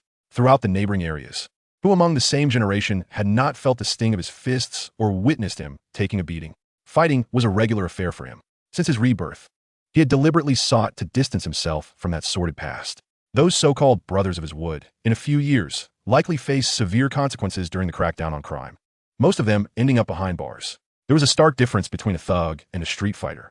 The former would resort to any unscrupulous means for a mere dime, often becoming a target for public scorn. He realized that he had not encountered the hunter during his visits to his brother-in-law's home. Chen Donghe was not merely seeking to ingratiate himself. A skilled hunter in these deep, ancient woods was a valuable connection. Hunting large game required teamwork, and lone wolves rarely succeeded. Knowing other capable hunters allowed for the sharing of opportunities and assistance during critical moments. Moreover, this hunter was from his brother-in-law's village, establishing a closer bond. As the hunter finally relaxed, he introduced himself, revealing his name was Lu Gue, and confirmed he was a distant cousin of Lu Chong. By age, he would indeed address Chen Donghe as brother. After sharing names, he couldn't help but scrutinize the young man before him. Venturing into these woods alone, without even a dog, armed only with a seemingly worn-out water gun and an old hunting knife at his waist, such audacity left even this seasoned woodsman feeling a twinge of apprehension. His gaze fell upon the 2 hunting dogs at his feet, their ears perked and low whimpers escaping their throats, and a sense of reassurance washed over him. "You rascal. You're quite the tough nut," he mused, daring to hunt with the wild boars, while others would have fled at the mere sight of them. "You're tethering your head to venture down the path of the underworld." Lu Gue's tone suddenly turned grave, laced with the wisdom of experience as he earnestly advised. "Listen to your older brother. Hurry back and find yourself a few good dogs. If you don't know how to train them, I'll teach you. In these deep, ancient woods, there are many ruthless beasts lurking. The treacherous creatures often strike from behind. A dog's nose is sharper than a man's, its ears more perceptive. They're the hunter's lifeline. The finest game hides deep within the dark, crow's nests of old forests. Inside, the trees tower higher than the heavens, and the grass grows thicker than walls, where even a shadow cannot be seen from 10 paces. You must rely on the dogs to forge your path, keep watch, and sound the alarm. To face the dangers of these mountains without a few decent dogs by your side is to invite disaster, leaving you as nothing more than a wandering ghost, with no bones left to show for it." He stomped the snow at his feet forcefully, his voice growing heavier. A hunter's life is half tethered to the necks of his dogs. Did Chen Donghe not understand this truth? In this rebirth, life was tight, with pressing matters queuing up one after another, leaving no room to seek out good dogs. Moreover, dogs of exceptional caliber were as rare as phoenix feathers, a serendipity one could only hope to encounter. He nodded earnestly. Brother Gay speaks wisely. I shall remember this about the dogs. Lu Gui's heartfelt words were indeed well-intentioned. Yet, the name Lu Gui resonated with an inexplicable familiarity, as if he had overheard it in the warmth of his sister's home during a drunken revelry. But the muddled thoughts in his mind made it difficult to untangle the memory. The two exchanged a few more pleasantries, marking the acquaintance, and Chen Donghe, being considerate, did not wish to hinder Lu Gui's hunting endeavors. Soon, he clasped his hands in farewell, and they parted ways. As he walked, a frown creased his brow. Sifting through the depths of his memory for the significance of the name, Lu Gui, his brother-in-law's family, when he married his sister, had a cousin who was away serving in the military and had not been able to return. As he continued, Chen Donghe felt as though he had been struck by a bolt of lightning, suddenly frozen in the snow, his face turning ashen. It was him. He gasped involuntarily. As the floodgates of long-buried memories burst open, he distinctly recalled from his previous life his brother-in-law Lu Chong under the dim glow of an oil lamp, speaking drunkenly of a cousin of his, also involved in the perilous life of hunting, named Lu Gui. They were as close as brothers. At that time, his brother-in-law had pounded his chest in despair, tears clouding his eyes, lamenting with a heavy sigh. It was this very cousin, Lu Gui, who on a harsh winter in 79 ventured deep into the forest to find a bear den. Ultimately, he encountered some dread creature, vanishing along with his two beloved dogs, never to be seen again. Later, the villagers, gathering their courage, followed his trail, only to discover a scene of utter devastation, marked by a gruesome trail and the harrowing paw prints of a colossal bear in the snow. Who would dare disturb such a creature? It was only after the forestry police from the county intervened, armed with heavy machine guns, that they managed to turn the man-eating bear into a sieve. Recalling this tragic event, Chen Donghe felt as if an icy hand had gripped his heart, and cold sweat instantly drenched his back. Lu Gui's earlier vigilance. Could it be that he had already discovered the bear den? And perhaps it lay nearby, not far from Lujiaten? As his thoughts surged, adrenaline flooded his mind, compelling him to instinctively turn back. Yet, as he lifted his foot, he abruptly halted. Recklessness would not serve him well. Chen Donghe's gaze swept urgently, like a hawk, fixing on a nearby slope disturbed by a flock of chattering sparrows. He inhaled sharply, the frigid air biting at his lungs, and with purposeful strides, he advanced, with a distance of merely 10 paces remaining. The slightly worn water gun settled against his shoulder with practiced ease. Eyes, sights, and the fluttering sparrows converged into a singular focus. He held his breath, pulled the trigger. Bang! One sparrow burst into a cloud of crimson mist, its delicate feathers scattering like snowflakes in the wind. Chen Donghe's movements flowed seamlessly, without a hint of hesitation. The crisp sound of the bolt echoing as the spent cartridge ejected and a fresh round smoothly chambered. Adjusting his aim, he tracked the flurry of sparrows startled into flight, raising his weapon once more with precision. Another clean shot. Bang! Before the smoke could clear, a clarion notification resonated in his ear. Congratulations, host. Intermediate marksmanship upgraded. In an instant, memories of his past life surged forth, overwhelming him like a torrent breaking through a dam. The 7 years of honing his skills amidst the chaos of gunfire had imbued him with an instinct for shooting, a tactile precision now merging seamlessly with his current form. What once was mere familiarity with this water gun transformed into profound clarity. Every minute scratch on the barrel, every wear on the rifling, the recoil of the trigger spring, all etched vividly in his mind. Previously, he had been confident of hitting a target within 500 meters. Yet, with the enhancement of his intermediate marksmanship, the trajectory of the bullet, the subtle drag of the wind, and even the rhythm of his heartbeat now felt like second nature. Chen Donghe came to a halt, resembling a statue carved from ice and snow, the gun naturally aligning once more. His gaze pierced through the sparse trees, locking onto a magpie poised to take flight on a distant branch, estimating the distance to be well over 800 meters. The small creature appeared as nothing more than a slight flicker on the horizon. The biting mountain wind whispered through his fingers, offering a delicate sensation. He held his breath, moistening his fingertips with saliva, attuning himself to the flow and intensity of the air currents. The barrel subtly angled upward by the slightest degree. Breath held, focus sharpened. He fired. Bang!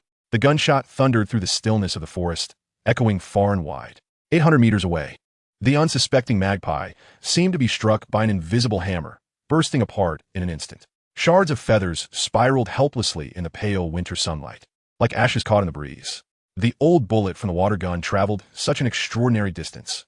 What a terrifying deviation in its trajectory. Yet, He was able to correct it with the precision of handling the most sophisticated sniper weapon, recalibrating in an instant within his mind. This was the terrifying instinct granted by intermediate marksmanship. Had it been before, attempting to hit such a minuscule target at 550 meters would have been the limit of his capabilities.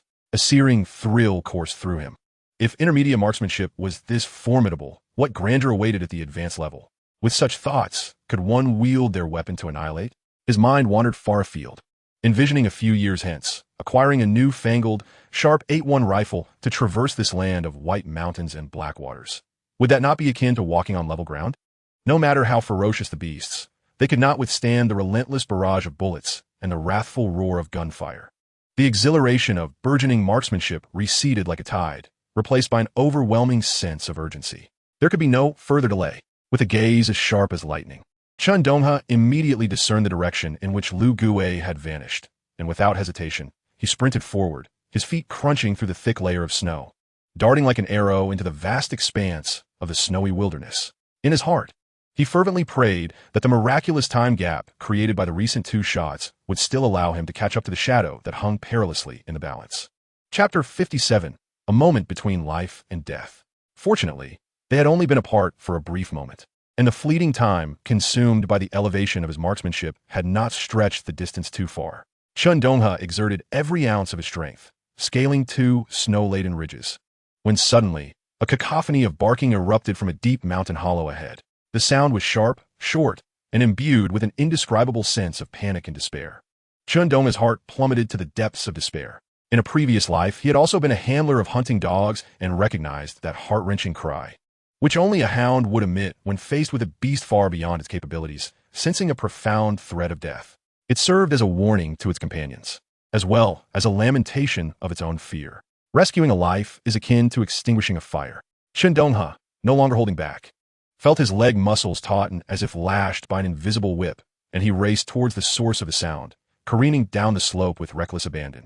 At that moment, at the deepest part of the mountain hollow, a roar erupted, one that seemed to emanate from the very bowels of the earth, shattering the forest stillness. Boom! In response, a gunshot rang out like a thunderclap. It was Lu Gue's shotgun. Just as the colossal creature had cautiously emerged halfway from a low tree hollow, Lu Gue, almost instinctively, pulled the trigger with his bear-like hands. The terrifying power of the single-barreled shotgun at close range was unleashed with devastating effect. Countless tiny iron pellets erupted like a lethal mist, mercilessly striking the massive bear's face. Blood droplets exploded, mingling with shredded flesh in a gruesome display. Several small steel balls even lodged deeply into the bear's forehead, penetrating its rock-hard skull. However, such a blow, capable of piercing the hide of a wild boar, was but an irritating sting to this mature behemoth of the forest, whose hide was as thick as a felt mat and whose bones rivaled granite. The excruciating pain ignited its blood, instantly engulfing the bear, which had been forcefully awakened from its hibernation. It violently shook its blood-soaked head, letting out a roar that resonated like a stormy tsunami, causing icicles to rain down from the treetops. The immense body, akin to a demon breaking free from the shackles of hell, finally extricated itself from the narrow tree hollow. In an instant, its shadow enveloped the entire clearing. Its blood-red eyes, akin to the searchlights of purgatory, fixated on the diminutive yet tormenting figure of the hunter. A pallor washed over Lu Gue's face, the color draining away in an instant, as icy terror froze his spine and the sweat-soaked undergarment clung to his skin. It was over. In that moment, he regretted every decision he had made. Upon entering the mountain, he had carefully surveyed this cave-like stone nook, confident from decades of experience in hunting that it concealed a wintering black bear. Who would have thought that what emerged was a massive, raging brown bear, standing upright? It must have reached nearly 2 meters in height, weighing no less than 700 kilograms. Glancing at the single-barreled shotgun that had just unleashed its fiery breath, despair enveloped him. Reloading a bullet required him to open the chamber, eject the spent shell, insert a new round, and then forcefully close it. There was no time for that, especially with his right hand, clutching the gun's grip, trembling uncontrollably as if sifting through chaff. Run. That singular thought reverberated in his mind like thunder. Lu Gue's soul fled in terror. After a moment's hesitation, he abruptly twisted his body, summoning every ounce of strength, scrambling up the slightly clearer slope with frantic urgency. The warmth of the blood trickling down his face only served to aggravate the bear's ferocity. This apex predator once thoroughly enraged, became a relentless embodiment of bloodthirsty madness. It charged forward, its four limbs pounding the ground like a colossal armored vehicle, with an unstoppable momentum. The heavy thudding of its footsteps mixed with the scent of blood, striking against his racing heart. Two hunting dogs, a robust wolf dog and a slightly leaner yellow dog, despite their fear rendering them stiff and trembling, were driven by loyalty to bark furiously and throw themselves at the enraged bear. The wolf dog was remarkably valiant. Seizing the opportunity while the bear was distracted by its pursuit of Lu Gue, it lunged low, its fangs bared, aiming for the bear's vulnerable underbelly. However, how could the bear, with its keen awareness of threats from below, remain oblivious? Sensing the chilling gust of wind beneath its belly, the massive creature abruptly halted. Subsequently, its terrifying weight, exceeding 700 kilograms, descended upon its prey with the force of a thunderclap. A heart-wrenching howl escaped the wolf dog, but it was abruptly cut short. The agile wolf dog, which had claimed countless lives, found its upper body convulsing in a final, involuntary spasm, while its lower half, along with its chest and abdomen, was crushed beneath the bear's colossal rear, reduced to an unrecognizable mass of red and white. The bear's massive paw, falling in quick succession, obliterated the wolf dog's head, scattering remnants like a shattered watermelon. Seizing the moment, the yellow dog leapt up, sinking its teeth into the thick skin at the junction of the bear's neck and shoulder, desperately trying to tear at the vulnerable throat. Infuriated by the pain, the bear swung its massive right paw, a gust of wind tearing through the air as it aimed to swat the dog off its back like a hammer, striking down. The yellow dog, being quite astute, sensed the impending danger and let go, leaping away just in time to escape. Yet, the enraged bear would not allow it to flee so easily. With an agility that belied its size, it twisted and turned, its massive paw descending like a hammer, leaving a chilling crack as it struck. The yellow dog emitted a horrifying scream, its body contorted in agony, as its spine shattered at the waist. Its hind legs became useless appendages, collapsing onto the icy snow with a thud. The bear roared ferociously, its massive jaws wide open, its cold white teeth glinting as they snapped down. A desperate whimper escaped the yellow dog's throat, abruptly silenced. Its neck was pierced and torn as the bear's immense jaws clamped down. A fountain of hot blood spraying across the pristine snow, a gruesome sight. With two dogs slain, the overwhelming stench of blood ignited the bear's ferocious wrath. Its blood-red eyes shifted, locking onto the fleeing figure ahead. Its gigantic, callous paws crushed the remnants of its companion's flesh, shattering bones and unleashing a whirlwind of carnage as it lunged toward Lu Gue with even greater ferocity. The heavy footfalls reverberated once more in this land of death. Lu Gue caught a glimpse of his beloved dog's tragic demise, his heart feeling as if it had been brutally cleaved by a dull knife. Yet, he had no time to mourn. The suffocating scent of blood approached ever closer, the tremors from the creature's heavy impact reverberating through the ground and directly into his heart. He could even hear the heavy and frenzied panting of the brown bear, akin to a battered bellows, blasting against the back of his head. The breath of death was icy and piercing, and the enormous shadow loomed like a pitch-black shroud, poised to engulf him entirely. At that moment, when life and death hung in the balance, bang, a crisp, resonant gunshot echoed from a distant ridge. Like thunder striking a parched land, Lu Gue nearly stumbled in fright, desperately twisting his head to catch a glimpse. There, not far off, was Chen Donghe, having diverged from their path earlier, crouched like an old lynx against the trunk of a towering beech tree, his gun aimed in this direction. Chapter 58, Gratefulness and Loyalty. That foolish boy. Why has he returned? Lu Gue felt a chilling dread mixed with a fiery urgency. Don't look back. Run fast. Chen Donghe's roar reverberated like thunder, a commanding order that brooked no dissent, echoing from the high branches. Before the words had even faded, he was already using hands and feet, nimbly climbing the tree for a more secure shooting position. His movements were astonishingly swift. Thud! A small burst of blood erupted just above the right haunch of the bear, which resembled a small hill. Chen Donghe's shot, spanning nearly a kilometer, had lost much of its power. The bullet, akin to the last gasp of a powerful bow, merely tore a shallow gash in the bear's thick fur and fat. Yet that sharp sting, like a scalding needle, brutally pierced the bear's already raging fury. Roar!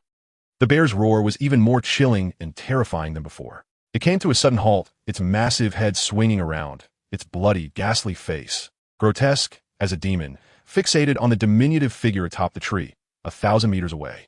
This new source of pain, more immediate and direct, seemed to overshadow its hatred for the loathsome hunter before it. This beast, blinded by the haze of slaughter, showed no sign of hesitation, its colossal form pivoting in the snow, like a deathly war chariot. It forsook its nearly graspable prey and charged with a frenzied intent towards the tree where Chen Donghe was concealed. Snow and dust billowed into the air, the ground trembled. In the blink of an eye, the distance was nothing to its massive strides. All of this had been anticipated by Chen Donghe. The moment the bear turned, he had already secured a coarse hemp rope tightly around his waist and the sturdy trunk, ensuring his stability for the imminent shot. Just as he tied the knot, the thunderous sound of the bear's approach, mingled with the stench of blood, roared beneath the tree. The giant bear reared up, its terrifying height nearing 3 meters. Its gaping maw almost licking the branches where Chen Donghe hid. Its remaining eye burned with hellish fury, and its callous paws, capable of crushing skulls, swung violently against the trunk. Crack! Bang! The thick bark shattered and splintered. The immense beech tree, large enough for 2 men to embrace, shuddered under this inhuman force. Emitting a painful groan, the heavy snow accumulated in the canopy cascaded down like a collapsing hill, burying the bear beneath a blanket of white. Though the tree's roots were deep and unbroken, the cataclysmic impact was enough to send any creature within its branches into a state of sheer terror. The bear, having failed to demolish this accursed obstruction, grew even more furious. Its massive paw, like a steel hook, sank deep into the bark, clumsily yet swiftly climbing upwards. The bear's low growls and the nauseating stench surged towards the treetop, the scent of death closing in a moment of peril. Chen Donghe's eyes gleamed with a cold light. The old water-cooled gun felt like a natural extension of his arm, leaving him no time to aim carefully. He raised the gun, locking onto the sole target above that gaping maw, the bear's murky, bleeding left eye. Holding his breath, he fired. Bang! The bear, sensing the imminent danger, abruptly jerked its head just as the bullet grazed past its left cheekbone. Thud! A large chunk of flesh, skin, and all was torn away. The already injured half-ear was completely severed by the bullet, nearly falling off. Roar! The pain pierced to the bone, and the bear emitted a heart-wrenching howl, its climbing motion abruptly ceasing.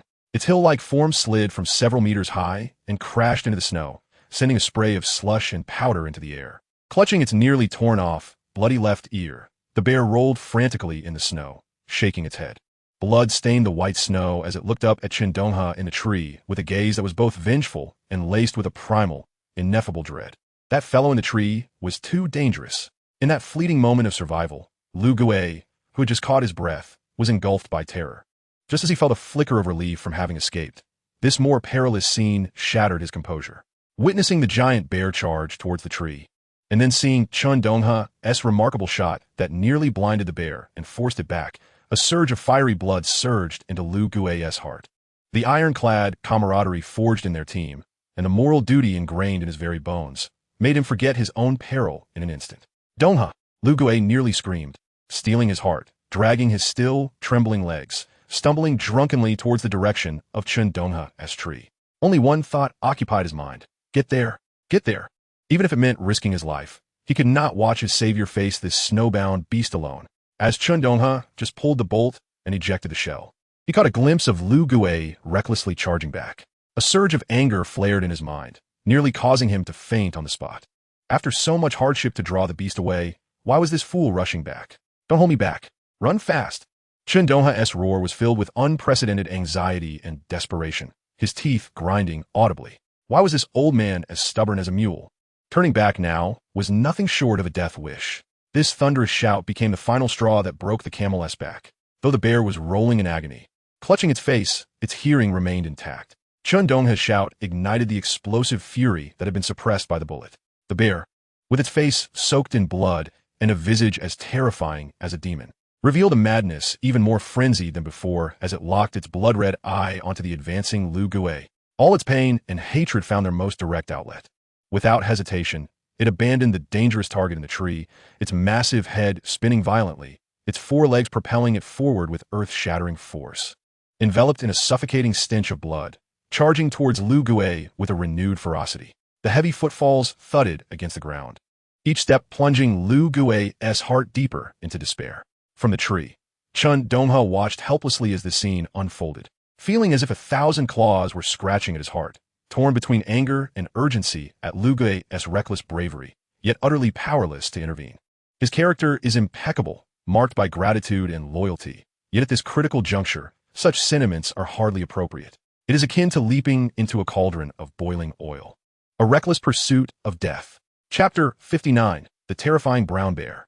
The brown bear, the undisputed sovereign of this vast forest expanse, boasts a size second only to that of the polar bear. When it comes to ferocity, the adage of one bear equals 2 tigers is far from mere hyperbole. This creature not only revels in bloodshed, but has a deeply ingrained predatory instinct that has been passed down through generations. At this moment, having sustained numerous injuries, its fur soaked in blood, the primal bloodlust rooted in its very marrow has been ignited. It has set its sights solely on Lu Gui. Its mountainous form crushes the snow beneath it, charging forth with an aura of death that could freeze one's soul. Lu Gui finds himself ensnared by the bear's lantern-like crimson eyes, feeling as if his scalp is about to burst, every hair on his body standing on end. The stench of blood fills the air, and the bear's gaping maw, dripping with the remnants of his beloved dog, is mere inches away. An overwhelming instinct for survival eclipses all else. Climb the tree. The only thought remaining in his mind is the brief demonstration provided by Chen Donghe earlier. The nearest tree is an ancient oak, as thick as a barrel. Lu Gui lets out a bizarre cry, summoning every ounce of strength to leap toward it, scrambling up with hands and feet, desperate to escape. Yet he is no mountain cat, and in his panic and fear, his limbs feel stiff and weak. Having barely ascended to a height of a mere yard, the earth-shaking thuds of the bear's approach resonate below.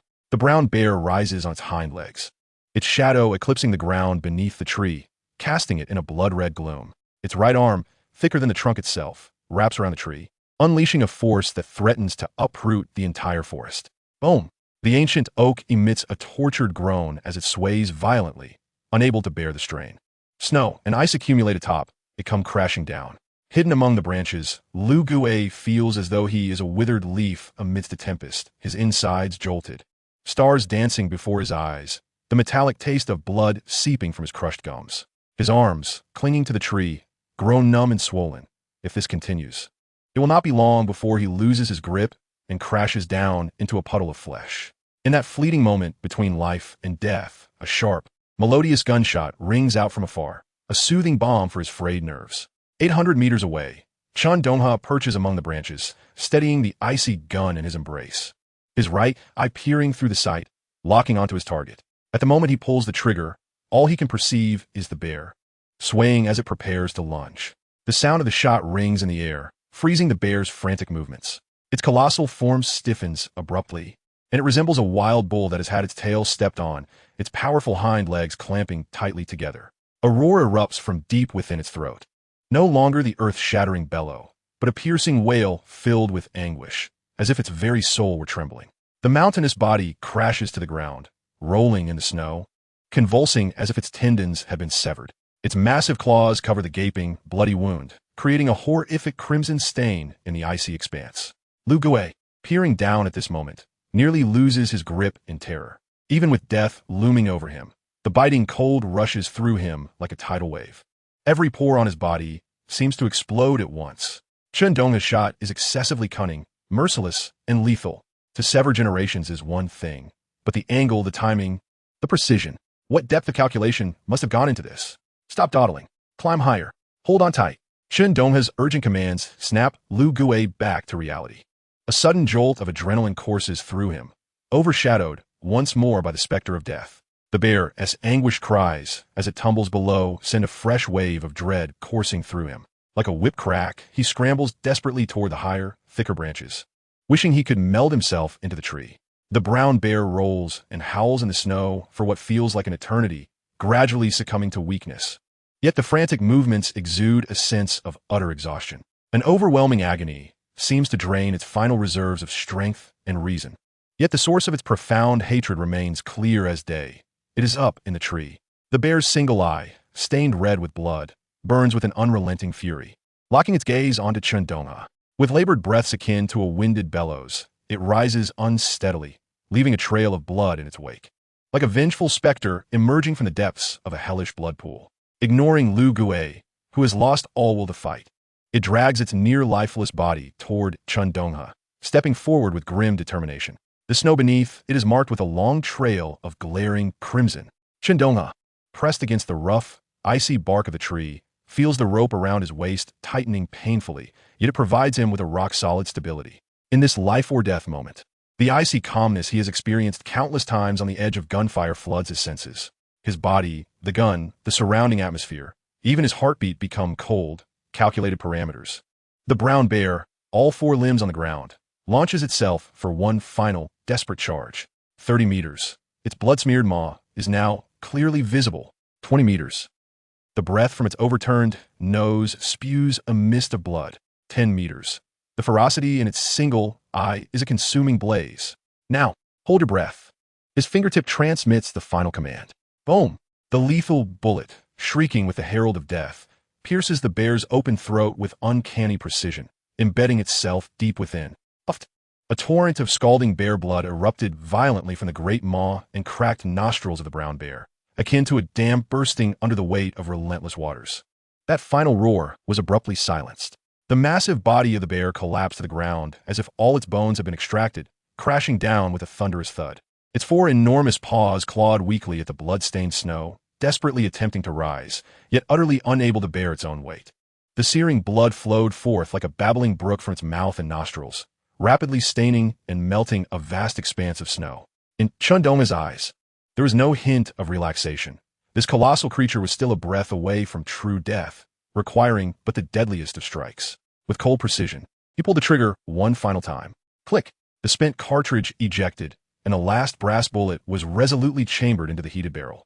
The gun's muzzle remained steadfast as it coldly aimed at the bear's eyes, which, though clouded by pain and blood, still glimmered with ferocity. Bang!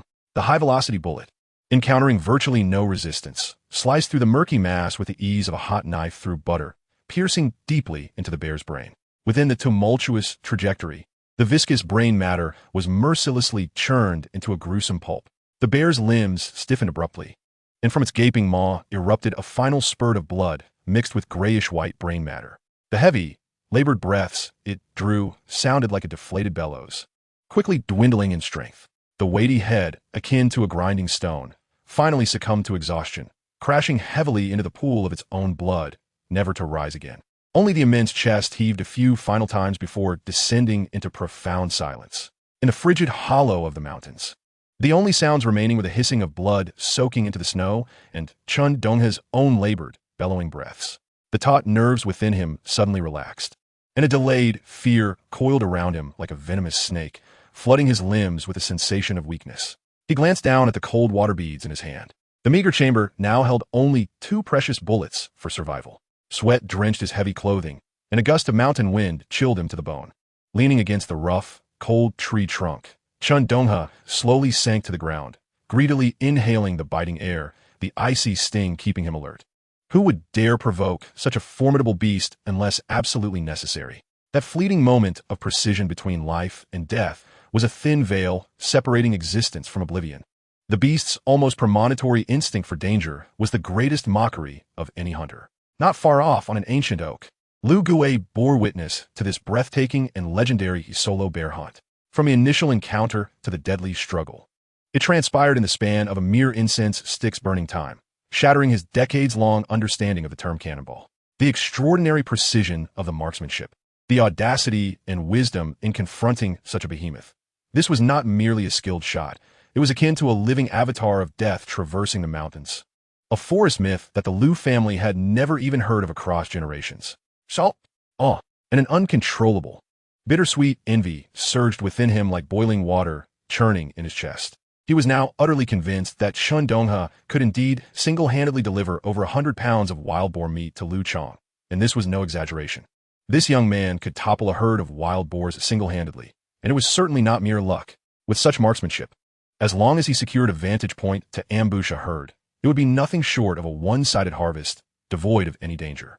Lu Gui felt that the age-old skills of training hawks and dogs and managing hunts passed down through his family paled in comparison to this young man, who seemed possessed by divine prowess. Once his heavy breathing began to steady, Chen Donghe slowly descended from the high branches, his feet thudding heavily onto the blood-stained snow. Without a moment's hesitation, he dragged his weary body straight toward the gradually cooling, yet still imposing bear carcass that emanated a terrifying aura. He drew forth the old chopping knife from his waist, crouched down, and commenced his work on the thick fur. The sharp blade sliced through the resilient bear hide with a familiar weightiness. Warm, pungent entrails spilled onto the cold snow. His hands deftly and accurately navigated within, and soon, his fingertips encountered a heavy, slippery sack. Carefully, he detached the precious item from the surrounding membranes, gently extracting it to cradle in his palm. It was an astonishingly large object, the size of a goose egg. Under the faint reflection of the snowlight, it exhibited a near-translucent amber sheen, its hue reminiscent of flowing gold. Its quality far surpassed anything ordinarily encountered. Huh, what a stroke of fortune. It was a bear gallbladder. Chen Donghe's voice trembled with incredulous excitement and fatigue. At that moment, Lu Gue, feeling weak in the limbs, clambered down from the tree and stumbled toward him, his eyes widening at the treasure in Chen Donghe's palm. His previously subdued breaths grew labored again, and his eyes sparkled with fervor. Hey, you got it wrong. The mountain goods shop collects copper, iron, and grass gold for the black bears. What you hold in your hand is what we call bear gallbladder. The fiercer the beast, the more valuable it is. This is the finest golden gallbladder. It's worth at least double that of the best black bear gallbladder. The key is, even with money, there's nowhere to purchase it. He swallowed hard, his voice tinged with deep regret and longing. In these old woods for 3 to 4 decades, there hadn't been a single cannonball reported capable of bringing down a formidable bear. Today, the Liu family was truly blessed, and I have witnessed something remarkable. Chen Donghe was, of course, well aware of the immense value of the brown bear gallbladder. His earlier claim of it being copper gallbladder was merely a feint. He gently placed the heavy treasure onto a clean patch of snow, then sat down on the cold, immense back of the bear, wiping the sweat mixed with snow foam from his face. After catching his breath, he looked up and smiled at Lu Gue, whose face was still etched with astonishment and admiration, revealing a row of even white teeth. This should be counted as our joint effort. You discovered the den and lured out this giant. You deserve the credit. The excellent hide, meat, and fat should entitle you to a significant share. Upon hearing this, Lu Gue was momentarily taken aback, then shook his head vigorously, like a rattle. His dark, rugged face tightened, and his eyes reflected undeniable stubbornness and profound gratitude. His words resolute. No way. This is absolutely out of the question. Not a single share. Brother Donghe, if it weren't for you risking your life to confront this beast, I, Lu Gue, would have already become its meal. He pointed to the already mangled piles of flesh and fur on the ground, his voice thick with emotion. Even they can testify. They died for me. My life was pried from the claws of that bear by you. If I were to greedily take profit from the life of man, what kind of person would I be? I would have to bury my head in shame in Lujiaten. I would drown in my own spit. How could I possibly continue living? As Chen Donghe gazed into Lu Gue's eyes, filled with genuine sincerity, his admiration deepened further. Not being greedy, upholding principles, valuing loyalty, and showing gratitude. These traits are invaluable in any era and can be the foundation of a life-saving friendship. In these woods, cultivating relationships with such individuals is worth more than anything else. Chapter 61. Selling Favors. Brother Gue, one should not speak so definitively. Chen Donghe gently tapped the cold, heavy bear pelt with the back of his knife, softening his tone to become more sincere and grounded. If it hadn't been for your selfless return to distract that creature, forcing it to rise and expose its vulnerabilities, I would have had no opportunity to load my weapon and feed those life-saving iron pellets into its belly. He patted the half-empty ammunition belt, bitterly shaking his head. This old companion of mine only has 5 rounds in the chamber, and just now, it emptied them all in one go. If it had truly climbed that tree, even with the might of the heavens, I would have met my end here. Your reckless return was not merely an act of bravery. It provided a chance for my survival. What do you call that? That is the bond forged through life and death. It is a relationship that we have carved out together, emerging from the blood and sweat of perilous encounters. No splitting of accounts? Is that not a bit petty? Moreover, he gestured towards the 2 glaring patches of red and white in the snow, his voice growing somber. You also lost 2 of your most precious hounds. This is akin to losing a piece of one's heart. Such losses must be compensated. Chen Donghe genuinely cherished forming bonds with individuals who were not greedy and whose integrity was unwavering. Such people, regardless of the state of the world, would never engage in treacherous acts of betrayal. If one were to encounter misfortune, they would surely lend a hand to pull you up. In the depths of the mountains and forests, having more friends meant having more paths to survival. Not to mention, the bond forged through shared life and death experiences is invaluable. Today, the 2 of them risked their lives to bring down this bear, sturdier than a calf, and their friendship, tested by the harshest of trials, had been solidified. Lu Gui's hesitation was as palpable as the weathered lines etched upon his sun-beaten face, the veins on his neck taut with tension. He had indeed encountered an insurmountable obstacle. With his family awaiting the life-saving funds, it compelled this otherwise honest man, who would not even raise a finger to help if a door fell, to muster the resolve to invade the bear's winter den. A guttural sound, akin to rusty blades sawing through wood, escaped his throat as he stomped his foot, sending frozen snowflakes scattering. He extended 3 fingers, rough as ancient tree roots, their tips turning white from the force of his grip. I truly have to be thick-skinned this time. I want 30%, just 30%, any more, and I would have nowhere to place my face. Our friendship would have reached its limits. The last word seemed to squeeze out between his teeth, heavy as a boulder tumbling off a cliff. Agreed, 30% it is. Brother Gui, how refreshing. Chen Donghe flashed a blood-spattered grin, responding with unwavering decisiveness, devoid of hesitation. However, despite this straightforward agreement, he faced a formidable challenge: how to move the over 700 kilograms of dead weight, an enormous beast, when both he and Lu Gui were utterly exhausted. The most critical issue was that he could not reveal his miraculous spatial system, capable of concealing mountain goods, in Lu Gui's presence. Brother Gui, Chen Donghe wiped his face. This massive creature is not easy to handle. Even if we clean out its insides, it will still weigh over 1,000 pounds. The two of us certainly cannot carry it. We must hurry back to the village and gather more robust men. We need those strong fellows with crowbars, ropes, and sacks. And we must meet at the breach of the earth wall to the north of the county. Do not worry. I can move swiftly. Upon hearing this, Lu Gui's eyes nearly popped from their sockets. Brother Donghe, are you truly planning to carry this entire mountain of meat back? Of course. Chen Donghe exclaimed without a second thought. This is a treasure trove of bear meat. It holds immense value. As soon as he uttered those words, a chill ran down his spine, realizing that his habitual greed for valuable goods almost betrayed him. Lu Gui's expression twisted between laughter and tears, shaking his head vigorously while coughing up cold air. No way, absolutely not. Brother, have you forgotten that the hungry wolves in these mountains have become cunning? Their noses are 100 times sharper than old hunting dogs. With this enormous pool of blood, it would be like lighting a firecracker in a den of wolves, drawing a swarm within 2 miles. At that point, the ravenous pack will not only devour the bear meat, but will see us as mere snacks. These beasts are astute. They can wear you down while feasting, and even the strongest among us would be reduced to nothing. To emerge alive from such a scenario would require us to pay homage to the mountain god with 800 bows. Though he was in his 30s, Lu Gui had spent many years foraging in the old forests. The experiences he gained from the oldest foreman in a logging camp were etched deep within him.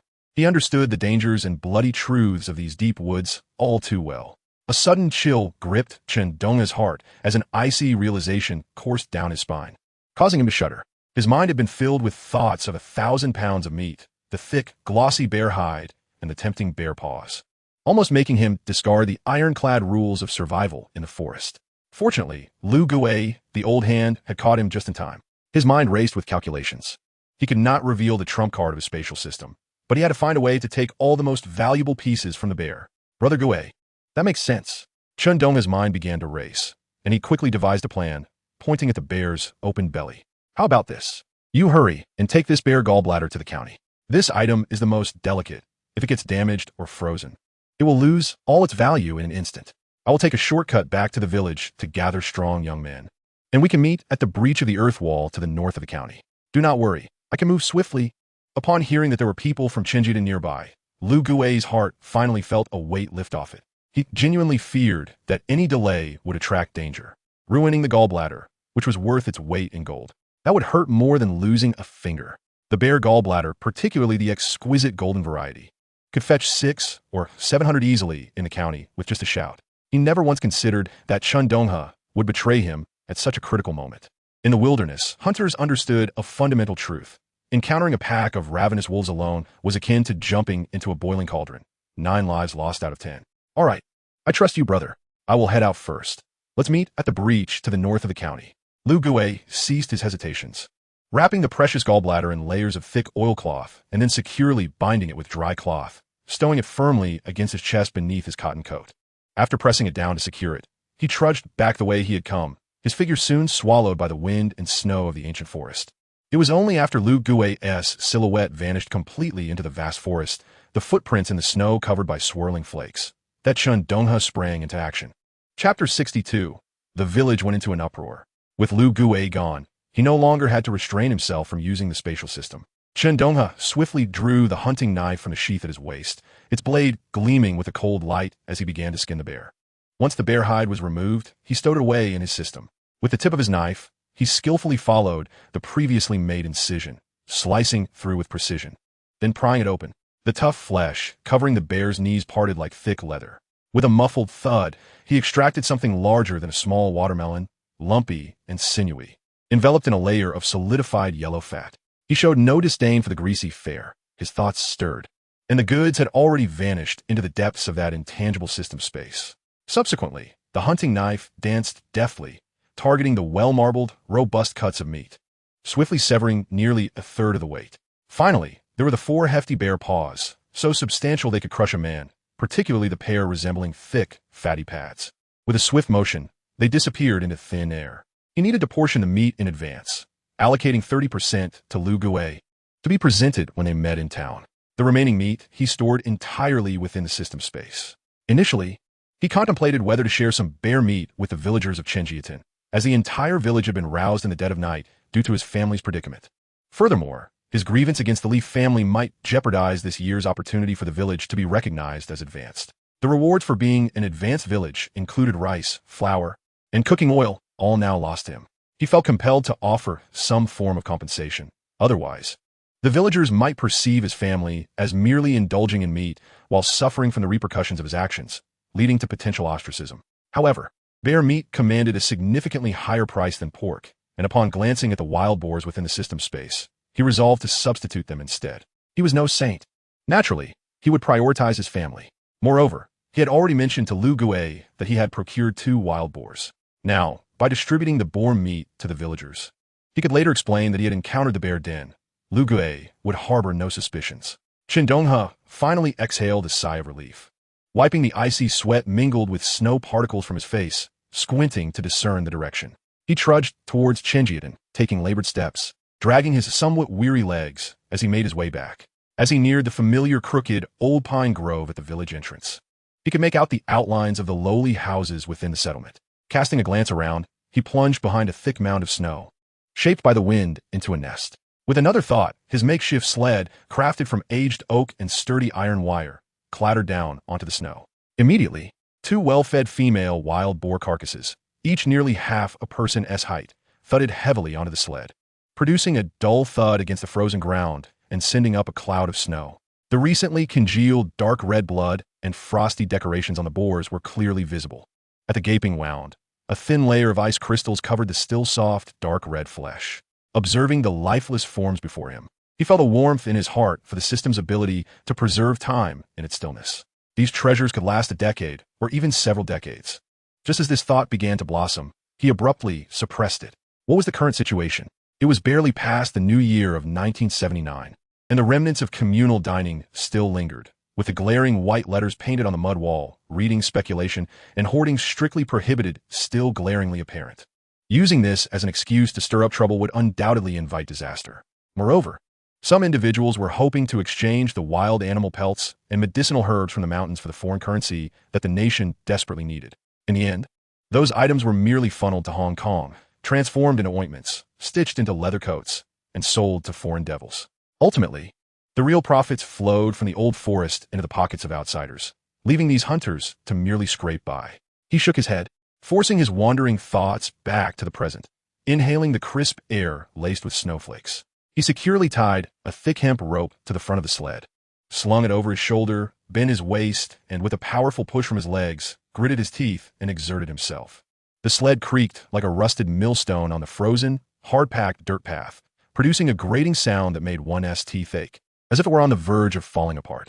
After dragging it less than 20 meters, Chen Donghe felt his shoulders ache and struggled to catch his breath. The hemp rope dug painfully into his shoulder.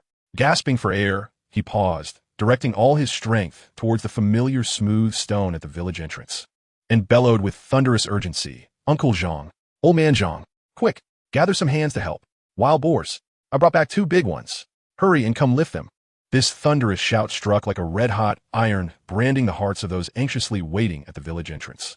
The old man Zhang crouched behind a large stone, nearly igniting sparks from his pipe, was the first to leap up, nearly flinging his smoking pipe away.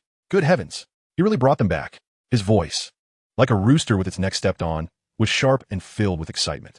Behind him, several youths, armed with thick wooden levers and sturdy hemp ropes, yelled and rushed forward. Donghe, you're a marvel, truly a marvel. Old man Zhang dashed to the front of the sled in a flurry, his murky old eyes wide as copper bells, fixed intently on the two mountain-like dark brown wild boars atop the sled. How could this be? And two of such size. Your father was the most capable back in the day, but never did he achieve this feat.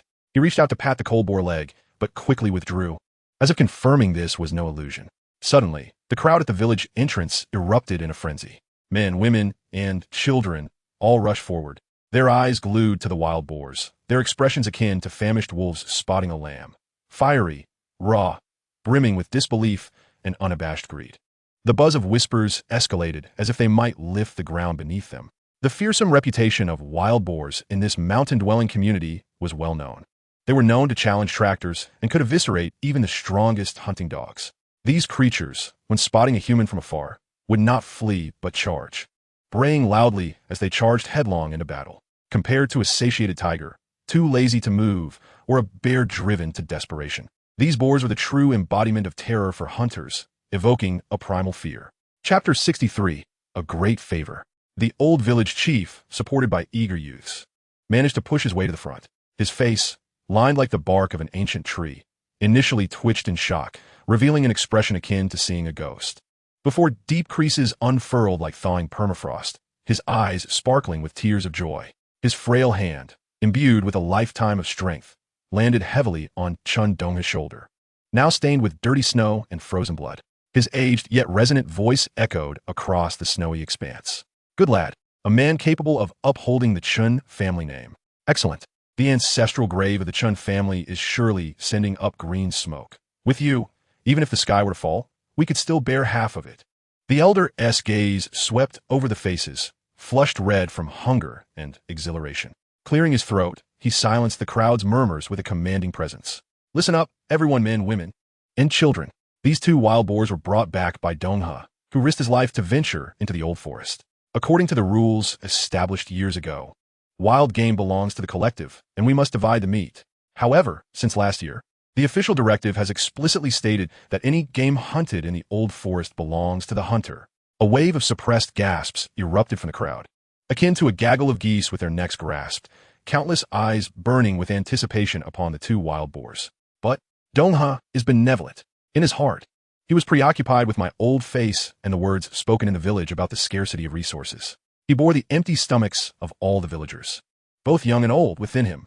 The old village chief's voice suddenly rose, akin to a thunderclap on a clear day, imbued with an undeniable strength of the mountains and forests. Today, he made a bold decision, willing to stake everything. He would distribute all that he had, sharing it with us to help us weather this difficult spring. The scraps of fat and the broth, all rich in flavor, would satisfy our cravings. Meanwhile, he called upon everyone to lend a hand, ensuring everything was cleaned up so that by nightfall, each household could enjoy a bowl of warm stew, marking the beginning of the year for the Chen family with a taste of meat. He paused, his gaze sharp like a drawn blade, glimmering with an icy light. But be sure to clean the bones thoroughly. These two pigs are entirely from our own winter river. To part with one is a tremendous favor, a great kindness. In return for this generosity, the other must not only be cleaned and smoked, but also a substantial portion must be delivered to Winter River's hearth first. If anyone dares to skimp or think this is a freebie, they shall not blame this old face of mine for not recognizing them. His piercing gaze swept across the faces, each displaying a myriad of expressions, and his words fell like solid ice in the frigid winter, striking deep within the hearts of the listeners.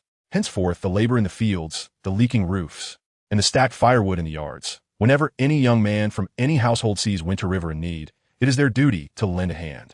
The kindness that Winter River extends today must be cherished by the entire Chen family. All hundreds of us must remember it well. Let the children of this village know who brought the aroma of a whole wild boar to their pots during this time of scarcity. The old village chief. Zhang Qingfu's words resonated profoundly, striking a chord within Chen Donghe's heart. He understood that the old chief was paving the way for him, establishing his authority following last night's upheaval. A warmth filled his heart. He must acknowledge this kindness. Last night, Donghe's incident involving Li Ergo had a sinister undertone, and the escape of that individual was a ticking time bomb. Before the entire village, the old chief pointed to himself, but in reality, he was signaling to all the villagers that they must protect Chen Donghe's family from any ill intentions. The villagers were not oblivious, having lived for half a lifetime. They could discern the subtext of the old chief's words. Lu Laoan was the first to jump up, his voice booming. "Chief, rest assured, from this day forth, Winter River is my dear nephew. If anyone dares to harm my nephew, I, Zhang Laoan, will fight them to the end. My hammer has no eyes." Immediately, others chimed in with laughter and banter. "Oh, old Zhang, you've really hit the jackpot, calling Winter River your nephew? When he was out collecting bird eggs and fishing, you were already his elder. Indeed, Winter River has always been the king of the children in our village, and now he is even more remarkable. Others go into the mountains 10 times and return empty-handed, yet Winter River always brings something back. That's true skill." Another man exclaimed, genuinely impressed, his eyes glued to the 2 hefty slabs of wild boar meat. "Look at those 2 sows, still so plump while carrying their young, with tusks so long. In the past, we wouldn't dare even dream of bringing one back." The tide of praise surged, enveloping Chen Donghe's dark face, which for once bore a hint of bashfulness. He quickly raised his hand to quell the enthusiasm, his voice tinged with modesty. "Uncles, aunts, please, no more flattery. It was just luck, stumbling upon 2 unsuspecting pigs. Time was pressing. Everyone should focus on dividing the meat first. I also partnered with someone to dig a bear den and procured some bear bile, which I still have. We agreed to meet in the county town. And once we sell the bile for money, we'll cook up a large pot of bear meat tonight for everyone to enjoy." "Bear? Bear den?" The crowd gasped in astonishment, followed by even greater exclamations. "Winter River, you went digging for bears?" A young man's voice wavered, his eyes wide as saucers. "My heavens! Is it really a bear?" An older hunter's voice trembled. Chen Donghe nodded. This was not a matter that could remain hidden, so he decided to reveal it amidst the excitement of the wild boar, thereby averting potential troubles. Lu Gui took the bear bile to the county town and would return to share the meat with him. Those 4 hefty bear paws were truly a delicacy. He could not possibly consume it all alone and must share it with those who helped. In forging friendships, transparency is essential. Being stingy would only ruin the bond. He understood this well, especially with someone like Lu Gui, who had shared life and death experiences with him. Lu Gui was straightforward and trustworthy, a man one could rely on. Not only for this current venture, but for larger undertakings on this fertile land in the future, having dependable allies would be indispensable. Chapter 64, Recognition. After briefly informing his parents, Chen Donghe pushed the gleaming bicycle belonging to the old village chief. He secured the heavy burlap sack he had prepared earlier to the rear seat, fastening it tightly before swinging his leg over the seat. Inside the sack were the fine goods he had set aside for Lu Gui: several chunks of bear belly meat, 2 plump forepaws, and 2 large, thick bear paw covers.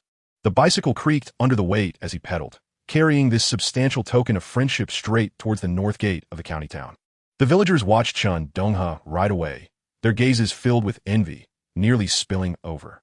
That bicycle was among the most prized possessions in the village, and the bulging sack on the back was undoubtedly filled with valuable goods. Chen Donghe's transformation was akin to an old tree sprouting new buds, evoking surprise and delight. Those 2 hefty sows were irrefutable proof.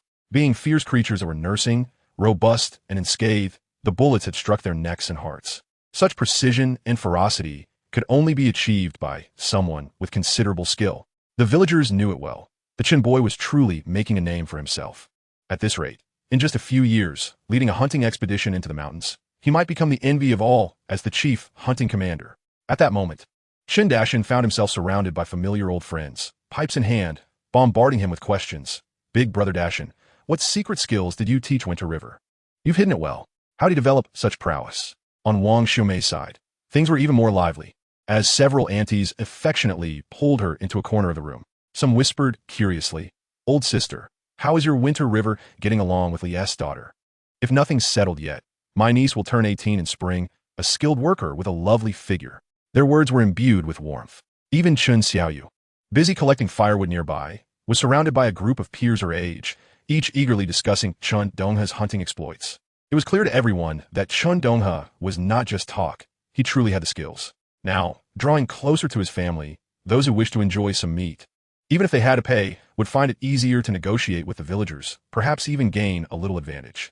In these times, one must accumulate goodwill. Certainly, Within any crowd, there are invariably a few individuals scheming to gain an unfair advantage, yet they constitute but a minority. The majority possess hearts as clear and unblemished as the springs in the mountains. In a vast forest, one can encounter all manner of birds, but thankfully, in the Chenjigu area, most are the steadfast pines and cypresses. As the wheels traverse the frozen, hardened dirt road, after a good half hour, the gray brick walls of the county town came into view from afar. Chen Donghe arrived at the northern gate of the town. On this frigid day, the number of pedestrians entering and exiting was sparse, and he immediately spotted Lu Gue. This man, bundled in an old cotton coat, stood with his back to the city gate, anxiously pacing back and forth. He carried an empty mountain basket on his back, haphazardly covered with some dried grass and dead leaves for concealment, his head bobbing like a rattledrum, with short, sharp puffs of white breath escaping from his lips. "Ga ye," Chen Donghe called out, halting his bicycle a few paces away, one long leg bracing against the ground to steady the vehicle. "Have you been waiting long?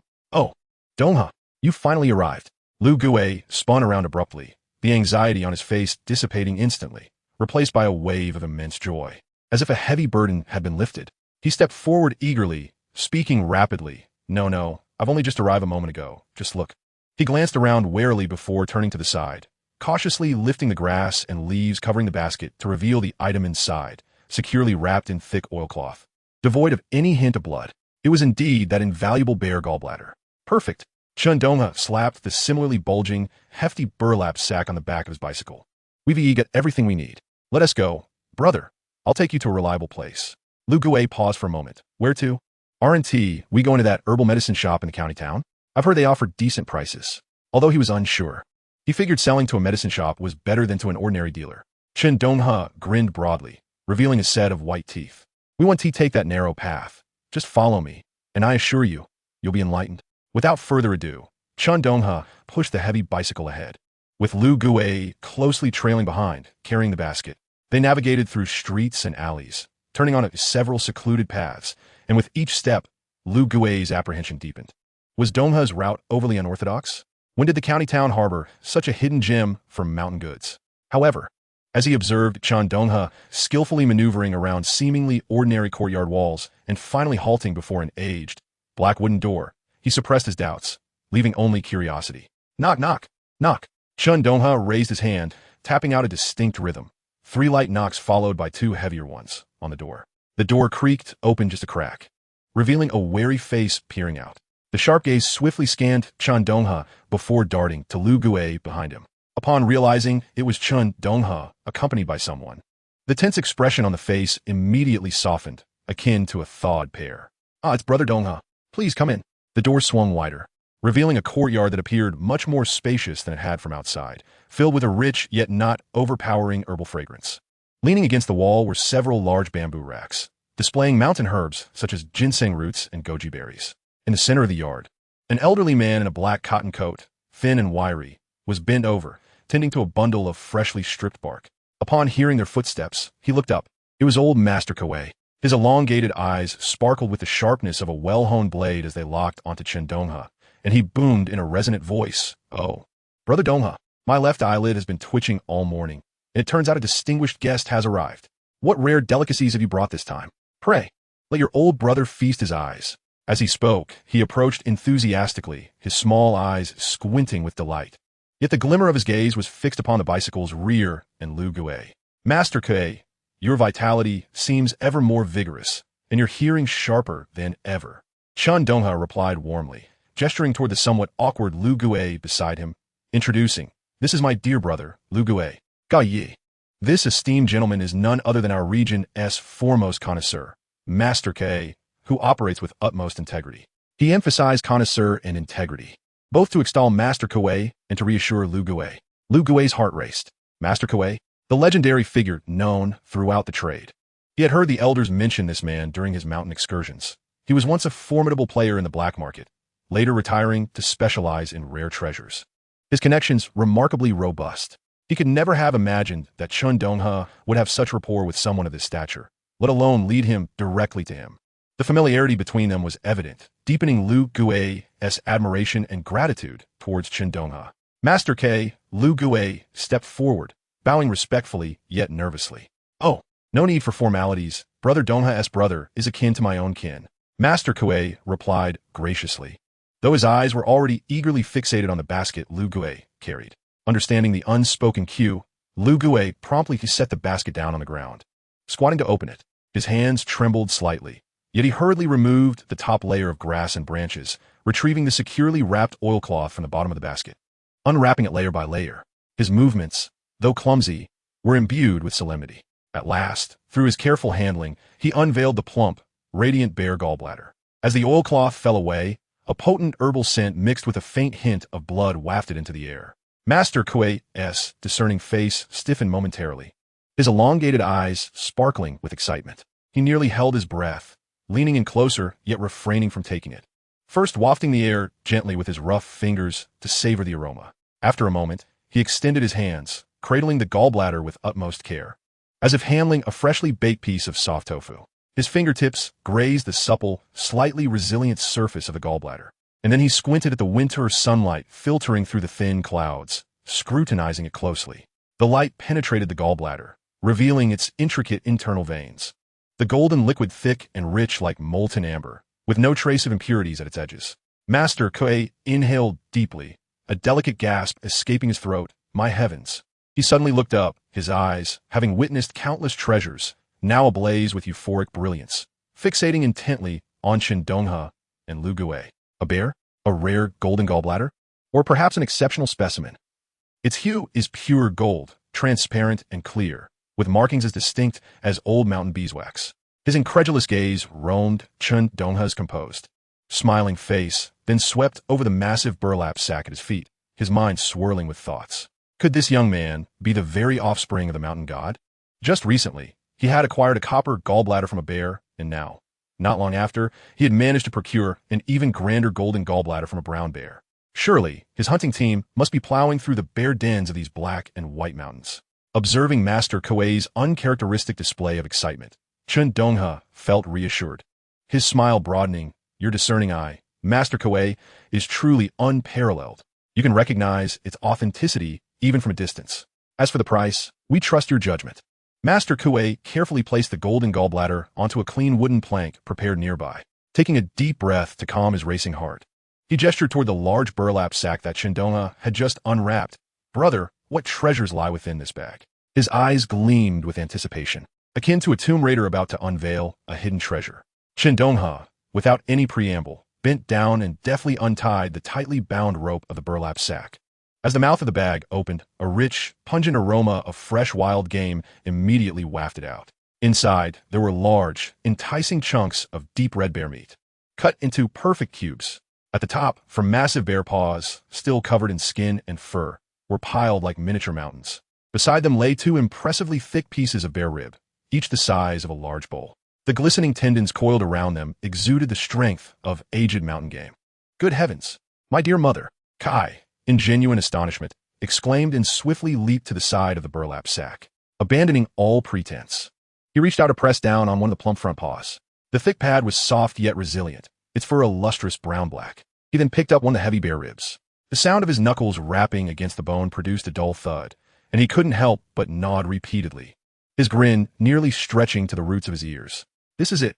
This is it. Donghe, my brother. Are you truly going to drain the blood and carve the meat for me?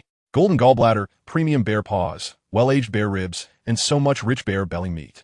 Are you planning to bestow upon me all these treasures in one go? Lu Gue, initially lost in Kai's astonished remarks about the golden gallbladder, was now utterly bewildered by the astonishing quantity of bear meat filling the sack. Over 300 pounds of meat, and bear paws and ribs. This is far more than the agreed 30%. His complexion paled, and instinctively, he pulled Chen Donghe to the corner behind the jujube tree, his voice trembling as he whispered, Donghe, no, this simply cannot be. We had agreed that I would take 30% at most, which would amount to that golden gallbladder. But this is half a sack of meat. What does this mean? If you're planning to invite help to share the profits, they must also be counted in. Before Lu Gue could finish, Chen Donghe extended his arm and firmly grasped Lu Gue's somewhat frail shoulder, his smile radiating an undeniable warmth. Gaye, we are family, so let us not speak of such trifles. I've noticed your worries. If it weren't for your urgent need for life-saving funds, would you risk your life to venture into a bear den alone? His tone was resolute, cutting through the tension. Taking this meat serves two purposes. First, That old bear truly had enough fat. And second, I genuinely wish to forge this friendship with you. In the future, should we encounter such a formidable creature again, you, my friend, are an experienced tracker in these mountains, far superior in following trails than I. As for me, I can only boast of quick hands and nimble feet. If we work together, we shall undoubtedly fare better than alone. Would you not agree? This heartfelt declaration illuminated Lu Gui's prowess in tracking prey, underscoring the strength of their cooperation. But more importantly, it forged a bond of mutual trust that swelled in Lu Gui's chest. His eyes suddenly glistened with tears, his lips quivering as his throat tightened, as if choked by a lump of cotton. After a long pause, he finally managed to squeeze out a heart-wrenching sentence through clenched teeth. My father was crushed by falling debris at the mine before spring, the bone shards piercing his lung. The county hospital refused to operate, stating he must go to the provincial capital for major surgery. He took a sharp breath, wiping his eyes with the back of his hand, his voice hoarse. The doctor said it would cost at least 500 yuan, not a single cent less. And it cannot be delayed, or 500 yuan. For a family like Lu Gui's, this had previously loomed like an insurmountable mountain, a crushing weight on his chest. Chen Donghe's heart sank at the dire nature of Lu Gui's predicament. Without a moment's hesitation, he tightly grasped Lu Gui's rough, cold hand. Wait here. He strode back into the courtyard, raising his voice to Kai, who had been listening intently with an understanding glint in his eyes. Ki, I must trouble you to calculate quickly. My brother and I are in dire need of your honest price. Of course. Of course. Kai had already gleaned the essence of their conversation and chose not to dilly-dally. Clearing his throat, he pointed at the golden gallbladder on the tray, his tone firm and decisive. Let us start with this golden gallbladder. It is exceptional in both form and spirit, a rare find. I shall offer you 800. With this price, you could take it to the provincial capital, or even to Tongrentan in the capital, and it would hold its value. Before Chen Donghe and Lu Gui could react, Kai swiftly picked up the 2 large bear ribs, the size of bowls. This item, the last time you sold me 2 pieces, I quickly resold to an old expert in medicinal liquor, who claimed it could rival 20-year-old ginseng. Following our previous agreement, I'll give you 51 yuan for each, totaling 100. Next, he lifted 1 front paw in one hand and 1 rear paw in the other, weighing them thoughtfully. As for the bear paws, the front paws are rich and nourishing, while the rear paws are also of excellent quality. Such old pieces are rarely seen in the market. Regardless of their value, I shall offer you 30 for the lot. For all 4 paws, that amounts to 120 yuan. 30 for the front paws is a fair deal, and I'll give you 30 for the rear paws as well. Kai's words were straightforward, indicating his desire for a long-term business relationship with Chen Donghe. Finally, he leaned over to inspect the deep red, fatty bear meat in the sack, tapping it twice with his large hand, producing a heavy, muffled sound. This is fine meat. In this frigid weather, a bowl of hot, tender bear stew is warmer than any cotton jacket and strengthens the bones. The meat is indeed exquisite, but selling such a large quantity smoothly poses a challenge. Therefore, I will offer you 1 yuan 80 for each pound. Donghe, do you have a good eye for weighing? This pile of meat, judging by my eyes, I estimate to be no less than 310 pounds. Chen Donghe smiled and nodded. Kai, your eyes are sharp. The scale reads 315 pounds. Exactly. 315 pounds at 1 yuan 80 amounts to 472 yuan 50 cents. I'll give you 480 yuan flat. Kai's mind raced as he counted on his fingers. All right, the golden gallbladder is 800. The bear ribs 100. The bear paws 120. The meat 480. That totals 1,500. As soon as he finished speaking, without further ado, he reached into his pocket. The well-worn, glossy leather wallet emerged, looking thin, but when he opened it, it was stuffed full of crisp, new bills. 10 yuan notes. He quickly counted out 15 stacks of cash, neatly arranged, resembling a thick brick, and pushed it forward. Donghe, our transaction is settled. 1,500. Chen Donghe gazed at the substantial pile of nearly covering the golden gallbladder on the tray. His heart warmed. In these times, 1,500 yuan could purchase a multitude of goods. Without the slightest hesitation, he accepted the heavy stack of money, deftly fanning it open, and immediately handed over 8 stacks to a still-dazed Lu Gui, his tone leaving no room for argument. Gaye, take this. We leave tonight.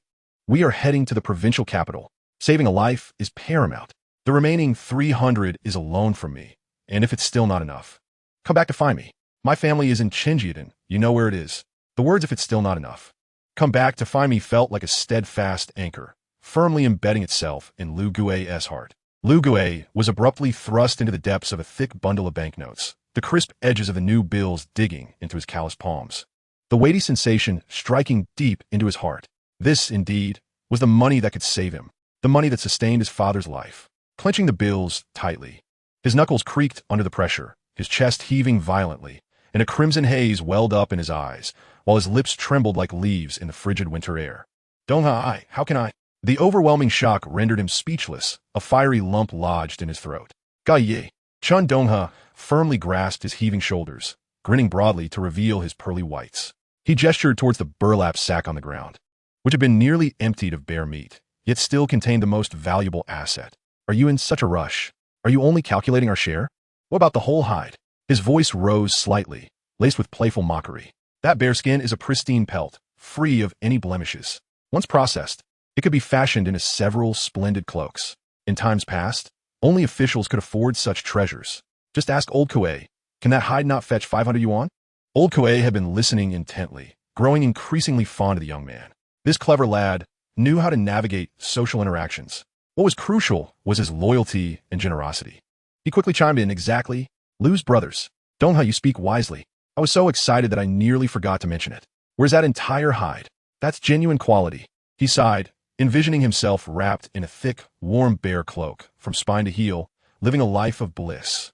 If you wish to keep it as a family heirloom, it is indeed a treasure worth a fortune. Awakened by their banter, Lu Guei looked at Chen Donghe's sincere and uncalculating face, and the immense weight of anxiety and humiliation that had pressed upon his heart suddenly lifted. With the bear meat Chen Donghe had shared in this hide, 500 yuan felt entirely justified. As for the 300 claimed as a loan, he had no further reason to refuse.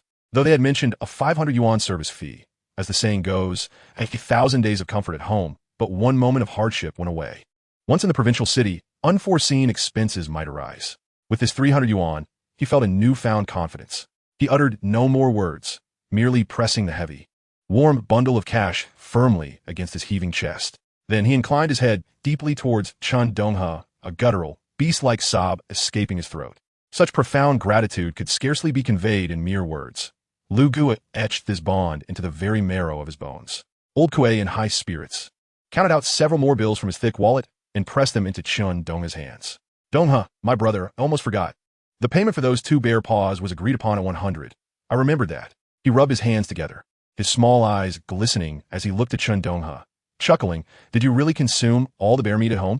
Surely, there must be some left? Good things are never enough. Chen Donghe tucked the 100 yuan into his pocket, feeling its substantial weight. When old Kuei inquired about the meat, he stroked his chin, recalling the sizable portion of bear meat still remaining. Old Kuei, aside from what I kept for Guegu, the rest is with you. However, when I was cleaning up back in the village, that bear was enormous. There is still about 600 pounds of prime ribs and bones left. Would you still be interested? Old Kuei, upon hearing this, excitedly slapped his thigh. Absolutely. I'd eat it even if it meant bursting. 180. Not a pound less from you. Whatever you have, I'll take it all.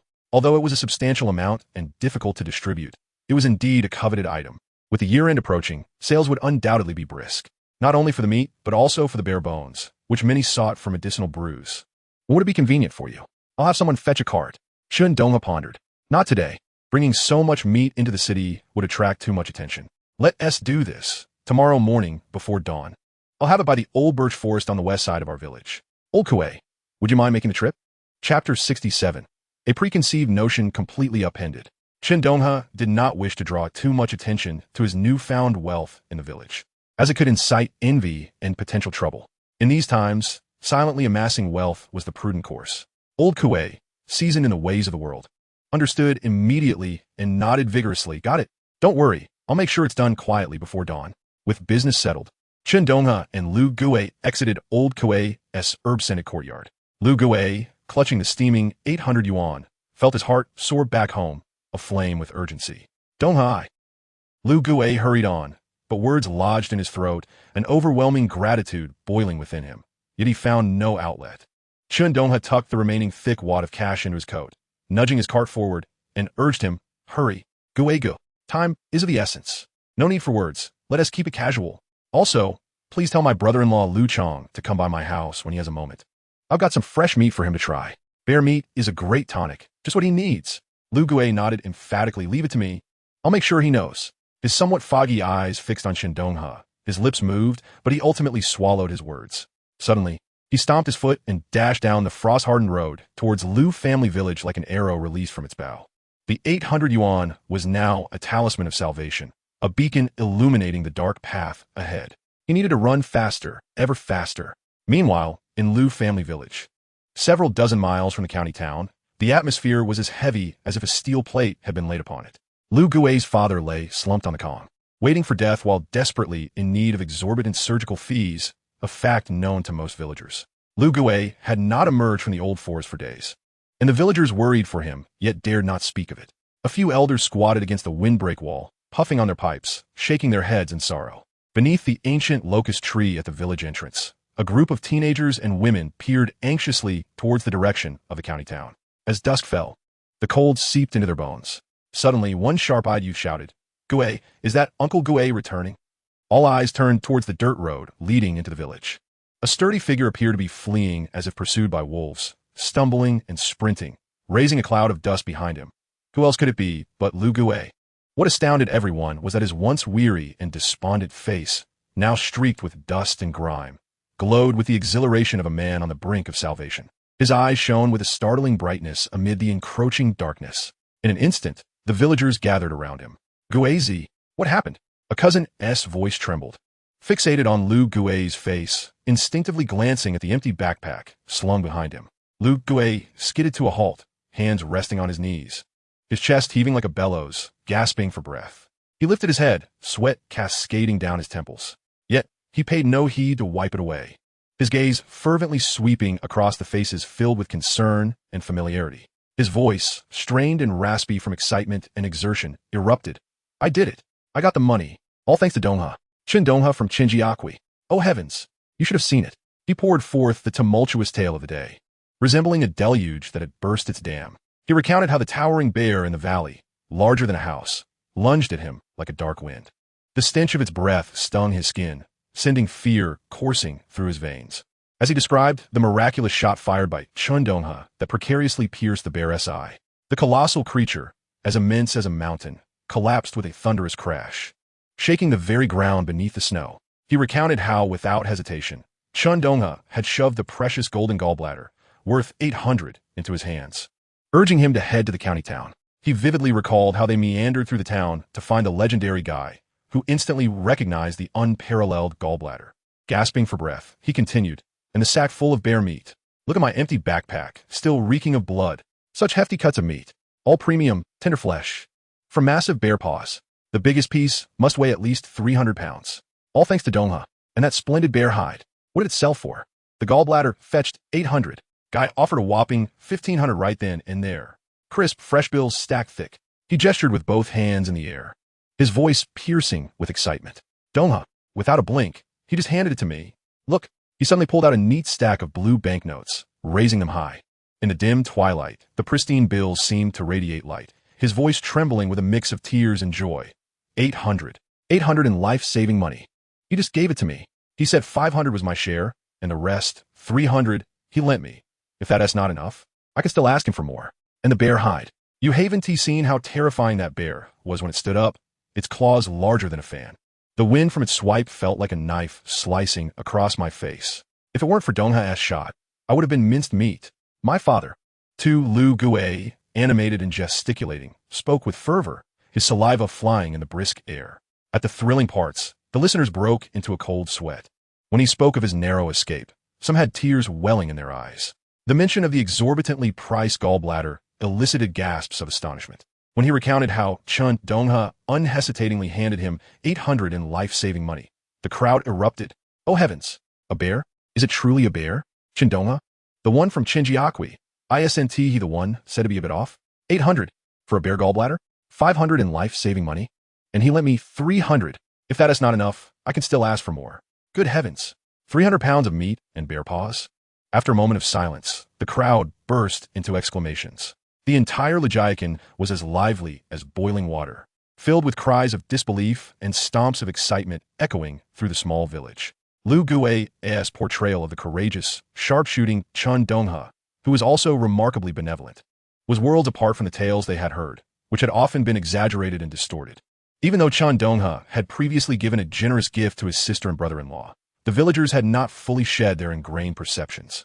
But now, witnessing the tangible 800 in cash and hearing Lu Gui's impassioned narrative, their disbelief evaporated. The news struck like a thunderclap, shattering all preconceived notions in Legiacan.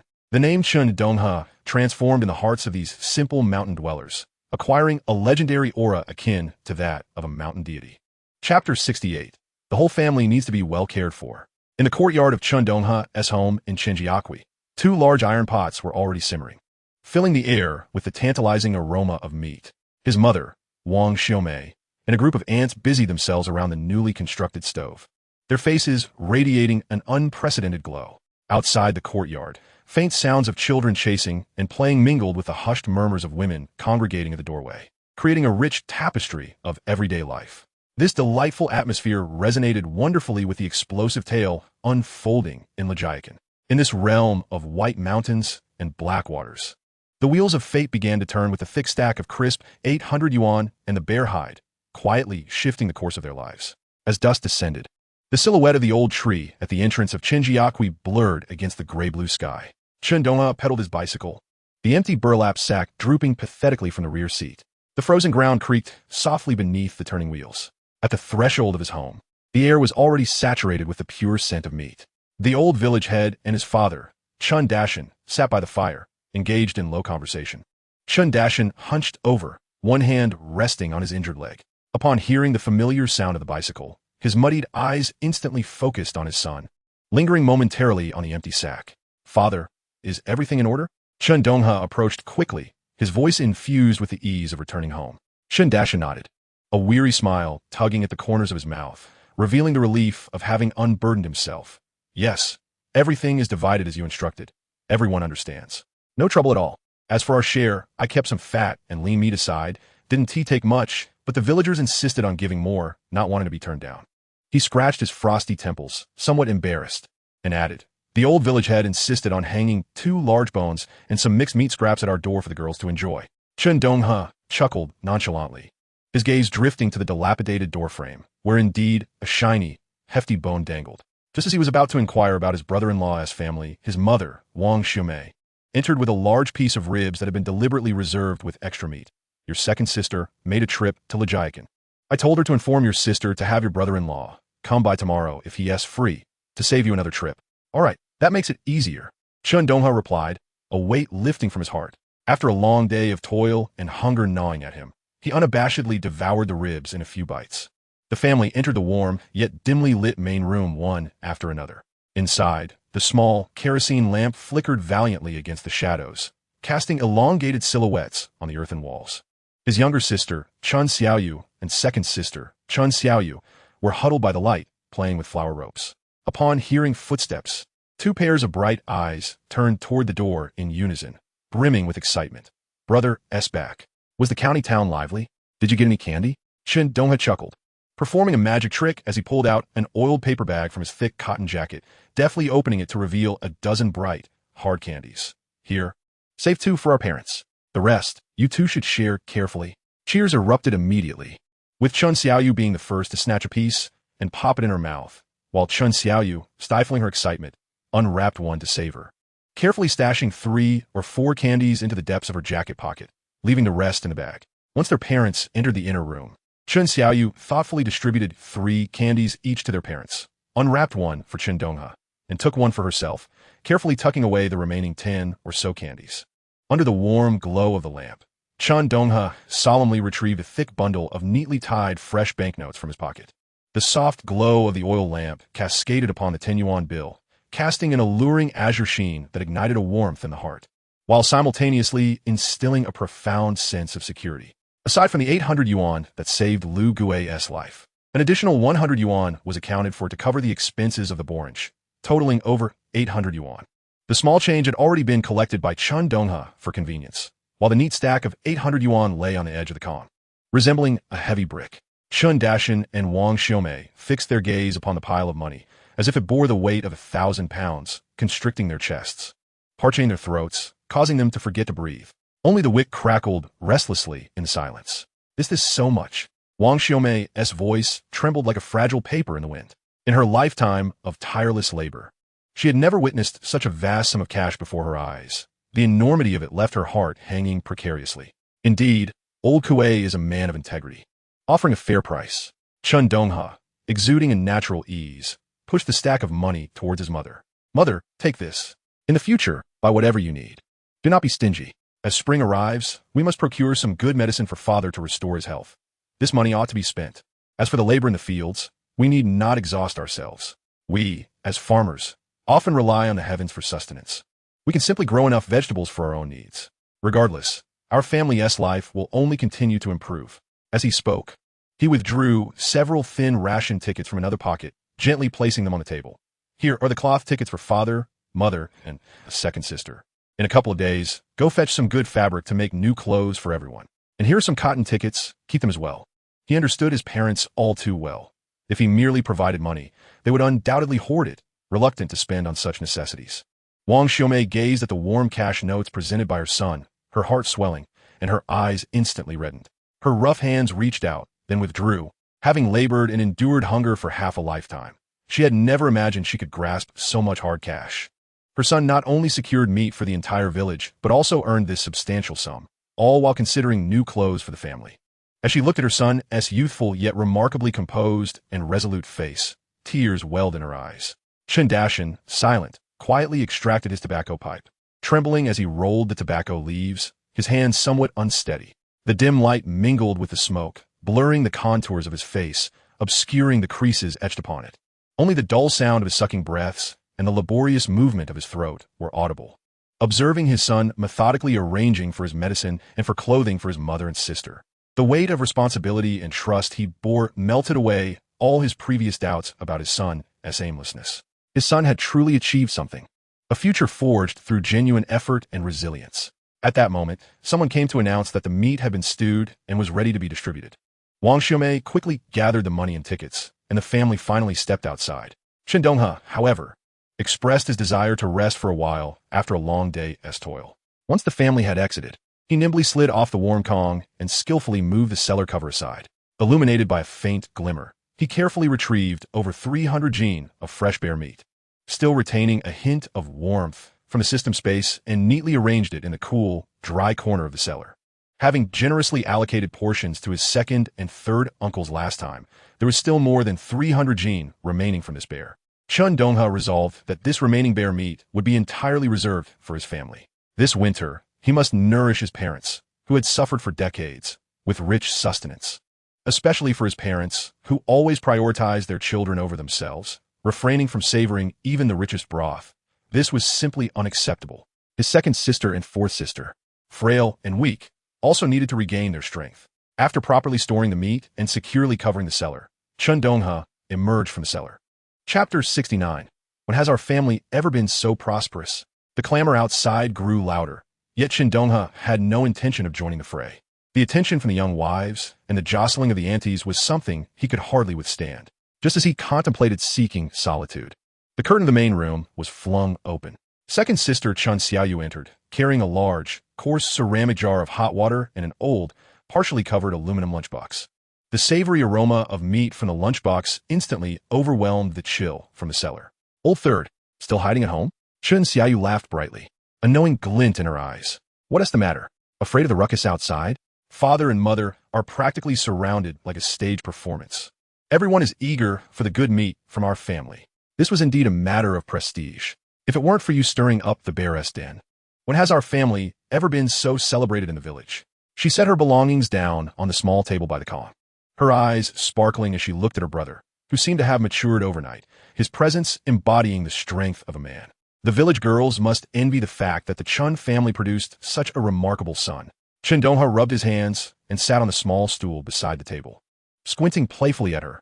Second sister, do you no longer feel embarrassed about your old third? Tomorrow, I'll invite the fellow from your team over for a visit, and we'll work out some good mountain goods to bolster his health. The training in the team is tough, and the pay is meager. I can see your concern written all over your face. We can't let him exhaust himself. Chen Xiaoyu almost spat out the water she had just sipped, her face turning as crimson as a ripe persimmon, filled with both embarrassment and urgency. She set down the bowl and lunged at him, seizing the old broom from the Kong. You, Chun Lao-san, are you asking for a beating with that mouth of yours? Just wait until I smash it today. The broom swished through the air, but when it actually came down, it merely brushed against the cotton-padded jacket on Chen Donghe's back. He exaggeratedly raised his hands to shield his head, feigning terror. Oh no. Second sister, spare me. I want to do it again. After a brief commotion, Chen Xiaoyu, hands on her hips, took a breath and pointed at his forehead, lowering her voice to admonish him. If you dare to speak carelessly again, I'll tear your mouth apart, especially in front of father and mother. If this gets out, what will people think of me? Will they say I'm chasing after someone your team? How embarrassing. She paused, her voice softening, tinged with annoyance and a barely perceptible hint of longing. Besides, just because there's no official arrangement yet, calling him second brother-in-law? If father hears that old-fashioned man, he'll surely take off his shoe and beat you. Chen Donghe understood perfectly well. In his previous life, second sister had sacrificed her romantic prospects for the family, while the man in her team was a loyal and devoted individual. In this life, he was determined to accept this second brother-in-law. For now, he cannot expose it, and he chuckled. Second sister, your thoughts are as transparent as new window paper, and you think no one can notice? However, on a serious note, he added, I should send a message to my brother-in-law, asking him and my eldest sister to come over when they have a moment. We just procured 300 gene of bear meat from the cellar. I'll set aside 50 gene for him to take back as a token. His gaze fell upon second sister's rough hands, his tone softening. When eldest sister got married, I was still in short pants. I couldn't help it all. As soon as my second sister celebrates her wedding, I shall undoubtedly prepare for you a substantial and lavish dowry. Let the entire Chen family know that when the Chen family marries off a daughter, it is a grand affair, resplendent and illustrious. Listening to her younger brother's enthusiastic arrangements, Chen Xiaoyu felt as if warm, boiling water had been poured into her heart, leaving it tender and aching. She hurriedly turned her face away, unable to bear the sight of her brother's startlingly bright eyes under the lamp, her throat tightening as she finally managed to choke out a voice filled with emotion. You truly have grown up. The sense of being cherished and meticulously planned for by her younger brother enveloped her like a warm embrace, both comforting and profound.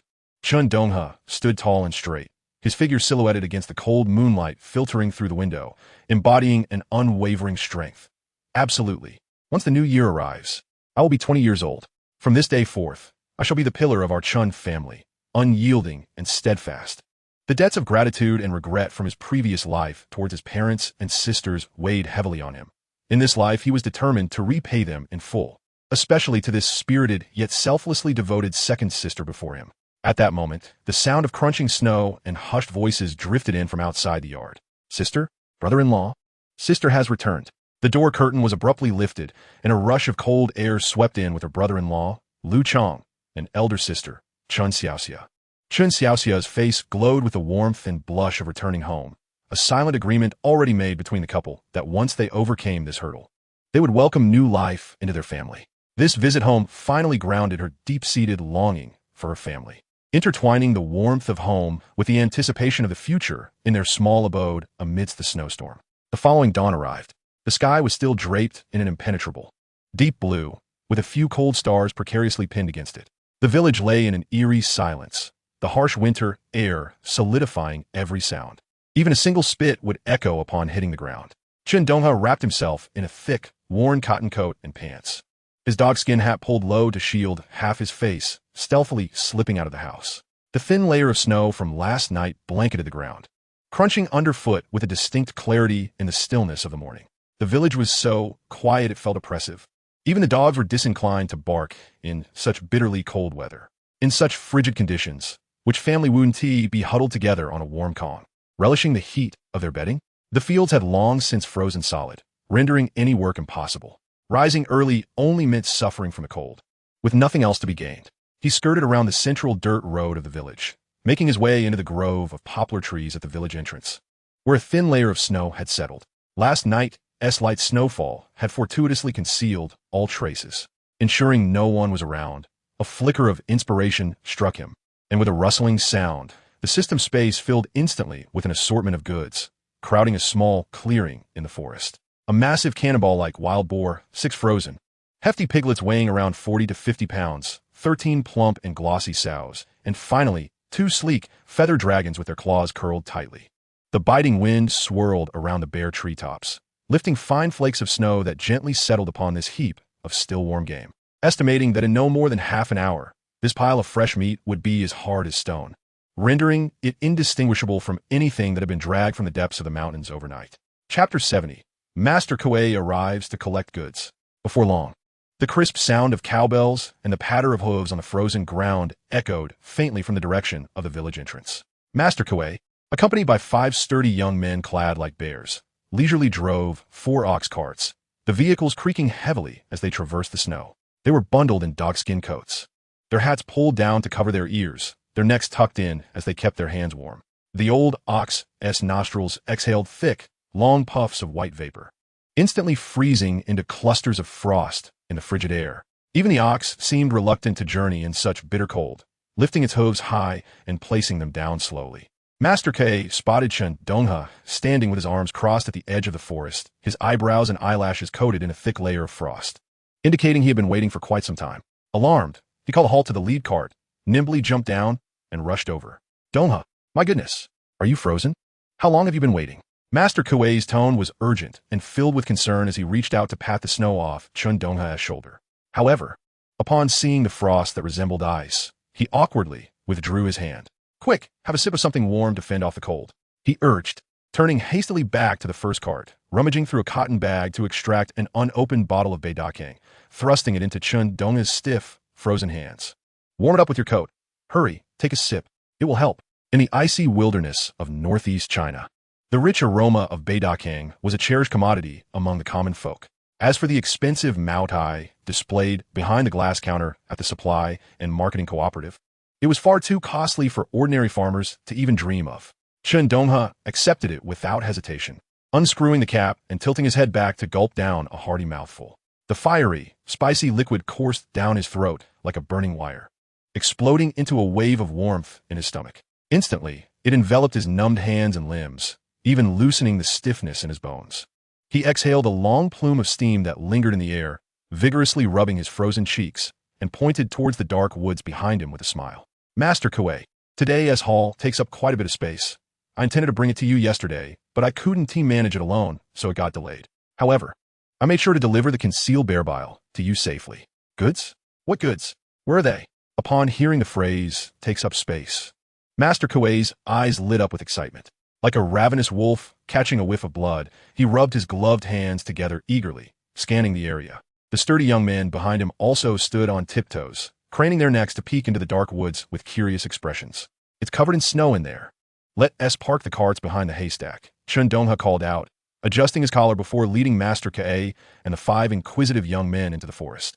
When they stumbled upon the mound resembling a small hill, gleaming with various shades of oil in the gradually brightening dawnlight, all of them froze in place as if struck by a spell. Their mouths gaped wide enough to fit a wild boar's hoof. Their breaths, heavy and ragged, echoed through the stillness of the forest like a bellows. The sparse, cold sunlight of early winter filtered through the bare branches, dappled across the pile of game that could quicken any seasoned hunter's heart. By my mother's grace.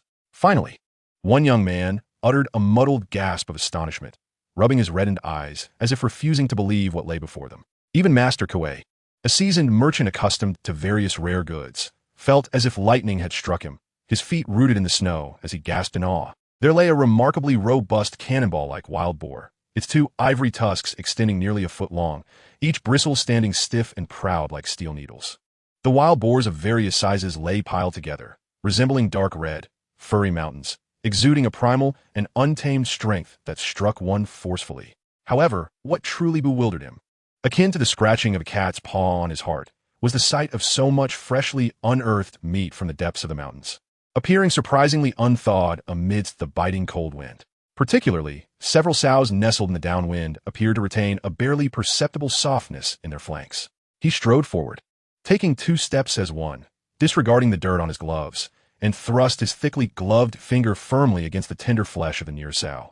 The slight resilience that returned to his fingertip, though faint, was undeniably real. Kai abruptly turned his head, fixated intently on Chen Donghe, his eyes brimming with incredulity. Almost spilling over, his voice tinged with a barely detectable astonishment. Donghe, you lads, how on earth did you manage to preserve this meat? It's well past midnight, and yet it appears so fresh. Initially, he had pondered that those few wolves and roe deer constituted quite a spectacle. Yet, the sight of this legion of wild boars, coupled with the rare, flying dragons, had utterly surpassed his imagination. No wonder he had been advised to prepare more ox carts yesterday. 2 carts? Making 2 trips would be a Herculean task. This young man, his hands and eyes were surely blessed by the heavens. Chen Donghe maintained an expression of simple, earnest sincerity, as though he had merely accomplished a trivial task. He rubbed his hands together and explained, Kai, we devised a little trick. We sought out a secluded corner with high embankments in the mountains, dug a deep pit to stash the goods, and covered it thickly with layers of frozen earth and deep snow, keeping the internal temperature significantly warmer than the outside. Initially, we intended to save some for ourselves to enjoy slowly, as it would make for a delightful feast during the new year. However, after some discussion among the brothers, we decided to sell it all. It would save us the hassle, and besides, it would add a bit of firewood for you at year-end, wouldn't it? Anyway, as the new year approaches, especially after the 20th day of the 12th month, just take a look at the market, and you'll see meat prices surely climbing. Consider this an early greeting for the new year, wishing you a prosperous end to the year and a bountiful beginning. Upon hearing these words, the deep lines carved by time on Kai's face instantly smoothed out, each crevice brimming with laughter. His eyes narrowed into slits, revealing a set of yellowed teeth stained by the smoke of his pipe. Ha ha, Donghe, my dear brother, I'll borrow your good fortune. This kindness I shall remember. He vigorously rubbed his frostbitten hands, his body trembling slightly with excitement, his words imbued with warmth and admiration. Today, to save time, I didn't bring any gear. Let us first load these precious creatures on a cart and take them back to the old place in town, weighing them on the public scales. I assure you, they will weigh to perfection. Every ounce will be accounted for, clear and precise. Chen Donghe readily nodded, his agreement swift and decisive. Kai, you handle the matters, and I have complete faith in you. Just tell me the figure when the time comes. I want to follow you. I need to check on a few snares in the mountains. If luck is on my side, I might find something valuable, and if I come across any rare items, I'll definitely send them your way in the west of the town. This assurance, akin to a pot of scalding sorghum liquor, warmed Kai's heart to the core. After decades of navigating the mercantile world, what is more precious than trust? It is this steadfast, unreserved reliance. He thumped Chen Donghe's broad shoulder with vigor, his fingertips numb from the cold, oblivious to the pain. Good lad. Just for that phrase, I'll make a promise. The scales shall be generous, and the price shall be ample. Furthermore, his gaze fell upon the 2 lustrous flying dragons nestled beside the tree roots, his eyes gleaming with renewed interest. Chapter 71. This lad is destined to become a figure of significance. Oh dear, almost overlooked these 2 treasures. Flying dragons, truly exceptional goods. Kai smacked his lips, raising 3 fingers. For one, this amount is 30 pieces. At the larger supply and marketing cooperative, they might offer you 3 or 5 pieces out of goodwill. Can you believe it? They could fetch you 5 to 10 times that when sold to the grand establishments in the county, especially to those discerning patrons. Kai lowered his voice, as if revealing an unspoken secret within the trade. Chen Donghe was well aware of these intricacies in his heart. The price of flying dragons was currently being suppressed by those unversed in the trade. In 4 or 5 years, these could soar to 70, 80, or even over 100. Moreover, they belonged to a category that one could not purchase even with money in hand. Times were changing, the winds were shifting, and the impoverished were reluctant to part with their hard-earned cash. In the future, as the winds of reform took root, the number of affluent individuals would rise, and the prices of such rare items would undoubtedly skyrocket. The young men lifting the goods regarded Chen Donghe with eyes that had transformed from initial astonishment to deep-seated respect and admiration. They understood that these goods could not solely be brought back by this young man alone. Yet, he could stabilize this trade in Kai's hands, enabling the vast quantities of goods to be sold without needing others to bolster the scene, which in itself was a testament to his authority. It was a tangible skill. At such a young age, he could command the respect of seasoned mountain hunters, known for their wildness, leading them steadily through the forest, confidently directing their efforts. This lad is undoubtedly destined to be a figure of prominence in the future. Be swift and nimble. Get to work. Kai waved his hand grandly, invigorated and booming with authority. The crowd responded in unison, busily starting to load the increasingly solid wild game onto the ox cart. The wild boar meat was heavy, and lifting it proved strenuous. Before long, the young men were breaking into a sweat. The ox cart creaked under the weight, its wheels sinking deeply into the snow, the piled meat resembling a small mountain. The sound of the ox bell jingled as the wheels squeaked over the snowy path. This laden caravan gradually faded into the enveloping white morning mist at the village entrance. After bidding farewell to Kai and his entourage, Chen Donghe tightened his cotton coat collar against the biting wind and turned to tread homeward through the snow. His heart felt light, and his steps naturally quickened. The valuable goods accumulated in his possession had now been significantly reduced, leaving only a few minor items like wild chickens, hares, and mountain rats. Just in time, he could return home and have his elder sister stew the largest and fattest rooster for a feast. His elder sister and her husband were still at home, perfect for a celebratory meal. As he pushed open the creaking gate of his yard, he spotted his brother-in-law, Lu Chong, rolling up his sleeves, vigorously wielding a heavy axe, laboriously chopping firewood. The cold was so intense that only through exertion could one warm their body. Hearing the commotion, Lu Chong lifted his head, and upon seeing his cold-clad brother-in-law, whose eyebrows and beard were frosted white, a look of surprise immediately spread across his face. "Donghe? So early in the morning? What have you been up to? I thought I had risen quite early." It was evident from the frost on his brow that he had been outside for quite some time. Chen Donghe cradled a moderately sized cardboard box in his arms, which appeared rather heavy. Inside were the little tokens of appreciation Kai had insisted on giving him upon parting: 2 bottles of fine old raw liquor, several packs of premium cigarettes with filters, rarefied goods only found at the supply and marketing cooperative, 2 jars of canned yellow peaches in syrup, a precious can of high-end barley milk powder, and a few large bags of colorful fruit candies. Chu Lao, astute as ever, recognized that these seemingly unadorned items were, in fact, exceedingly practical treasures within the village, capable of fostering goodwill and exchanging favors. Their value extended beyond mere currency. They held sentimental worth.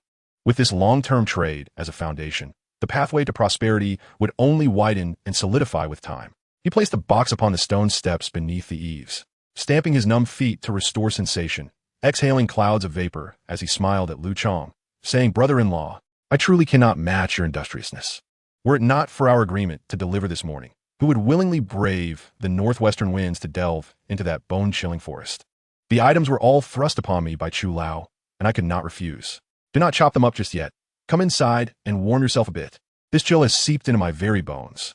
Despite being bundled in a thick cotton coat, standing in those frigid temperatures had thoroughly penetrated the layers of insulation, leaving him shivering to the core. The bearskin coat his mother was hastily crafting would take some time. He eagerly anticipated its completion. For donning, it would render him invincible against the cold. Lu Chong, a man of earnest disposition, lacking in pretense and false pleasantries, promptly responded to his brother-in-law's invitation, lifting the cardboard box from the ground and following Chen Donghe into the cozy warmth of the main room. Chen Xiaoyu had just stoked the cast-iron coal stove in the center of the room, where vibrant blue flames danced upward.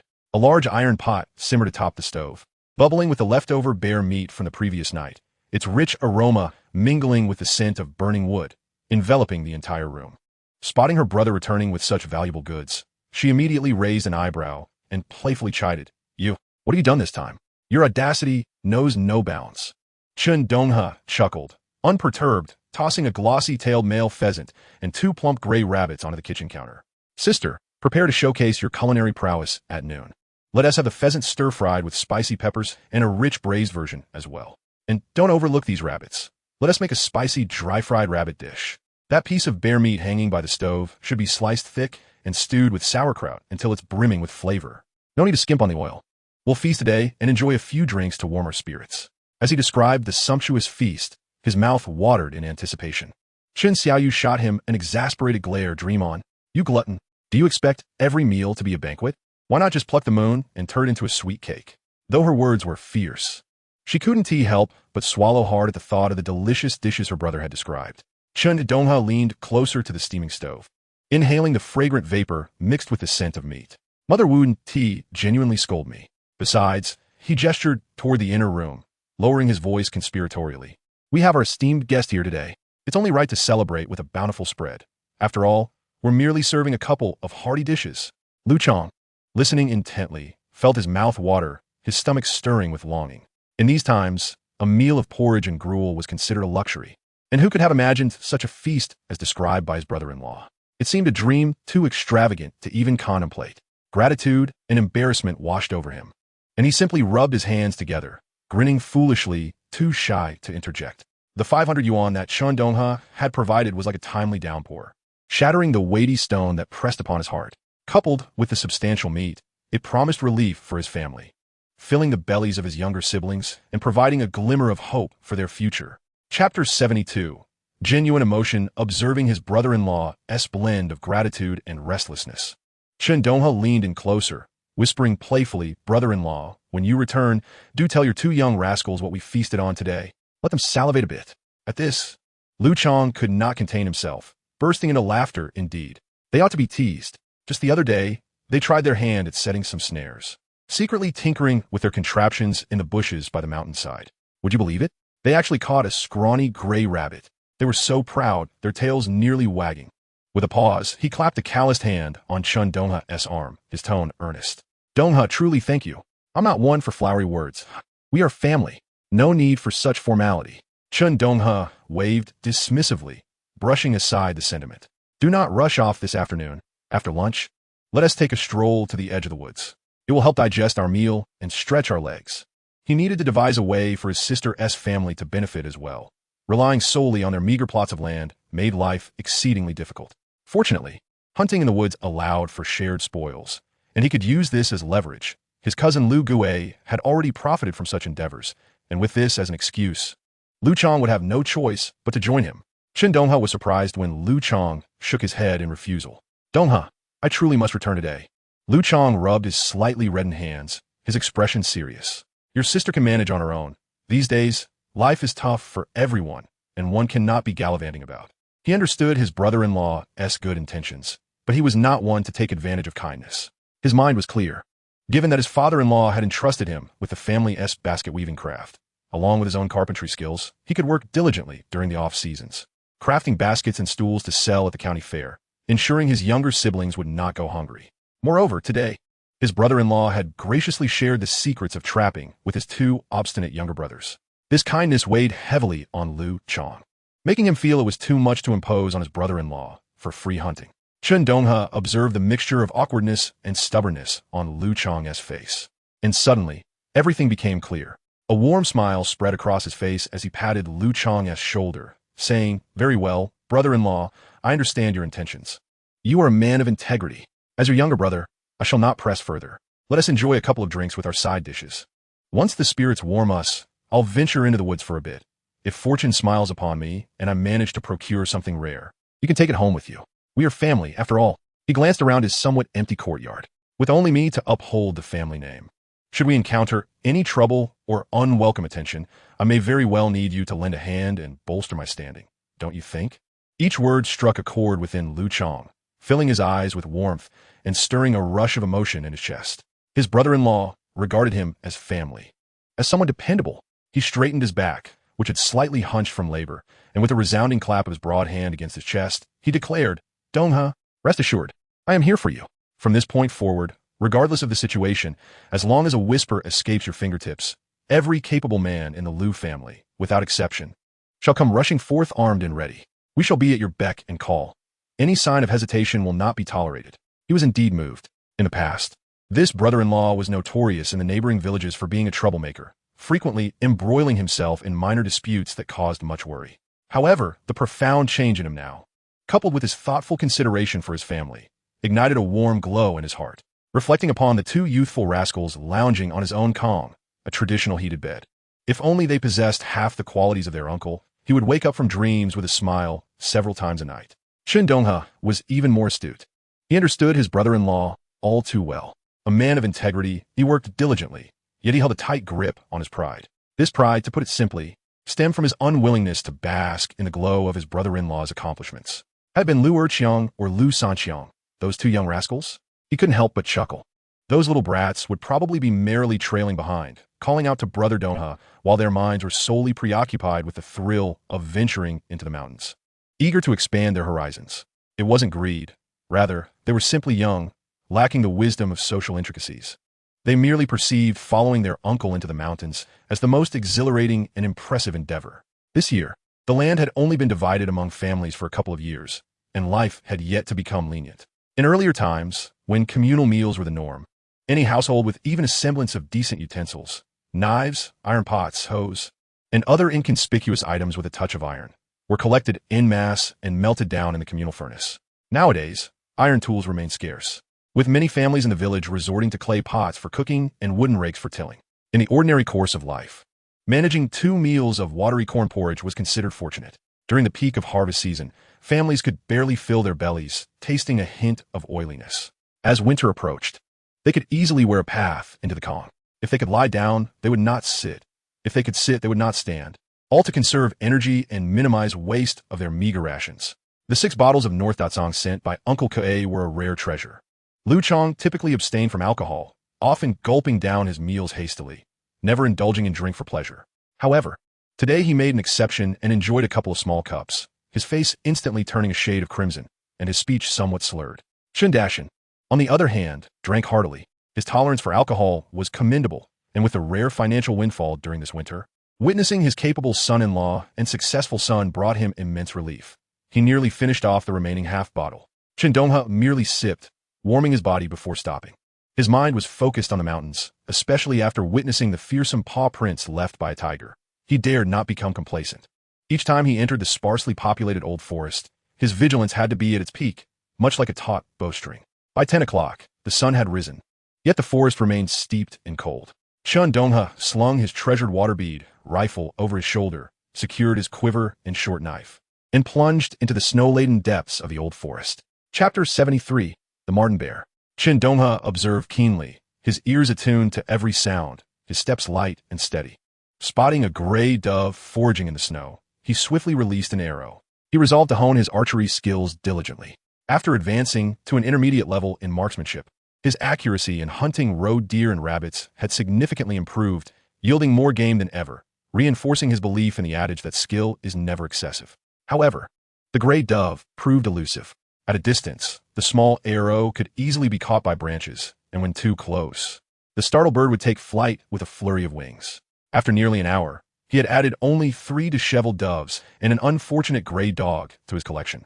The little creature had been perched on a sturdy branch of an old pine tree, peeking down curiously with its fluffy little head and beady black eyes. Accustomed to seeing humans from above, it felt quite secure. Little did it expect that a swift arrow would pierce its frail body, its claws futilely scratching the frozen branch in its final moments, scattering a flurry of snow. Chen Donghe scrambled up the rugged bark, swiftly ascending the 6 to 7 meters high pine tree. The squirrel's nest lay deep within the main branch's fork, and he rummaged for a while. Although the nest was deep, he could only retrieve a handful of shriveled pine nuts, devoid of any substantial meat. He frowned in disappointment. This gray dog had managed to scrape together every last morsel. However, a grin soon crept onto his face. Little Yu was particularly fond of snacks, and if he brought these pine nuts home, roasting them in an iron pot until they turned golden brown and crispy, then coating them in red sugar, she would surely relish them. Carefully, he wrapped the scant handful of pine nuts and tucked them close to his body. Just as he was about to slide down the tree, his peripheral vision caught a glimpse of a swift brown shadow darting through the snow, like a ghost slipping past the low bushes. The agility and speed of that movement were not characteristic of the usual foolish roe deer or sluggish elk. Chen Donghe's heart raced, his pulse quickening. Every action froze in an instant. Even his breath became slow and measured. He was certain his eyes were not deceiving him. In the sparse forest, visibility was relatively clear. A Marten bear, the name flashed through his mind, igniting a spark of excitement. This creature, also known as the flying bear, boasted a sleek, glossy coat that would not ignite even when exposed to fire. It was a valuable prize. Clearly, it had not ventured far. Chen Donghe hesitated no longer. He held his breath, focused his mind, and crouched as still as a stone, his hawk-like gaze scanning the spot where the shadow had vanished into the snow and the clusters of frost-laden bushes nearby. As expected, the creature was restless. The snow-laden branches in the thicket trembled slightly, and a flat, pointed brown head cautiously emerged. It turned its small head with utmost vigilance, its tiny ears quivering like radar, attuned to the slightest rustle. After a moment, perhaps sensing that the surroundings were indeed safe, it gradually pushed its body out. This creature, with its large head and small ears, exhibited a distinctly humped back, resembling a hunchbacked old man, coupled with its short, stocky legs that appeared somewhat disproportionate to its body. It stepped on the frozen snow crust with a subtle sound, leaving clear paw prints larger than those of a wildcat. Most striking was its bushy, thick tail, adorned with dense fur, where a deep brown stripe, nearly black, ran from its back down to the tip, the edges jagged and uneven. This appearance, a blend of the badger's solidity, the marten's finesse, and the bear's rugged claws, moved with the stealth of a feline, making it a true enigma in the snowy expanse. The elusive treasure, the flying bear, was undoubtedly within his grasp. Chen Donghe resolutely affirmed this in his mind, a surge of exhilarating anticipation coursing through him. This creature was a rarity even among carnivorous beasts. Despite its modest size, weighing no more than 50 pounds, its temperament was notoriously fierce and domineering in the wild. With its stature, it ranked as the largest of the yellow weasels on land. Not only would a half-grown deer fawn steer clear of it, but even a foolish roe deer would take a detour upon encountering it. In a fit of desperation, it would dare to pilfer from the den of unsuspecting wolf pups. And it was not afraid to bare its teeth and claws at solitary wolves. It was a brazen denizen of the forest. Chen Donghe remained perfectly still in the tree. Even his eyes, concealed beneath a heavy dogskin hat, narrowed as he lowered his gaze through the narrow slit, fixating intently on the creature below.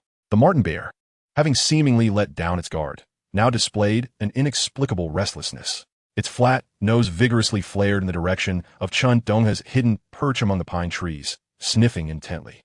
Its four short, stout paws began to inch backward slightly, its entire body taut with tension, oscillating between the instinctual awareness of danger and the alluring temptation of food. "Look at you, thinking you've got a chance like a cooked duck trying to fly." Chen Donghe scoffed inwardly, his thoughts shifting as he silently stowed his hardwood bow into the system's space. With another mental command, a heavy, cold, metallic water pearl rifle materialized firmly in his hand. The chill of the gunstock, imbued with the mountain's frost, pressed heavily against his right shoulder. He adjusted his breath, slowly aligning the barrel. The target, the small, round, glistening ears nestled between the marten bear's head.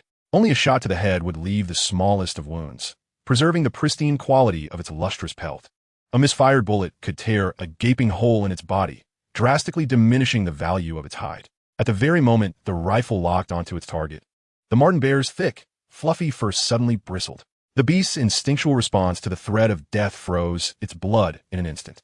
Without a moment's hesitation, it pivoted sharply to dash towards the nearest thicket buried beneath a thick layer of snow. Yet, Chen Donghe was faster. The brown shadow barely traced a blurry path across the snow when bang, the thunderous report of the gun shattered the forest stillness like a hammer striking ice. The whirling bullet tore through the frigid air, striking true. The marten bear crumpled as if struck by an invisible giant's hand, collapsing and rolling several times on the hard, frozen ground before finally coming to a halt. Its short, stout limbs twitched violently for a moment, then fell still. A grotesque, tiny hole appeared on its broad, flat head, from which dark red blood gushed forth, steaming in the cold air, quickly staining a patch of pristine snow. The last remnants of warmth swiftly crystallized into a thin layer of red ice amidst the biting chill. Chapter 74. Let us go big. Chen Donghe slid down from the tree, covered in the scent of pine, oil, and snowflakes, and rushed forward in a few swift strides. He seized a marten bear by the thick fur at its nape, effortlessly hoisting the hefty body. The weight in his hands made him click his tongue in astonishment. Wow, this hefty fellow must weigh over 55 pounds. Even after gutting and cleaning it, there will be at least 30 pounds of pure meat left. What is more, the astonishing layer of fat on this creature is incredibly valuable. Especially in this frigid winter when water freezes upon contact, it is enveloped in a thick, nearly translucent layer of snow-white fat. This fat, akin to badger oil, is a miraculous remedy for burns and swelling, and it notably leaves minimal scarring. When it comes to culinary uses, it is second to none. This fat can be used to fry pancakes, rendering them crispy and crumbly. When frying fish, the meat becomes fragrant and rich, tantalizing the palate. Its most remarkable quality is its resistance to freezing, even in temperatures below -20 or 30 degrees. It refuses to solidify. Chen Donghe gleefully stowed this mobile oil reservoir into the system's space, a broad smile spreading across his face as he quickly calculated. Today's remarkable start was truly fortuitous. He excitedly surveyed his surroundings, his gaze sweeping over the dense, leafless underbrush and the thick blanket of snow. Alas, there was not a single decent hunting dog in sight. In these icy conditions, the badgers and ferrets that burrow deep for winter were the hardest to find. Those creatures typically prefer to hibernate in groups, and if luck were to favor him, unearthing a den would yield a nest full of them, at least 7 or 8, or even more than a dozen. Chen Donghe gulped hard, suppressing a wave of greed. Relying solely on his legs and eyes to locate those dens buried several meters underground in a vast, ancient forest was akin to searching for a needle in a haystack, far more difficult than striking gold. While the meat of this flying bear was indeed rare, it paled in comparison to his mother, Wang Xiaojuan's, notoriously frugal nature. How could he persuade her to part with such precious fat for dumplings? The mere thought of it made his head ache. Given her temperament, she would insist on scraping every last bit of that exquisite fat, rendering it clear as glass, and storing it in meticulously clean jars. The lids would be sealed tightly, almost as if to be wax-sealed, and then hidden away in the deepest, most concealed corners of their home until someone burned themselves or twisted an ankle, at which point she might reluctantly allow a small dab. As for mixing it into the dumpling filling, that would be akin to tearing out her heart. She would lament for 3 days about being a spendthrift. Chen Donghe shivered at the imagined nagging, shaking his head to cast aside this extravagant worry for the time being. He rubbed his frozen, stiff cheeks vigorously to dispel the chill, tightened the ear straps of his dogskin hat, and without further delay, chose a direction to venture deeper into the forest. However, it seemed that fortune had exhausted itself with the marten bear. After wandering for quite some time, the sun nearly reaching its zenith, there was no sign of deer, roe deer, or wild boars, not even a feather from a wild chicken.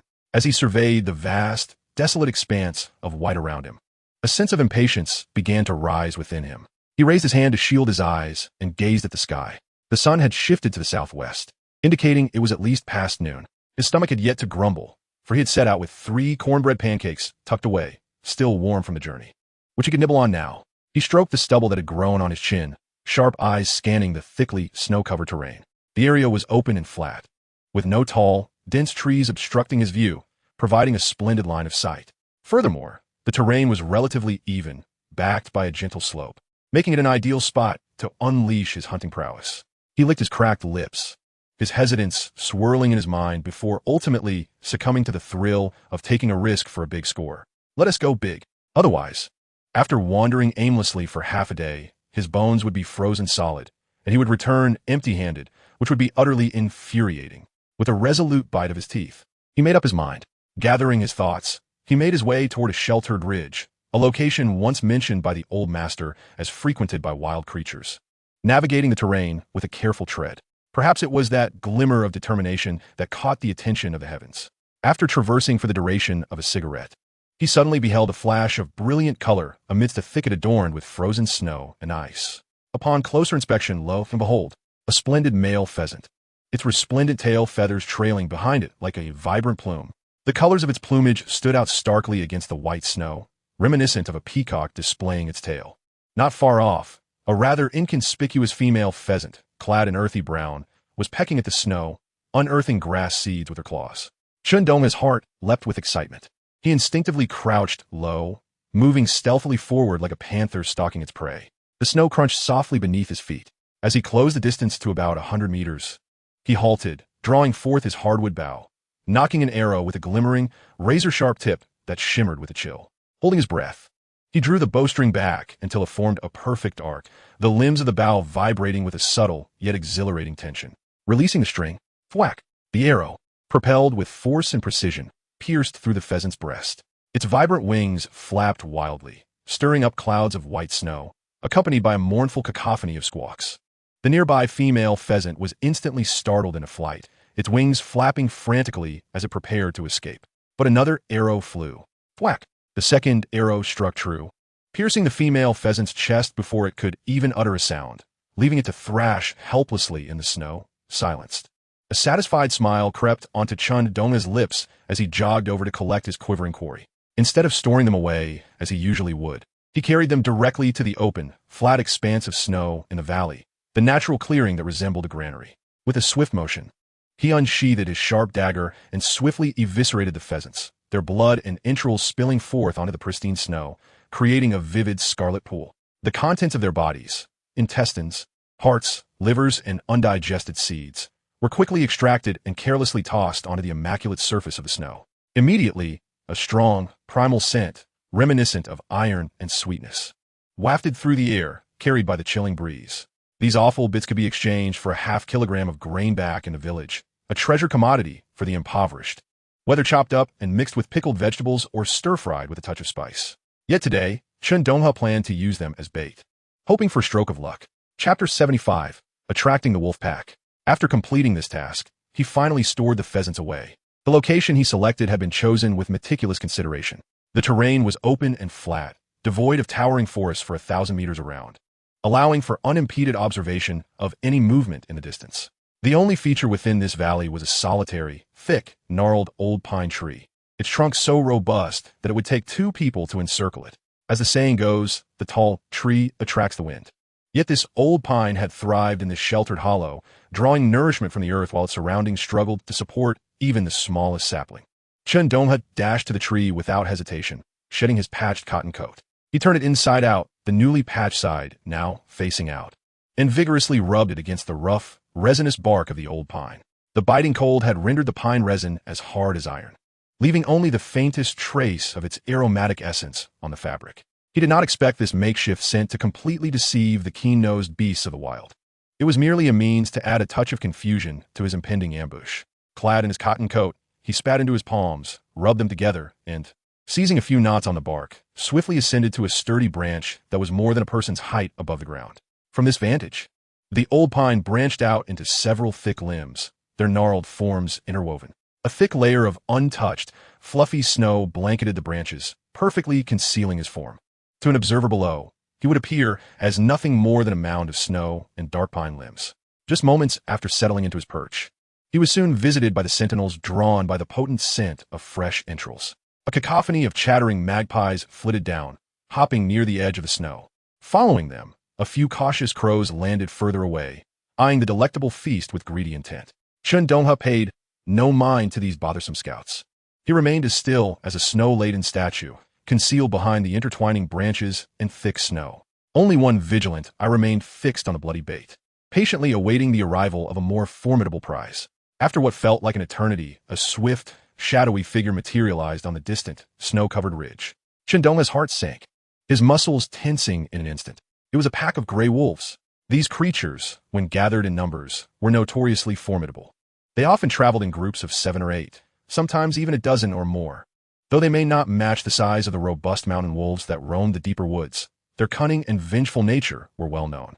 Once a wolf pack set its sights on something, it would not relent until it had taken a piece of flesh. Indeed, the first gray wolf appeared, pausing on the ridge for less than 3 breaths before another shadow emerged behind it. The leading wolf was a robust specimen, evidently a prime male of the pack. It moved with extreme caution, navigating the downwind path, gliding almost along the snow as it approached the pile of entrails. Cautiously lowering its head, it seized a bloody, viscous piece of intestine but hesitated to swallow, suddenly raising its head instead. Its neck straightened, nostrils flaring as it inhaled deeply, greedily absorbing the scents in the air. Its fierce yellow eyes darted warily over the surrounding snow slopes, rocks, and sparse trees. A low, mournful growl emanated from its throat, and after a brief moment of stillness, it threw back its head and unleashed a piercing howl that shattered the silence of the mountains, echoing with a sense of declaration and summoning, almost as if in response. As the wolf's howl reverberated through the air, a dozen gray wolves sprang forth from the hidden recesses of the slope, like phantoms emerging from the earth. They galloped forth, their hooves striking the ground with a swiftness akin to gray arrows soaring just above the snowy surface, racing towards the blood-soaked expanse that emanated a deadly allure. Here they came. Chen Donghe's pupils dilated sharply, his breath held captive, fingers tightly gripping the frigid gun barrel. The foremost wolves were merely 20 or 30 paces away from the ancient pine tree where he concealed himself. He could even discern the quivering tips of their noses, exhaling plumes of white vapor. Should any one of them slightly raise its head, it might catch sight of the unnatural accumulation of snow in the treetops' crevices or the icicles hanging from its branches. Dog meat is considered one of the 5 prime meats. When simmered in a large pot with the roots of mountain pepper trees, its aroma can waft for miles. Although wolf meat is somewhat tough and carries a distinct earthy scent, in these times of gnawing hunger, it represents a substantial source of sustenance. A veritable feast that can fill an empty belly. Yet the wolf's temperament and its capacity for vengeance are undeniably troublesome. A saying from the hunting community echoes in his mind. Either avoid them altogether or keep your distance. If a confrontation arises, one must leave no survivors. Otherwise, on a dark and stormy night, when snow blankets the mountains, these vengeful beasts could follow the scent, stealthily creeping to your very doorstep. The scratching sounds at the gate in the dead of night, the glint of their green eyes, the bone-chilling howls, just the thought sends shivers down one's spine. Damn it, it's now or never. His thoughts raced like lightning, and Chen Donghe clenched his jaw, swiftly conjuring the pale blue system interface in his mind. Hunting system host, Chen Donghe. System level, LV1, 75, 100. Successful hunts of 100 prey required for upgrade. Skills, archery basic, 86, 100. Advanced knife skills, 49, 1000. Intermediate gun skills, 6, 100. His gaze flicked over the numbers in the skill section. His proficiency in archery had barely increased despite hours of practice since morning. Hitting a target only granted him a meager point, while a missed shot yielded a pitiful 0, 1. The distance now was just over 20 paces, at most 30 meters, a range where the hardwood bow would demonstrate its utmost power and minimal noise. An ambush with the bow would be ideal. The sound of the arrow slicing through the air is faint, capable of penetrating the wolf's thick fur and bones alike. If he could swiftly unleash the first volley of arrows, bringing down several wolves, the pack might take a moment to discern the source of the threat, possibly mistaking it for an attack from a wayward companion. What if he simply raised his gun and fired in quick succession? This pack, with noses sharper than a dog's and wits sharper than a fox's, would likely not even bother to sniff the air before transforming into a flurry of gray shadows, vanishing without a trace in an instant. Resolute in his decision, Chen Donghe suppressed his wildly beating heart, exhaling a breath that crystallized in the frigid air. He remained as still as a branch of the old pine, frozen in place. With a subtle shift in focus, the hardwood bough materialized silently in his hand, while his other hand knocked a gleaming, pointed arrow against the string. His icy gaze, like the most precise of chisels, fixed unyieldingly on the rear of a gray wolf, which was currently engrossed in tearing apart the lung of a chicken. That spot, just above the heart, along the lateral side of the spine, was a lethal target,